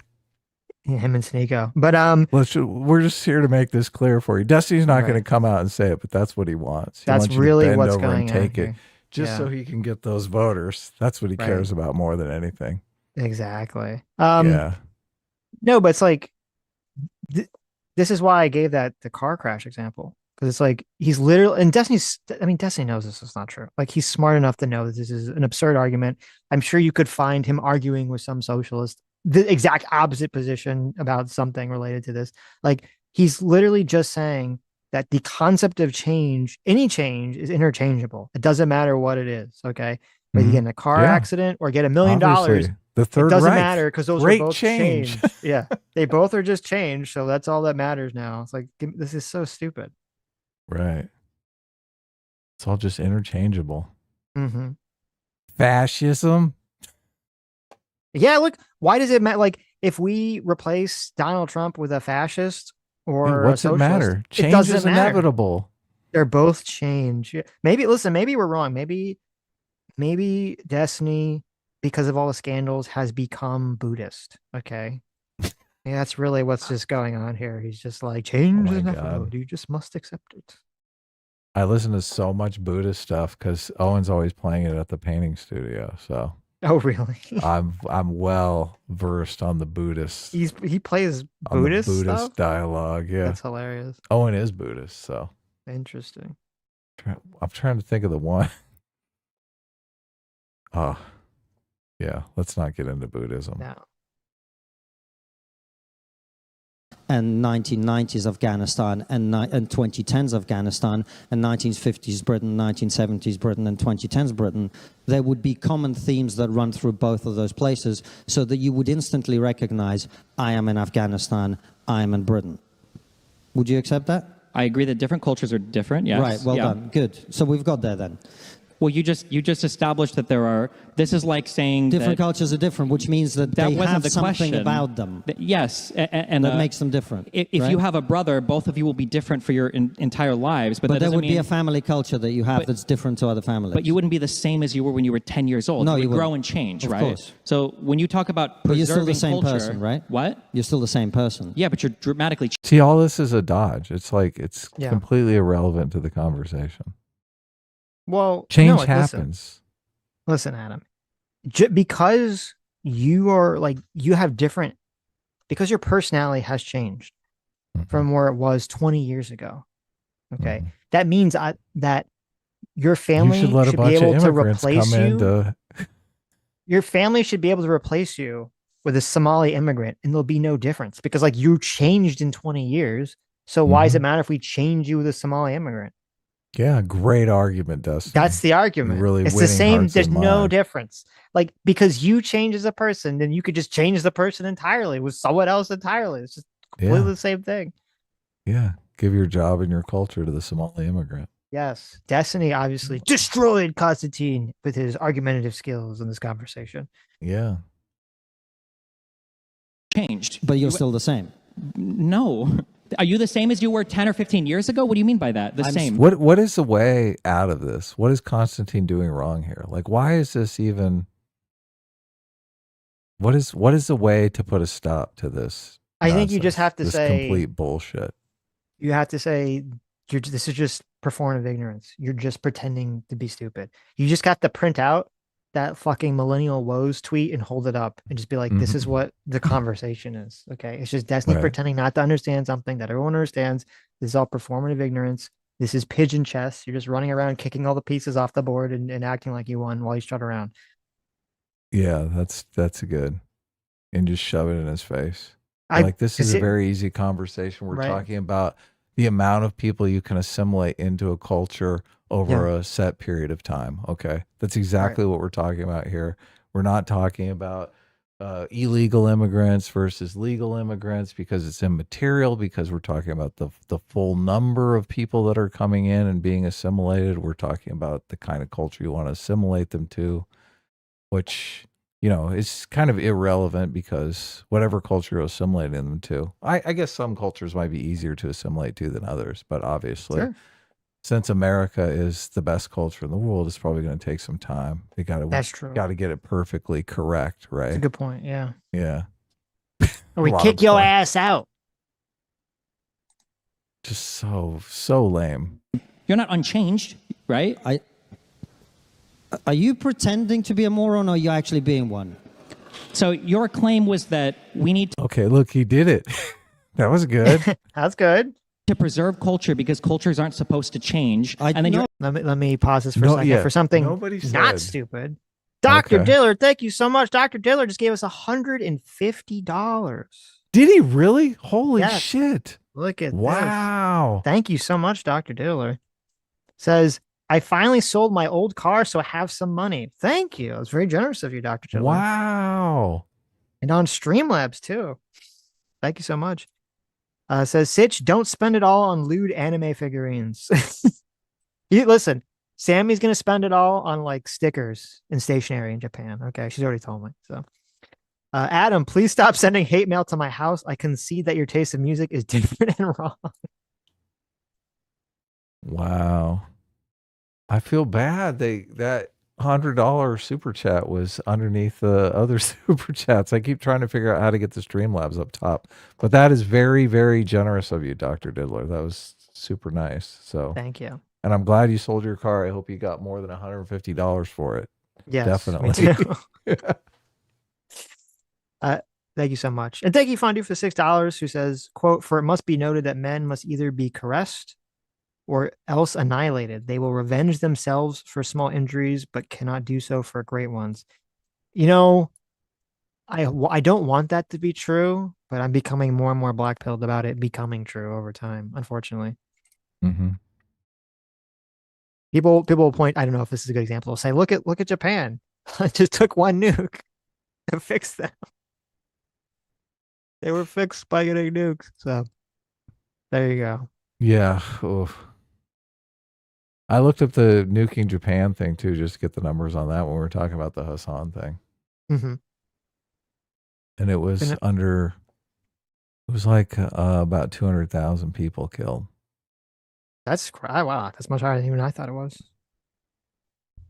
Yeah, but Does that include like everyone who died from like radiation deaths like later, or is that just like from the explosion? I'm not sure. I'm not sure. I'm sure they kept epic records of the whole thing. Right. So Well, that's not my claim. Okay, then help me understand. So I will. Because if you don't remember, me. this whole topic started with, I'm curious, what is a thing that is precedented? What's the thing that happens continuously through all of history that isn't changing? And then you pointed to the fact that Afghanistan and the United Kingdom are different cultures. Like, that's something that I would reject. No, I didn't. I was just explaining to you what cultures are, which are the cultural differences between groups of people that remain fairly constant over time, despite changing somewhat, as all cultures do. Your definition of culture is the difference between your culture and another culture? I gave you my definition. You just said. You said it was the differences between cultures that change over time that define one culture against another one. Okay, let's reset. And you talk for a bit, and then I talk for a bit, and then you talk for a bit. Well, no, because I noticed that this is how it feels like a lot of these types of people, the centrists, the reformers, the MAGA, whatever, is you paint with such broad brushstrokes that by the end of a sentence, I feel like you haven't really said much at all. And I'm just kind of curious why, when you guys speak about things like the preservation of culture, I don't really hear you allude to anything concrete. Or when you talk about wanting to preserve something, you talk about how something has changed. I don't necessarily hear, like, what are the things that are changing that you don't like. You'll point to things like crimes, but I mean, like, crimes are illegal. Obviously, they shouldn't be happening. I just don't really hear anything concrete ever, and it's very unsatisfying to listen to a bunch of people kind of ramble on and on and on without ever having a clear point about what they're talking about. So I guess I'm just trying to figure out, for British or American culture, what are these things that you feel are common, maybe you go back 30, 40, 50 years, that were common across the whole country that you feel are changing in a way that they never changed in the past? So, well, let's do things. Number one. Nothing to do with the fucking topic. Yeah. Well, it doesn't in sort of the, if you're going to say that all change is the same, because like he snuck in something too. If you caught it, he said, I want you to name some cultural thing that like everyone follows, right? He's trying to do there's no such thing as masculine and feminine, because you can find men that are like, don't fit a masculine stereotype, right? It's sort of, that's what he's trying to set up, this sort of like trick or this trap. But then this other thing he said that was like retarded was like, oh, well, you brought up crime, and like, well, obviously crime is bad. Okay, but like, if you have a group of, like, if you exist in a country where there's a cultural attitude where it's very like anti-crime, like people don't want to generally commit crime, right? And the crime is low. And then you have a population either from a different part of the country or from a different country move in, and they have a very different attitude about crime, and they're kind of more lax about letting people commit all sorts of crime. Yeah, blasé about the whole situation. Well, then that's a cultural difference, and that's kind of a fucking problem for most people. It is. Okay, done? Are you going to answer that question? He's not going to answer the question. Go ahead. I've attempted to answer your question many times, and I'll do so again. However, first of all, am I going to be okay to speak now for a bit? Is that going to happen? Sure. Can you repeat my question first so I know what you're... Your question is about what is culture. You brought up crime. That wasn't my question. My question is, over the past 30 or 40 years, what are things that have changed in American or British culture that you feel over the past 200 years before that were unchanging? Okay. One of the things that has changed in Britain over the last 30 years is we now have extensive number of Islamist terrorist attacks, mass stabbings, mass rape of British girls by Islamist and Muslim grooming gangs. This is not something that happened in this culture before. Bam! Look at that. I was going to say, why is he even playing this game? But that's a good way to play this game. Right. He's like, here's how things have changed. All your immigrants are fucking killing everyone. Okay, so sexual assault and rape did happen before in Did you hear the word? Oh my God, no. He's going to be like, Well, actually, did you know Jack the Ripper? Did you know that actually, like, native Brits have also done killing and sexual assaults? raping? Did you know that? I bet you didn't know that. Touche, sir. Touche. Good sir. He's gonna try and pull out the immigrants rape a lot less than the native population, obviously.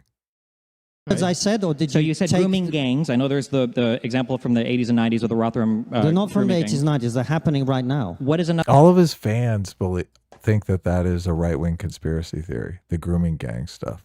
Mhm. They don't believe any of that is true. They think it's all just like AI-generated videos and stuff. Right. Another grooming gang example? Because I know there are rapes and stuff that happen, but I don't think there are. Yeah, well, let me explain it to you. So grooming gangs, this is a euphemism that we use to pretend that they're not what they are mass rape gangs where young British girls, usually underage, but also often sometimes young women, would be plied with drugs, plied with alcohol, would be taken from the care homes where they were, predominantly by Pakistani, sometimes other Indian subcontinent Muslims. They would be targeted primarily because they were white and British, so these were racially aggravated hate crimes. And they would be mass raped over periods of years sometimes. That did not used to happen in Britain. So that is a cultural it did used change. to happen. Can I Just the finish big- what I'm saying, please? Okay, you're not going to answer my question. Okay. I am answering a question. Well, my question That is was, a what are examples? I don't think this has happened outside of the Rotherham grooming gang, that whole scandal. There have been rapes, there have been gang rapes, but the idea of like a coordinated grooming gang type mass Pakistani targeting British girls rapes, that type of thing is not a thing that I'm aware has been seen in Britain outside of the large Rotherham scandal. Well, I don't know. I think the fact that somewhere between 500,000 and 1 million British girls might have been raped by these gangs is quite a big deal, and it represents a change in the culture of this country that I think is quite unwelcome. I never said it wasn't a big deal. I think rape is bad. I just think it's bad when white people do it too. I think it's bad when everybody does it. My understanding is right now for the crime stats in the United Kingdom, it tends to be more white people are even overrepresented in terms of sexual assault and rape. But I'm aware that there are immigrants that rape people as well. I think all rape is bad, but the idea that there is a mass Islamist jihadist rape gang centered thing in the United Kingdom that's functioning, So I think how many girls would have to be raped for you to admit that it's a mass thing? That's pretty funny. How do you define it as mass? It's interesting. It's fascinating to me and I don't know like what the actual numbers are on like the UK grooming gang stuff, because I don't really super fixate on a lot of non-American news, but it is fascinating to me that like a few years ago, all the left and all the feminists were like, oh my God, like 1 in 4 women are raped, 1 in 4 women are sexually assaulted or whatever. And they're like, the left is like, yes, this is what's going on. This is what's going on. And then it was the right that's like, no, that's not happening. It's not happening. But then as soon as it's like, well, 1 in 4 women are being sexually assaulted by an immigrant. That's totally happening. Right. Then the right's like, it's happening. And the left's like, no, it's totally not happening. You made it up. It's not happening. It's so funny to me.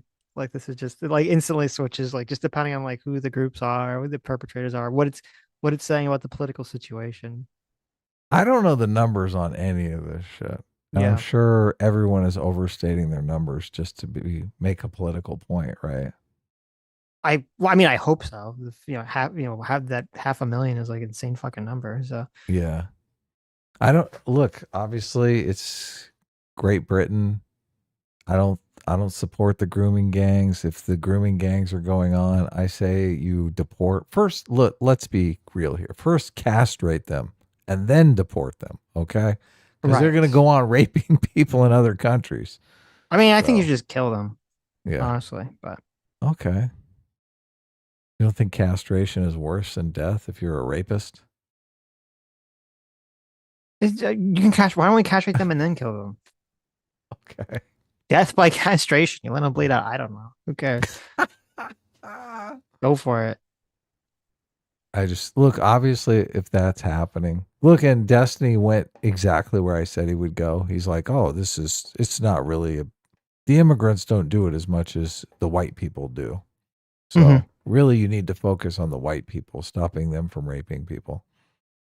I'm like, hell yeah, we should. We get those motherfuckers too. Just because you're born here doesn't get them mean all. you can go around raping people. Yes, 100%. But it's not like a the thing is kind license of to rape. because I thought the thing with a lot of the grooming gang stuff was that a lot of it was being covered up and not talked about because of DEI, yeah. Because of DI or because of we didn't want to get labeled racism, which obviously when like a white British person was raping some girl, that was not the concern. That was not being covered up because they're like, well, I don't want to be a racist or something. They went after them because they wanted to prove that they were racist. Well, if he was raping like a brown person, then they would go after him. Mm-hmm. If it was a rape against a white person, they'd just be like, oh, we can't make political hay out of this, so this is a non-story. And also, like, I mean, again, not really research this, but Destiny was trying to make some argument that this only happened once with a Rotherham scandal, which I'd never heard that. I always thought that this was happening in multiple places. And a quick little Wikipedia warrior here says that there was a Rotherham child sexual exploitation scandal ring. There's a Rockdale child sexual exploitation ring. There's one in Aylesbury, Branbury, Bristol, Derby, Huddersfield, Manchester, Newcastle, Oxford, Hillsborough, Rockdale, and Telford, and others, according to the Wikipedia warrior here. Okay, yeah. So you're saying this was not more than just this one time that Destiny is trying to say it was. I see stuff on Twitter all the time, and I hope it's outrage bait because some of the stuff is so bad that you're like, oh my God, this is unbelievable. Yeah, there is, and I don't like that because there is a lot of outrage bait on X about like this person raped a child and they only got 1 day in prison, right? Exactly, yeah. And I'm always like, okay. And I will say, because I generally follow up and try to find information, I will say that a good 80% of those are like fake rage bait stories or something. Okay, like good. That's yeah, what like I it's assume. either like it's usually like there's a story's like a lot more murky, than what people kind of let on. Like actually they were dating and it was kind of not clear, and he wasn't was not. and they were both underage, and it wasn't like like it's usually like there's some things, but like there are like I'd say like about 25% of the times that it is just like a real story, and you're like, what the fuck is wrong with these judges that just or the jury? It's usually a judge, not a jury, a judge that like gives some sort of like crazy lenient sentence to someone. There was one. I saw one. Yeah, go ahead. There was one that was Tell real. yours. That was fucking crazy. It was the one about I forget what country it's from. There's some immigrant, I think it was in the UK. Some immigrant like raped a boy at a pool or something, or in a pool changing room. And the boy had like PTSD from it and everything. And like the judge was kind of like, he made this like insane comment about like, well, we shouldn't let like one incident, dictate like the perpetrator's life. And I was like, what the, like, it was the most like psychotic thing I've ever heard. I was like, what the Can fuck you imagine if you're the person that got raped by that guy? I know. I was like, what is You'd wrong be with demoralized. You'd be like, oh, my society doesn't care about me at all. it would be very hard for me, like if that's my child, to not like both murder the perpetrator and the judge. Yeah. Because that's just so fucking despicably like evil. It's such an evil thing to say, such a psychotic thing to say. Yeah. The one I saw was this woman was being raped and she killed the guy that was raping her, and they sent her to jail for like 17 years for murder. I think that one is not. I think that one that is can't be real. The not real one. Yeah, I think that was a not real story. When because I did see that one and I did kind of look a little bit into it, and I was like, this doesn't seem real. Well, you look. I never look into these. I just assume. I'm like, okay, now I know because you've said it's an 80% chance it's unreal. So yeah, there was something. I kind of just like briefly looked at it because I was just like, I kind of like, I think I saw it today or something. And it was something like, oh, it wasn't really rape. It was like they'd been dating, and apparently he like groped her or something, and like they were both around the same age. It wasn't like they make it sound like, oh, he was some guy in an alleyway who's like started raping her, and then she just stabbed him. Oh, he grabbed her ass and she murdered him. And they were like in a car together, and they've been dating for some time. It seemed more complicated. I didn't like super look into it. I just was like, okay, whatever. You're playing grab ass with your girlfriend and she murders you. She murders you. Look to see if she put a life insurance policy on you. Right. I do like the community notes feature on X, but there does need to be a feature And I think that now this Iran war has really shown this to be the case because there's so many people, there's so many of these like accounts that they just post fake information after fake information after fake information without any shame, no correction. I do think there needs to be some new thing where like if you get community noted 3 times or so, you get community noted X number of times, you get like a big red border around your like name or around your icon Just or boot something. 'em. That's Oh, just I like guess. I think you should boot them, but that just says like this person is like known for spreading like fake information. Yeah. I agree. Mhm. These people are scum. The question isn't if it's a mass Well, thing. The if question is if it's organized. You have a huge problem with definitions. I'm sorry, let me try to keep this back. You're not understanding. You're not following the conversation. Stephen, rape is bad, but organized grooming gang You've asked rape me a is lot of that's questions, different and every thing. time I answer them, you're you not ignore my answering really answer. at all. But Now go ahead. answer my question. Yeah. Answer my question. It's so ironic. He's like, you're not answering the question. You've been dodging for 45 minutes. Yeah. Fucking tap dancing around these questions. Right. If 500,000 girls have been mass raped in this way, specifically being targeted because they were not of a particular religion or ethnicity, how many of them would have to be treated in this way for you to admit that it's a mass thing? What's the answer my the question wasn't. I don't know. I don't know how you would identify Give a us a mass number. thing. Give us the a question number. was Give organized us a grooming. number. You said 500,001. So you're right. You're right beneath the threshold. Maybe tomorrow Well, you'll it's- have it. it's actually- So the question is there? Is it interesting that like he was all, how do you define mass immigration? How do you define this? How do you define this? And he's like, well, how do you define mass rape? And it's like, I'm not going to answer that question. Fuck you. I'm going to make it a joke. It's like, oh, okay. That's just what we're dealing with, I guess. I know. Actually, Organized. between 500,000 Okay, and a so million. I'll ramble for a you've second, and then agreed you that can it's ramble mass. after. Since So you we're not gonna agree go back that and it's forth. mass. My issue is because you guys do this thing over and over again, where you won't accurately identify a problem. You'll invent these things because rape isn't bad enough. Now it has to be like a mass grooming gang rape thing. And then what happens is you conservatives, you play this game where you falsely identify. So this is where he's going to go on his long rant about conservatives bad. In his eyes, the Destiny stands are all going to cheer, even though it's like doesn't really have, like if you notice, he's not really addressing any of the points that Constantine's saying. He's just going to be like, conservatives bad. Conservatives did this and that's bad. And you, Constantine, I label thee a conservative. Identify a problem, you lie to the audience about it, and then you manage to gain power. You go through with some wacky scheme.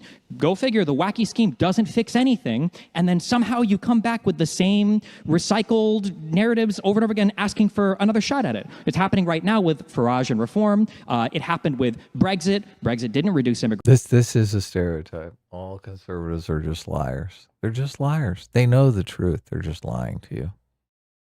God, these people are so delusional. It's demoralizing, Sitch, how delusional these people are.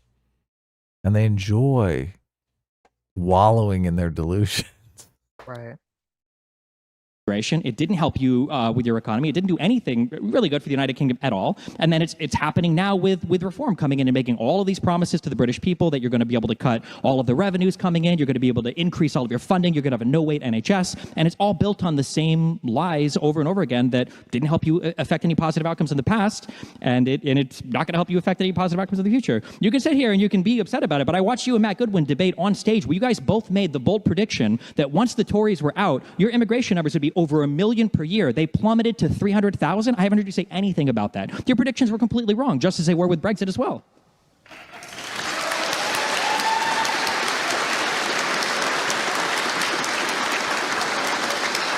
Can you imagine being such like a retarded Destiny stand that he just goes on this rant.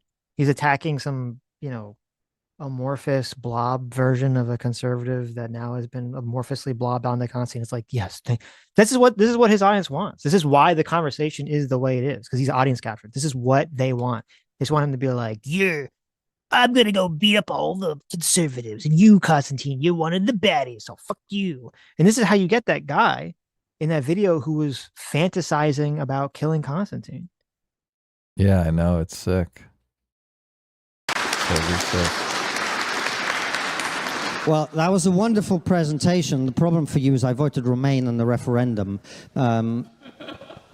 Because you hadn't been bullied by the Cambridge students yet. I'm aware of the history, but I know. So You've come here with a bunch of talking points. That's great. Hold on. We can break down Stephen, anything you want. Stop interrupting. Don't accuse me of having talking points. Stop Deal with my interrupting. arguments. Stop interrupting. Then address what I said. Stop interrupting. Address what I've said. Stop interrupting. Address what I've said. Stop interrupting. I believe in you. Stop interrupting. I let you talk and I let you make your points.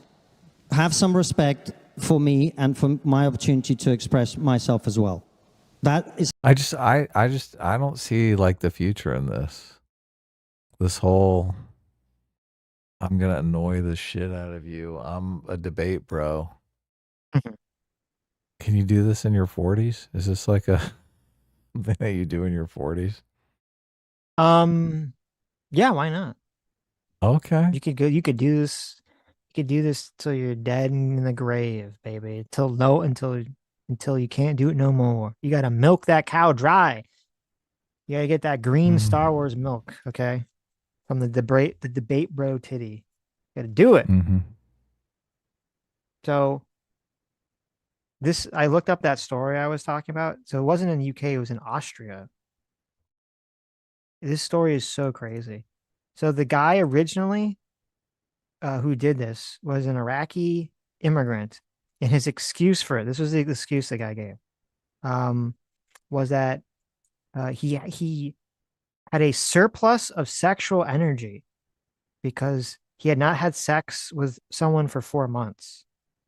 Because apparently he had a partner or wife who had given birth and they weren't able to have sex. And so he just had to let it out on some random fucking boy in a changing room somewhere. And then the original sentencing for this crime was that he was only given 6 years in prison with a maximum of 15 years. He's only given 6 years with possibility of being deported, only possibility of being deported at the end of it. And the family was only awarded 4,700 euros. Oh my for God. compensation. This is fucking disgusting. But then it gets Holy even shit. worse. Okay. So then this gets overturned by the Austrian Supreme Court. And the reason it was overturned was that they said the prosecution had not provided evidence that the man did not know that the victim did not consent. So, first of all, I don't know what the fuck is wrong with the country of Austria because the boy was 10 at the time. So does Austria not have statutory? Is Austria such a backwards, fucked up country that they don't have statutory rape as like a crime? You have to be like, well, we had sex with a 20-year-old, had sex with a 10-year-old, and they didn't know that the kid didn't want it, even though supposedly, at least according to the Wikipedia article, you know, the kid, they talked about in the trial that the kid was like crying and screaming and, you know, obviously not into it. So this is just like an insane situation. I don't know I literally don't know what the fuck is wrong with the Austrian Supreme Court. All those people should probably be jailed. And then, so then when this came up again in a court, now in the retrial, he was found guilty again, and his sentence was only increased to 7 years. Okay, which I still think is insane, but whatever.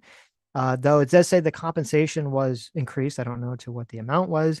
But then, get this, the next year, a judge named Thomas Phillip, who should probably be shot into the sun, reduced this sentence from 7 years to 4 years, saying that the rape was a one-off incident and you cannot lose your sense of proportion here. Just let that sink into your mind. I fucking hate these people. Totally destroy this boy's life. Yes. Oh my God, that's so traumatizing.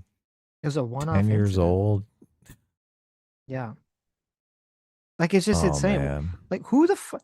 I desperately want to have like a conversation. Like, what the fuck is wrong with that judge, Thomas Phillip? Like, are you a psycho?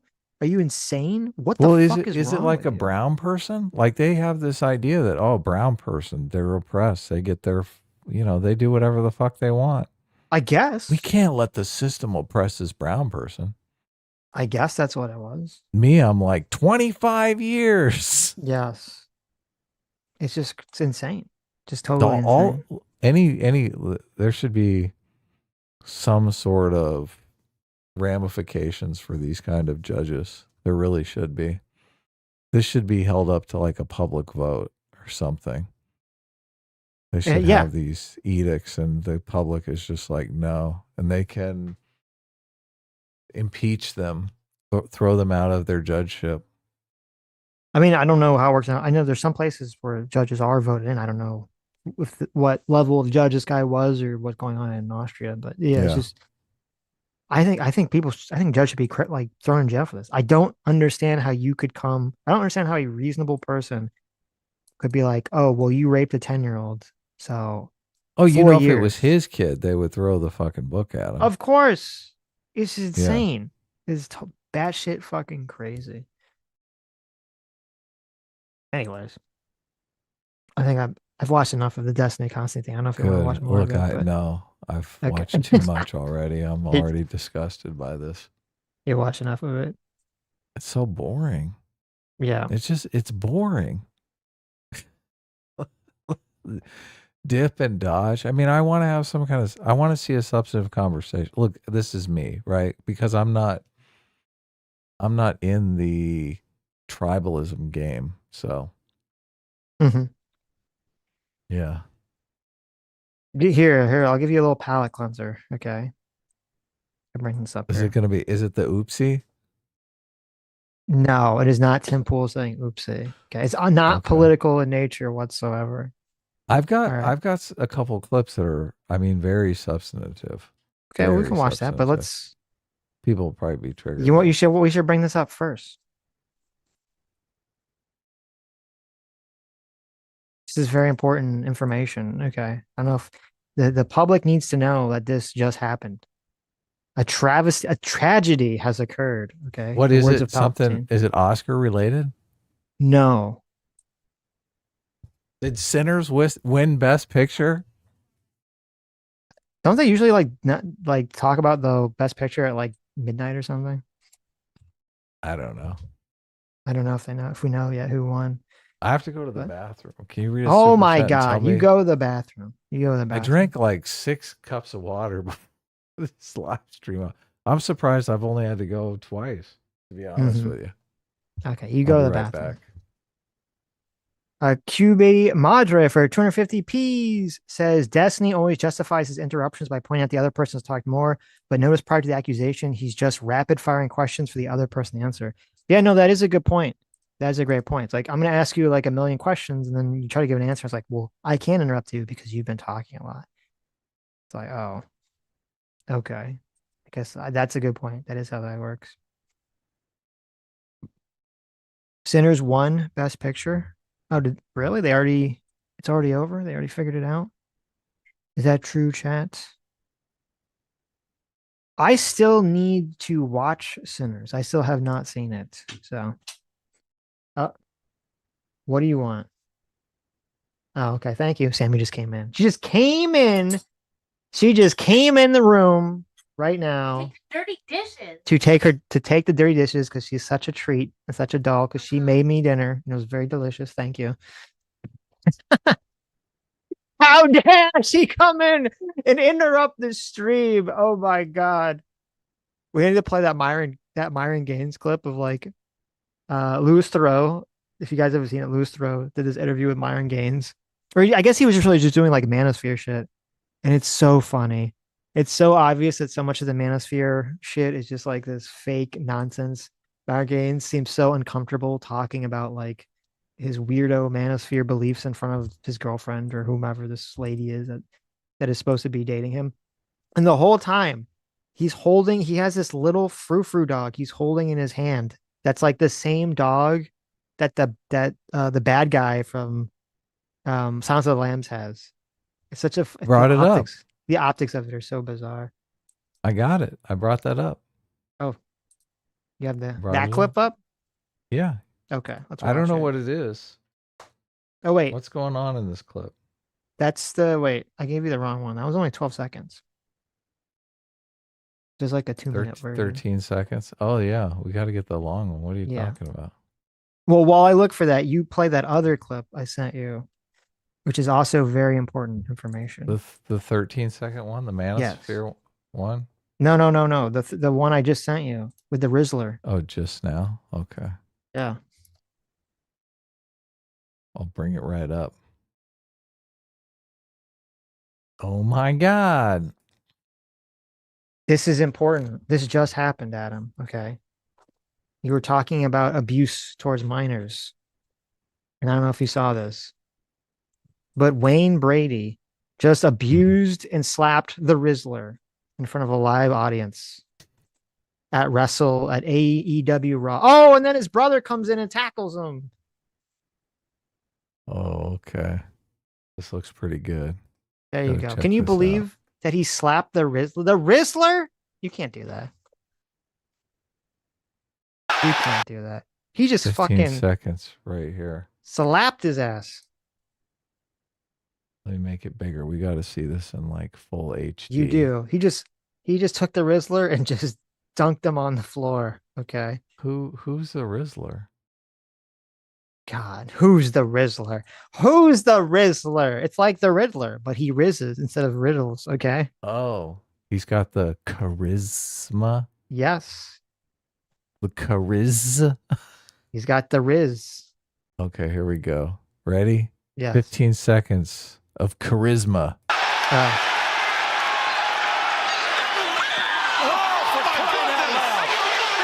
That's with ease.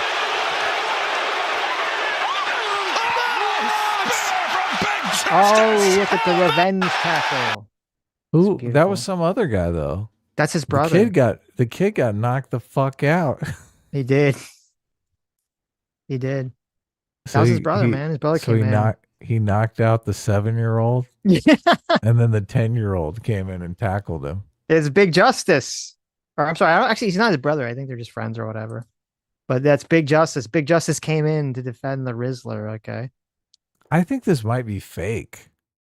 This is real. What do you mean? Wayne Brady slapped the Rizzler on the ground, did child abuse on live TV, and then Big Justice came in and defended his honor. All right, that is real.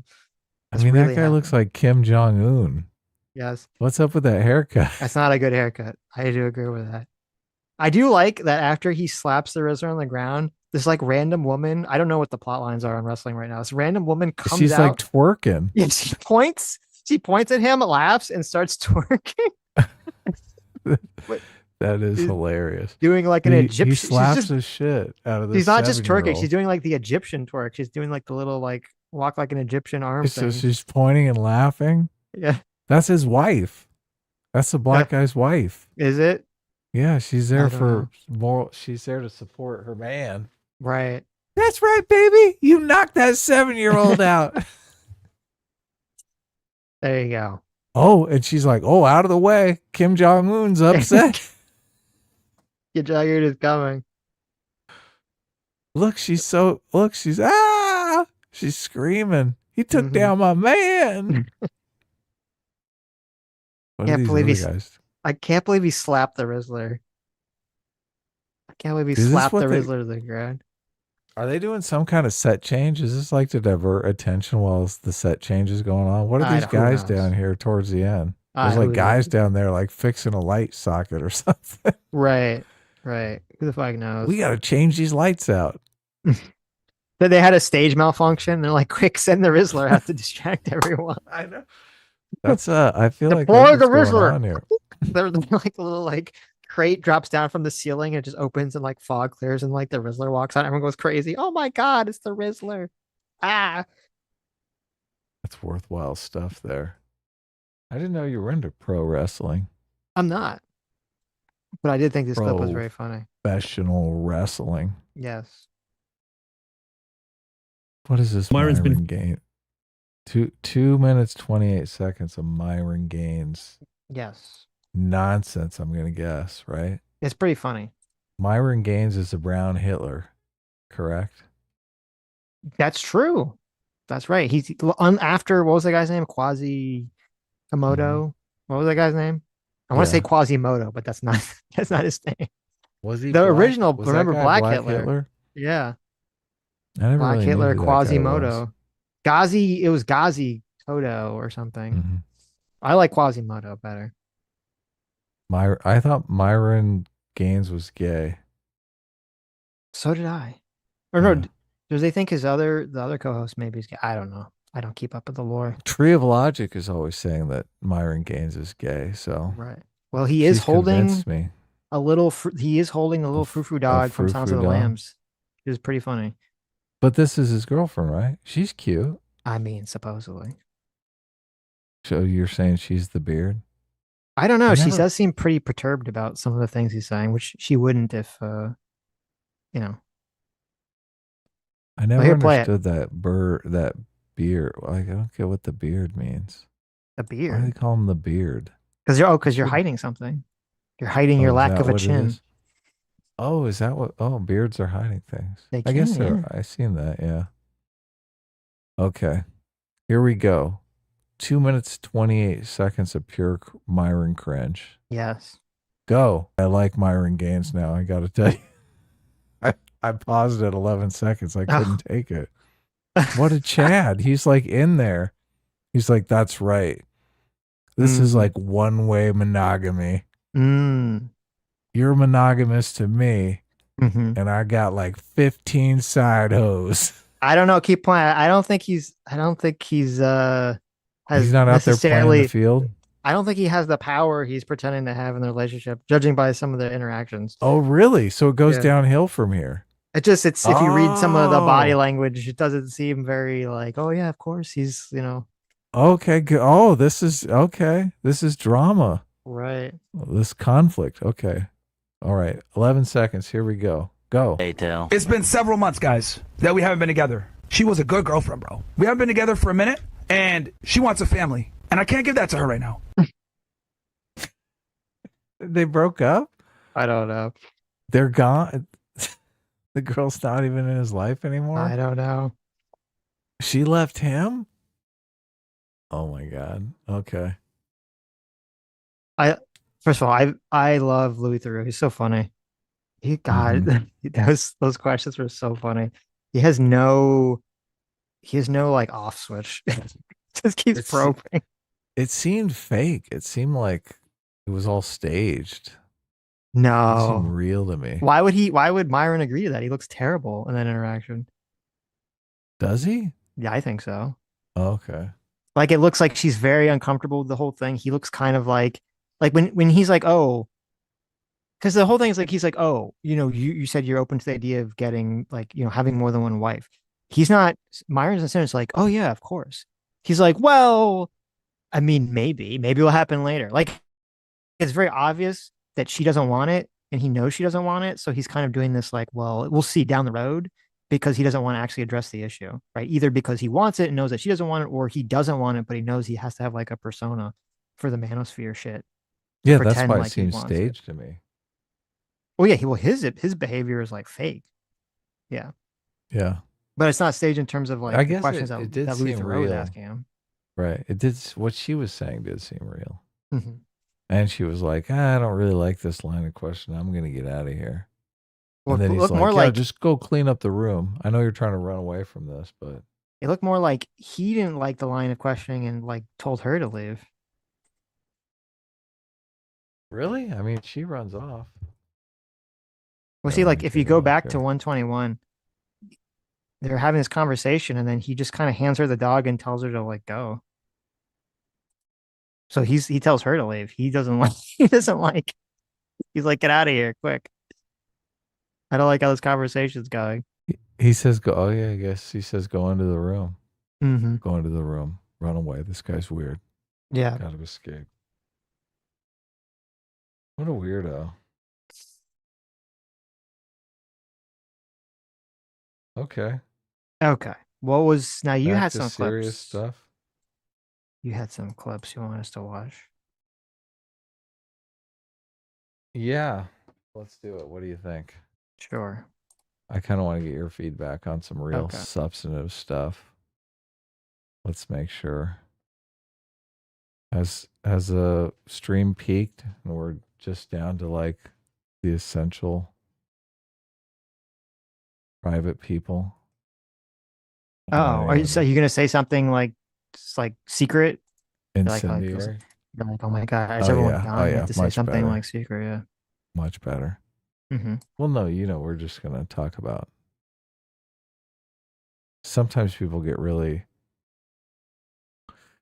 when you talk about Trump, they get like really. What's the word I'm looking for? They get really enthusiastic. Right. But like in a bad way. Argumentative. Sure, that could be it. Okay, let me see. So this first clip, I think. So we're going back to. You've played everything you want to play, right? You just have super chats Yeah. left. Okay. I think so. So There I think was you a. watch this. There was, You've been. there I was have a to weird ask then. clip You know, you of said when you're in the White House. Asman saying he agrees. Asman qualifier. That was like what? Okay. We only heard it's half fucking of that weird. because your internet's cutting out again, which is, I guess, it's Oh. that time of night. My internet's can been you hear very me good now? to me, so I can, but Mhm. you cut off kind of in the middle of the. Okay.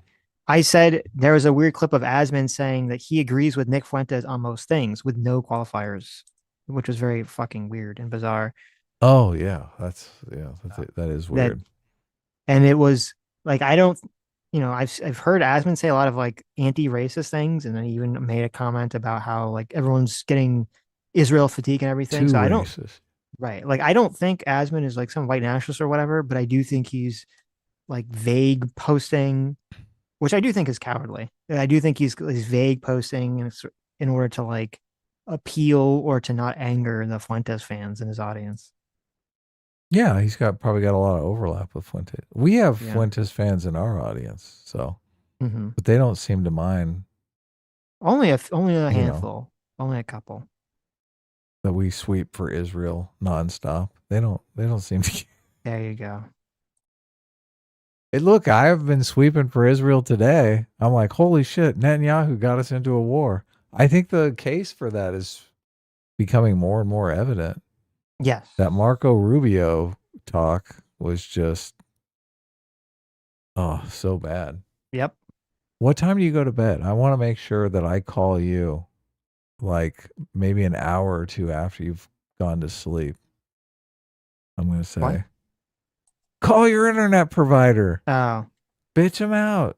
Yes. We got to do something about your internet. I don't know what it is, but I was having problems with my internet and they put some booster on there. So made it better. Here we go. Let's go back to this. Ready? You've been. I have to ask that House, they're very smart people. Yeah, pretty smart. Presumably, Trump knew this stuff, or someone around him knew that, by the way, when you drop bombs, these sort of very specific bombs we have now that can hit a very narrow target and take out a leader, you get into an escalation trap. Surely he knew this. I believe General Kane told him almost this in so many words. I believe it. I don't have the exact evidence for it, but we have some inklings of it. What do you think he thought was going to happen? I think I've described Trump as the ultimate chaos kid. There are people who thrive in chaos. They feel the best when they're in a chaotic situation. And I think that he believes he can navigate the chaos better than anybody else. So what I want to... How's this making you feel about the Iran war? Not great. I watched this interview. You watched all of it? All Didn't the you way send it through to the me? end? Yeah. I mean, I remember this part of the conversation. Yeah. Yeah. I was, because I listened to this guy and I was like, a lot of what he's saying sounded like smart and intelligent.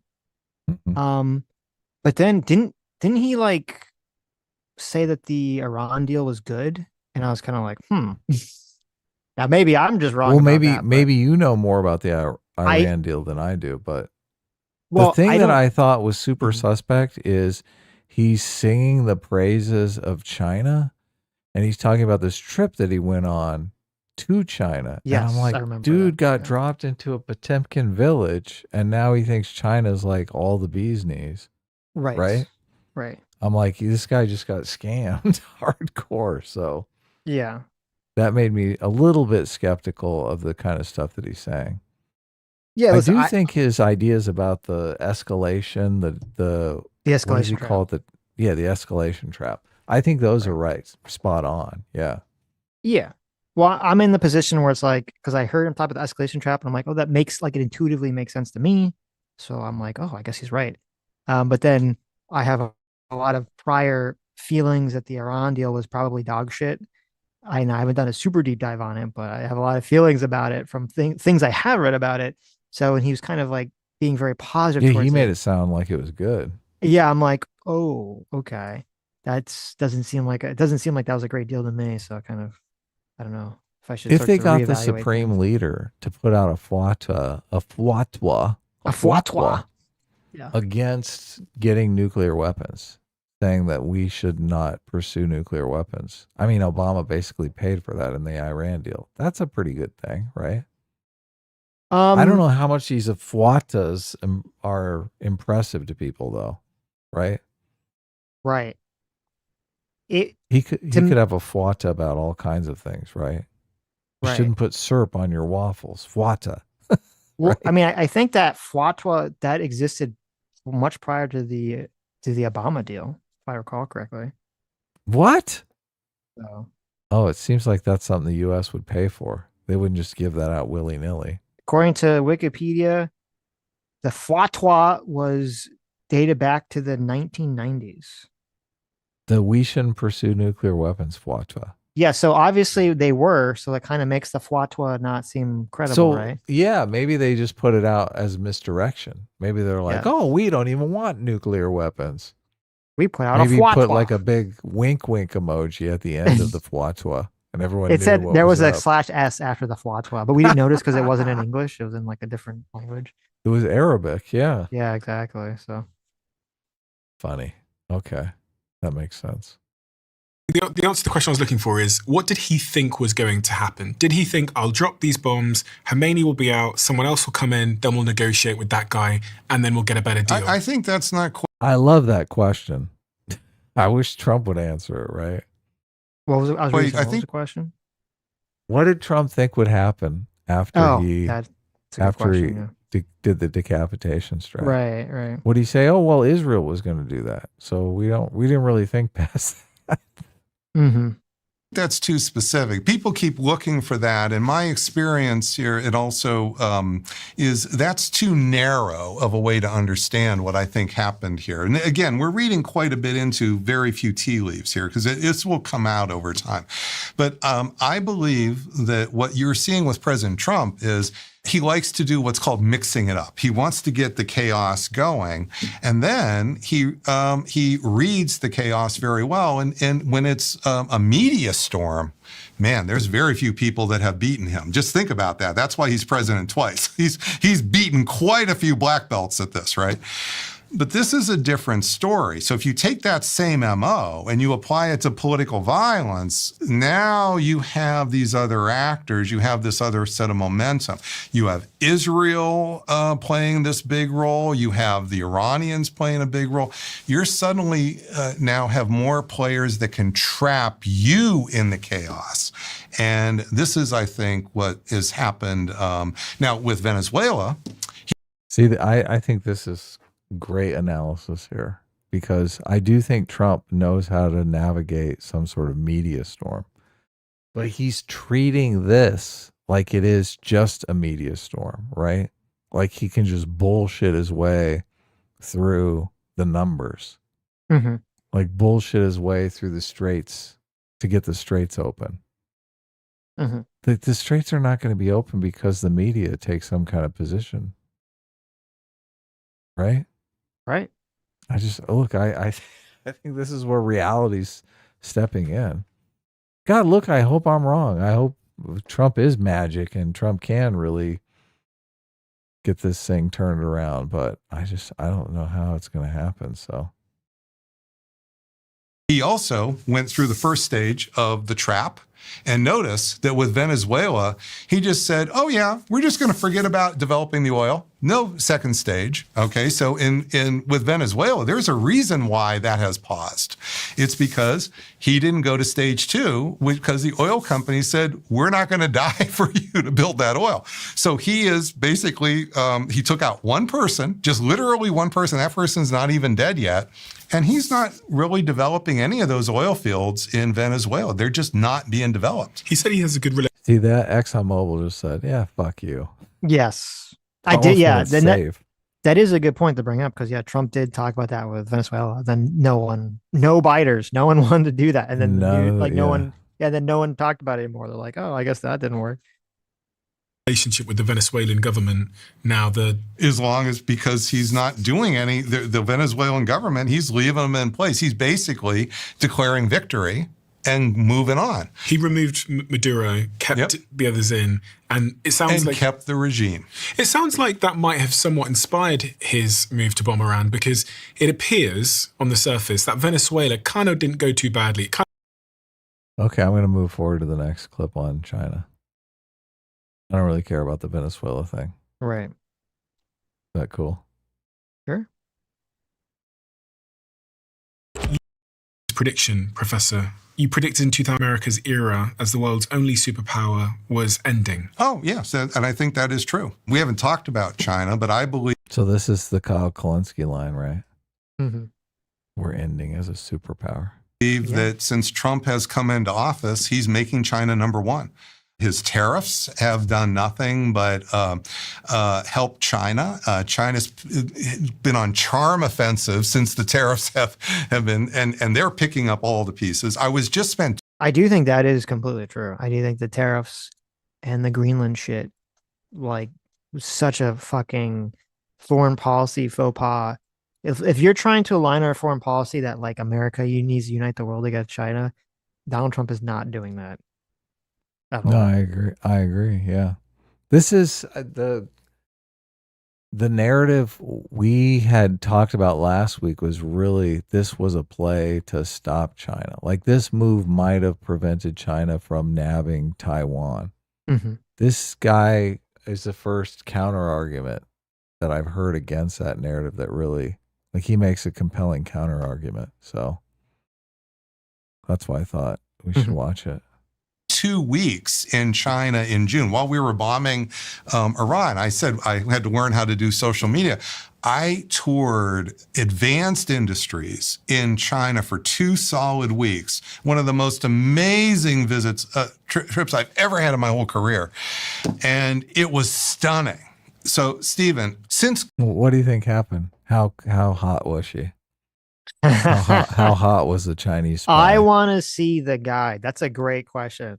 That's a fan. You just honed right in on it. Let's see the guide. I bet she was cute. I bet she was really cute. COVID, almost nobody has gone to China. Now, if they have, they've gone to Beijing or Shanghai. They haven't gone to Wuhan. They haven't gone to Shenzhen, visited the BYD electric car factories, seen the robots that are now doing the metallurgy. And you can't see it very well on the web because China's keeping it to themselves. They don't want to brag about it. They're motoring ahead. So Wuhan, to give you an example. See, I don't believe any of this. Any of this stuff he's talking about, I don't believe.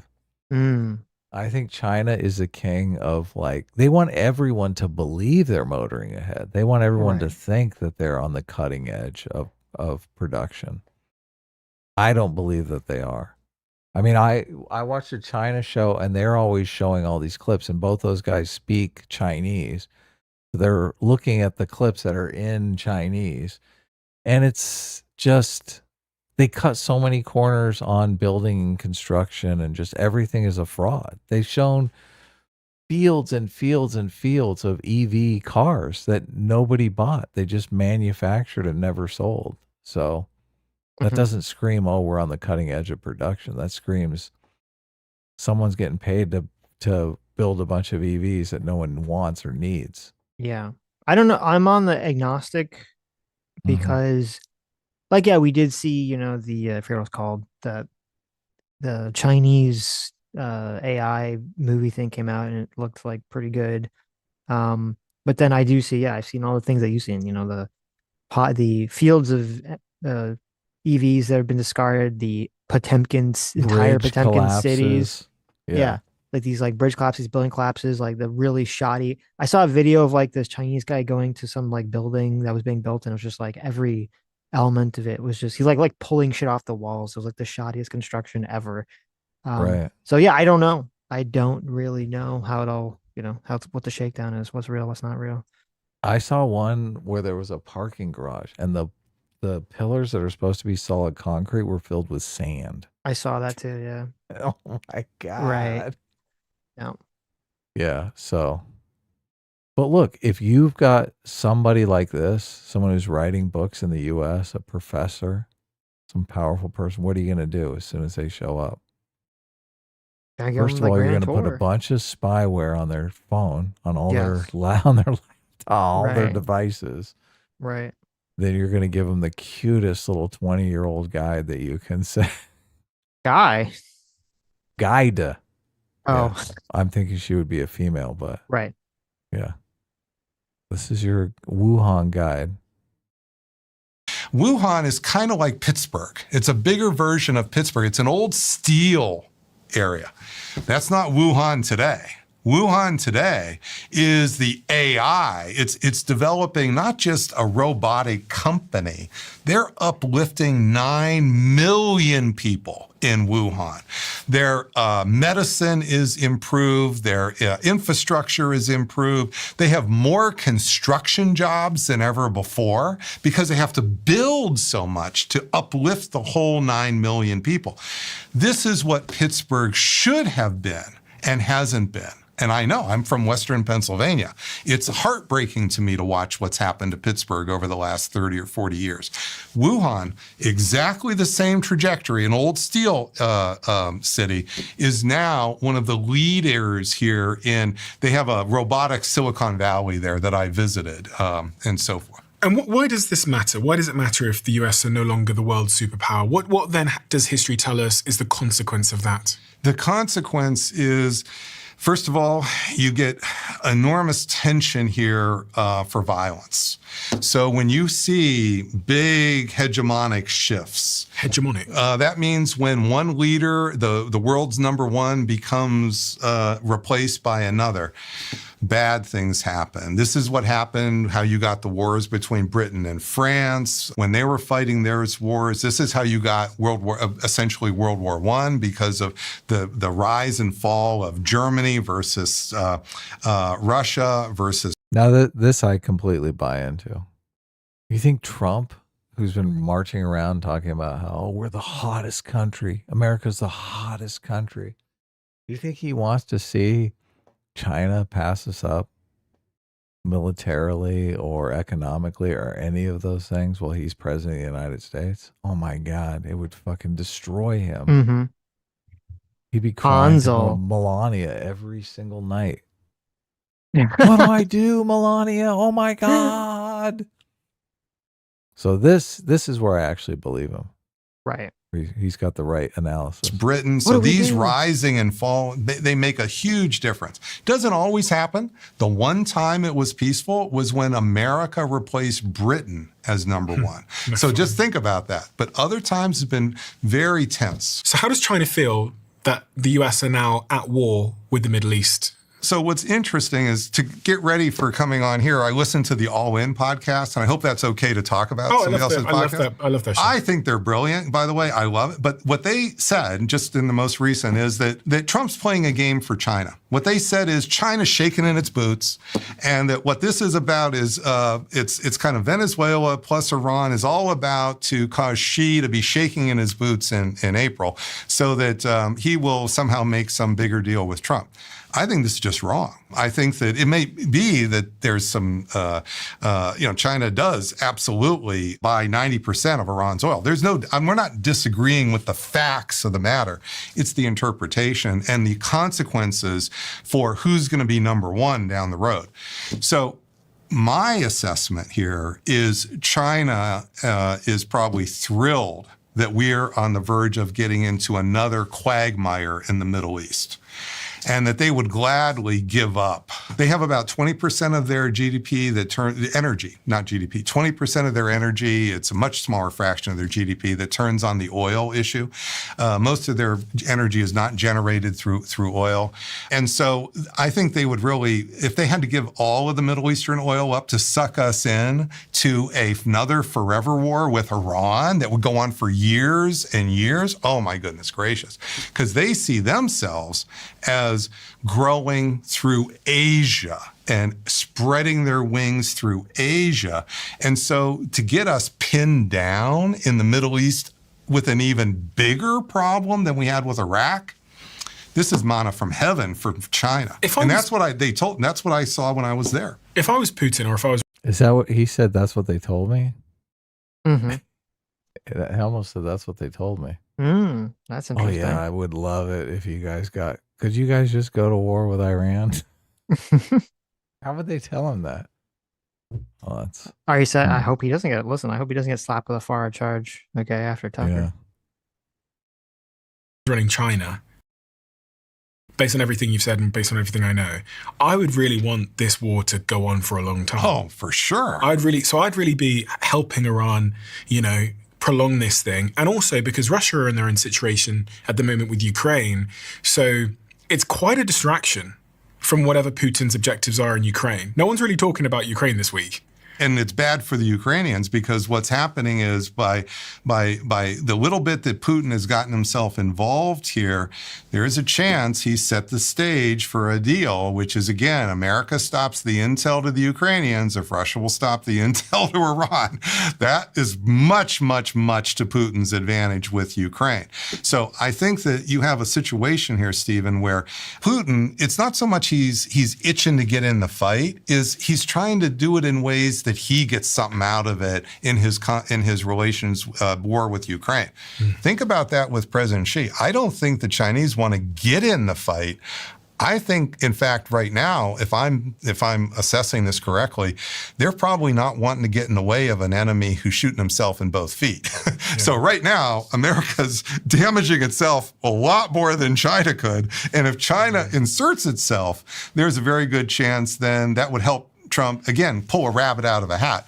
I don't think they want to do that. I think right now, you just look at this from, we're running out of what's called standoff PGMs. Remember Secretary Hegseth said, well, yeah, okay, we're running out of standoff PGMs, but we're going to do something from the bombs that we can drop more over country. Well, that's a problem for Taiwan. If we're going to defend Taiwan, we've got to do this with long standoff precision weapons. And everybody who studies this knows that. So if we're really running low on standoff precision weapons, she's just licking his chops saying, my goodness, how much better does this get? If Trump was listening, probably not the case. I think he just watches CNN and Fox News. But if Trump was listening, what would you say to him? What I would tell him is take the deal. I would say stop right now and do everything possible to go back to the deal you rejected the day before you started bombing. And what your goal should be is to get as much of the 60% enriched uranium out of the country as possible. If you could also get the 20% enriched uranium out, that would be good too.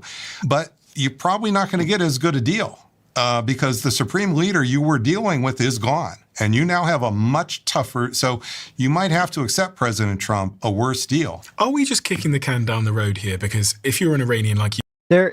I think it was in this conversation, this guy made, or maybe it was the other one, I don't know. So someone made this point that they thought that Iran actually seemed like they want to do a deal because historically and whenever these negotiations happened, Iran would never actually come up with some negotiation or some agreement outline. They would just basically wait for you to come up with it, and then they would like shoot it down or modify it.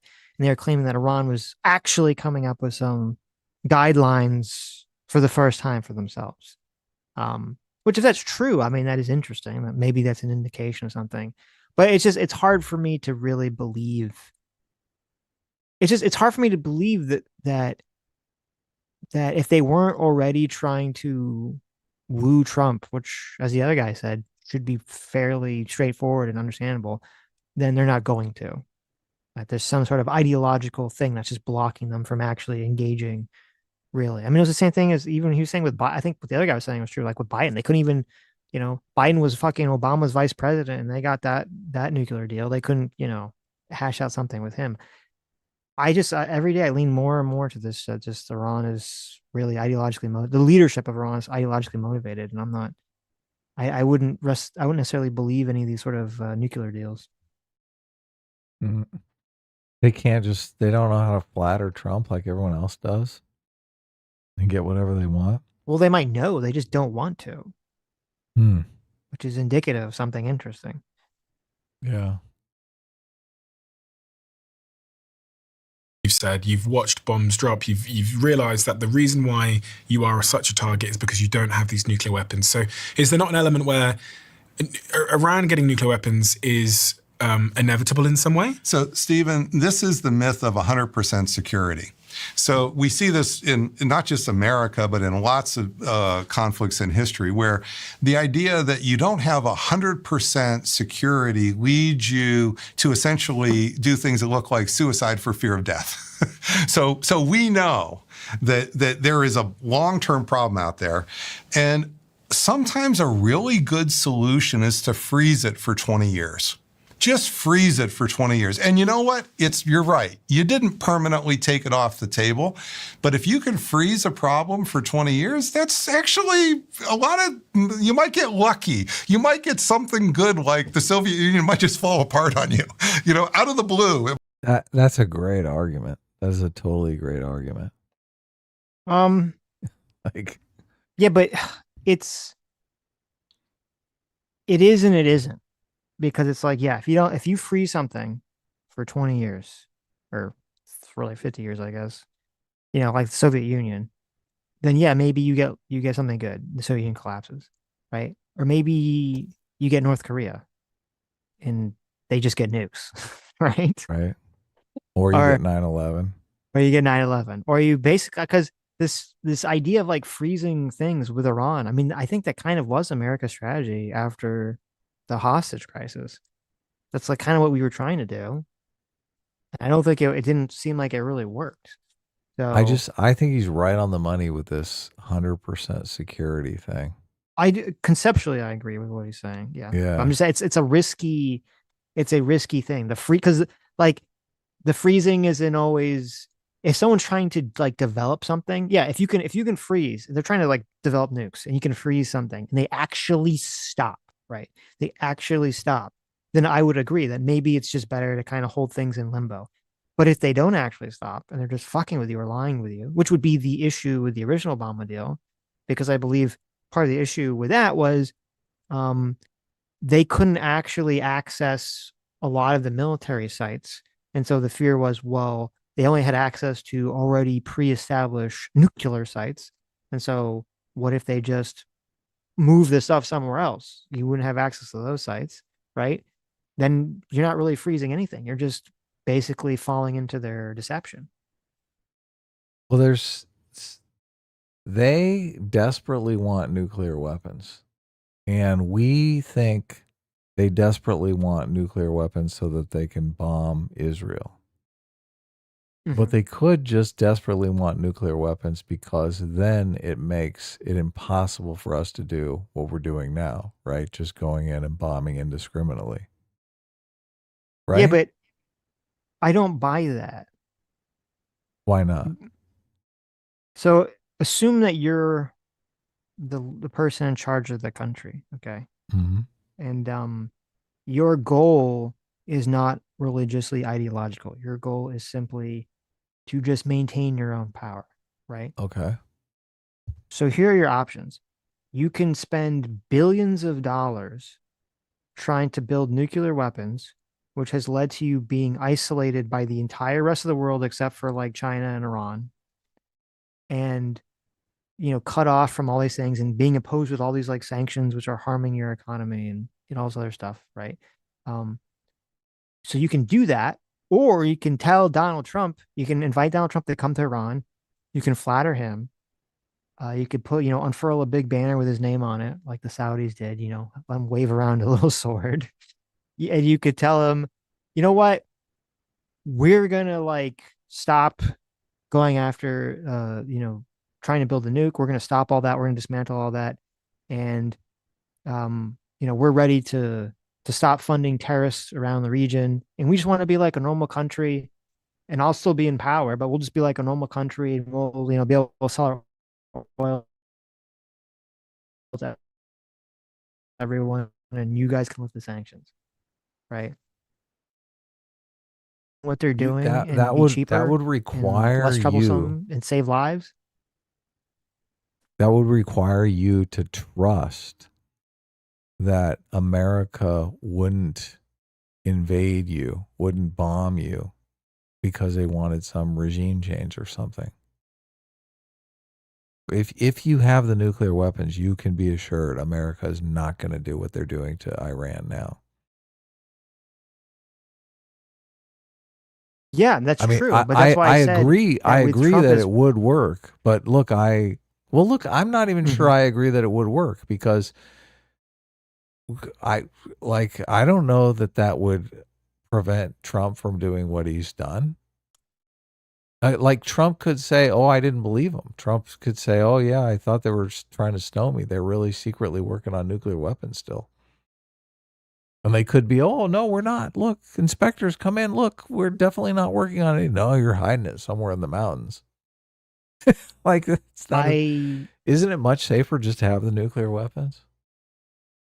No, not at all. Not at all. Because you incur the cost and penalty of trying to get the nukes in the first place, which has been so insanely costly to the regime, has led to the guy dying, leadership dying, right? So that that doesn't make sense from that perspective. And as I said, they have a unique time with Donald Trump, who is a president who fashions himself on his deal making capabilities. Would if this deal, the one I offered, was offered to Trump, he would get an erection. He would be salivating. He'd be so fucking horny for that deal. He could rub that in everyone's face and be like, of course he would take that deal. You know why he'd take that deal? Nobel Peace Prize. Would he not get the Nobel Peace Prize if he got that deal? No, of course not. It would be like, but look, he would have a reason to advocate for it. It would be it would be like, if he got that deal, oh my God, it would be like the biggest fucking turnaround for his. It would be amazing. It'd be such an amazing turnaround for his presidency. It'd be such an incredible achievement for him. So now, but you admit though, if Iran had nuclear weapons, none of this would be going on. Because they'd be the same as North Korea. I don't know if that's true. You think we would bomb a nuclear Iran? We could, because here, and I'll tell you why. Okay. And I think the guy, I don't remember if it was the guy that, I don't remember if it was the guy on Ezra that said this or someone else. They said that you have to remember that Iran and North Korea are not the same, because North Korea is a hermit kingdom. North Korea is totally fine so far, sitting in its little area and just occasionally shooting missiles into the water next to Japan to pound its chest and just sit there. And that's all they're doing so far, right? And Iran is funding terrorist operations. Iran is funding terrorists all across the region and trying to just slowly destroy all of its neighbors and our allies across the region and fund terrorism across the region. That's the problem. And that's also why I say that they're ideological. Because why are they doing that? Why are they they're spending billions of dollars a year, for over the years, to fund all these terrorist groups that are causing headaches for all their fucking neighbors, making their neighbors fucking hate them. I mean, why? It's just, to me, none of that behavior makes sense unless it's ideological. These are all important points. They definitely are. So, I could have believed that, not theoretically, there could be a situation where maybe the supreme leader is ideological and the army's not ideological, and they kind of put up with him doing this shit just because it helps them, keep toe the line of power. And eventually there'll be some breaking point where they turn him. That's theoretically possible, but every day that this continues, that to me seems less and less likely. But I'll still hold out hope. We'll see. We'll see. Everyone's saying Trump has 2 more weeks and he's going to leave. He's going to claim mission accomplished and get the fuck out of there. That's, I think, very plausible. Best picture for 2026. One battle after another. Yeah. Didn't we called that forever ago? Yep. We sure did. He got it. And so did Paul Thomas Anderson for Best Director. Yep. Best Director. Oh my God. Now, Michael B. Jordan did win for Sinners for Best Actor. Yeah. So. First Academy Award. And Sean Penn didn't even go to the Oscars. What? He didn't. He wasn't there. He wasn't there to accept his Oscar. That's crazy. Yeah, Maybe he what do didn't you care. think happened? That's weird. I don't know. He Guess couldn't we'll walk. find out what happened. 'Cause he probably thought he was going to get snubbed. Maybe he didn't want to. He couldn't deal with the emotional, damage. Too much stress. Yeah. The witch lady from Weapons won for Best Supporting Actress, so that's good. Did she really? Wow. She did. Okay. It was pretty good. She was good. Yeah. Yeah. She was super weirdo. Fucking freak. Do you think that what all did the the Tourette's guy have to say about her? Do you think? Oh, she's wearing makeup in them. She looks like a normal person without all the makeup on. Oh, really? Nah. Yes. No, you don't think so? I don't know. But I have to think about that. Okay. Do you think all those Hollywood folks that voted for one battle after another for Best Picture, do you think that they knew that this movie was actually not like left-wing coded and about like all the anti-immigration stuff? It was actually like making fun of the left and all the anti-immigration. Oh, of course. Do you think they perceived that? Of course. Yeah. They were like, I'm voting for this movie because it spits in my face. Okay. That's why they loved it. Of course, yeah. Makes sense. That was what that YouTuber tried to claim about the movie. Dr. Zilla for another $2 says, I fundamentally do not believe Destiny's interested in truth. He's really good at these Spaskian-esque interjections during the opponent's argument to throw them off, but gets no closer to finding out what's true. Yeah, he believes in it's all about optics and playing games. Mm-hmm. Now, I'm unfamiliar with the Boris Spassky reference, except that he was a chess champion. Yeah. I've talked about this before where there's a debate that's combative and there's a debate that's collaborative. And I think obviously if you're searching for truth, you want to be involved in debates that are more collaborative. Mm-hmm. Where people are working together to kind of figure out what is true. But when you're in any kind of partisan situation, the truth is the enemy, right? Yes. Especially if it's a truth that goes against your narrative. It's all about narrative crafting. So Destiny wants to show up and craft the narrative that Republicans are all greedy racists. Even though he denied using the stereotype, now he's actively working full time to promote that stereotype to his audience and to profit off of that stereotype. Mm-hmm. Yeah. That is true. Sad. It's very sad. We don't try to profit off of those stereotypes. I mean, not even really left-wing stereotypes. I thought it was interesting what you said about the voting stereotype, and that completely makes sense. Because that is a stereotype that the right tries to foist onto the left. Mm-hmm. It's fucking wrong. That is true. The ecosystem we live in. I sent you a clip here. This is the how to not raise your child clip.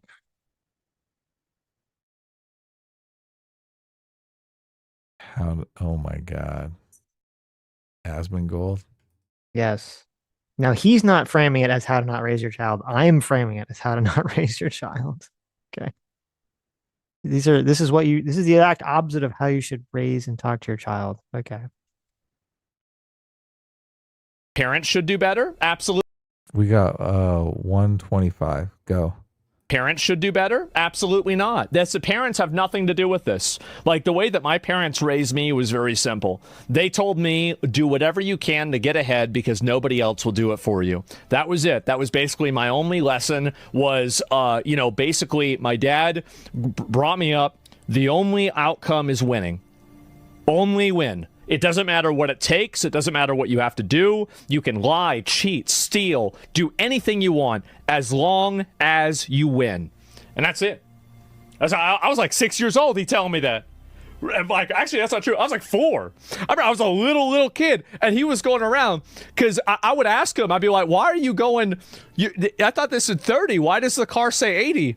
He says, "Well, what? What do you mean? Oh, just because the sign says that? Now I have to listen to the sign? No, I'm gonna drive as fast as I want. Unless they get me, I'll do whatever I want. That's it." And that explains it. It does. And why stories of honor? There's no honor in allowing yourself to be disrespected, invalidated, disenfranchised, disaffected, and disrespected. There's no honor in that. There's no honor in being a glorified servant to a society that is programmed to hate you and to delegitimize you. That's not honor. That's slavery. It's like... So first of all, he lives in an honor culture. Parents should do better. Absolutely. Yes. Like all he cares about is he doesn't draw personal dignity from within him. He's worried about how society treats him. Mm-hmm. Right? That's the honor culture all the way. Yep. He's like, you gotta cheat and steal and lie to get ahead. And don't let nobody disrespect you. When's he gonna let his pants start sagging around his buttocks? When's he going full gangster on us? Right. I don't know. Someone sent that to me because it's interesting. Give me the said, gold grill, Asmund. There Gold. you go. Look at you. Well, I mean, to be fair, that is like a classic lower class attitude. Like it's honor culture. It's honor culture. It's just to be like, yeah, you should just cheat your way to victory because the world sucks, essentially. Everything sucks. The world sucks. You should just cheat your way to victory.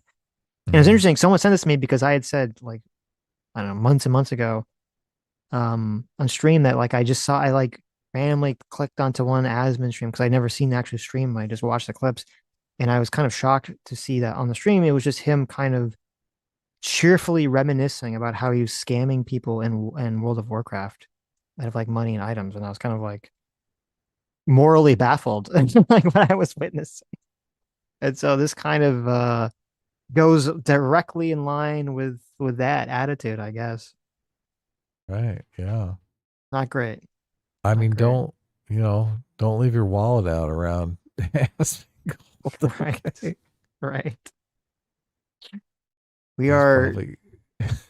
It is unfortunate. I think we are definitely in a situation where our society is like losing all moral framework essentially at the moment. And there isn't really, I'm not sure there's a clear, usually like at least one side is like really pushing for some sort of moral framework. And I'm not sure that's the case. I don't feel like there's any moral framework really being advocated on either the left or the right that's tenable.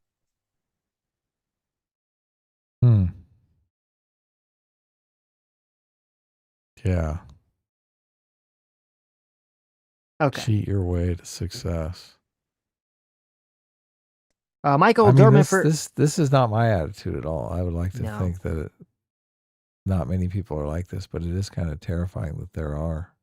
Well, it's interesting because we were talking about like what are American cultural values, and I would say and I would hope that attitude is not an American cultural value. Honesty was not on my list though, but I'm thinking of adding it right now.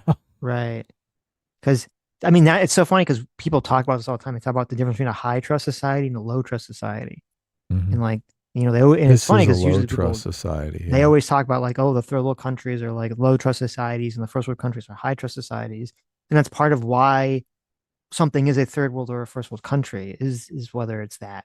And that's true. And if you have everyone operating under this kind of low trust mentality that Asmund is like laying out here, then our society can't function as a first world country anymore at that point. No, it can't. This is buyer beware right here. And he thinks he's clever for like ripping people off. Yep. And he's like broadcasting it as like a virtue. This is the virtue. Yep. Taking advantage of people, ripping them off is a virtue.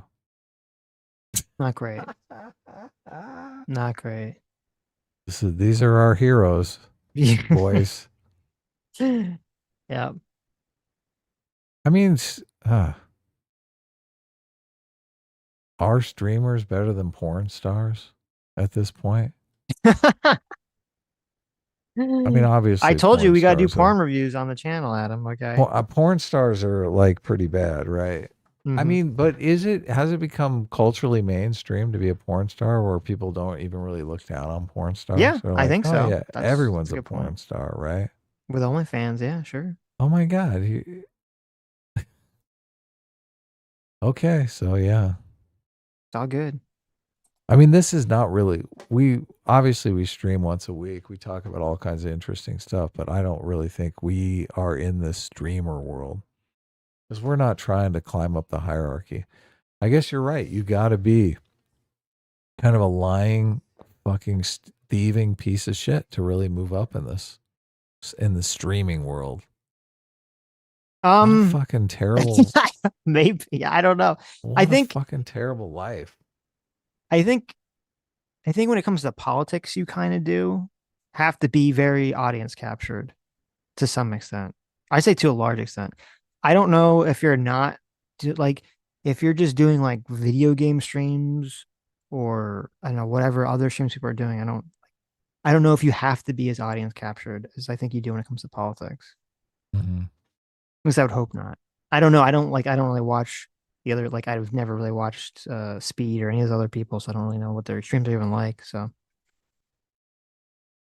did you see Pisco was praising you rather dramatically on the live stream about your I conversation saw with Michael Trey? I mean, he even said nice things about me. I was like look at shocked. that. Yeah. I saw that Zero Fuck said that. I didn't actually watch it. You didn't click on and watch it? Did I watch it? Was it good? It was pretty Nice. interesting. I mean, it made me think maybe we should bring Pisco on just because obviously like it'll be like a waterfall of super chat. That's a good point. That's a good point. Yeah. It'll probably be painful though. Because he was arguing with Jank because Jank wasn't on, but he was arguing with this idea that Jank had that the populist of the left and the populist of the right should unite. And obviously we know that's a Jank fantasy, but he was like disgusted by the fact that Jank would even think that the right had any sort of redeeming value. He's like, oh my God, it's the right that we need to annihilate. Right. Yeah. Such an insane point of view, but I mean, I don't know if Pisco's changed his position, but like whenever I've seen in the past, I mean, I don't know, whenever the live last seen their streams, whenever I see like him and Hutch argue, it would usually be like Hutch is kind of arguing for we need to expel the Hassans, the socialists, and all these people. And Pisco was more on the side of like we need to work with these people or try to utilize them for votes or something against the right. It's like I guess like the counter argument to anti-right. kind of like the counter argument to Chang's argument. Yeah, he sees the right as evil, completely evil. Yeah. He's incapable of seeing any goodness in them whatsoever, which is it's a huge blind spot. Mm-hmm. Lucifer the Doberman sent us the acceptance. I guess it's not really an acceptance speech, but it's a Sean Penn. Looks like, is that Macaulay Culkin or that's his brother, isn't it? Who is it? Kieran Culkin. What did It's only 19 seconds. You want to watch it? Not really. He just says, I just listened to it. I listened to it just now. He just said he couldn't be here. So that was all he said. Well, let's play it for the audience. Then. Okay. You can play 3, 2, 1, go. And the Oscar goes to Sean Penn, one battle after another.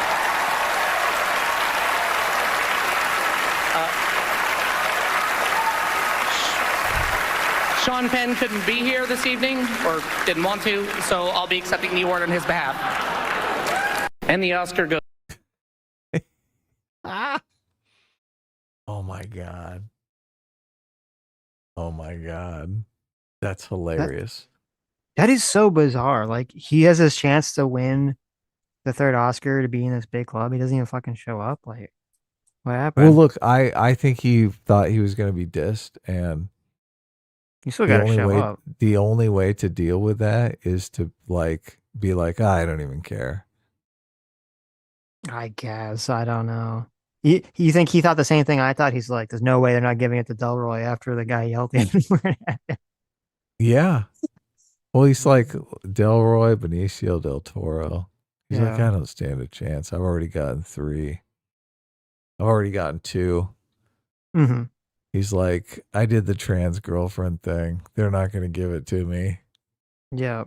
I just got to say, fuck it.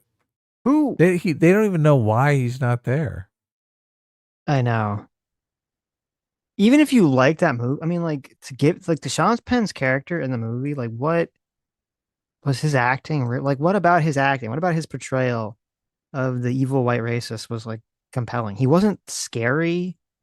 He was intimidating. He wasn't interesting. Like what was the portrayal that was worthy of an Oscar?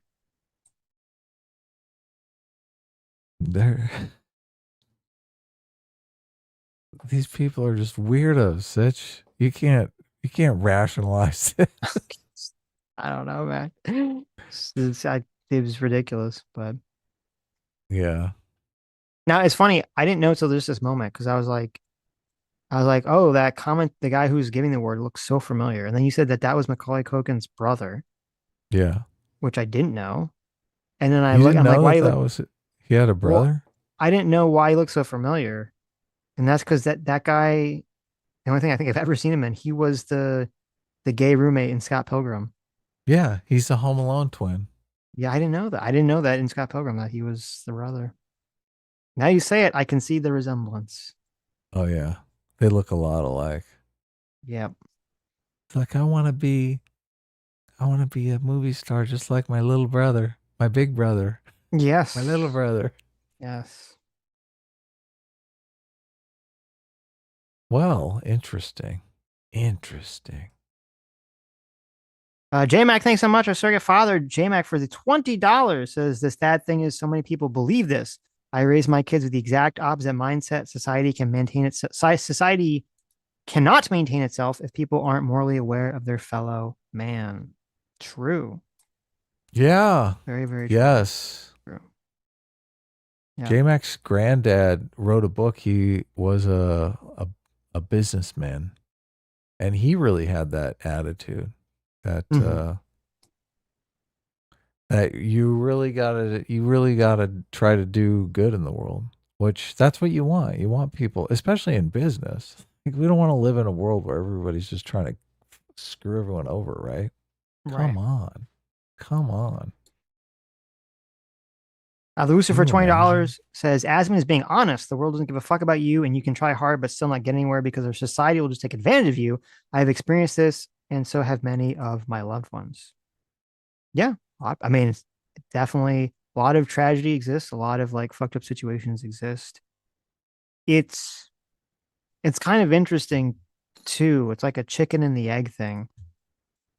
Because when I say like that cultural meme, like if you were to like ask people like who are in like a lower economic situation and like a mid economic situation and like a rich economic situation, and I think you're gonna get on average more people. You might get some in the rich too, actually, but you're probably gonna get like a lot of consensus more in the lower economic situation that like the attitude is basically like the world sucks and you just kind of have to like fuck your way through it.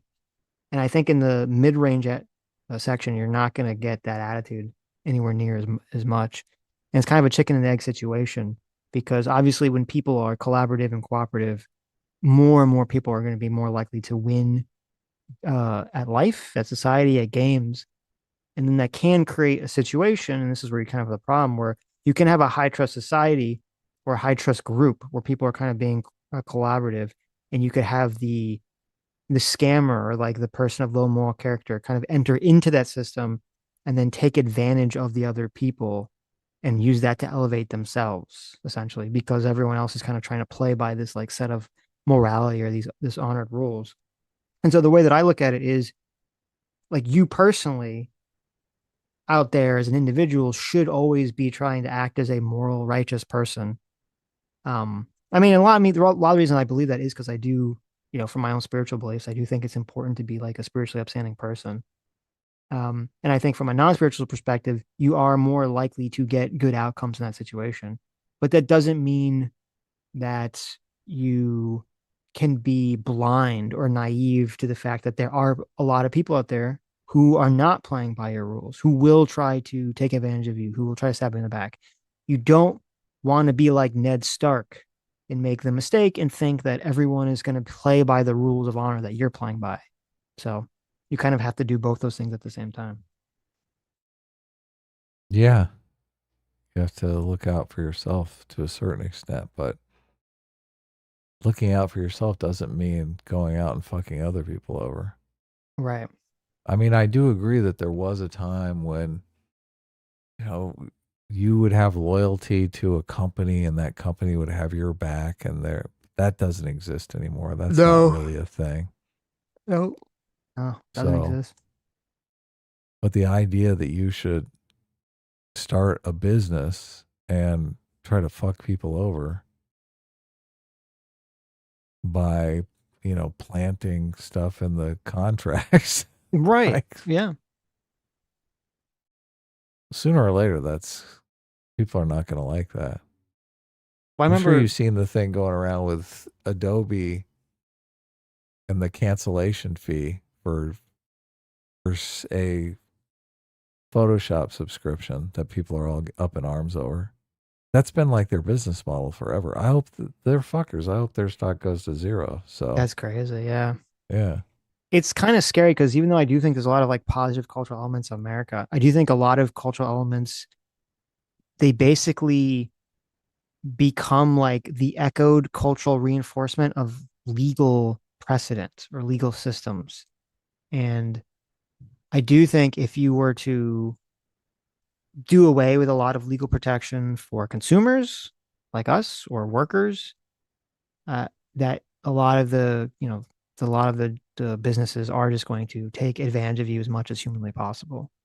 Right, and that's going to foster the culture that people are out to get you and that you should get yours. And right, it does foster a culture of dishonesty, doesn't it? It does. And actually, that'd be kind of an interesting argument, for people who are trying to appeal to people on the right in terms of like business regulations, is to kind of frame it in the way of moral decay and cultural decay. Because you're 100% right. If we don't have legal protections for consumers and workers, and we basically allow everyone to get ripped off by businesses, that will literally lead to cultural decay. Low trust society, yeah. In a low trust society, yeah. And I mean, I think that's part of what Admin was saying.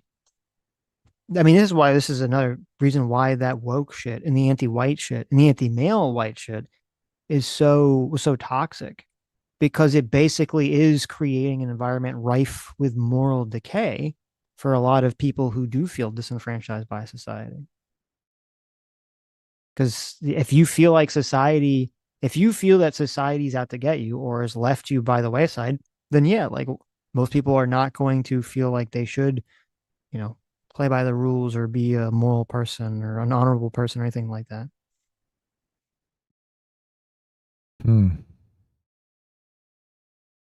Michael Dorman, thanks so much for the 5 Canadian. It says Lucifer is a great name for a daughter. Just saying. Don't you dare, Michael. Stop trying to gaslight Sammy into thinking Lucifer is a great name. It is not a great name. You're not naming our child Lucifer. Okay, stop it. Icarus Erm. You should just do it. No, stop. Icarus Erm, thank you so much for joining the Free Will Seeker. Welcome. Red Sliver N for 32 months says, I just finished the season 2 of One Piece, a very S-class. They cut the horse size duck. Oh, wow. Terrible. I think I've seen the first 4 episodes. I don't know if you've watched any of it. I did. I started watching the first episode. Okay. It's very zany. Yeah, it's okay. I thought it's okay so far. It's kind of wacky. I don't know if it was the first episode. Is the hot girl supposed to be the fat girl? I was confused by that because you said. Okay. I was like, oh, they did it. They made the fat girl hot. But that hot girl is a different girl then. It's a different girl. Yeah. Okay. And it's weird because they have, in one of the episodes, the girl who was fat shows up again. And I thought I she's saw a not picture. hot. No. And I thought I saw a picture of her online where it looked like she lost a lot of weight. And then she didn't look like she lost that much weight in the show. So I don't know what happened there. It was very strange. So maybe it was like maybe she's gonna show up later and look skinnier. I don't know what happened there, but it looked bizarre. So, but I didn't like in the first couple episodes how there was like multiple times where Luffy's like in a dangerous situation and he's basically just kind of saved by other people or like plot. He's not really like saved by anything he did, and I was kind of like, oh, that's unfortunate. Though I do believe that happened exactly the same way in the comic too. So they're just kind of following the manga at this point.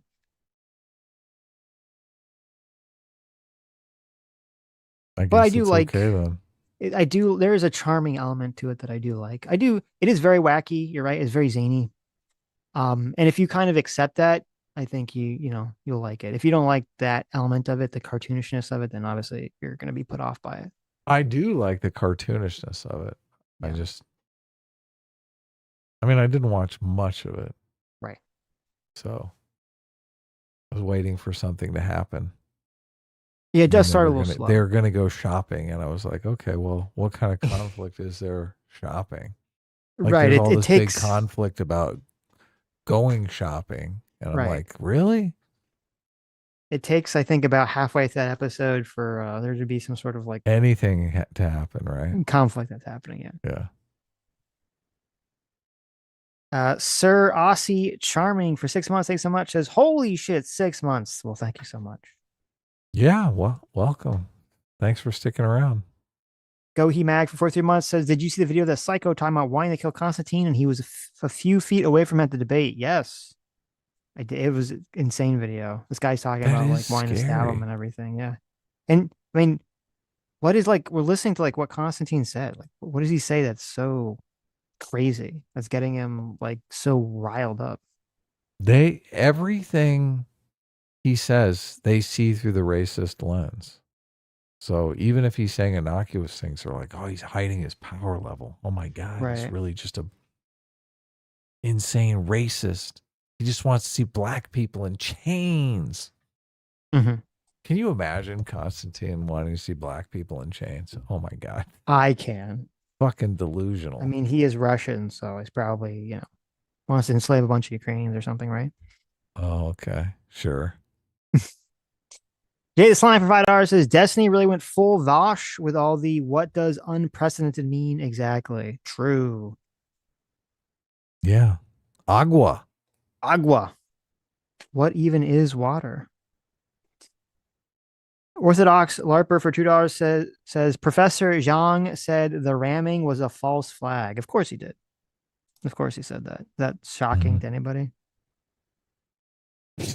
Oh my God. No. Potatoes Me for 50 knock knocks. Thanks so much. Says Destiny had some good points, but most of his strategy was the quote, it's amazing how much leftist discourse is them pretending not to understand things meme. Yeah, exactly. I know. It's insane. It's insane. It completely undermines like anything that he could say in that conversation. Why even have the debate? I've seen clips of Destiny whining that no one will debate him anymore, that he can't get any sort of conversations going. He kind of talked to everyone. He talked to Ben Shapiro. He talked to Jordan Peterson. He did this, I'm really going to be the sane interlocutor on the left. And once he had all those conversations, he just became insane. What happened? The justice for the ship ran out. The justice for 42 months. Thanks so much. Look at that. 42 months. So long. A member says, LOL, Constantine just regurgitated talking points. How can you have a discussion with a level 0 BS talking point with no prescriptions? Well, the justice also, I guess, bought into the Destiny framing that there was no prescriptions, which I admire the justice, because the justice has been a member for 42 months. He's been a staunch critic of Sitch and Adam, but he still maintains his membership, which I think is, which I do think is noble. So yes, I thank you for the membership. Honorable even. Yes, his loyalty is impeccable. If you think that someone is bringing up talking points that are vacuous, okay, that are meritless, I think you can expose those talking points, or try to get them to elucidate on those talking points, to voluminously illuminate on those talking points. Okay. I think you could get them to actually try to get to some sort of meat of the conversation without just using like ridiculous, I hate to say it, ridiculous debate tactics where you just pretend to be stupid, where you just do the performance stupidity. Because that's just going to make you look bad. You're not really actually, you're not really showing that they're saying anything wrong. Well, look, and I wouldn't need to go in on the rape gangs and all that stuff. I mean, that really seems to be an England problem, not really an American problem. So I think you can have a conversation like we did about the conversation they were having about what is the right level of immigration, and how do you deal with assimilation in a culture where half the country thinks assimilation is actually bad, and that these people shouldn't assimilate. Like, what do you do? What is the right amount of immigration in a country where half the country doesn't even want the immigrants to assimilate? That's a completely different problem. Mm-hmm. And we don't have to badmouth immigrants to do it, because it's not, I don't think Sitch and I are really against immigrants. I mean, we're against our political adversaries that don't want the immigrants to assimilate. It's like, why are they even coming here then? Of course. Yeah. Yeah. Sketch XR for $5 says Hassan, Sneeko, and Tucker are all making onto the Iranian broadcast news. Horseshoe theory remains undefeated. True. Yeah. It's crazy, isn't it? Pay this line for $5 says Hassan does not understand that most streaming service owners don't actually have to like the people on their site. Also true. Yeah. Potato is me for 90 knock knocks. Thanks so much. Says total IQ on that TV screen was in the 50s. Ouch. Sad. Living in Stuggs Walls temporarily for $2 says starting to think this Hassan dude isn't very nice. I know, who could have guessed that, right? Not a nice guy. Sade Ray for 10 SGDs says Destiny's point of immigration is by what metric does one judge too much immigration? Cultural change happens all the time. By what specific metric would immigrant caused cultural change be too much? Well, that's interesting. I mean, you could have a conversation about that. And I think it actually would be somewhat of a difficult conversation to have, in terms of like, if you're trying to like hone in on what is the exact metric, right? Is it going to be, an increase of crime? Is it going to be the reverse gentrification? You're just like a population is basically being displaced. Is it a majority of people not speaking the native language? And it's an interesting question. I think it's a way to have that conversation in kind of an honest way. I think it's easy for Destiny to sort of play obtuse, because it is a conversation. It's a topic that people have a lot of intuitive feelings about, but is sort of hard to quantify in very clear terms. And so that kind of makes it very easy to play the sort of what is a woman autism game. I mean, there has to be some level of assimilation, though. That's where you got to hone in on. Right. And then it becomes a technical problem of how many people can you bring in and assimilate to this agreed upon level of assimilation. Right. Like I said, I think the real problem is the left doesn't want any level of assimilation. They view any level of assimilation as wrong and evil. Well, the internet left. I mean, I think the average left, like just Democrat voter, I don't know if they. Yeah, no, that's a good point. That's a great point. Yeah. It is just, it's the kind of people who are going to be debating you online, right, that are like, but if, you know, you've got some left-wing person in your family, you probably have a really meaningful conversation about what is the right level of assimilation and how many people you can accomplish that with. Right. Yeah. Well, I mean, and I mean, guess the easiest place to just the starting point would be like the most outwardly things would be crime, language. Should we be assimilating people that have Asmongold's attitude? No. Should that be part of the assimilation process? Should we use that? Is that the American culture we want to assimilate people to? No. No. Oh my God, that's so sad. So we give IQ tests to people. Like, listen, you can become a citizen, but you got to be like above a certain IQ threshold. Got to be like at least at an average IQ, at least at 100 or higher. I'm down for that. We don't want them to be too smart, right? Oh, we'll take all the good jobs. There you go. There you go. Edward Senior for $5 says, "Are you saying Hassan is of House Targaryen?" Hassan wishes he was of House Targaryen. Okay, but he's a spoiled brat, so that's true. Swamp Fay for $5. Thanks so much. As the order of the military operations, Venezuela, Mexico, Iran makes it clear they thought way ahead about this. How are you spazzing out now? We'll see. I mean, I think Adam is a lot more doom pilled than me. I'm just kind of like, the whole thing seems unclear to me. So we'll see what happens. Trump is not, I don't think Trump is projecting a lot of strengths in this moment. So. Yeah.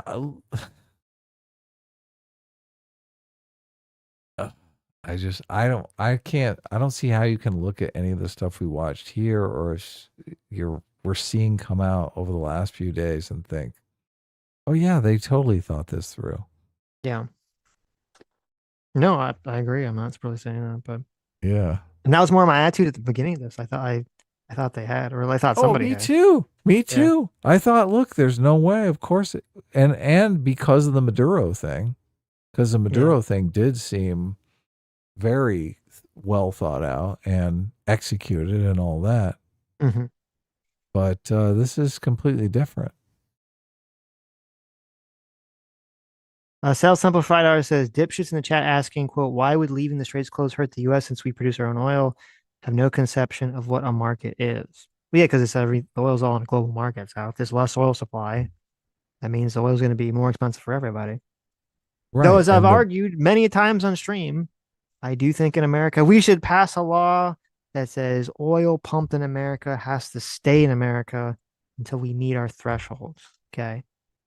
It's our natural resources. It should go first and foremost to Americans. We need to separate our oil market from the rest of the world, which, by the way, I think most of those Middle Eastern countries that are the big oil countries, they actually do that themselves. I don't think. I mean, they sell in foreign markets all the time. That's why they. No, but I'm saying they heavily discount their oil to their own citizens. Oh, yeah. Yeah. So. Well, we produce as much oil now as we use, so that could happen. The thing is, our oil producers, if oil spikes up to $150 a barrel, they're like, we want to sell it on the open market, right? Where we can get the most amount of money. Yes, right. But I'd say that's where I say we need to put the kibosh on that because it is an American resource. So I do think that means something. So it's not going to be an open market. It's going to be whatever the market will bear in America, right? I think there should be some of like whatever the amount is that we need for ourselves. And then anything beyond that, you can sell in the open market. It's a very anti-capitalist attitude that I have. If there's a surplus, though, they drive the price down incredibly. Other people could be paying, $5 a gallon for gasoline, and we could be paying 50 cents because we have a surplus. I know, it's awesome. In America. Right. It's interesting because this is the conversation that we're always having about tariffs and importing goods. Mm-hmm. Because now we're going to make America a closed market for oil. Right. Well, we could make it a closed market for cars. We could make it a closed market for any product. as long as we have that product that we're developing here, obviously, if you made it a closed market for cars, you'd be forced to buy an American car. And a lot of people want to buy a European car. Well, With I oil, think, it doesn't make that much of a difference, yeah, but right? It's just I think it's harder for all the little pieces of a car. I think it'd be harder to have, like, maybe you could do it with just cars, but to try to do it with every single industry. The supply chains are so global right now that I don't think it's feasible for us to be like, okay, we're going to make, cars, phones, everything, every single thing we're going to make. It's all going to Tesla be, does it. made in America. What do you mean?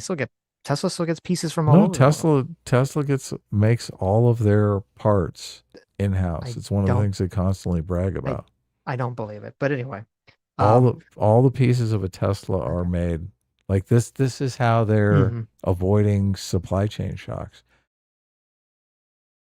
Are made in Even like America? even the chips and stuff. Even the chips and stuff. This is what's revolutionary. They're making their own silicone. No, silicon. So the AI is telling me 60 to 80% are made from the US or Canada. So that's so high, it's high. That's good. Yeah. But anyway, but my point was, I don't foresee that you can, like, I don't think it makes sense to say that, like, for all the different products that exist, that every company is going to have to source everything in America. I don't think that's feasible compared to oil, which is like a thing it's just one thing you extract from the ground. And then the only thing beyond that is, I don't see why you couldn't have our refineries either change or spend the money. And they just don't want to spend the money because it's cheaper, but spend the money to change it so that they are refining the oil in America. It's just oil. It's not like they don't have to import a bunch of different little pieces to make the oil. If Donald Trump goes crazy and he starts a fight with everyone, he goes to war with Europe and France and Australia. He basically just goes nuts. He's going to war with everyone. And all the manufacturers in America are forced to like develop their own supply chain. So everything is made in America. Do you think that's possible? Or you think that's I don't think like it's possible. impossible? I think it's completely You think impossible. it's impossible? Yes. Why do you think it's impossible? Because I don't think we literally have all the natural resources and all the I mean, it would technical be know-how to tough. make all these different things. I'm not saying it wouldn't Okay. be onerous. It wouldn't be laborious. And I'm then not even saying that. if we impossible, like, if we had to do this, listen, if we like literally had to do this, okay, if we erect a giant laser grid that surrounds, necessity, mother of invention, right? If we have to erect a laser grid around the country, like, yeah, I mean, I guess we'll scrape by, right? We'll figure out a way to make it work, of course. Okay. Okay. But it would also raise the. I mean, what So you're it's suggesting not now, impossible. it would also. You understand, like, what you're suggesting is it would, the price of everything would just go up astronomically. Yeah, I don't know about that. I guess. What do you mean? I mean, that's the whole reason things are not made in America, is to keep the price down. Right, because you have cheap labor abroad. Yeah. Yeah, I Cheap get that. everything abroad. So, like, if you're going to say, well, everything is going to be made in America, so all the resources are going to be extracted in America, all the labor is going to be generated in America, all the factories are going to be in America, like, okay, but everything's going to be fucking way more expensive. And now you're going to say, well, people are going to get paid more, and I don't know how it's all going to equal out at the end of the day, which who's going to be on the receiving end of that? Because obviously inflation would go crazy at that point. I mean, it's going to be a change, that's for sure. Yeah. This is what's interesting, because labor is the biggest cost in producing anything. And the robots are just going to take the cost of labor down to like nothing. Exactly. So that means every single product, the price to make every single product will collapse. Right. Then, I mean, they can still have huge margins, right? Well, but in that scenario where we just have robots make everything, like, I agree. Okay, you should have robots in factories make everything in America just for security reasons, but you're not really helping. Like, the main reason that people usually talk about this is because they think it's going to help the American worker, and to me, I think that's nonsensical. Because what helped the American worker back in the day, back in the old COVID era, they always want to talk about more time off, right? Well, no, what helped the American worker back in the day is that we had a Fed policy, we had a government policy that was aimed around making sure that unemployment was as low as possible.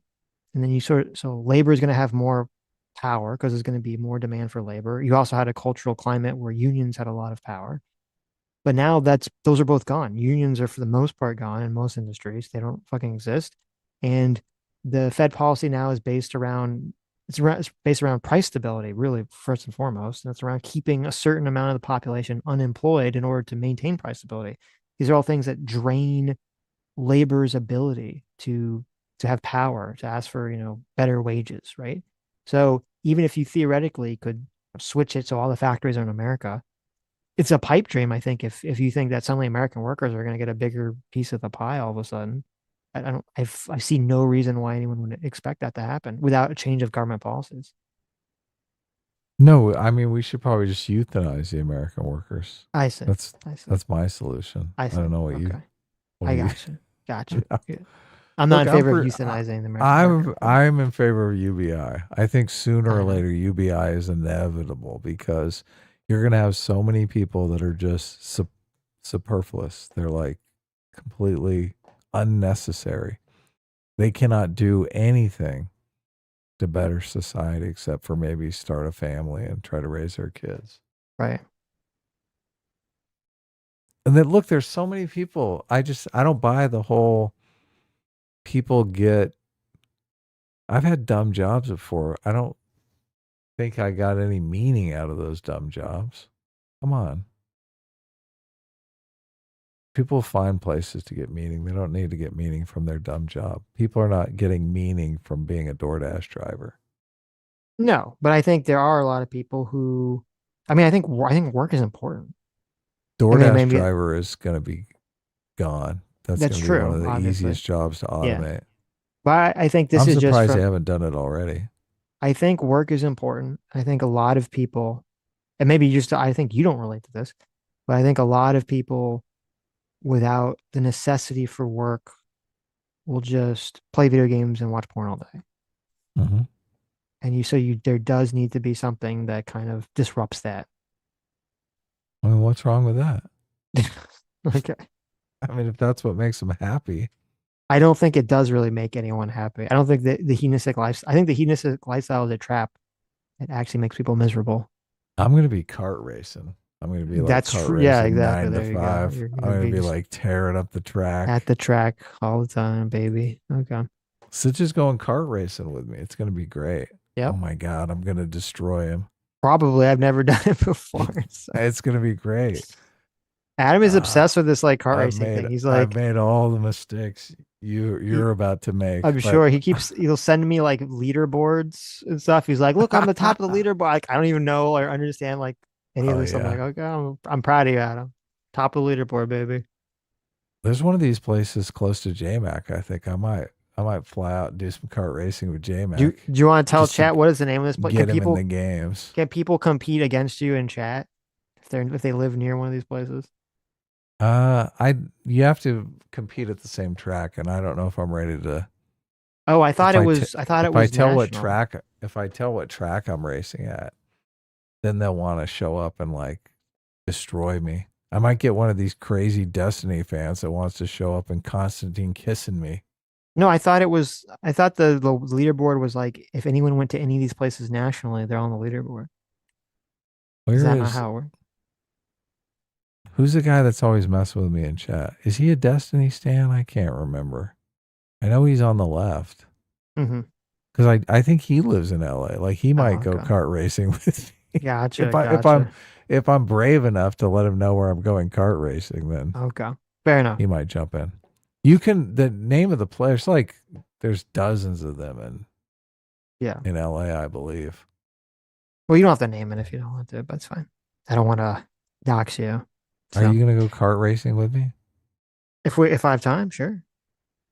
I mean, I'm wondering if we should have like a fan meetup at the kart racing place and just get like a whole have everyone do kart racing. Because look, I get more points when I beat people when I race against like 8 people. He doesn't want an actual fan meetup. He just wants to bolster his score and position on the leaderboard. So he just wants to sucker a bunch of us to come out to LA just so he can booster Look, his score here. I'm so sad Yeah. that I got into kart racing in like February because all the scores reset January 1st. So everyone has like a month on me.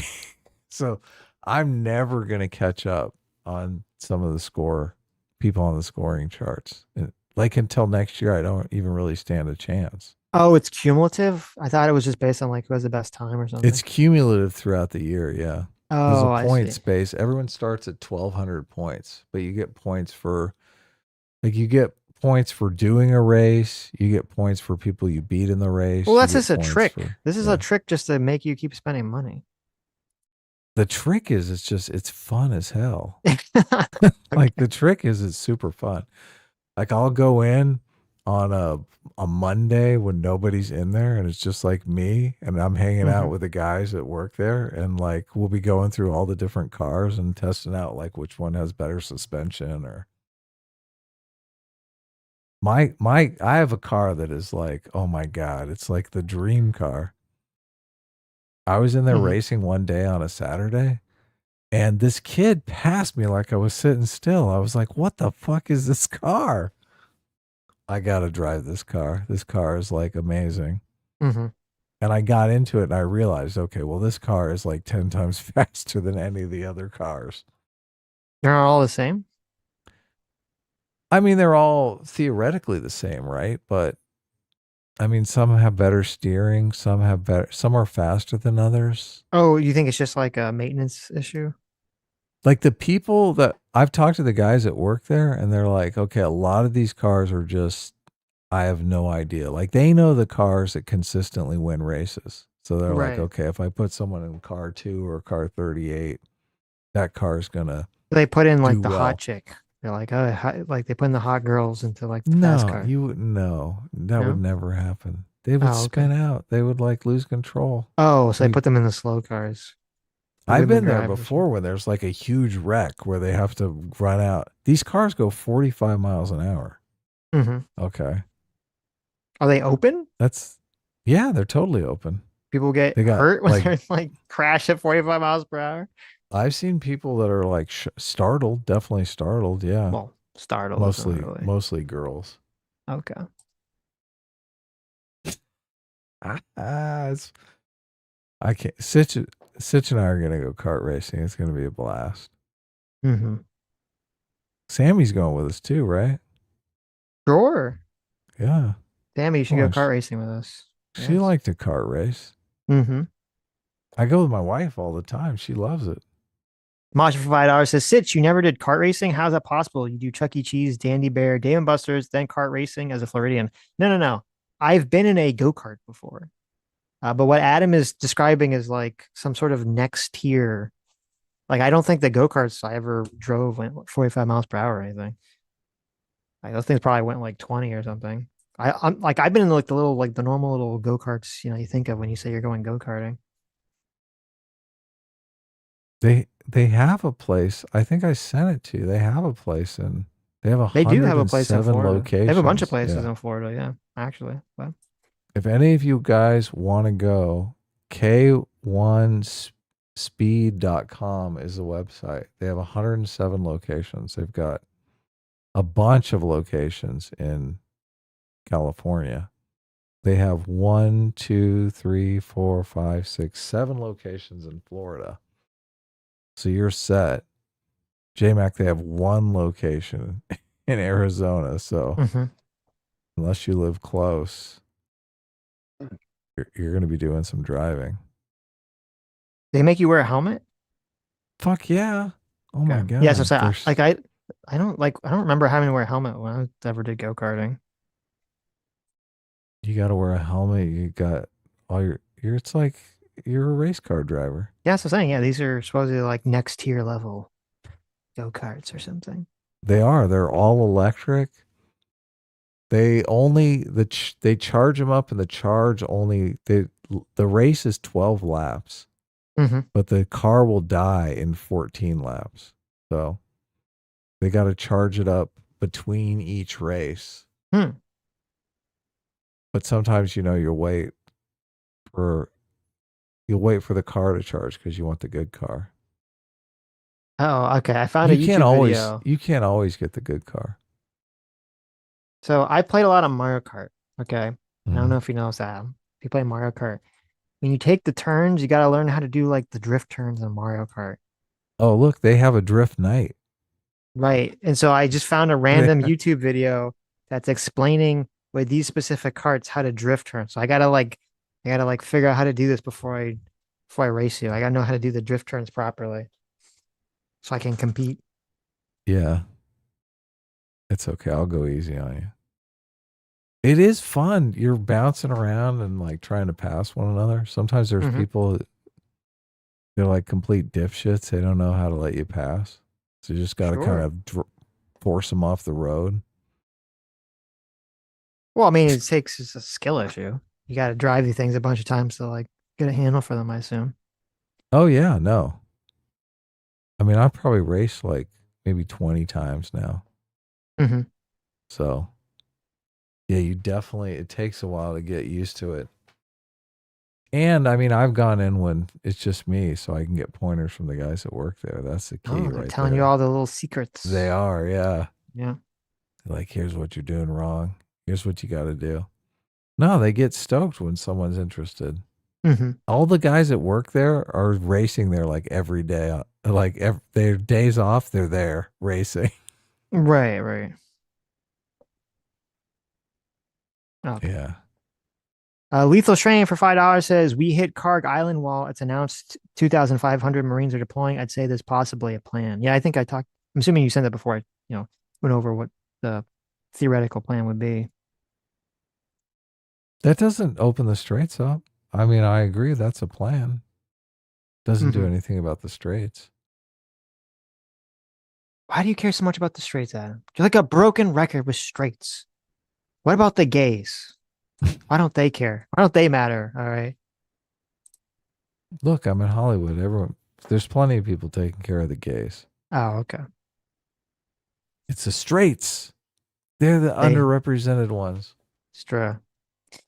Philip Kogan's for 38 months says the Saudis largely funded the Pakistani nuke program and has a call on their nukes if the Iranians ever go nuclear. Well, there you go. Nuclear. Fucking Saudis. What the fuck were they thinking? Nuclear. Just say nuclear once. I said that. I said nuclear. Nuclear. I'm saying it. Nuclear. What are you talking about?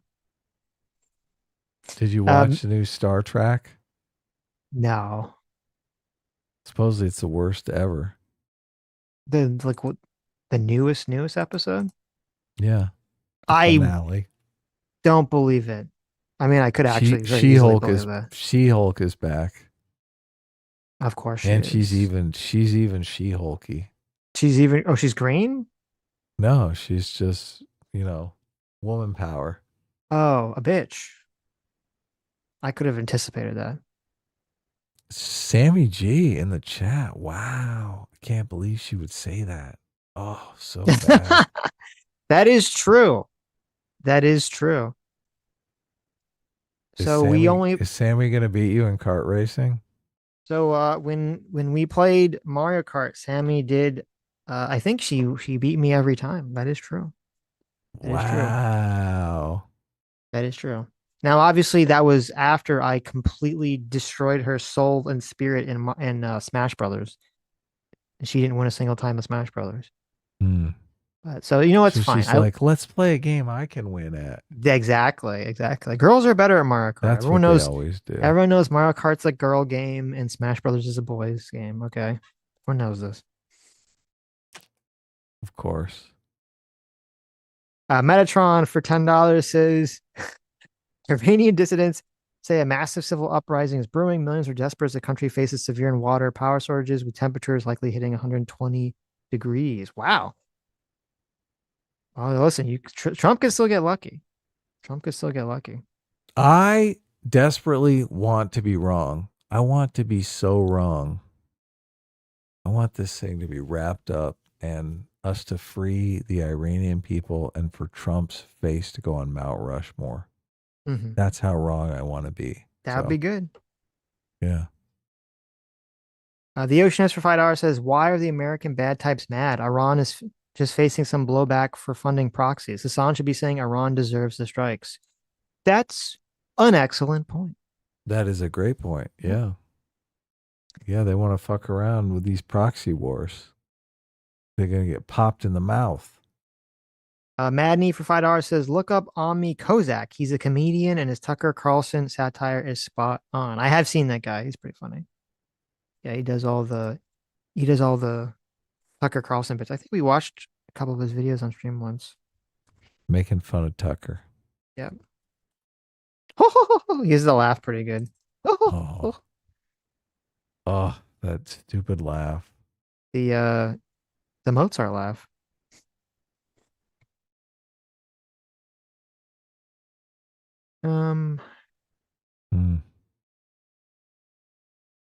Edward Senior for $5 says, "It's more likely that we have 10 plans for the straight than it is we have 0." So there you go. And we have 10 plans. Has Trump heard any of them? Probably not. I don't think so. Why didn't he say that? Why didn't he say, "Oh, we have a number of plans"? Why didn't he say that? That's a good question. We got 8 or 9 plans. We just need to decide which one we're gonna execute. We have all the plans. We have so many plans. We don't even know which plan to put because we have so many good plans. See, I'm just gonna Trump have to would've pick said at random because they're so great. They're so Trump amazing. would've They're the said best that. plan. They're the greatest General plan. didn't say that. General doesn't know what plans there are. He's not even thinking about that. Damalus for 47 months. Thanks so much. Says, "Let's take a strategy from Scooby Doo. Sneakily install a little drain pipe that siphons all their oil from the Kark Islands to America." There you go. I like it. They're like, "We keep sending oil to the Kark Islands and nothing shows up. What's happening?" It's like, we just cut a little hole we sent our American scuba divers to go underneath the pipes underwater and to like siphon all the gas, into a big funnel. Trump can truth out. "I drink your milkshake. Thank you for your attention to this." There you go. Right? Stop. Yeah, there you go. Stop tweeting out Wii Sports memes. Start tweeting out "There Will Be Blood." Movie references. Yeah. Be great. Living in Sucks Walson Burley for 2 hours says, "Lefty just mad it's not the gays of Hormuz." I already made that joke, but thank you. Assat Games for $5. Thanks so much. Says, guys, the IRGC Navy will be easy. Our Navy's been practicing on speedboats for months. That's true. Oh, wow. That's true. Good. You're right. That's true. That's a good point. Yeah, it's like Space Invaders, but with speedboats. Majin for 2 hours says, "I'm not motion sick, so the Benny clip is real." Oh, that's right. Majin gets motion sick from watching AI videos. So there you go. Look, you can be a little detector. That makes sense. Instead of asking Gemini, "Is this an AI video?" We'll just ask. I mean, a good indicator of it not being AI. It's an unbroken video. It doesn't seem like it has any cuts of a person standing there talking for like 15 minutes. I have not seen an AI video being able to replicate that yet. So to just do like an unmoving, like just a still frame shot for 15 minutes. I don't even think AI can do that yet. I think Doug Wall says, "Technically I made it first." Okay, that's fair. That's true. That's a good point. You beat me to it. Done for 33 months. Thanks so much.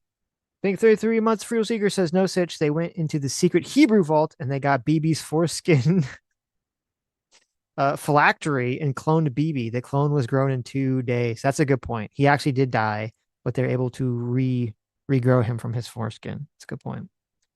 Excellent move. Yes. The Oceanist for 2 hours says, "Vosh is short for Vashua." Mm-hmm. What does that mean? I don't know. Lord Stug for $5 says, "Secular talk, or how I love to stop worrying and love the horse." Funny. Oh man. Michael Doman for reference. Yes. Michael Doman for 2 Canadian. It says, "Alex wanting to fight Timcast was hilarious."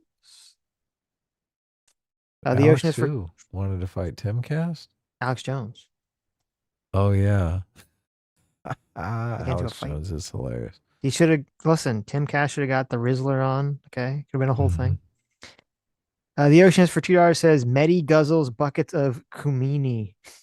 True. Get it? It's pretty funny. Yeah. I like it. Yeah. Ayatollah Khamenei. I get it.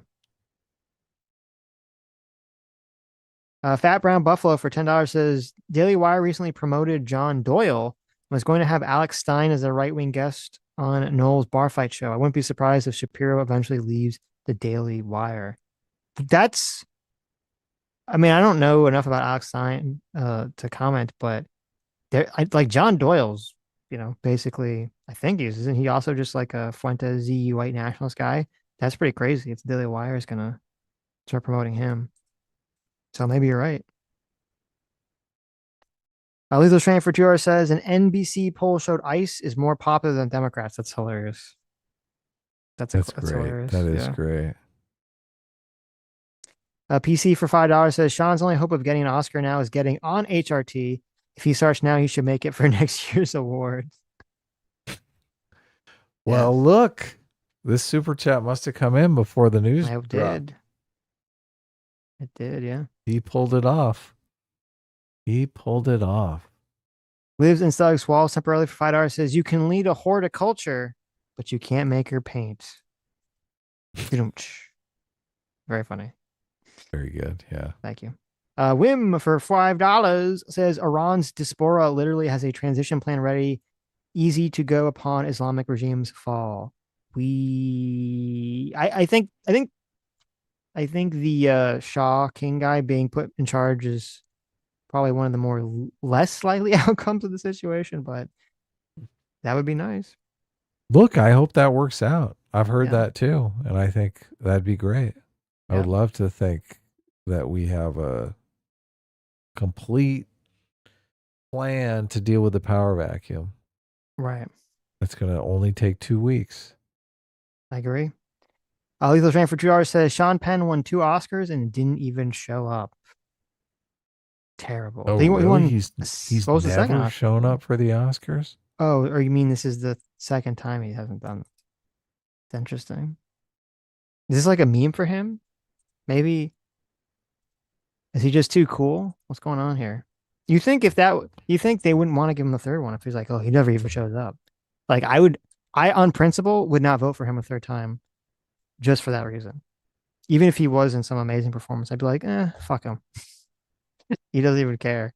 Am I giving him an Oscar? Yeah, I would too. Lives in Stug Walton Burley for $2 says if you're going to start reviewing porn, start with La Blue Girl. No. Burger Dan for $2 says I double dog dare you to review Morning Glory Milk. Okay. Is that the book? It's the Minotaur milking book. Yeah. Edward Senior for $5 says let me book. Adam needs to listen to that book in detail. God. My wife will be laughing so hard. Edward Senior for $5 says let me help you cultivate. I know a human/Minotaur mix in dire need of service 3x or 3 times a day. By the way, his name is Jeff. Oh. There you go. Also known as Hefe. Adam defunded for $10 says my problem with what is culture is that people often focus on the main culture and ignore subcultures within a nation, but with subcultures you really see the cultural differences between countries. Lives inside Walton Relay for $5 says Wild Conspiracy, the Morning Glory milking farm phenomenon is a JMAC funded psyop to normalize his opinion on Tauran women. Oh. That's crazy. Completely believe that to be true. That's 100% true. Yeah. It was right. If it was a snake, it would have bit us. Yep. Cube Mazra for 250p says Rob Noir had a conversation with a former DGGer who pointed out one of the bad faith tactics Destiny uses is to hyperfixate on one tangential point, i.e., how many people count as a lot in mass immigration. Yes, 100%. And he 100% did that. And then as soon as we got the answer, he just tries to shift it to a different point without really addressing the fact that he hyperfixated on this point for 10 minutes. Adam D funded for another $10. Thank you so much. Says part 2. My point is that subcultures give you a better idea of what an ethnicity or nation's culture is like, either by contrasting the main culture or by being parallel to its values. Maybe I'd have to think about it. It's an interesting point. Michael Dorman for 2 Canadians says no Iran war protests at the Oscars. Interesting. That is interesting. That is kind of surprising. Yeah, I was going to check that out. That's what I was curious about. Seems like people be virtue signaling all over the place tonight. You'd think. Renault Zorro was here for $5. Says everything Destiny accuses Constantine and the right of doing in this debate he's done numerous times over the years. True. Yep. Vadoom for $5 says I wonder if Destiny knows the difference between an immigrant and a refugee. No, probably not. No. QB Madre for another 250p. Thanks so much. Says Destiny only justifies his interruptions by pointing out that the other person is talking. Oh, I read this one already, but it's good. Has talked more, but notice prior to the accusation, he's just rapid firing questions for the other person to answer. True. Lives inside Walsall Relay for $2 says, I thought Rizzlers were the strawberry ropes. That's Twizzlers, isn't it? I think Twizzlers are disgusting. I don't know. Is that like a hot take? I'm not a big Twizzler fan. One of the worst candies. I like caramel corn a lot. Oh my God. The caramel popcorn. Caramel corn. Yeah. Oh, I feel like it always smells really good, and then it never really tastes good to me. But I don't really like caramel, so that makes sense. We have premium salted caramel popcorn at our movie theater that's just to die for. It just melts in your mouth. It's so good. Sometimes I go to the movie theater. I don't even see a movie. I just get the This is why you have to do your fasting. Like I just go to the movie theater to eat like caramel popcorn. I've done it a few times, but look, it's the movie theater's by the mall, so it's better than the popcorn in the mall. It's noticeably the mall better. Popcorn. Yeah. Okay. They're like, I gotta get. I always thought that was weird. Mall popcorn. You're like, I'm at the mall. I gotta eat popcorn. I'm like, what? Okay. Like I'm walking around the mall. I gotta eat popcorn. Only the caramel corn. I do like popcorn. I eat popcorn quite often, but if it's just regular popcorn, I'll pop it at home. Right. It's better. If you eat popcorn with no butter or very little butter, it's actually a pretty healthy snack because it's super high in fiber. No, I just slather. I get the butter, the super butter popcorn. Well, then you're kind of defeating the butter and there. salt. Oh, so good. Yeah. Oh. Drink it with a Coke. Okay, you've taken all the nutritional benefit of it and just flushed it down the drain at this point. A good 38 grams of sugar. Right. Just raw, straight into my bloodstream. Yeah. Living in Sucks also related for $5 says Myron Gaines in that ilk will cause the term lavender wife to return to common parlance. Ditto the Islamic left. What is lavender wife? Lavender wife is a male to female union of convenience designed to conceal the gay or LGBTQ plus sexual orientation of one or both partners to avoid social stigma or professional repercussions. So it's like a beard. It's just a beard, yes. See, if she was really just a beard, then she shouldn't care, right? If he's like, oh, I'm going to have multiple beards or whatever. Like, why would she care at that point?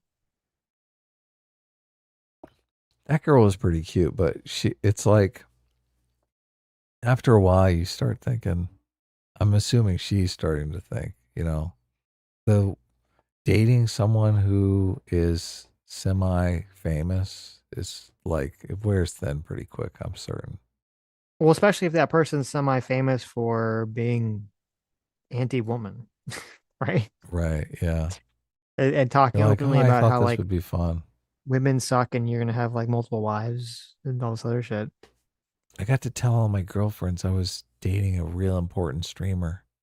Mm-hmm. And they all said, oh, that guy's lame. Majin for $2 says, "By Whoozy came in many forms, Adam." Oh yeah, it did, didn't it? What is What are all biohazy? I don't know. I have no idea what he's Oh. talking. Oh, that's white monkey, but that's how they actually say it in Chinese. Oh, really? Yeah. That's true. That's definitely true. Val Van Gogh for 44 months says, when I was in China, it seemed like over half the cars were EVs. Yeah, there's a big push, so that makes sense. Yeah, that could be. Growth for $10 says, if China's AI video production was so good as the ad campaigns made it look, they'd have better propaganda. Just like with DeepSeek, the interesting tech, but not better than what was already out there. Maybe.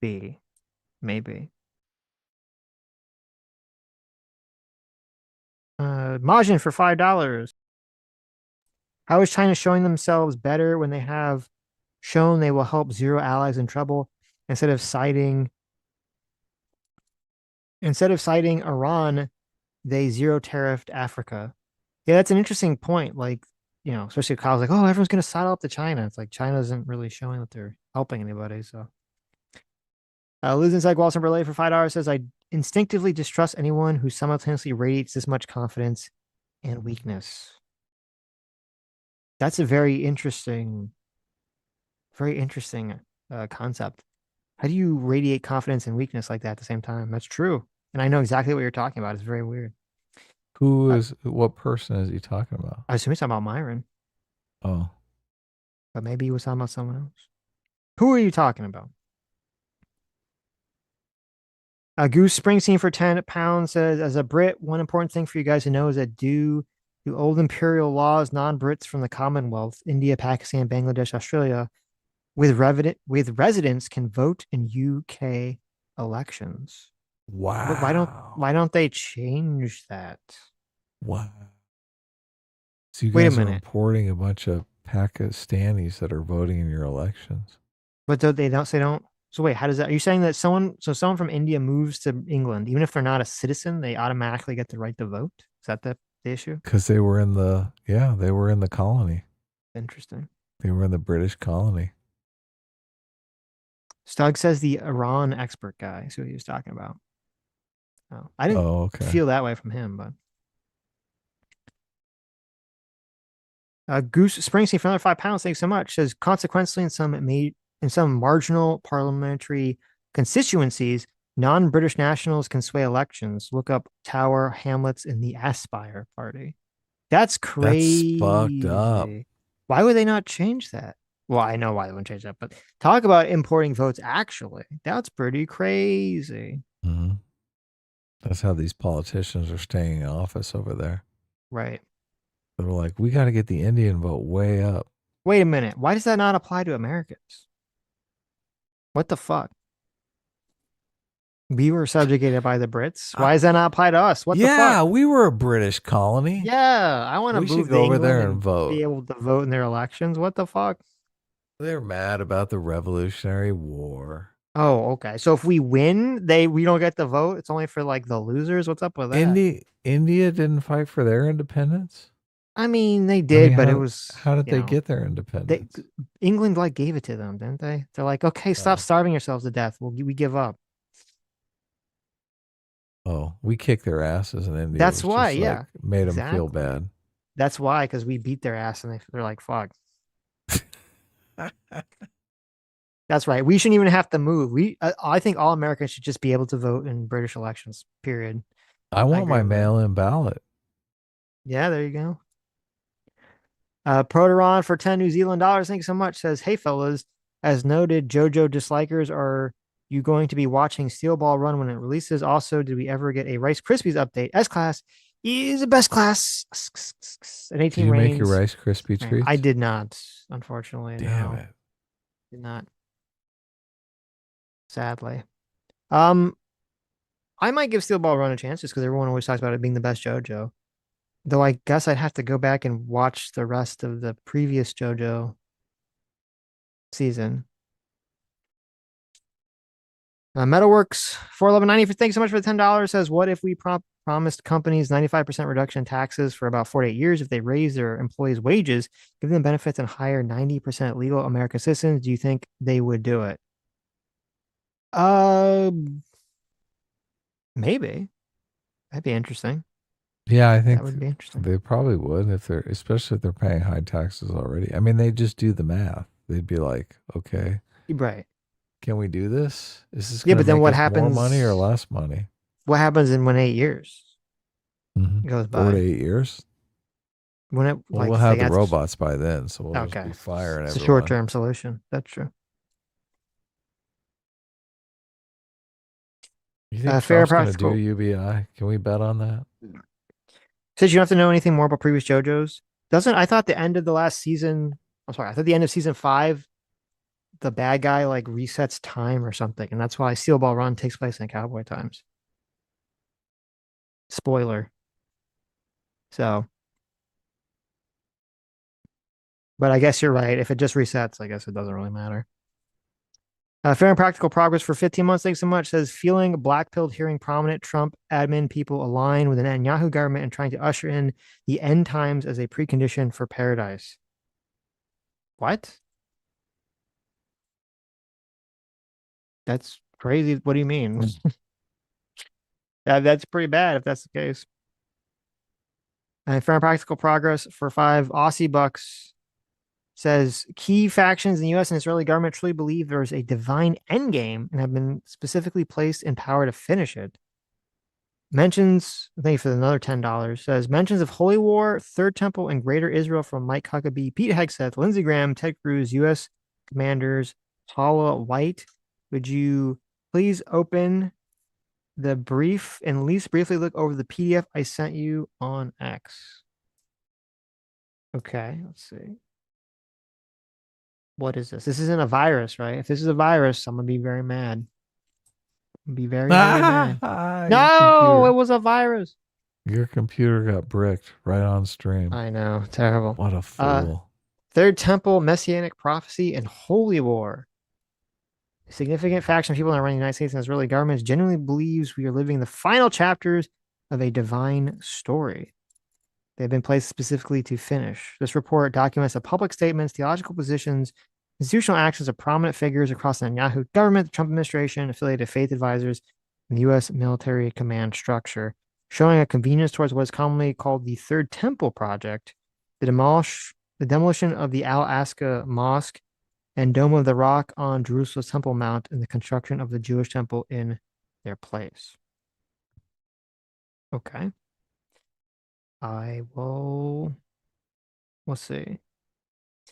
Let me look at the American statements. So Mike Huckabee said in 2017, there's no such thing as a West Bank. It's Judah and Samaria. There's no such thing as a settlement. They're communities. There's no such thing as an occupation. I mean, doesn't that just mean Mike Huckabee doesn't give a fuck about the Palestinians? Thinks they should all just be like pushed off the area? Sounds like it, doesn't it? Yeah. He's very anti-Palestinian. Ted Cruz and Lindsey Graham, UN resolution falsely claims that the old city of Jerusalem along the Temple Mount, the holy site of the Jewish people, and the Western Wall are occupied Palestinian territory. Pete Hegseth says 1917 was a miracle, 1948 was a miracle, 1967 was a miracle, 2017, the declaration of Jerusalem as a capital is a miracle, and there's no reason why the miracle of the reestablishment of the temple on the Temple Mount is not possible. Oh yeah, that's a big thing. That's kind of weird that he said that. And I don't know why he said that. I'm curious as to what the context of him saying that. Speech at a King David hotel. Oh, he's trying to suck up to the Jews. This is when he was on Fox News. Makes sense. Pete Hegseth carries a Deus Vult Jerusalem cross and Kafir tattoo. The 2020 book is titled American Crusade and closes with the words Deus Vult. Well, that's just smart. You got to be prepared. Paula White Kane, the White House Faith Office and Trump's chief spiritual advisor. Oh, yeah. Listen, do I think that Donald Trump cares what the chief spiritual advisor says? I do not. Do not. But what does she say? She says, I believe the temple belongs to the Jews, so I believe there must be restoration. And then she also said that mosque stands a little bit in the way of the third temple and the return of Jesus. Jesus! Gotta get Jesus out back.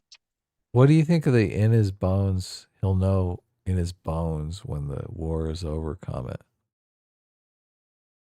Well, obviously God's gonna whisper it to him through his bones, and he'll feel it. Did you listen to the talk where he said that? It seemed like a throwaway comment to me, but the news is like running crazy with it.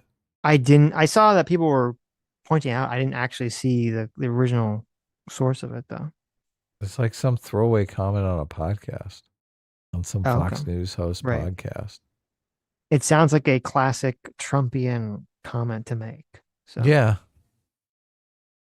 I was like, but they're making it sound like he put out a press release saying the war is officially coming to an end as soon as I know it in my bones. Right.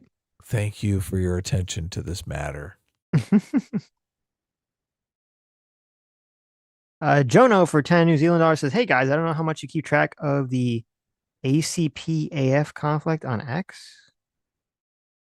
Well, I don't even. What is that even? What do those letters even mean?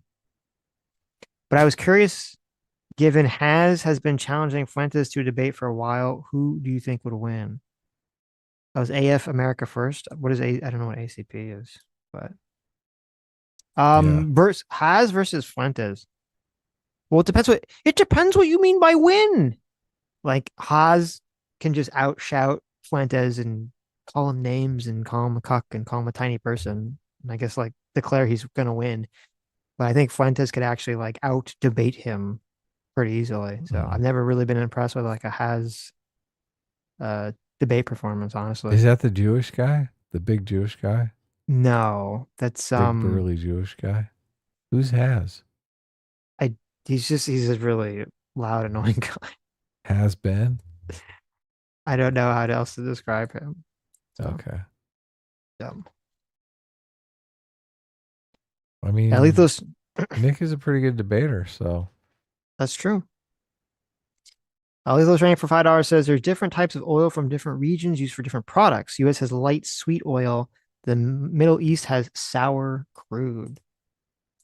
Sour cream? Sour crude. Yeah, I realize that. Right. Maybe we make the wrong type of oil and we got to do like a swap trade with some other country. That could be going on. There you go. We have refineries for some kind of oil that used to be produced in America, but is not really produced anymore. Lucifer for $10 says, you guys criticize Asman, but then point out that labor is diminishing and power with UBI coming. So many fake job offers and entry jobs disappearing by AI. We are raising a generation of slaves. If there's no jobs because they get turned to robots, how are we making a generation of slaves? And how is like lying and cheating other people the solution to that? Yeah. I think if you had UBI, people would be less likely to believe that the system is fucking them over, don't you?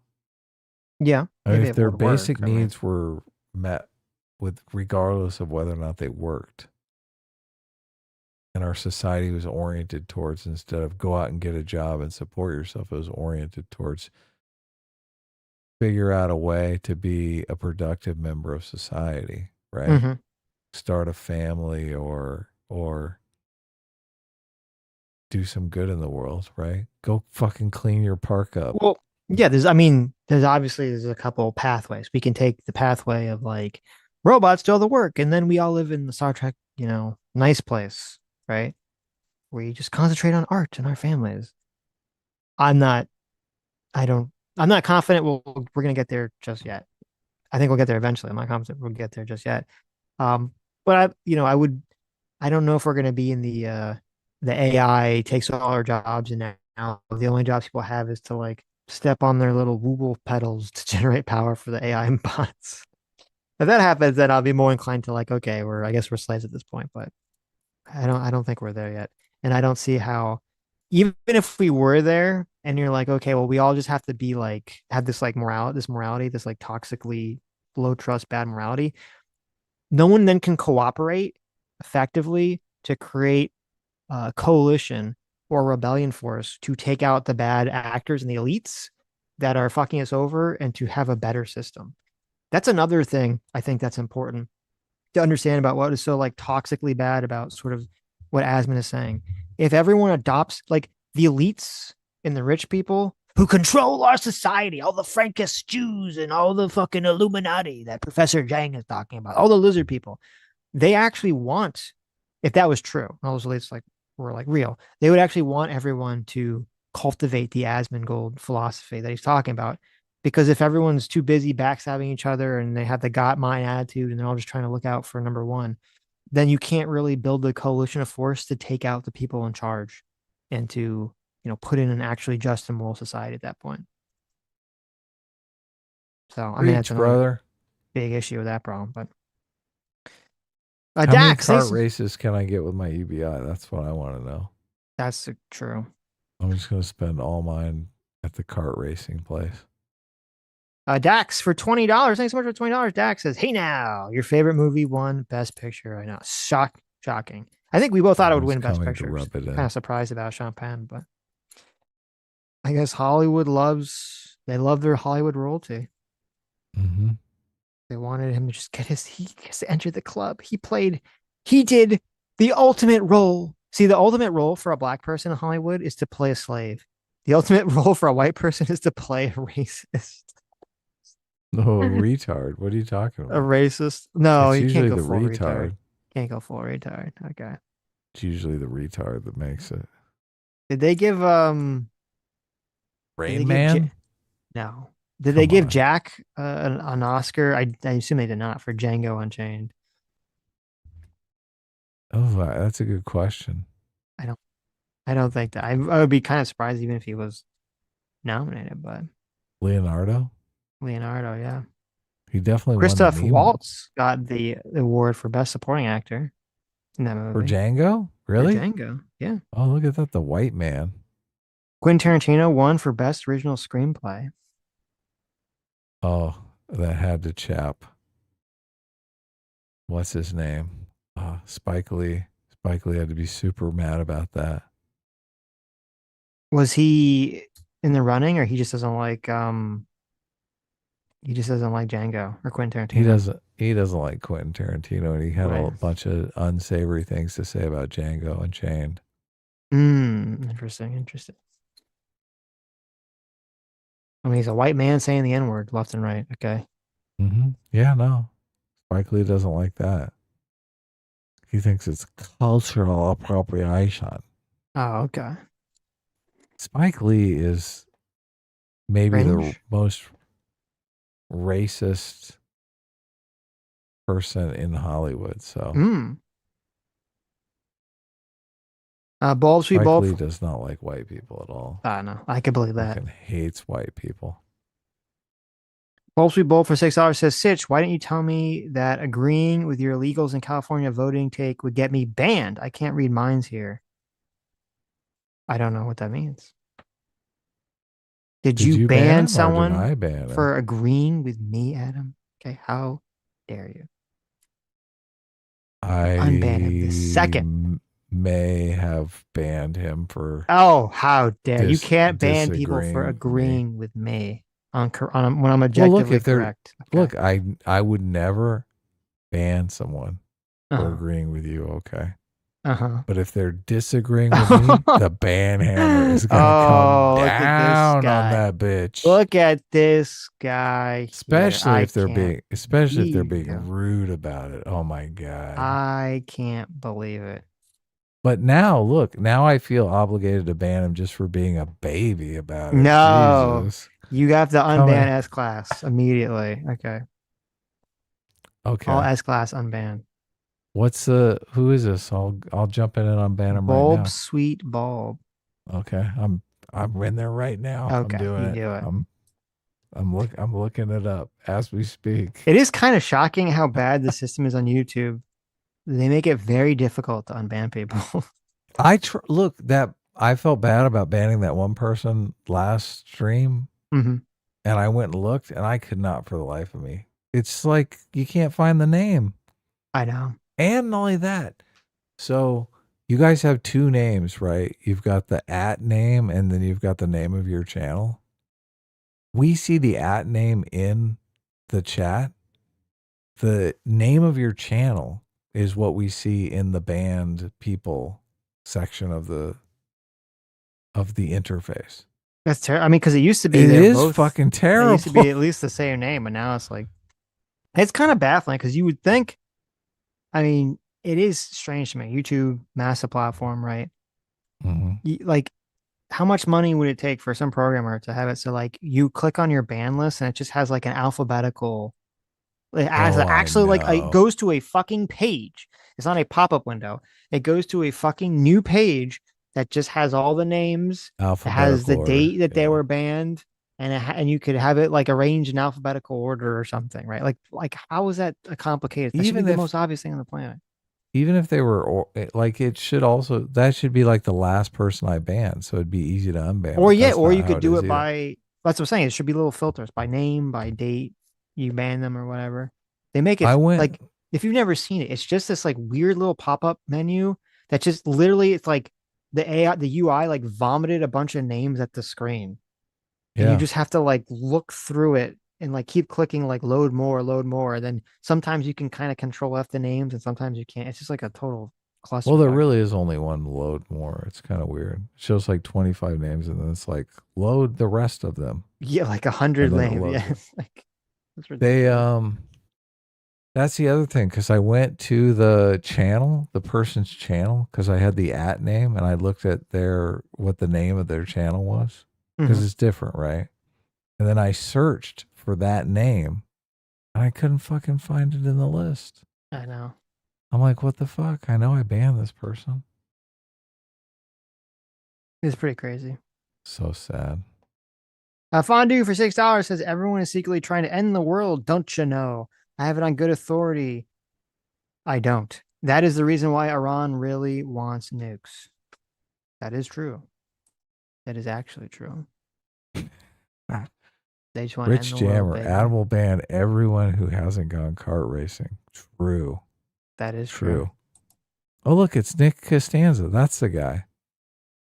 I think he lives in LA. Just got to the the caramel corn discussion. Adam is definitely an ArcLight fan. Come on, Nick.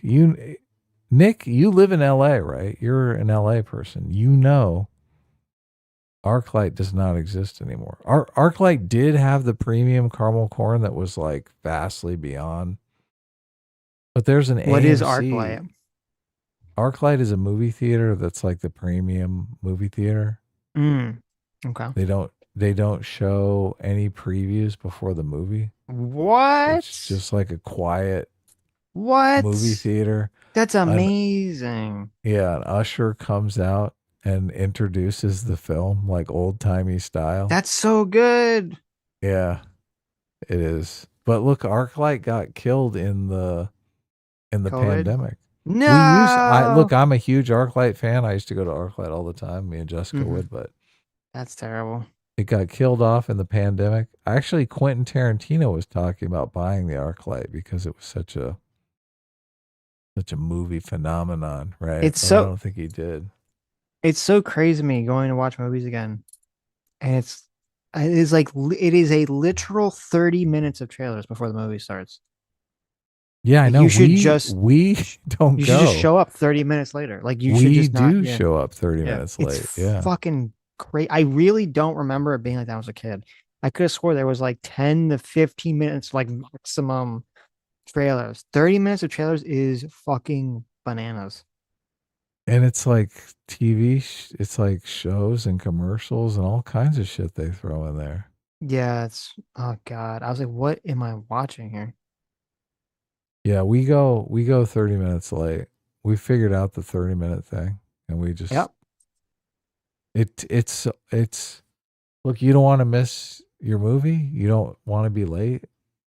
It takes a while to get over that. Oh my god, I'm going to be 30 minutes late to the movie. No, you're not. Yeah, You're not. You're right on time, man. But after you walk in 3 or 4 times, you're like, oh, you're still like 5 previews. What? Yes. It's fucking crazy. Yeah. That's true. It's like impossible to be late to a movie now. Yeah.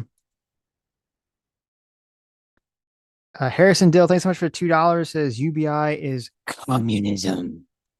There you go, Adam. It's super communism. capitalism. No, It's not communism. communism. Right. It's not. It's super capitalism. Right.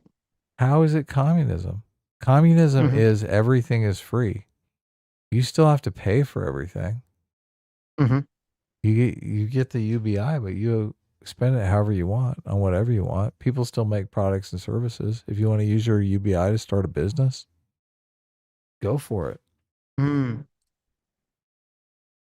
How is that communism? Communism is when the state comes in and tells you you need to start this business. You need to melt down all of your farming equipment because we're industrializing and we need steel. You're a steel manufacturer now. Melt down that plow. You better kill that cow too because you don't need that anymore. You're a steel worker. That's what communism is. Anyways. Is that, we're done. Nice. That's I'm going to run out and get me some popcorn. You got to get some popcorn, baby. Give me some caramel corn from the AMC. It's going to be great. Oh, what's going to happen tomorrow? Is it going to be a good day? Is Iran going to do a terrorist attack on us or something? I What's hope going to not. happen, Sitch? I really hope not. All right. Hopefully next week we're talking about mission accomplished. Anyways, thank you all for coming. Thank you all for your incredibly generous donations. You who have made it to the stream. You amazing people. You are the true protagonists. Heroes. You are the true free will seekers. You are the true anime isekai protagonists. You are the true people that would bring freedom and democracy and wonder to the Iranian people and would never ever give in to the God mind, might makes right, cheat if you can cheat attitude, because that is degeneracy. And you are all upstanding citizens with high moral character. And we'll see you all next week. Live on the go-kart track. That's right. Next stream will be live streaming as we ride, baby. And you'll get to see me annihilate Adam on the track. Don't play with my emotions. Can we really? Are we really gonna do that? Oh my god, that would be incredible. Holy shit.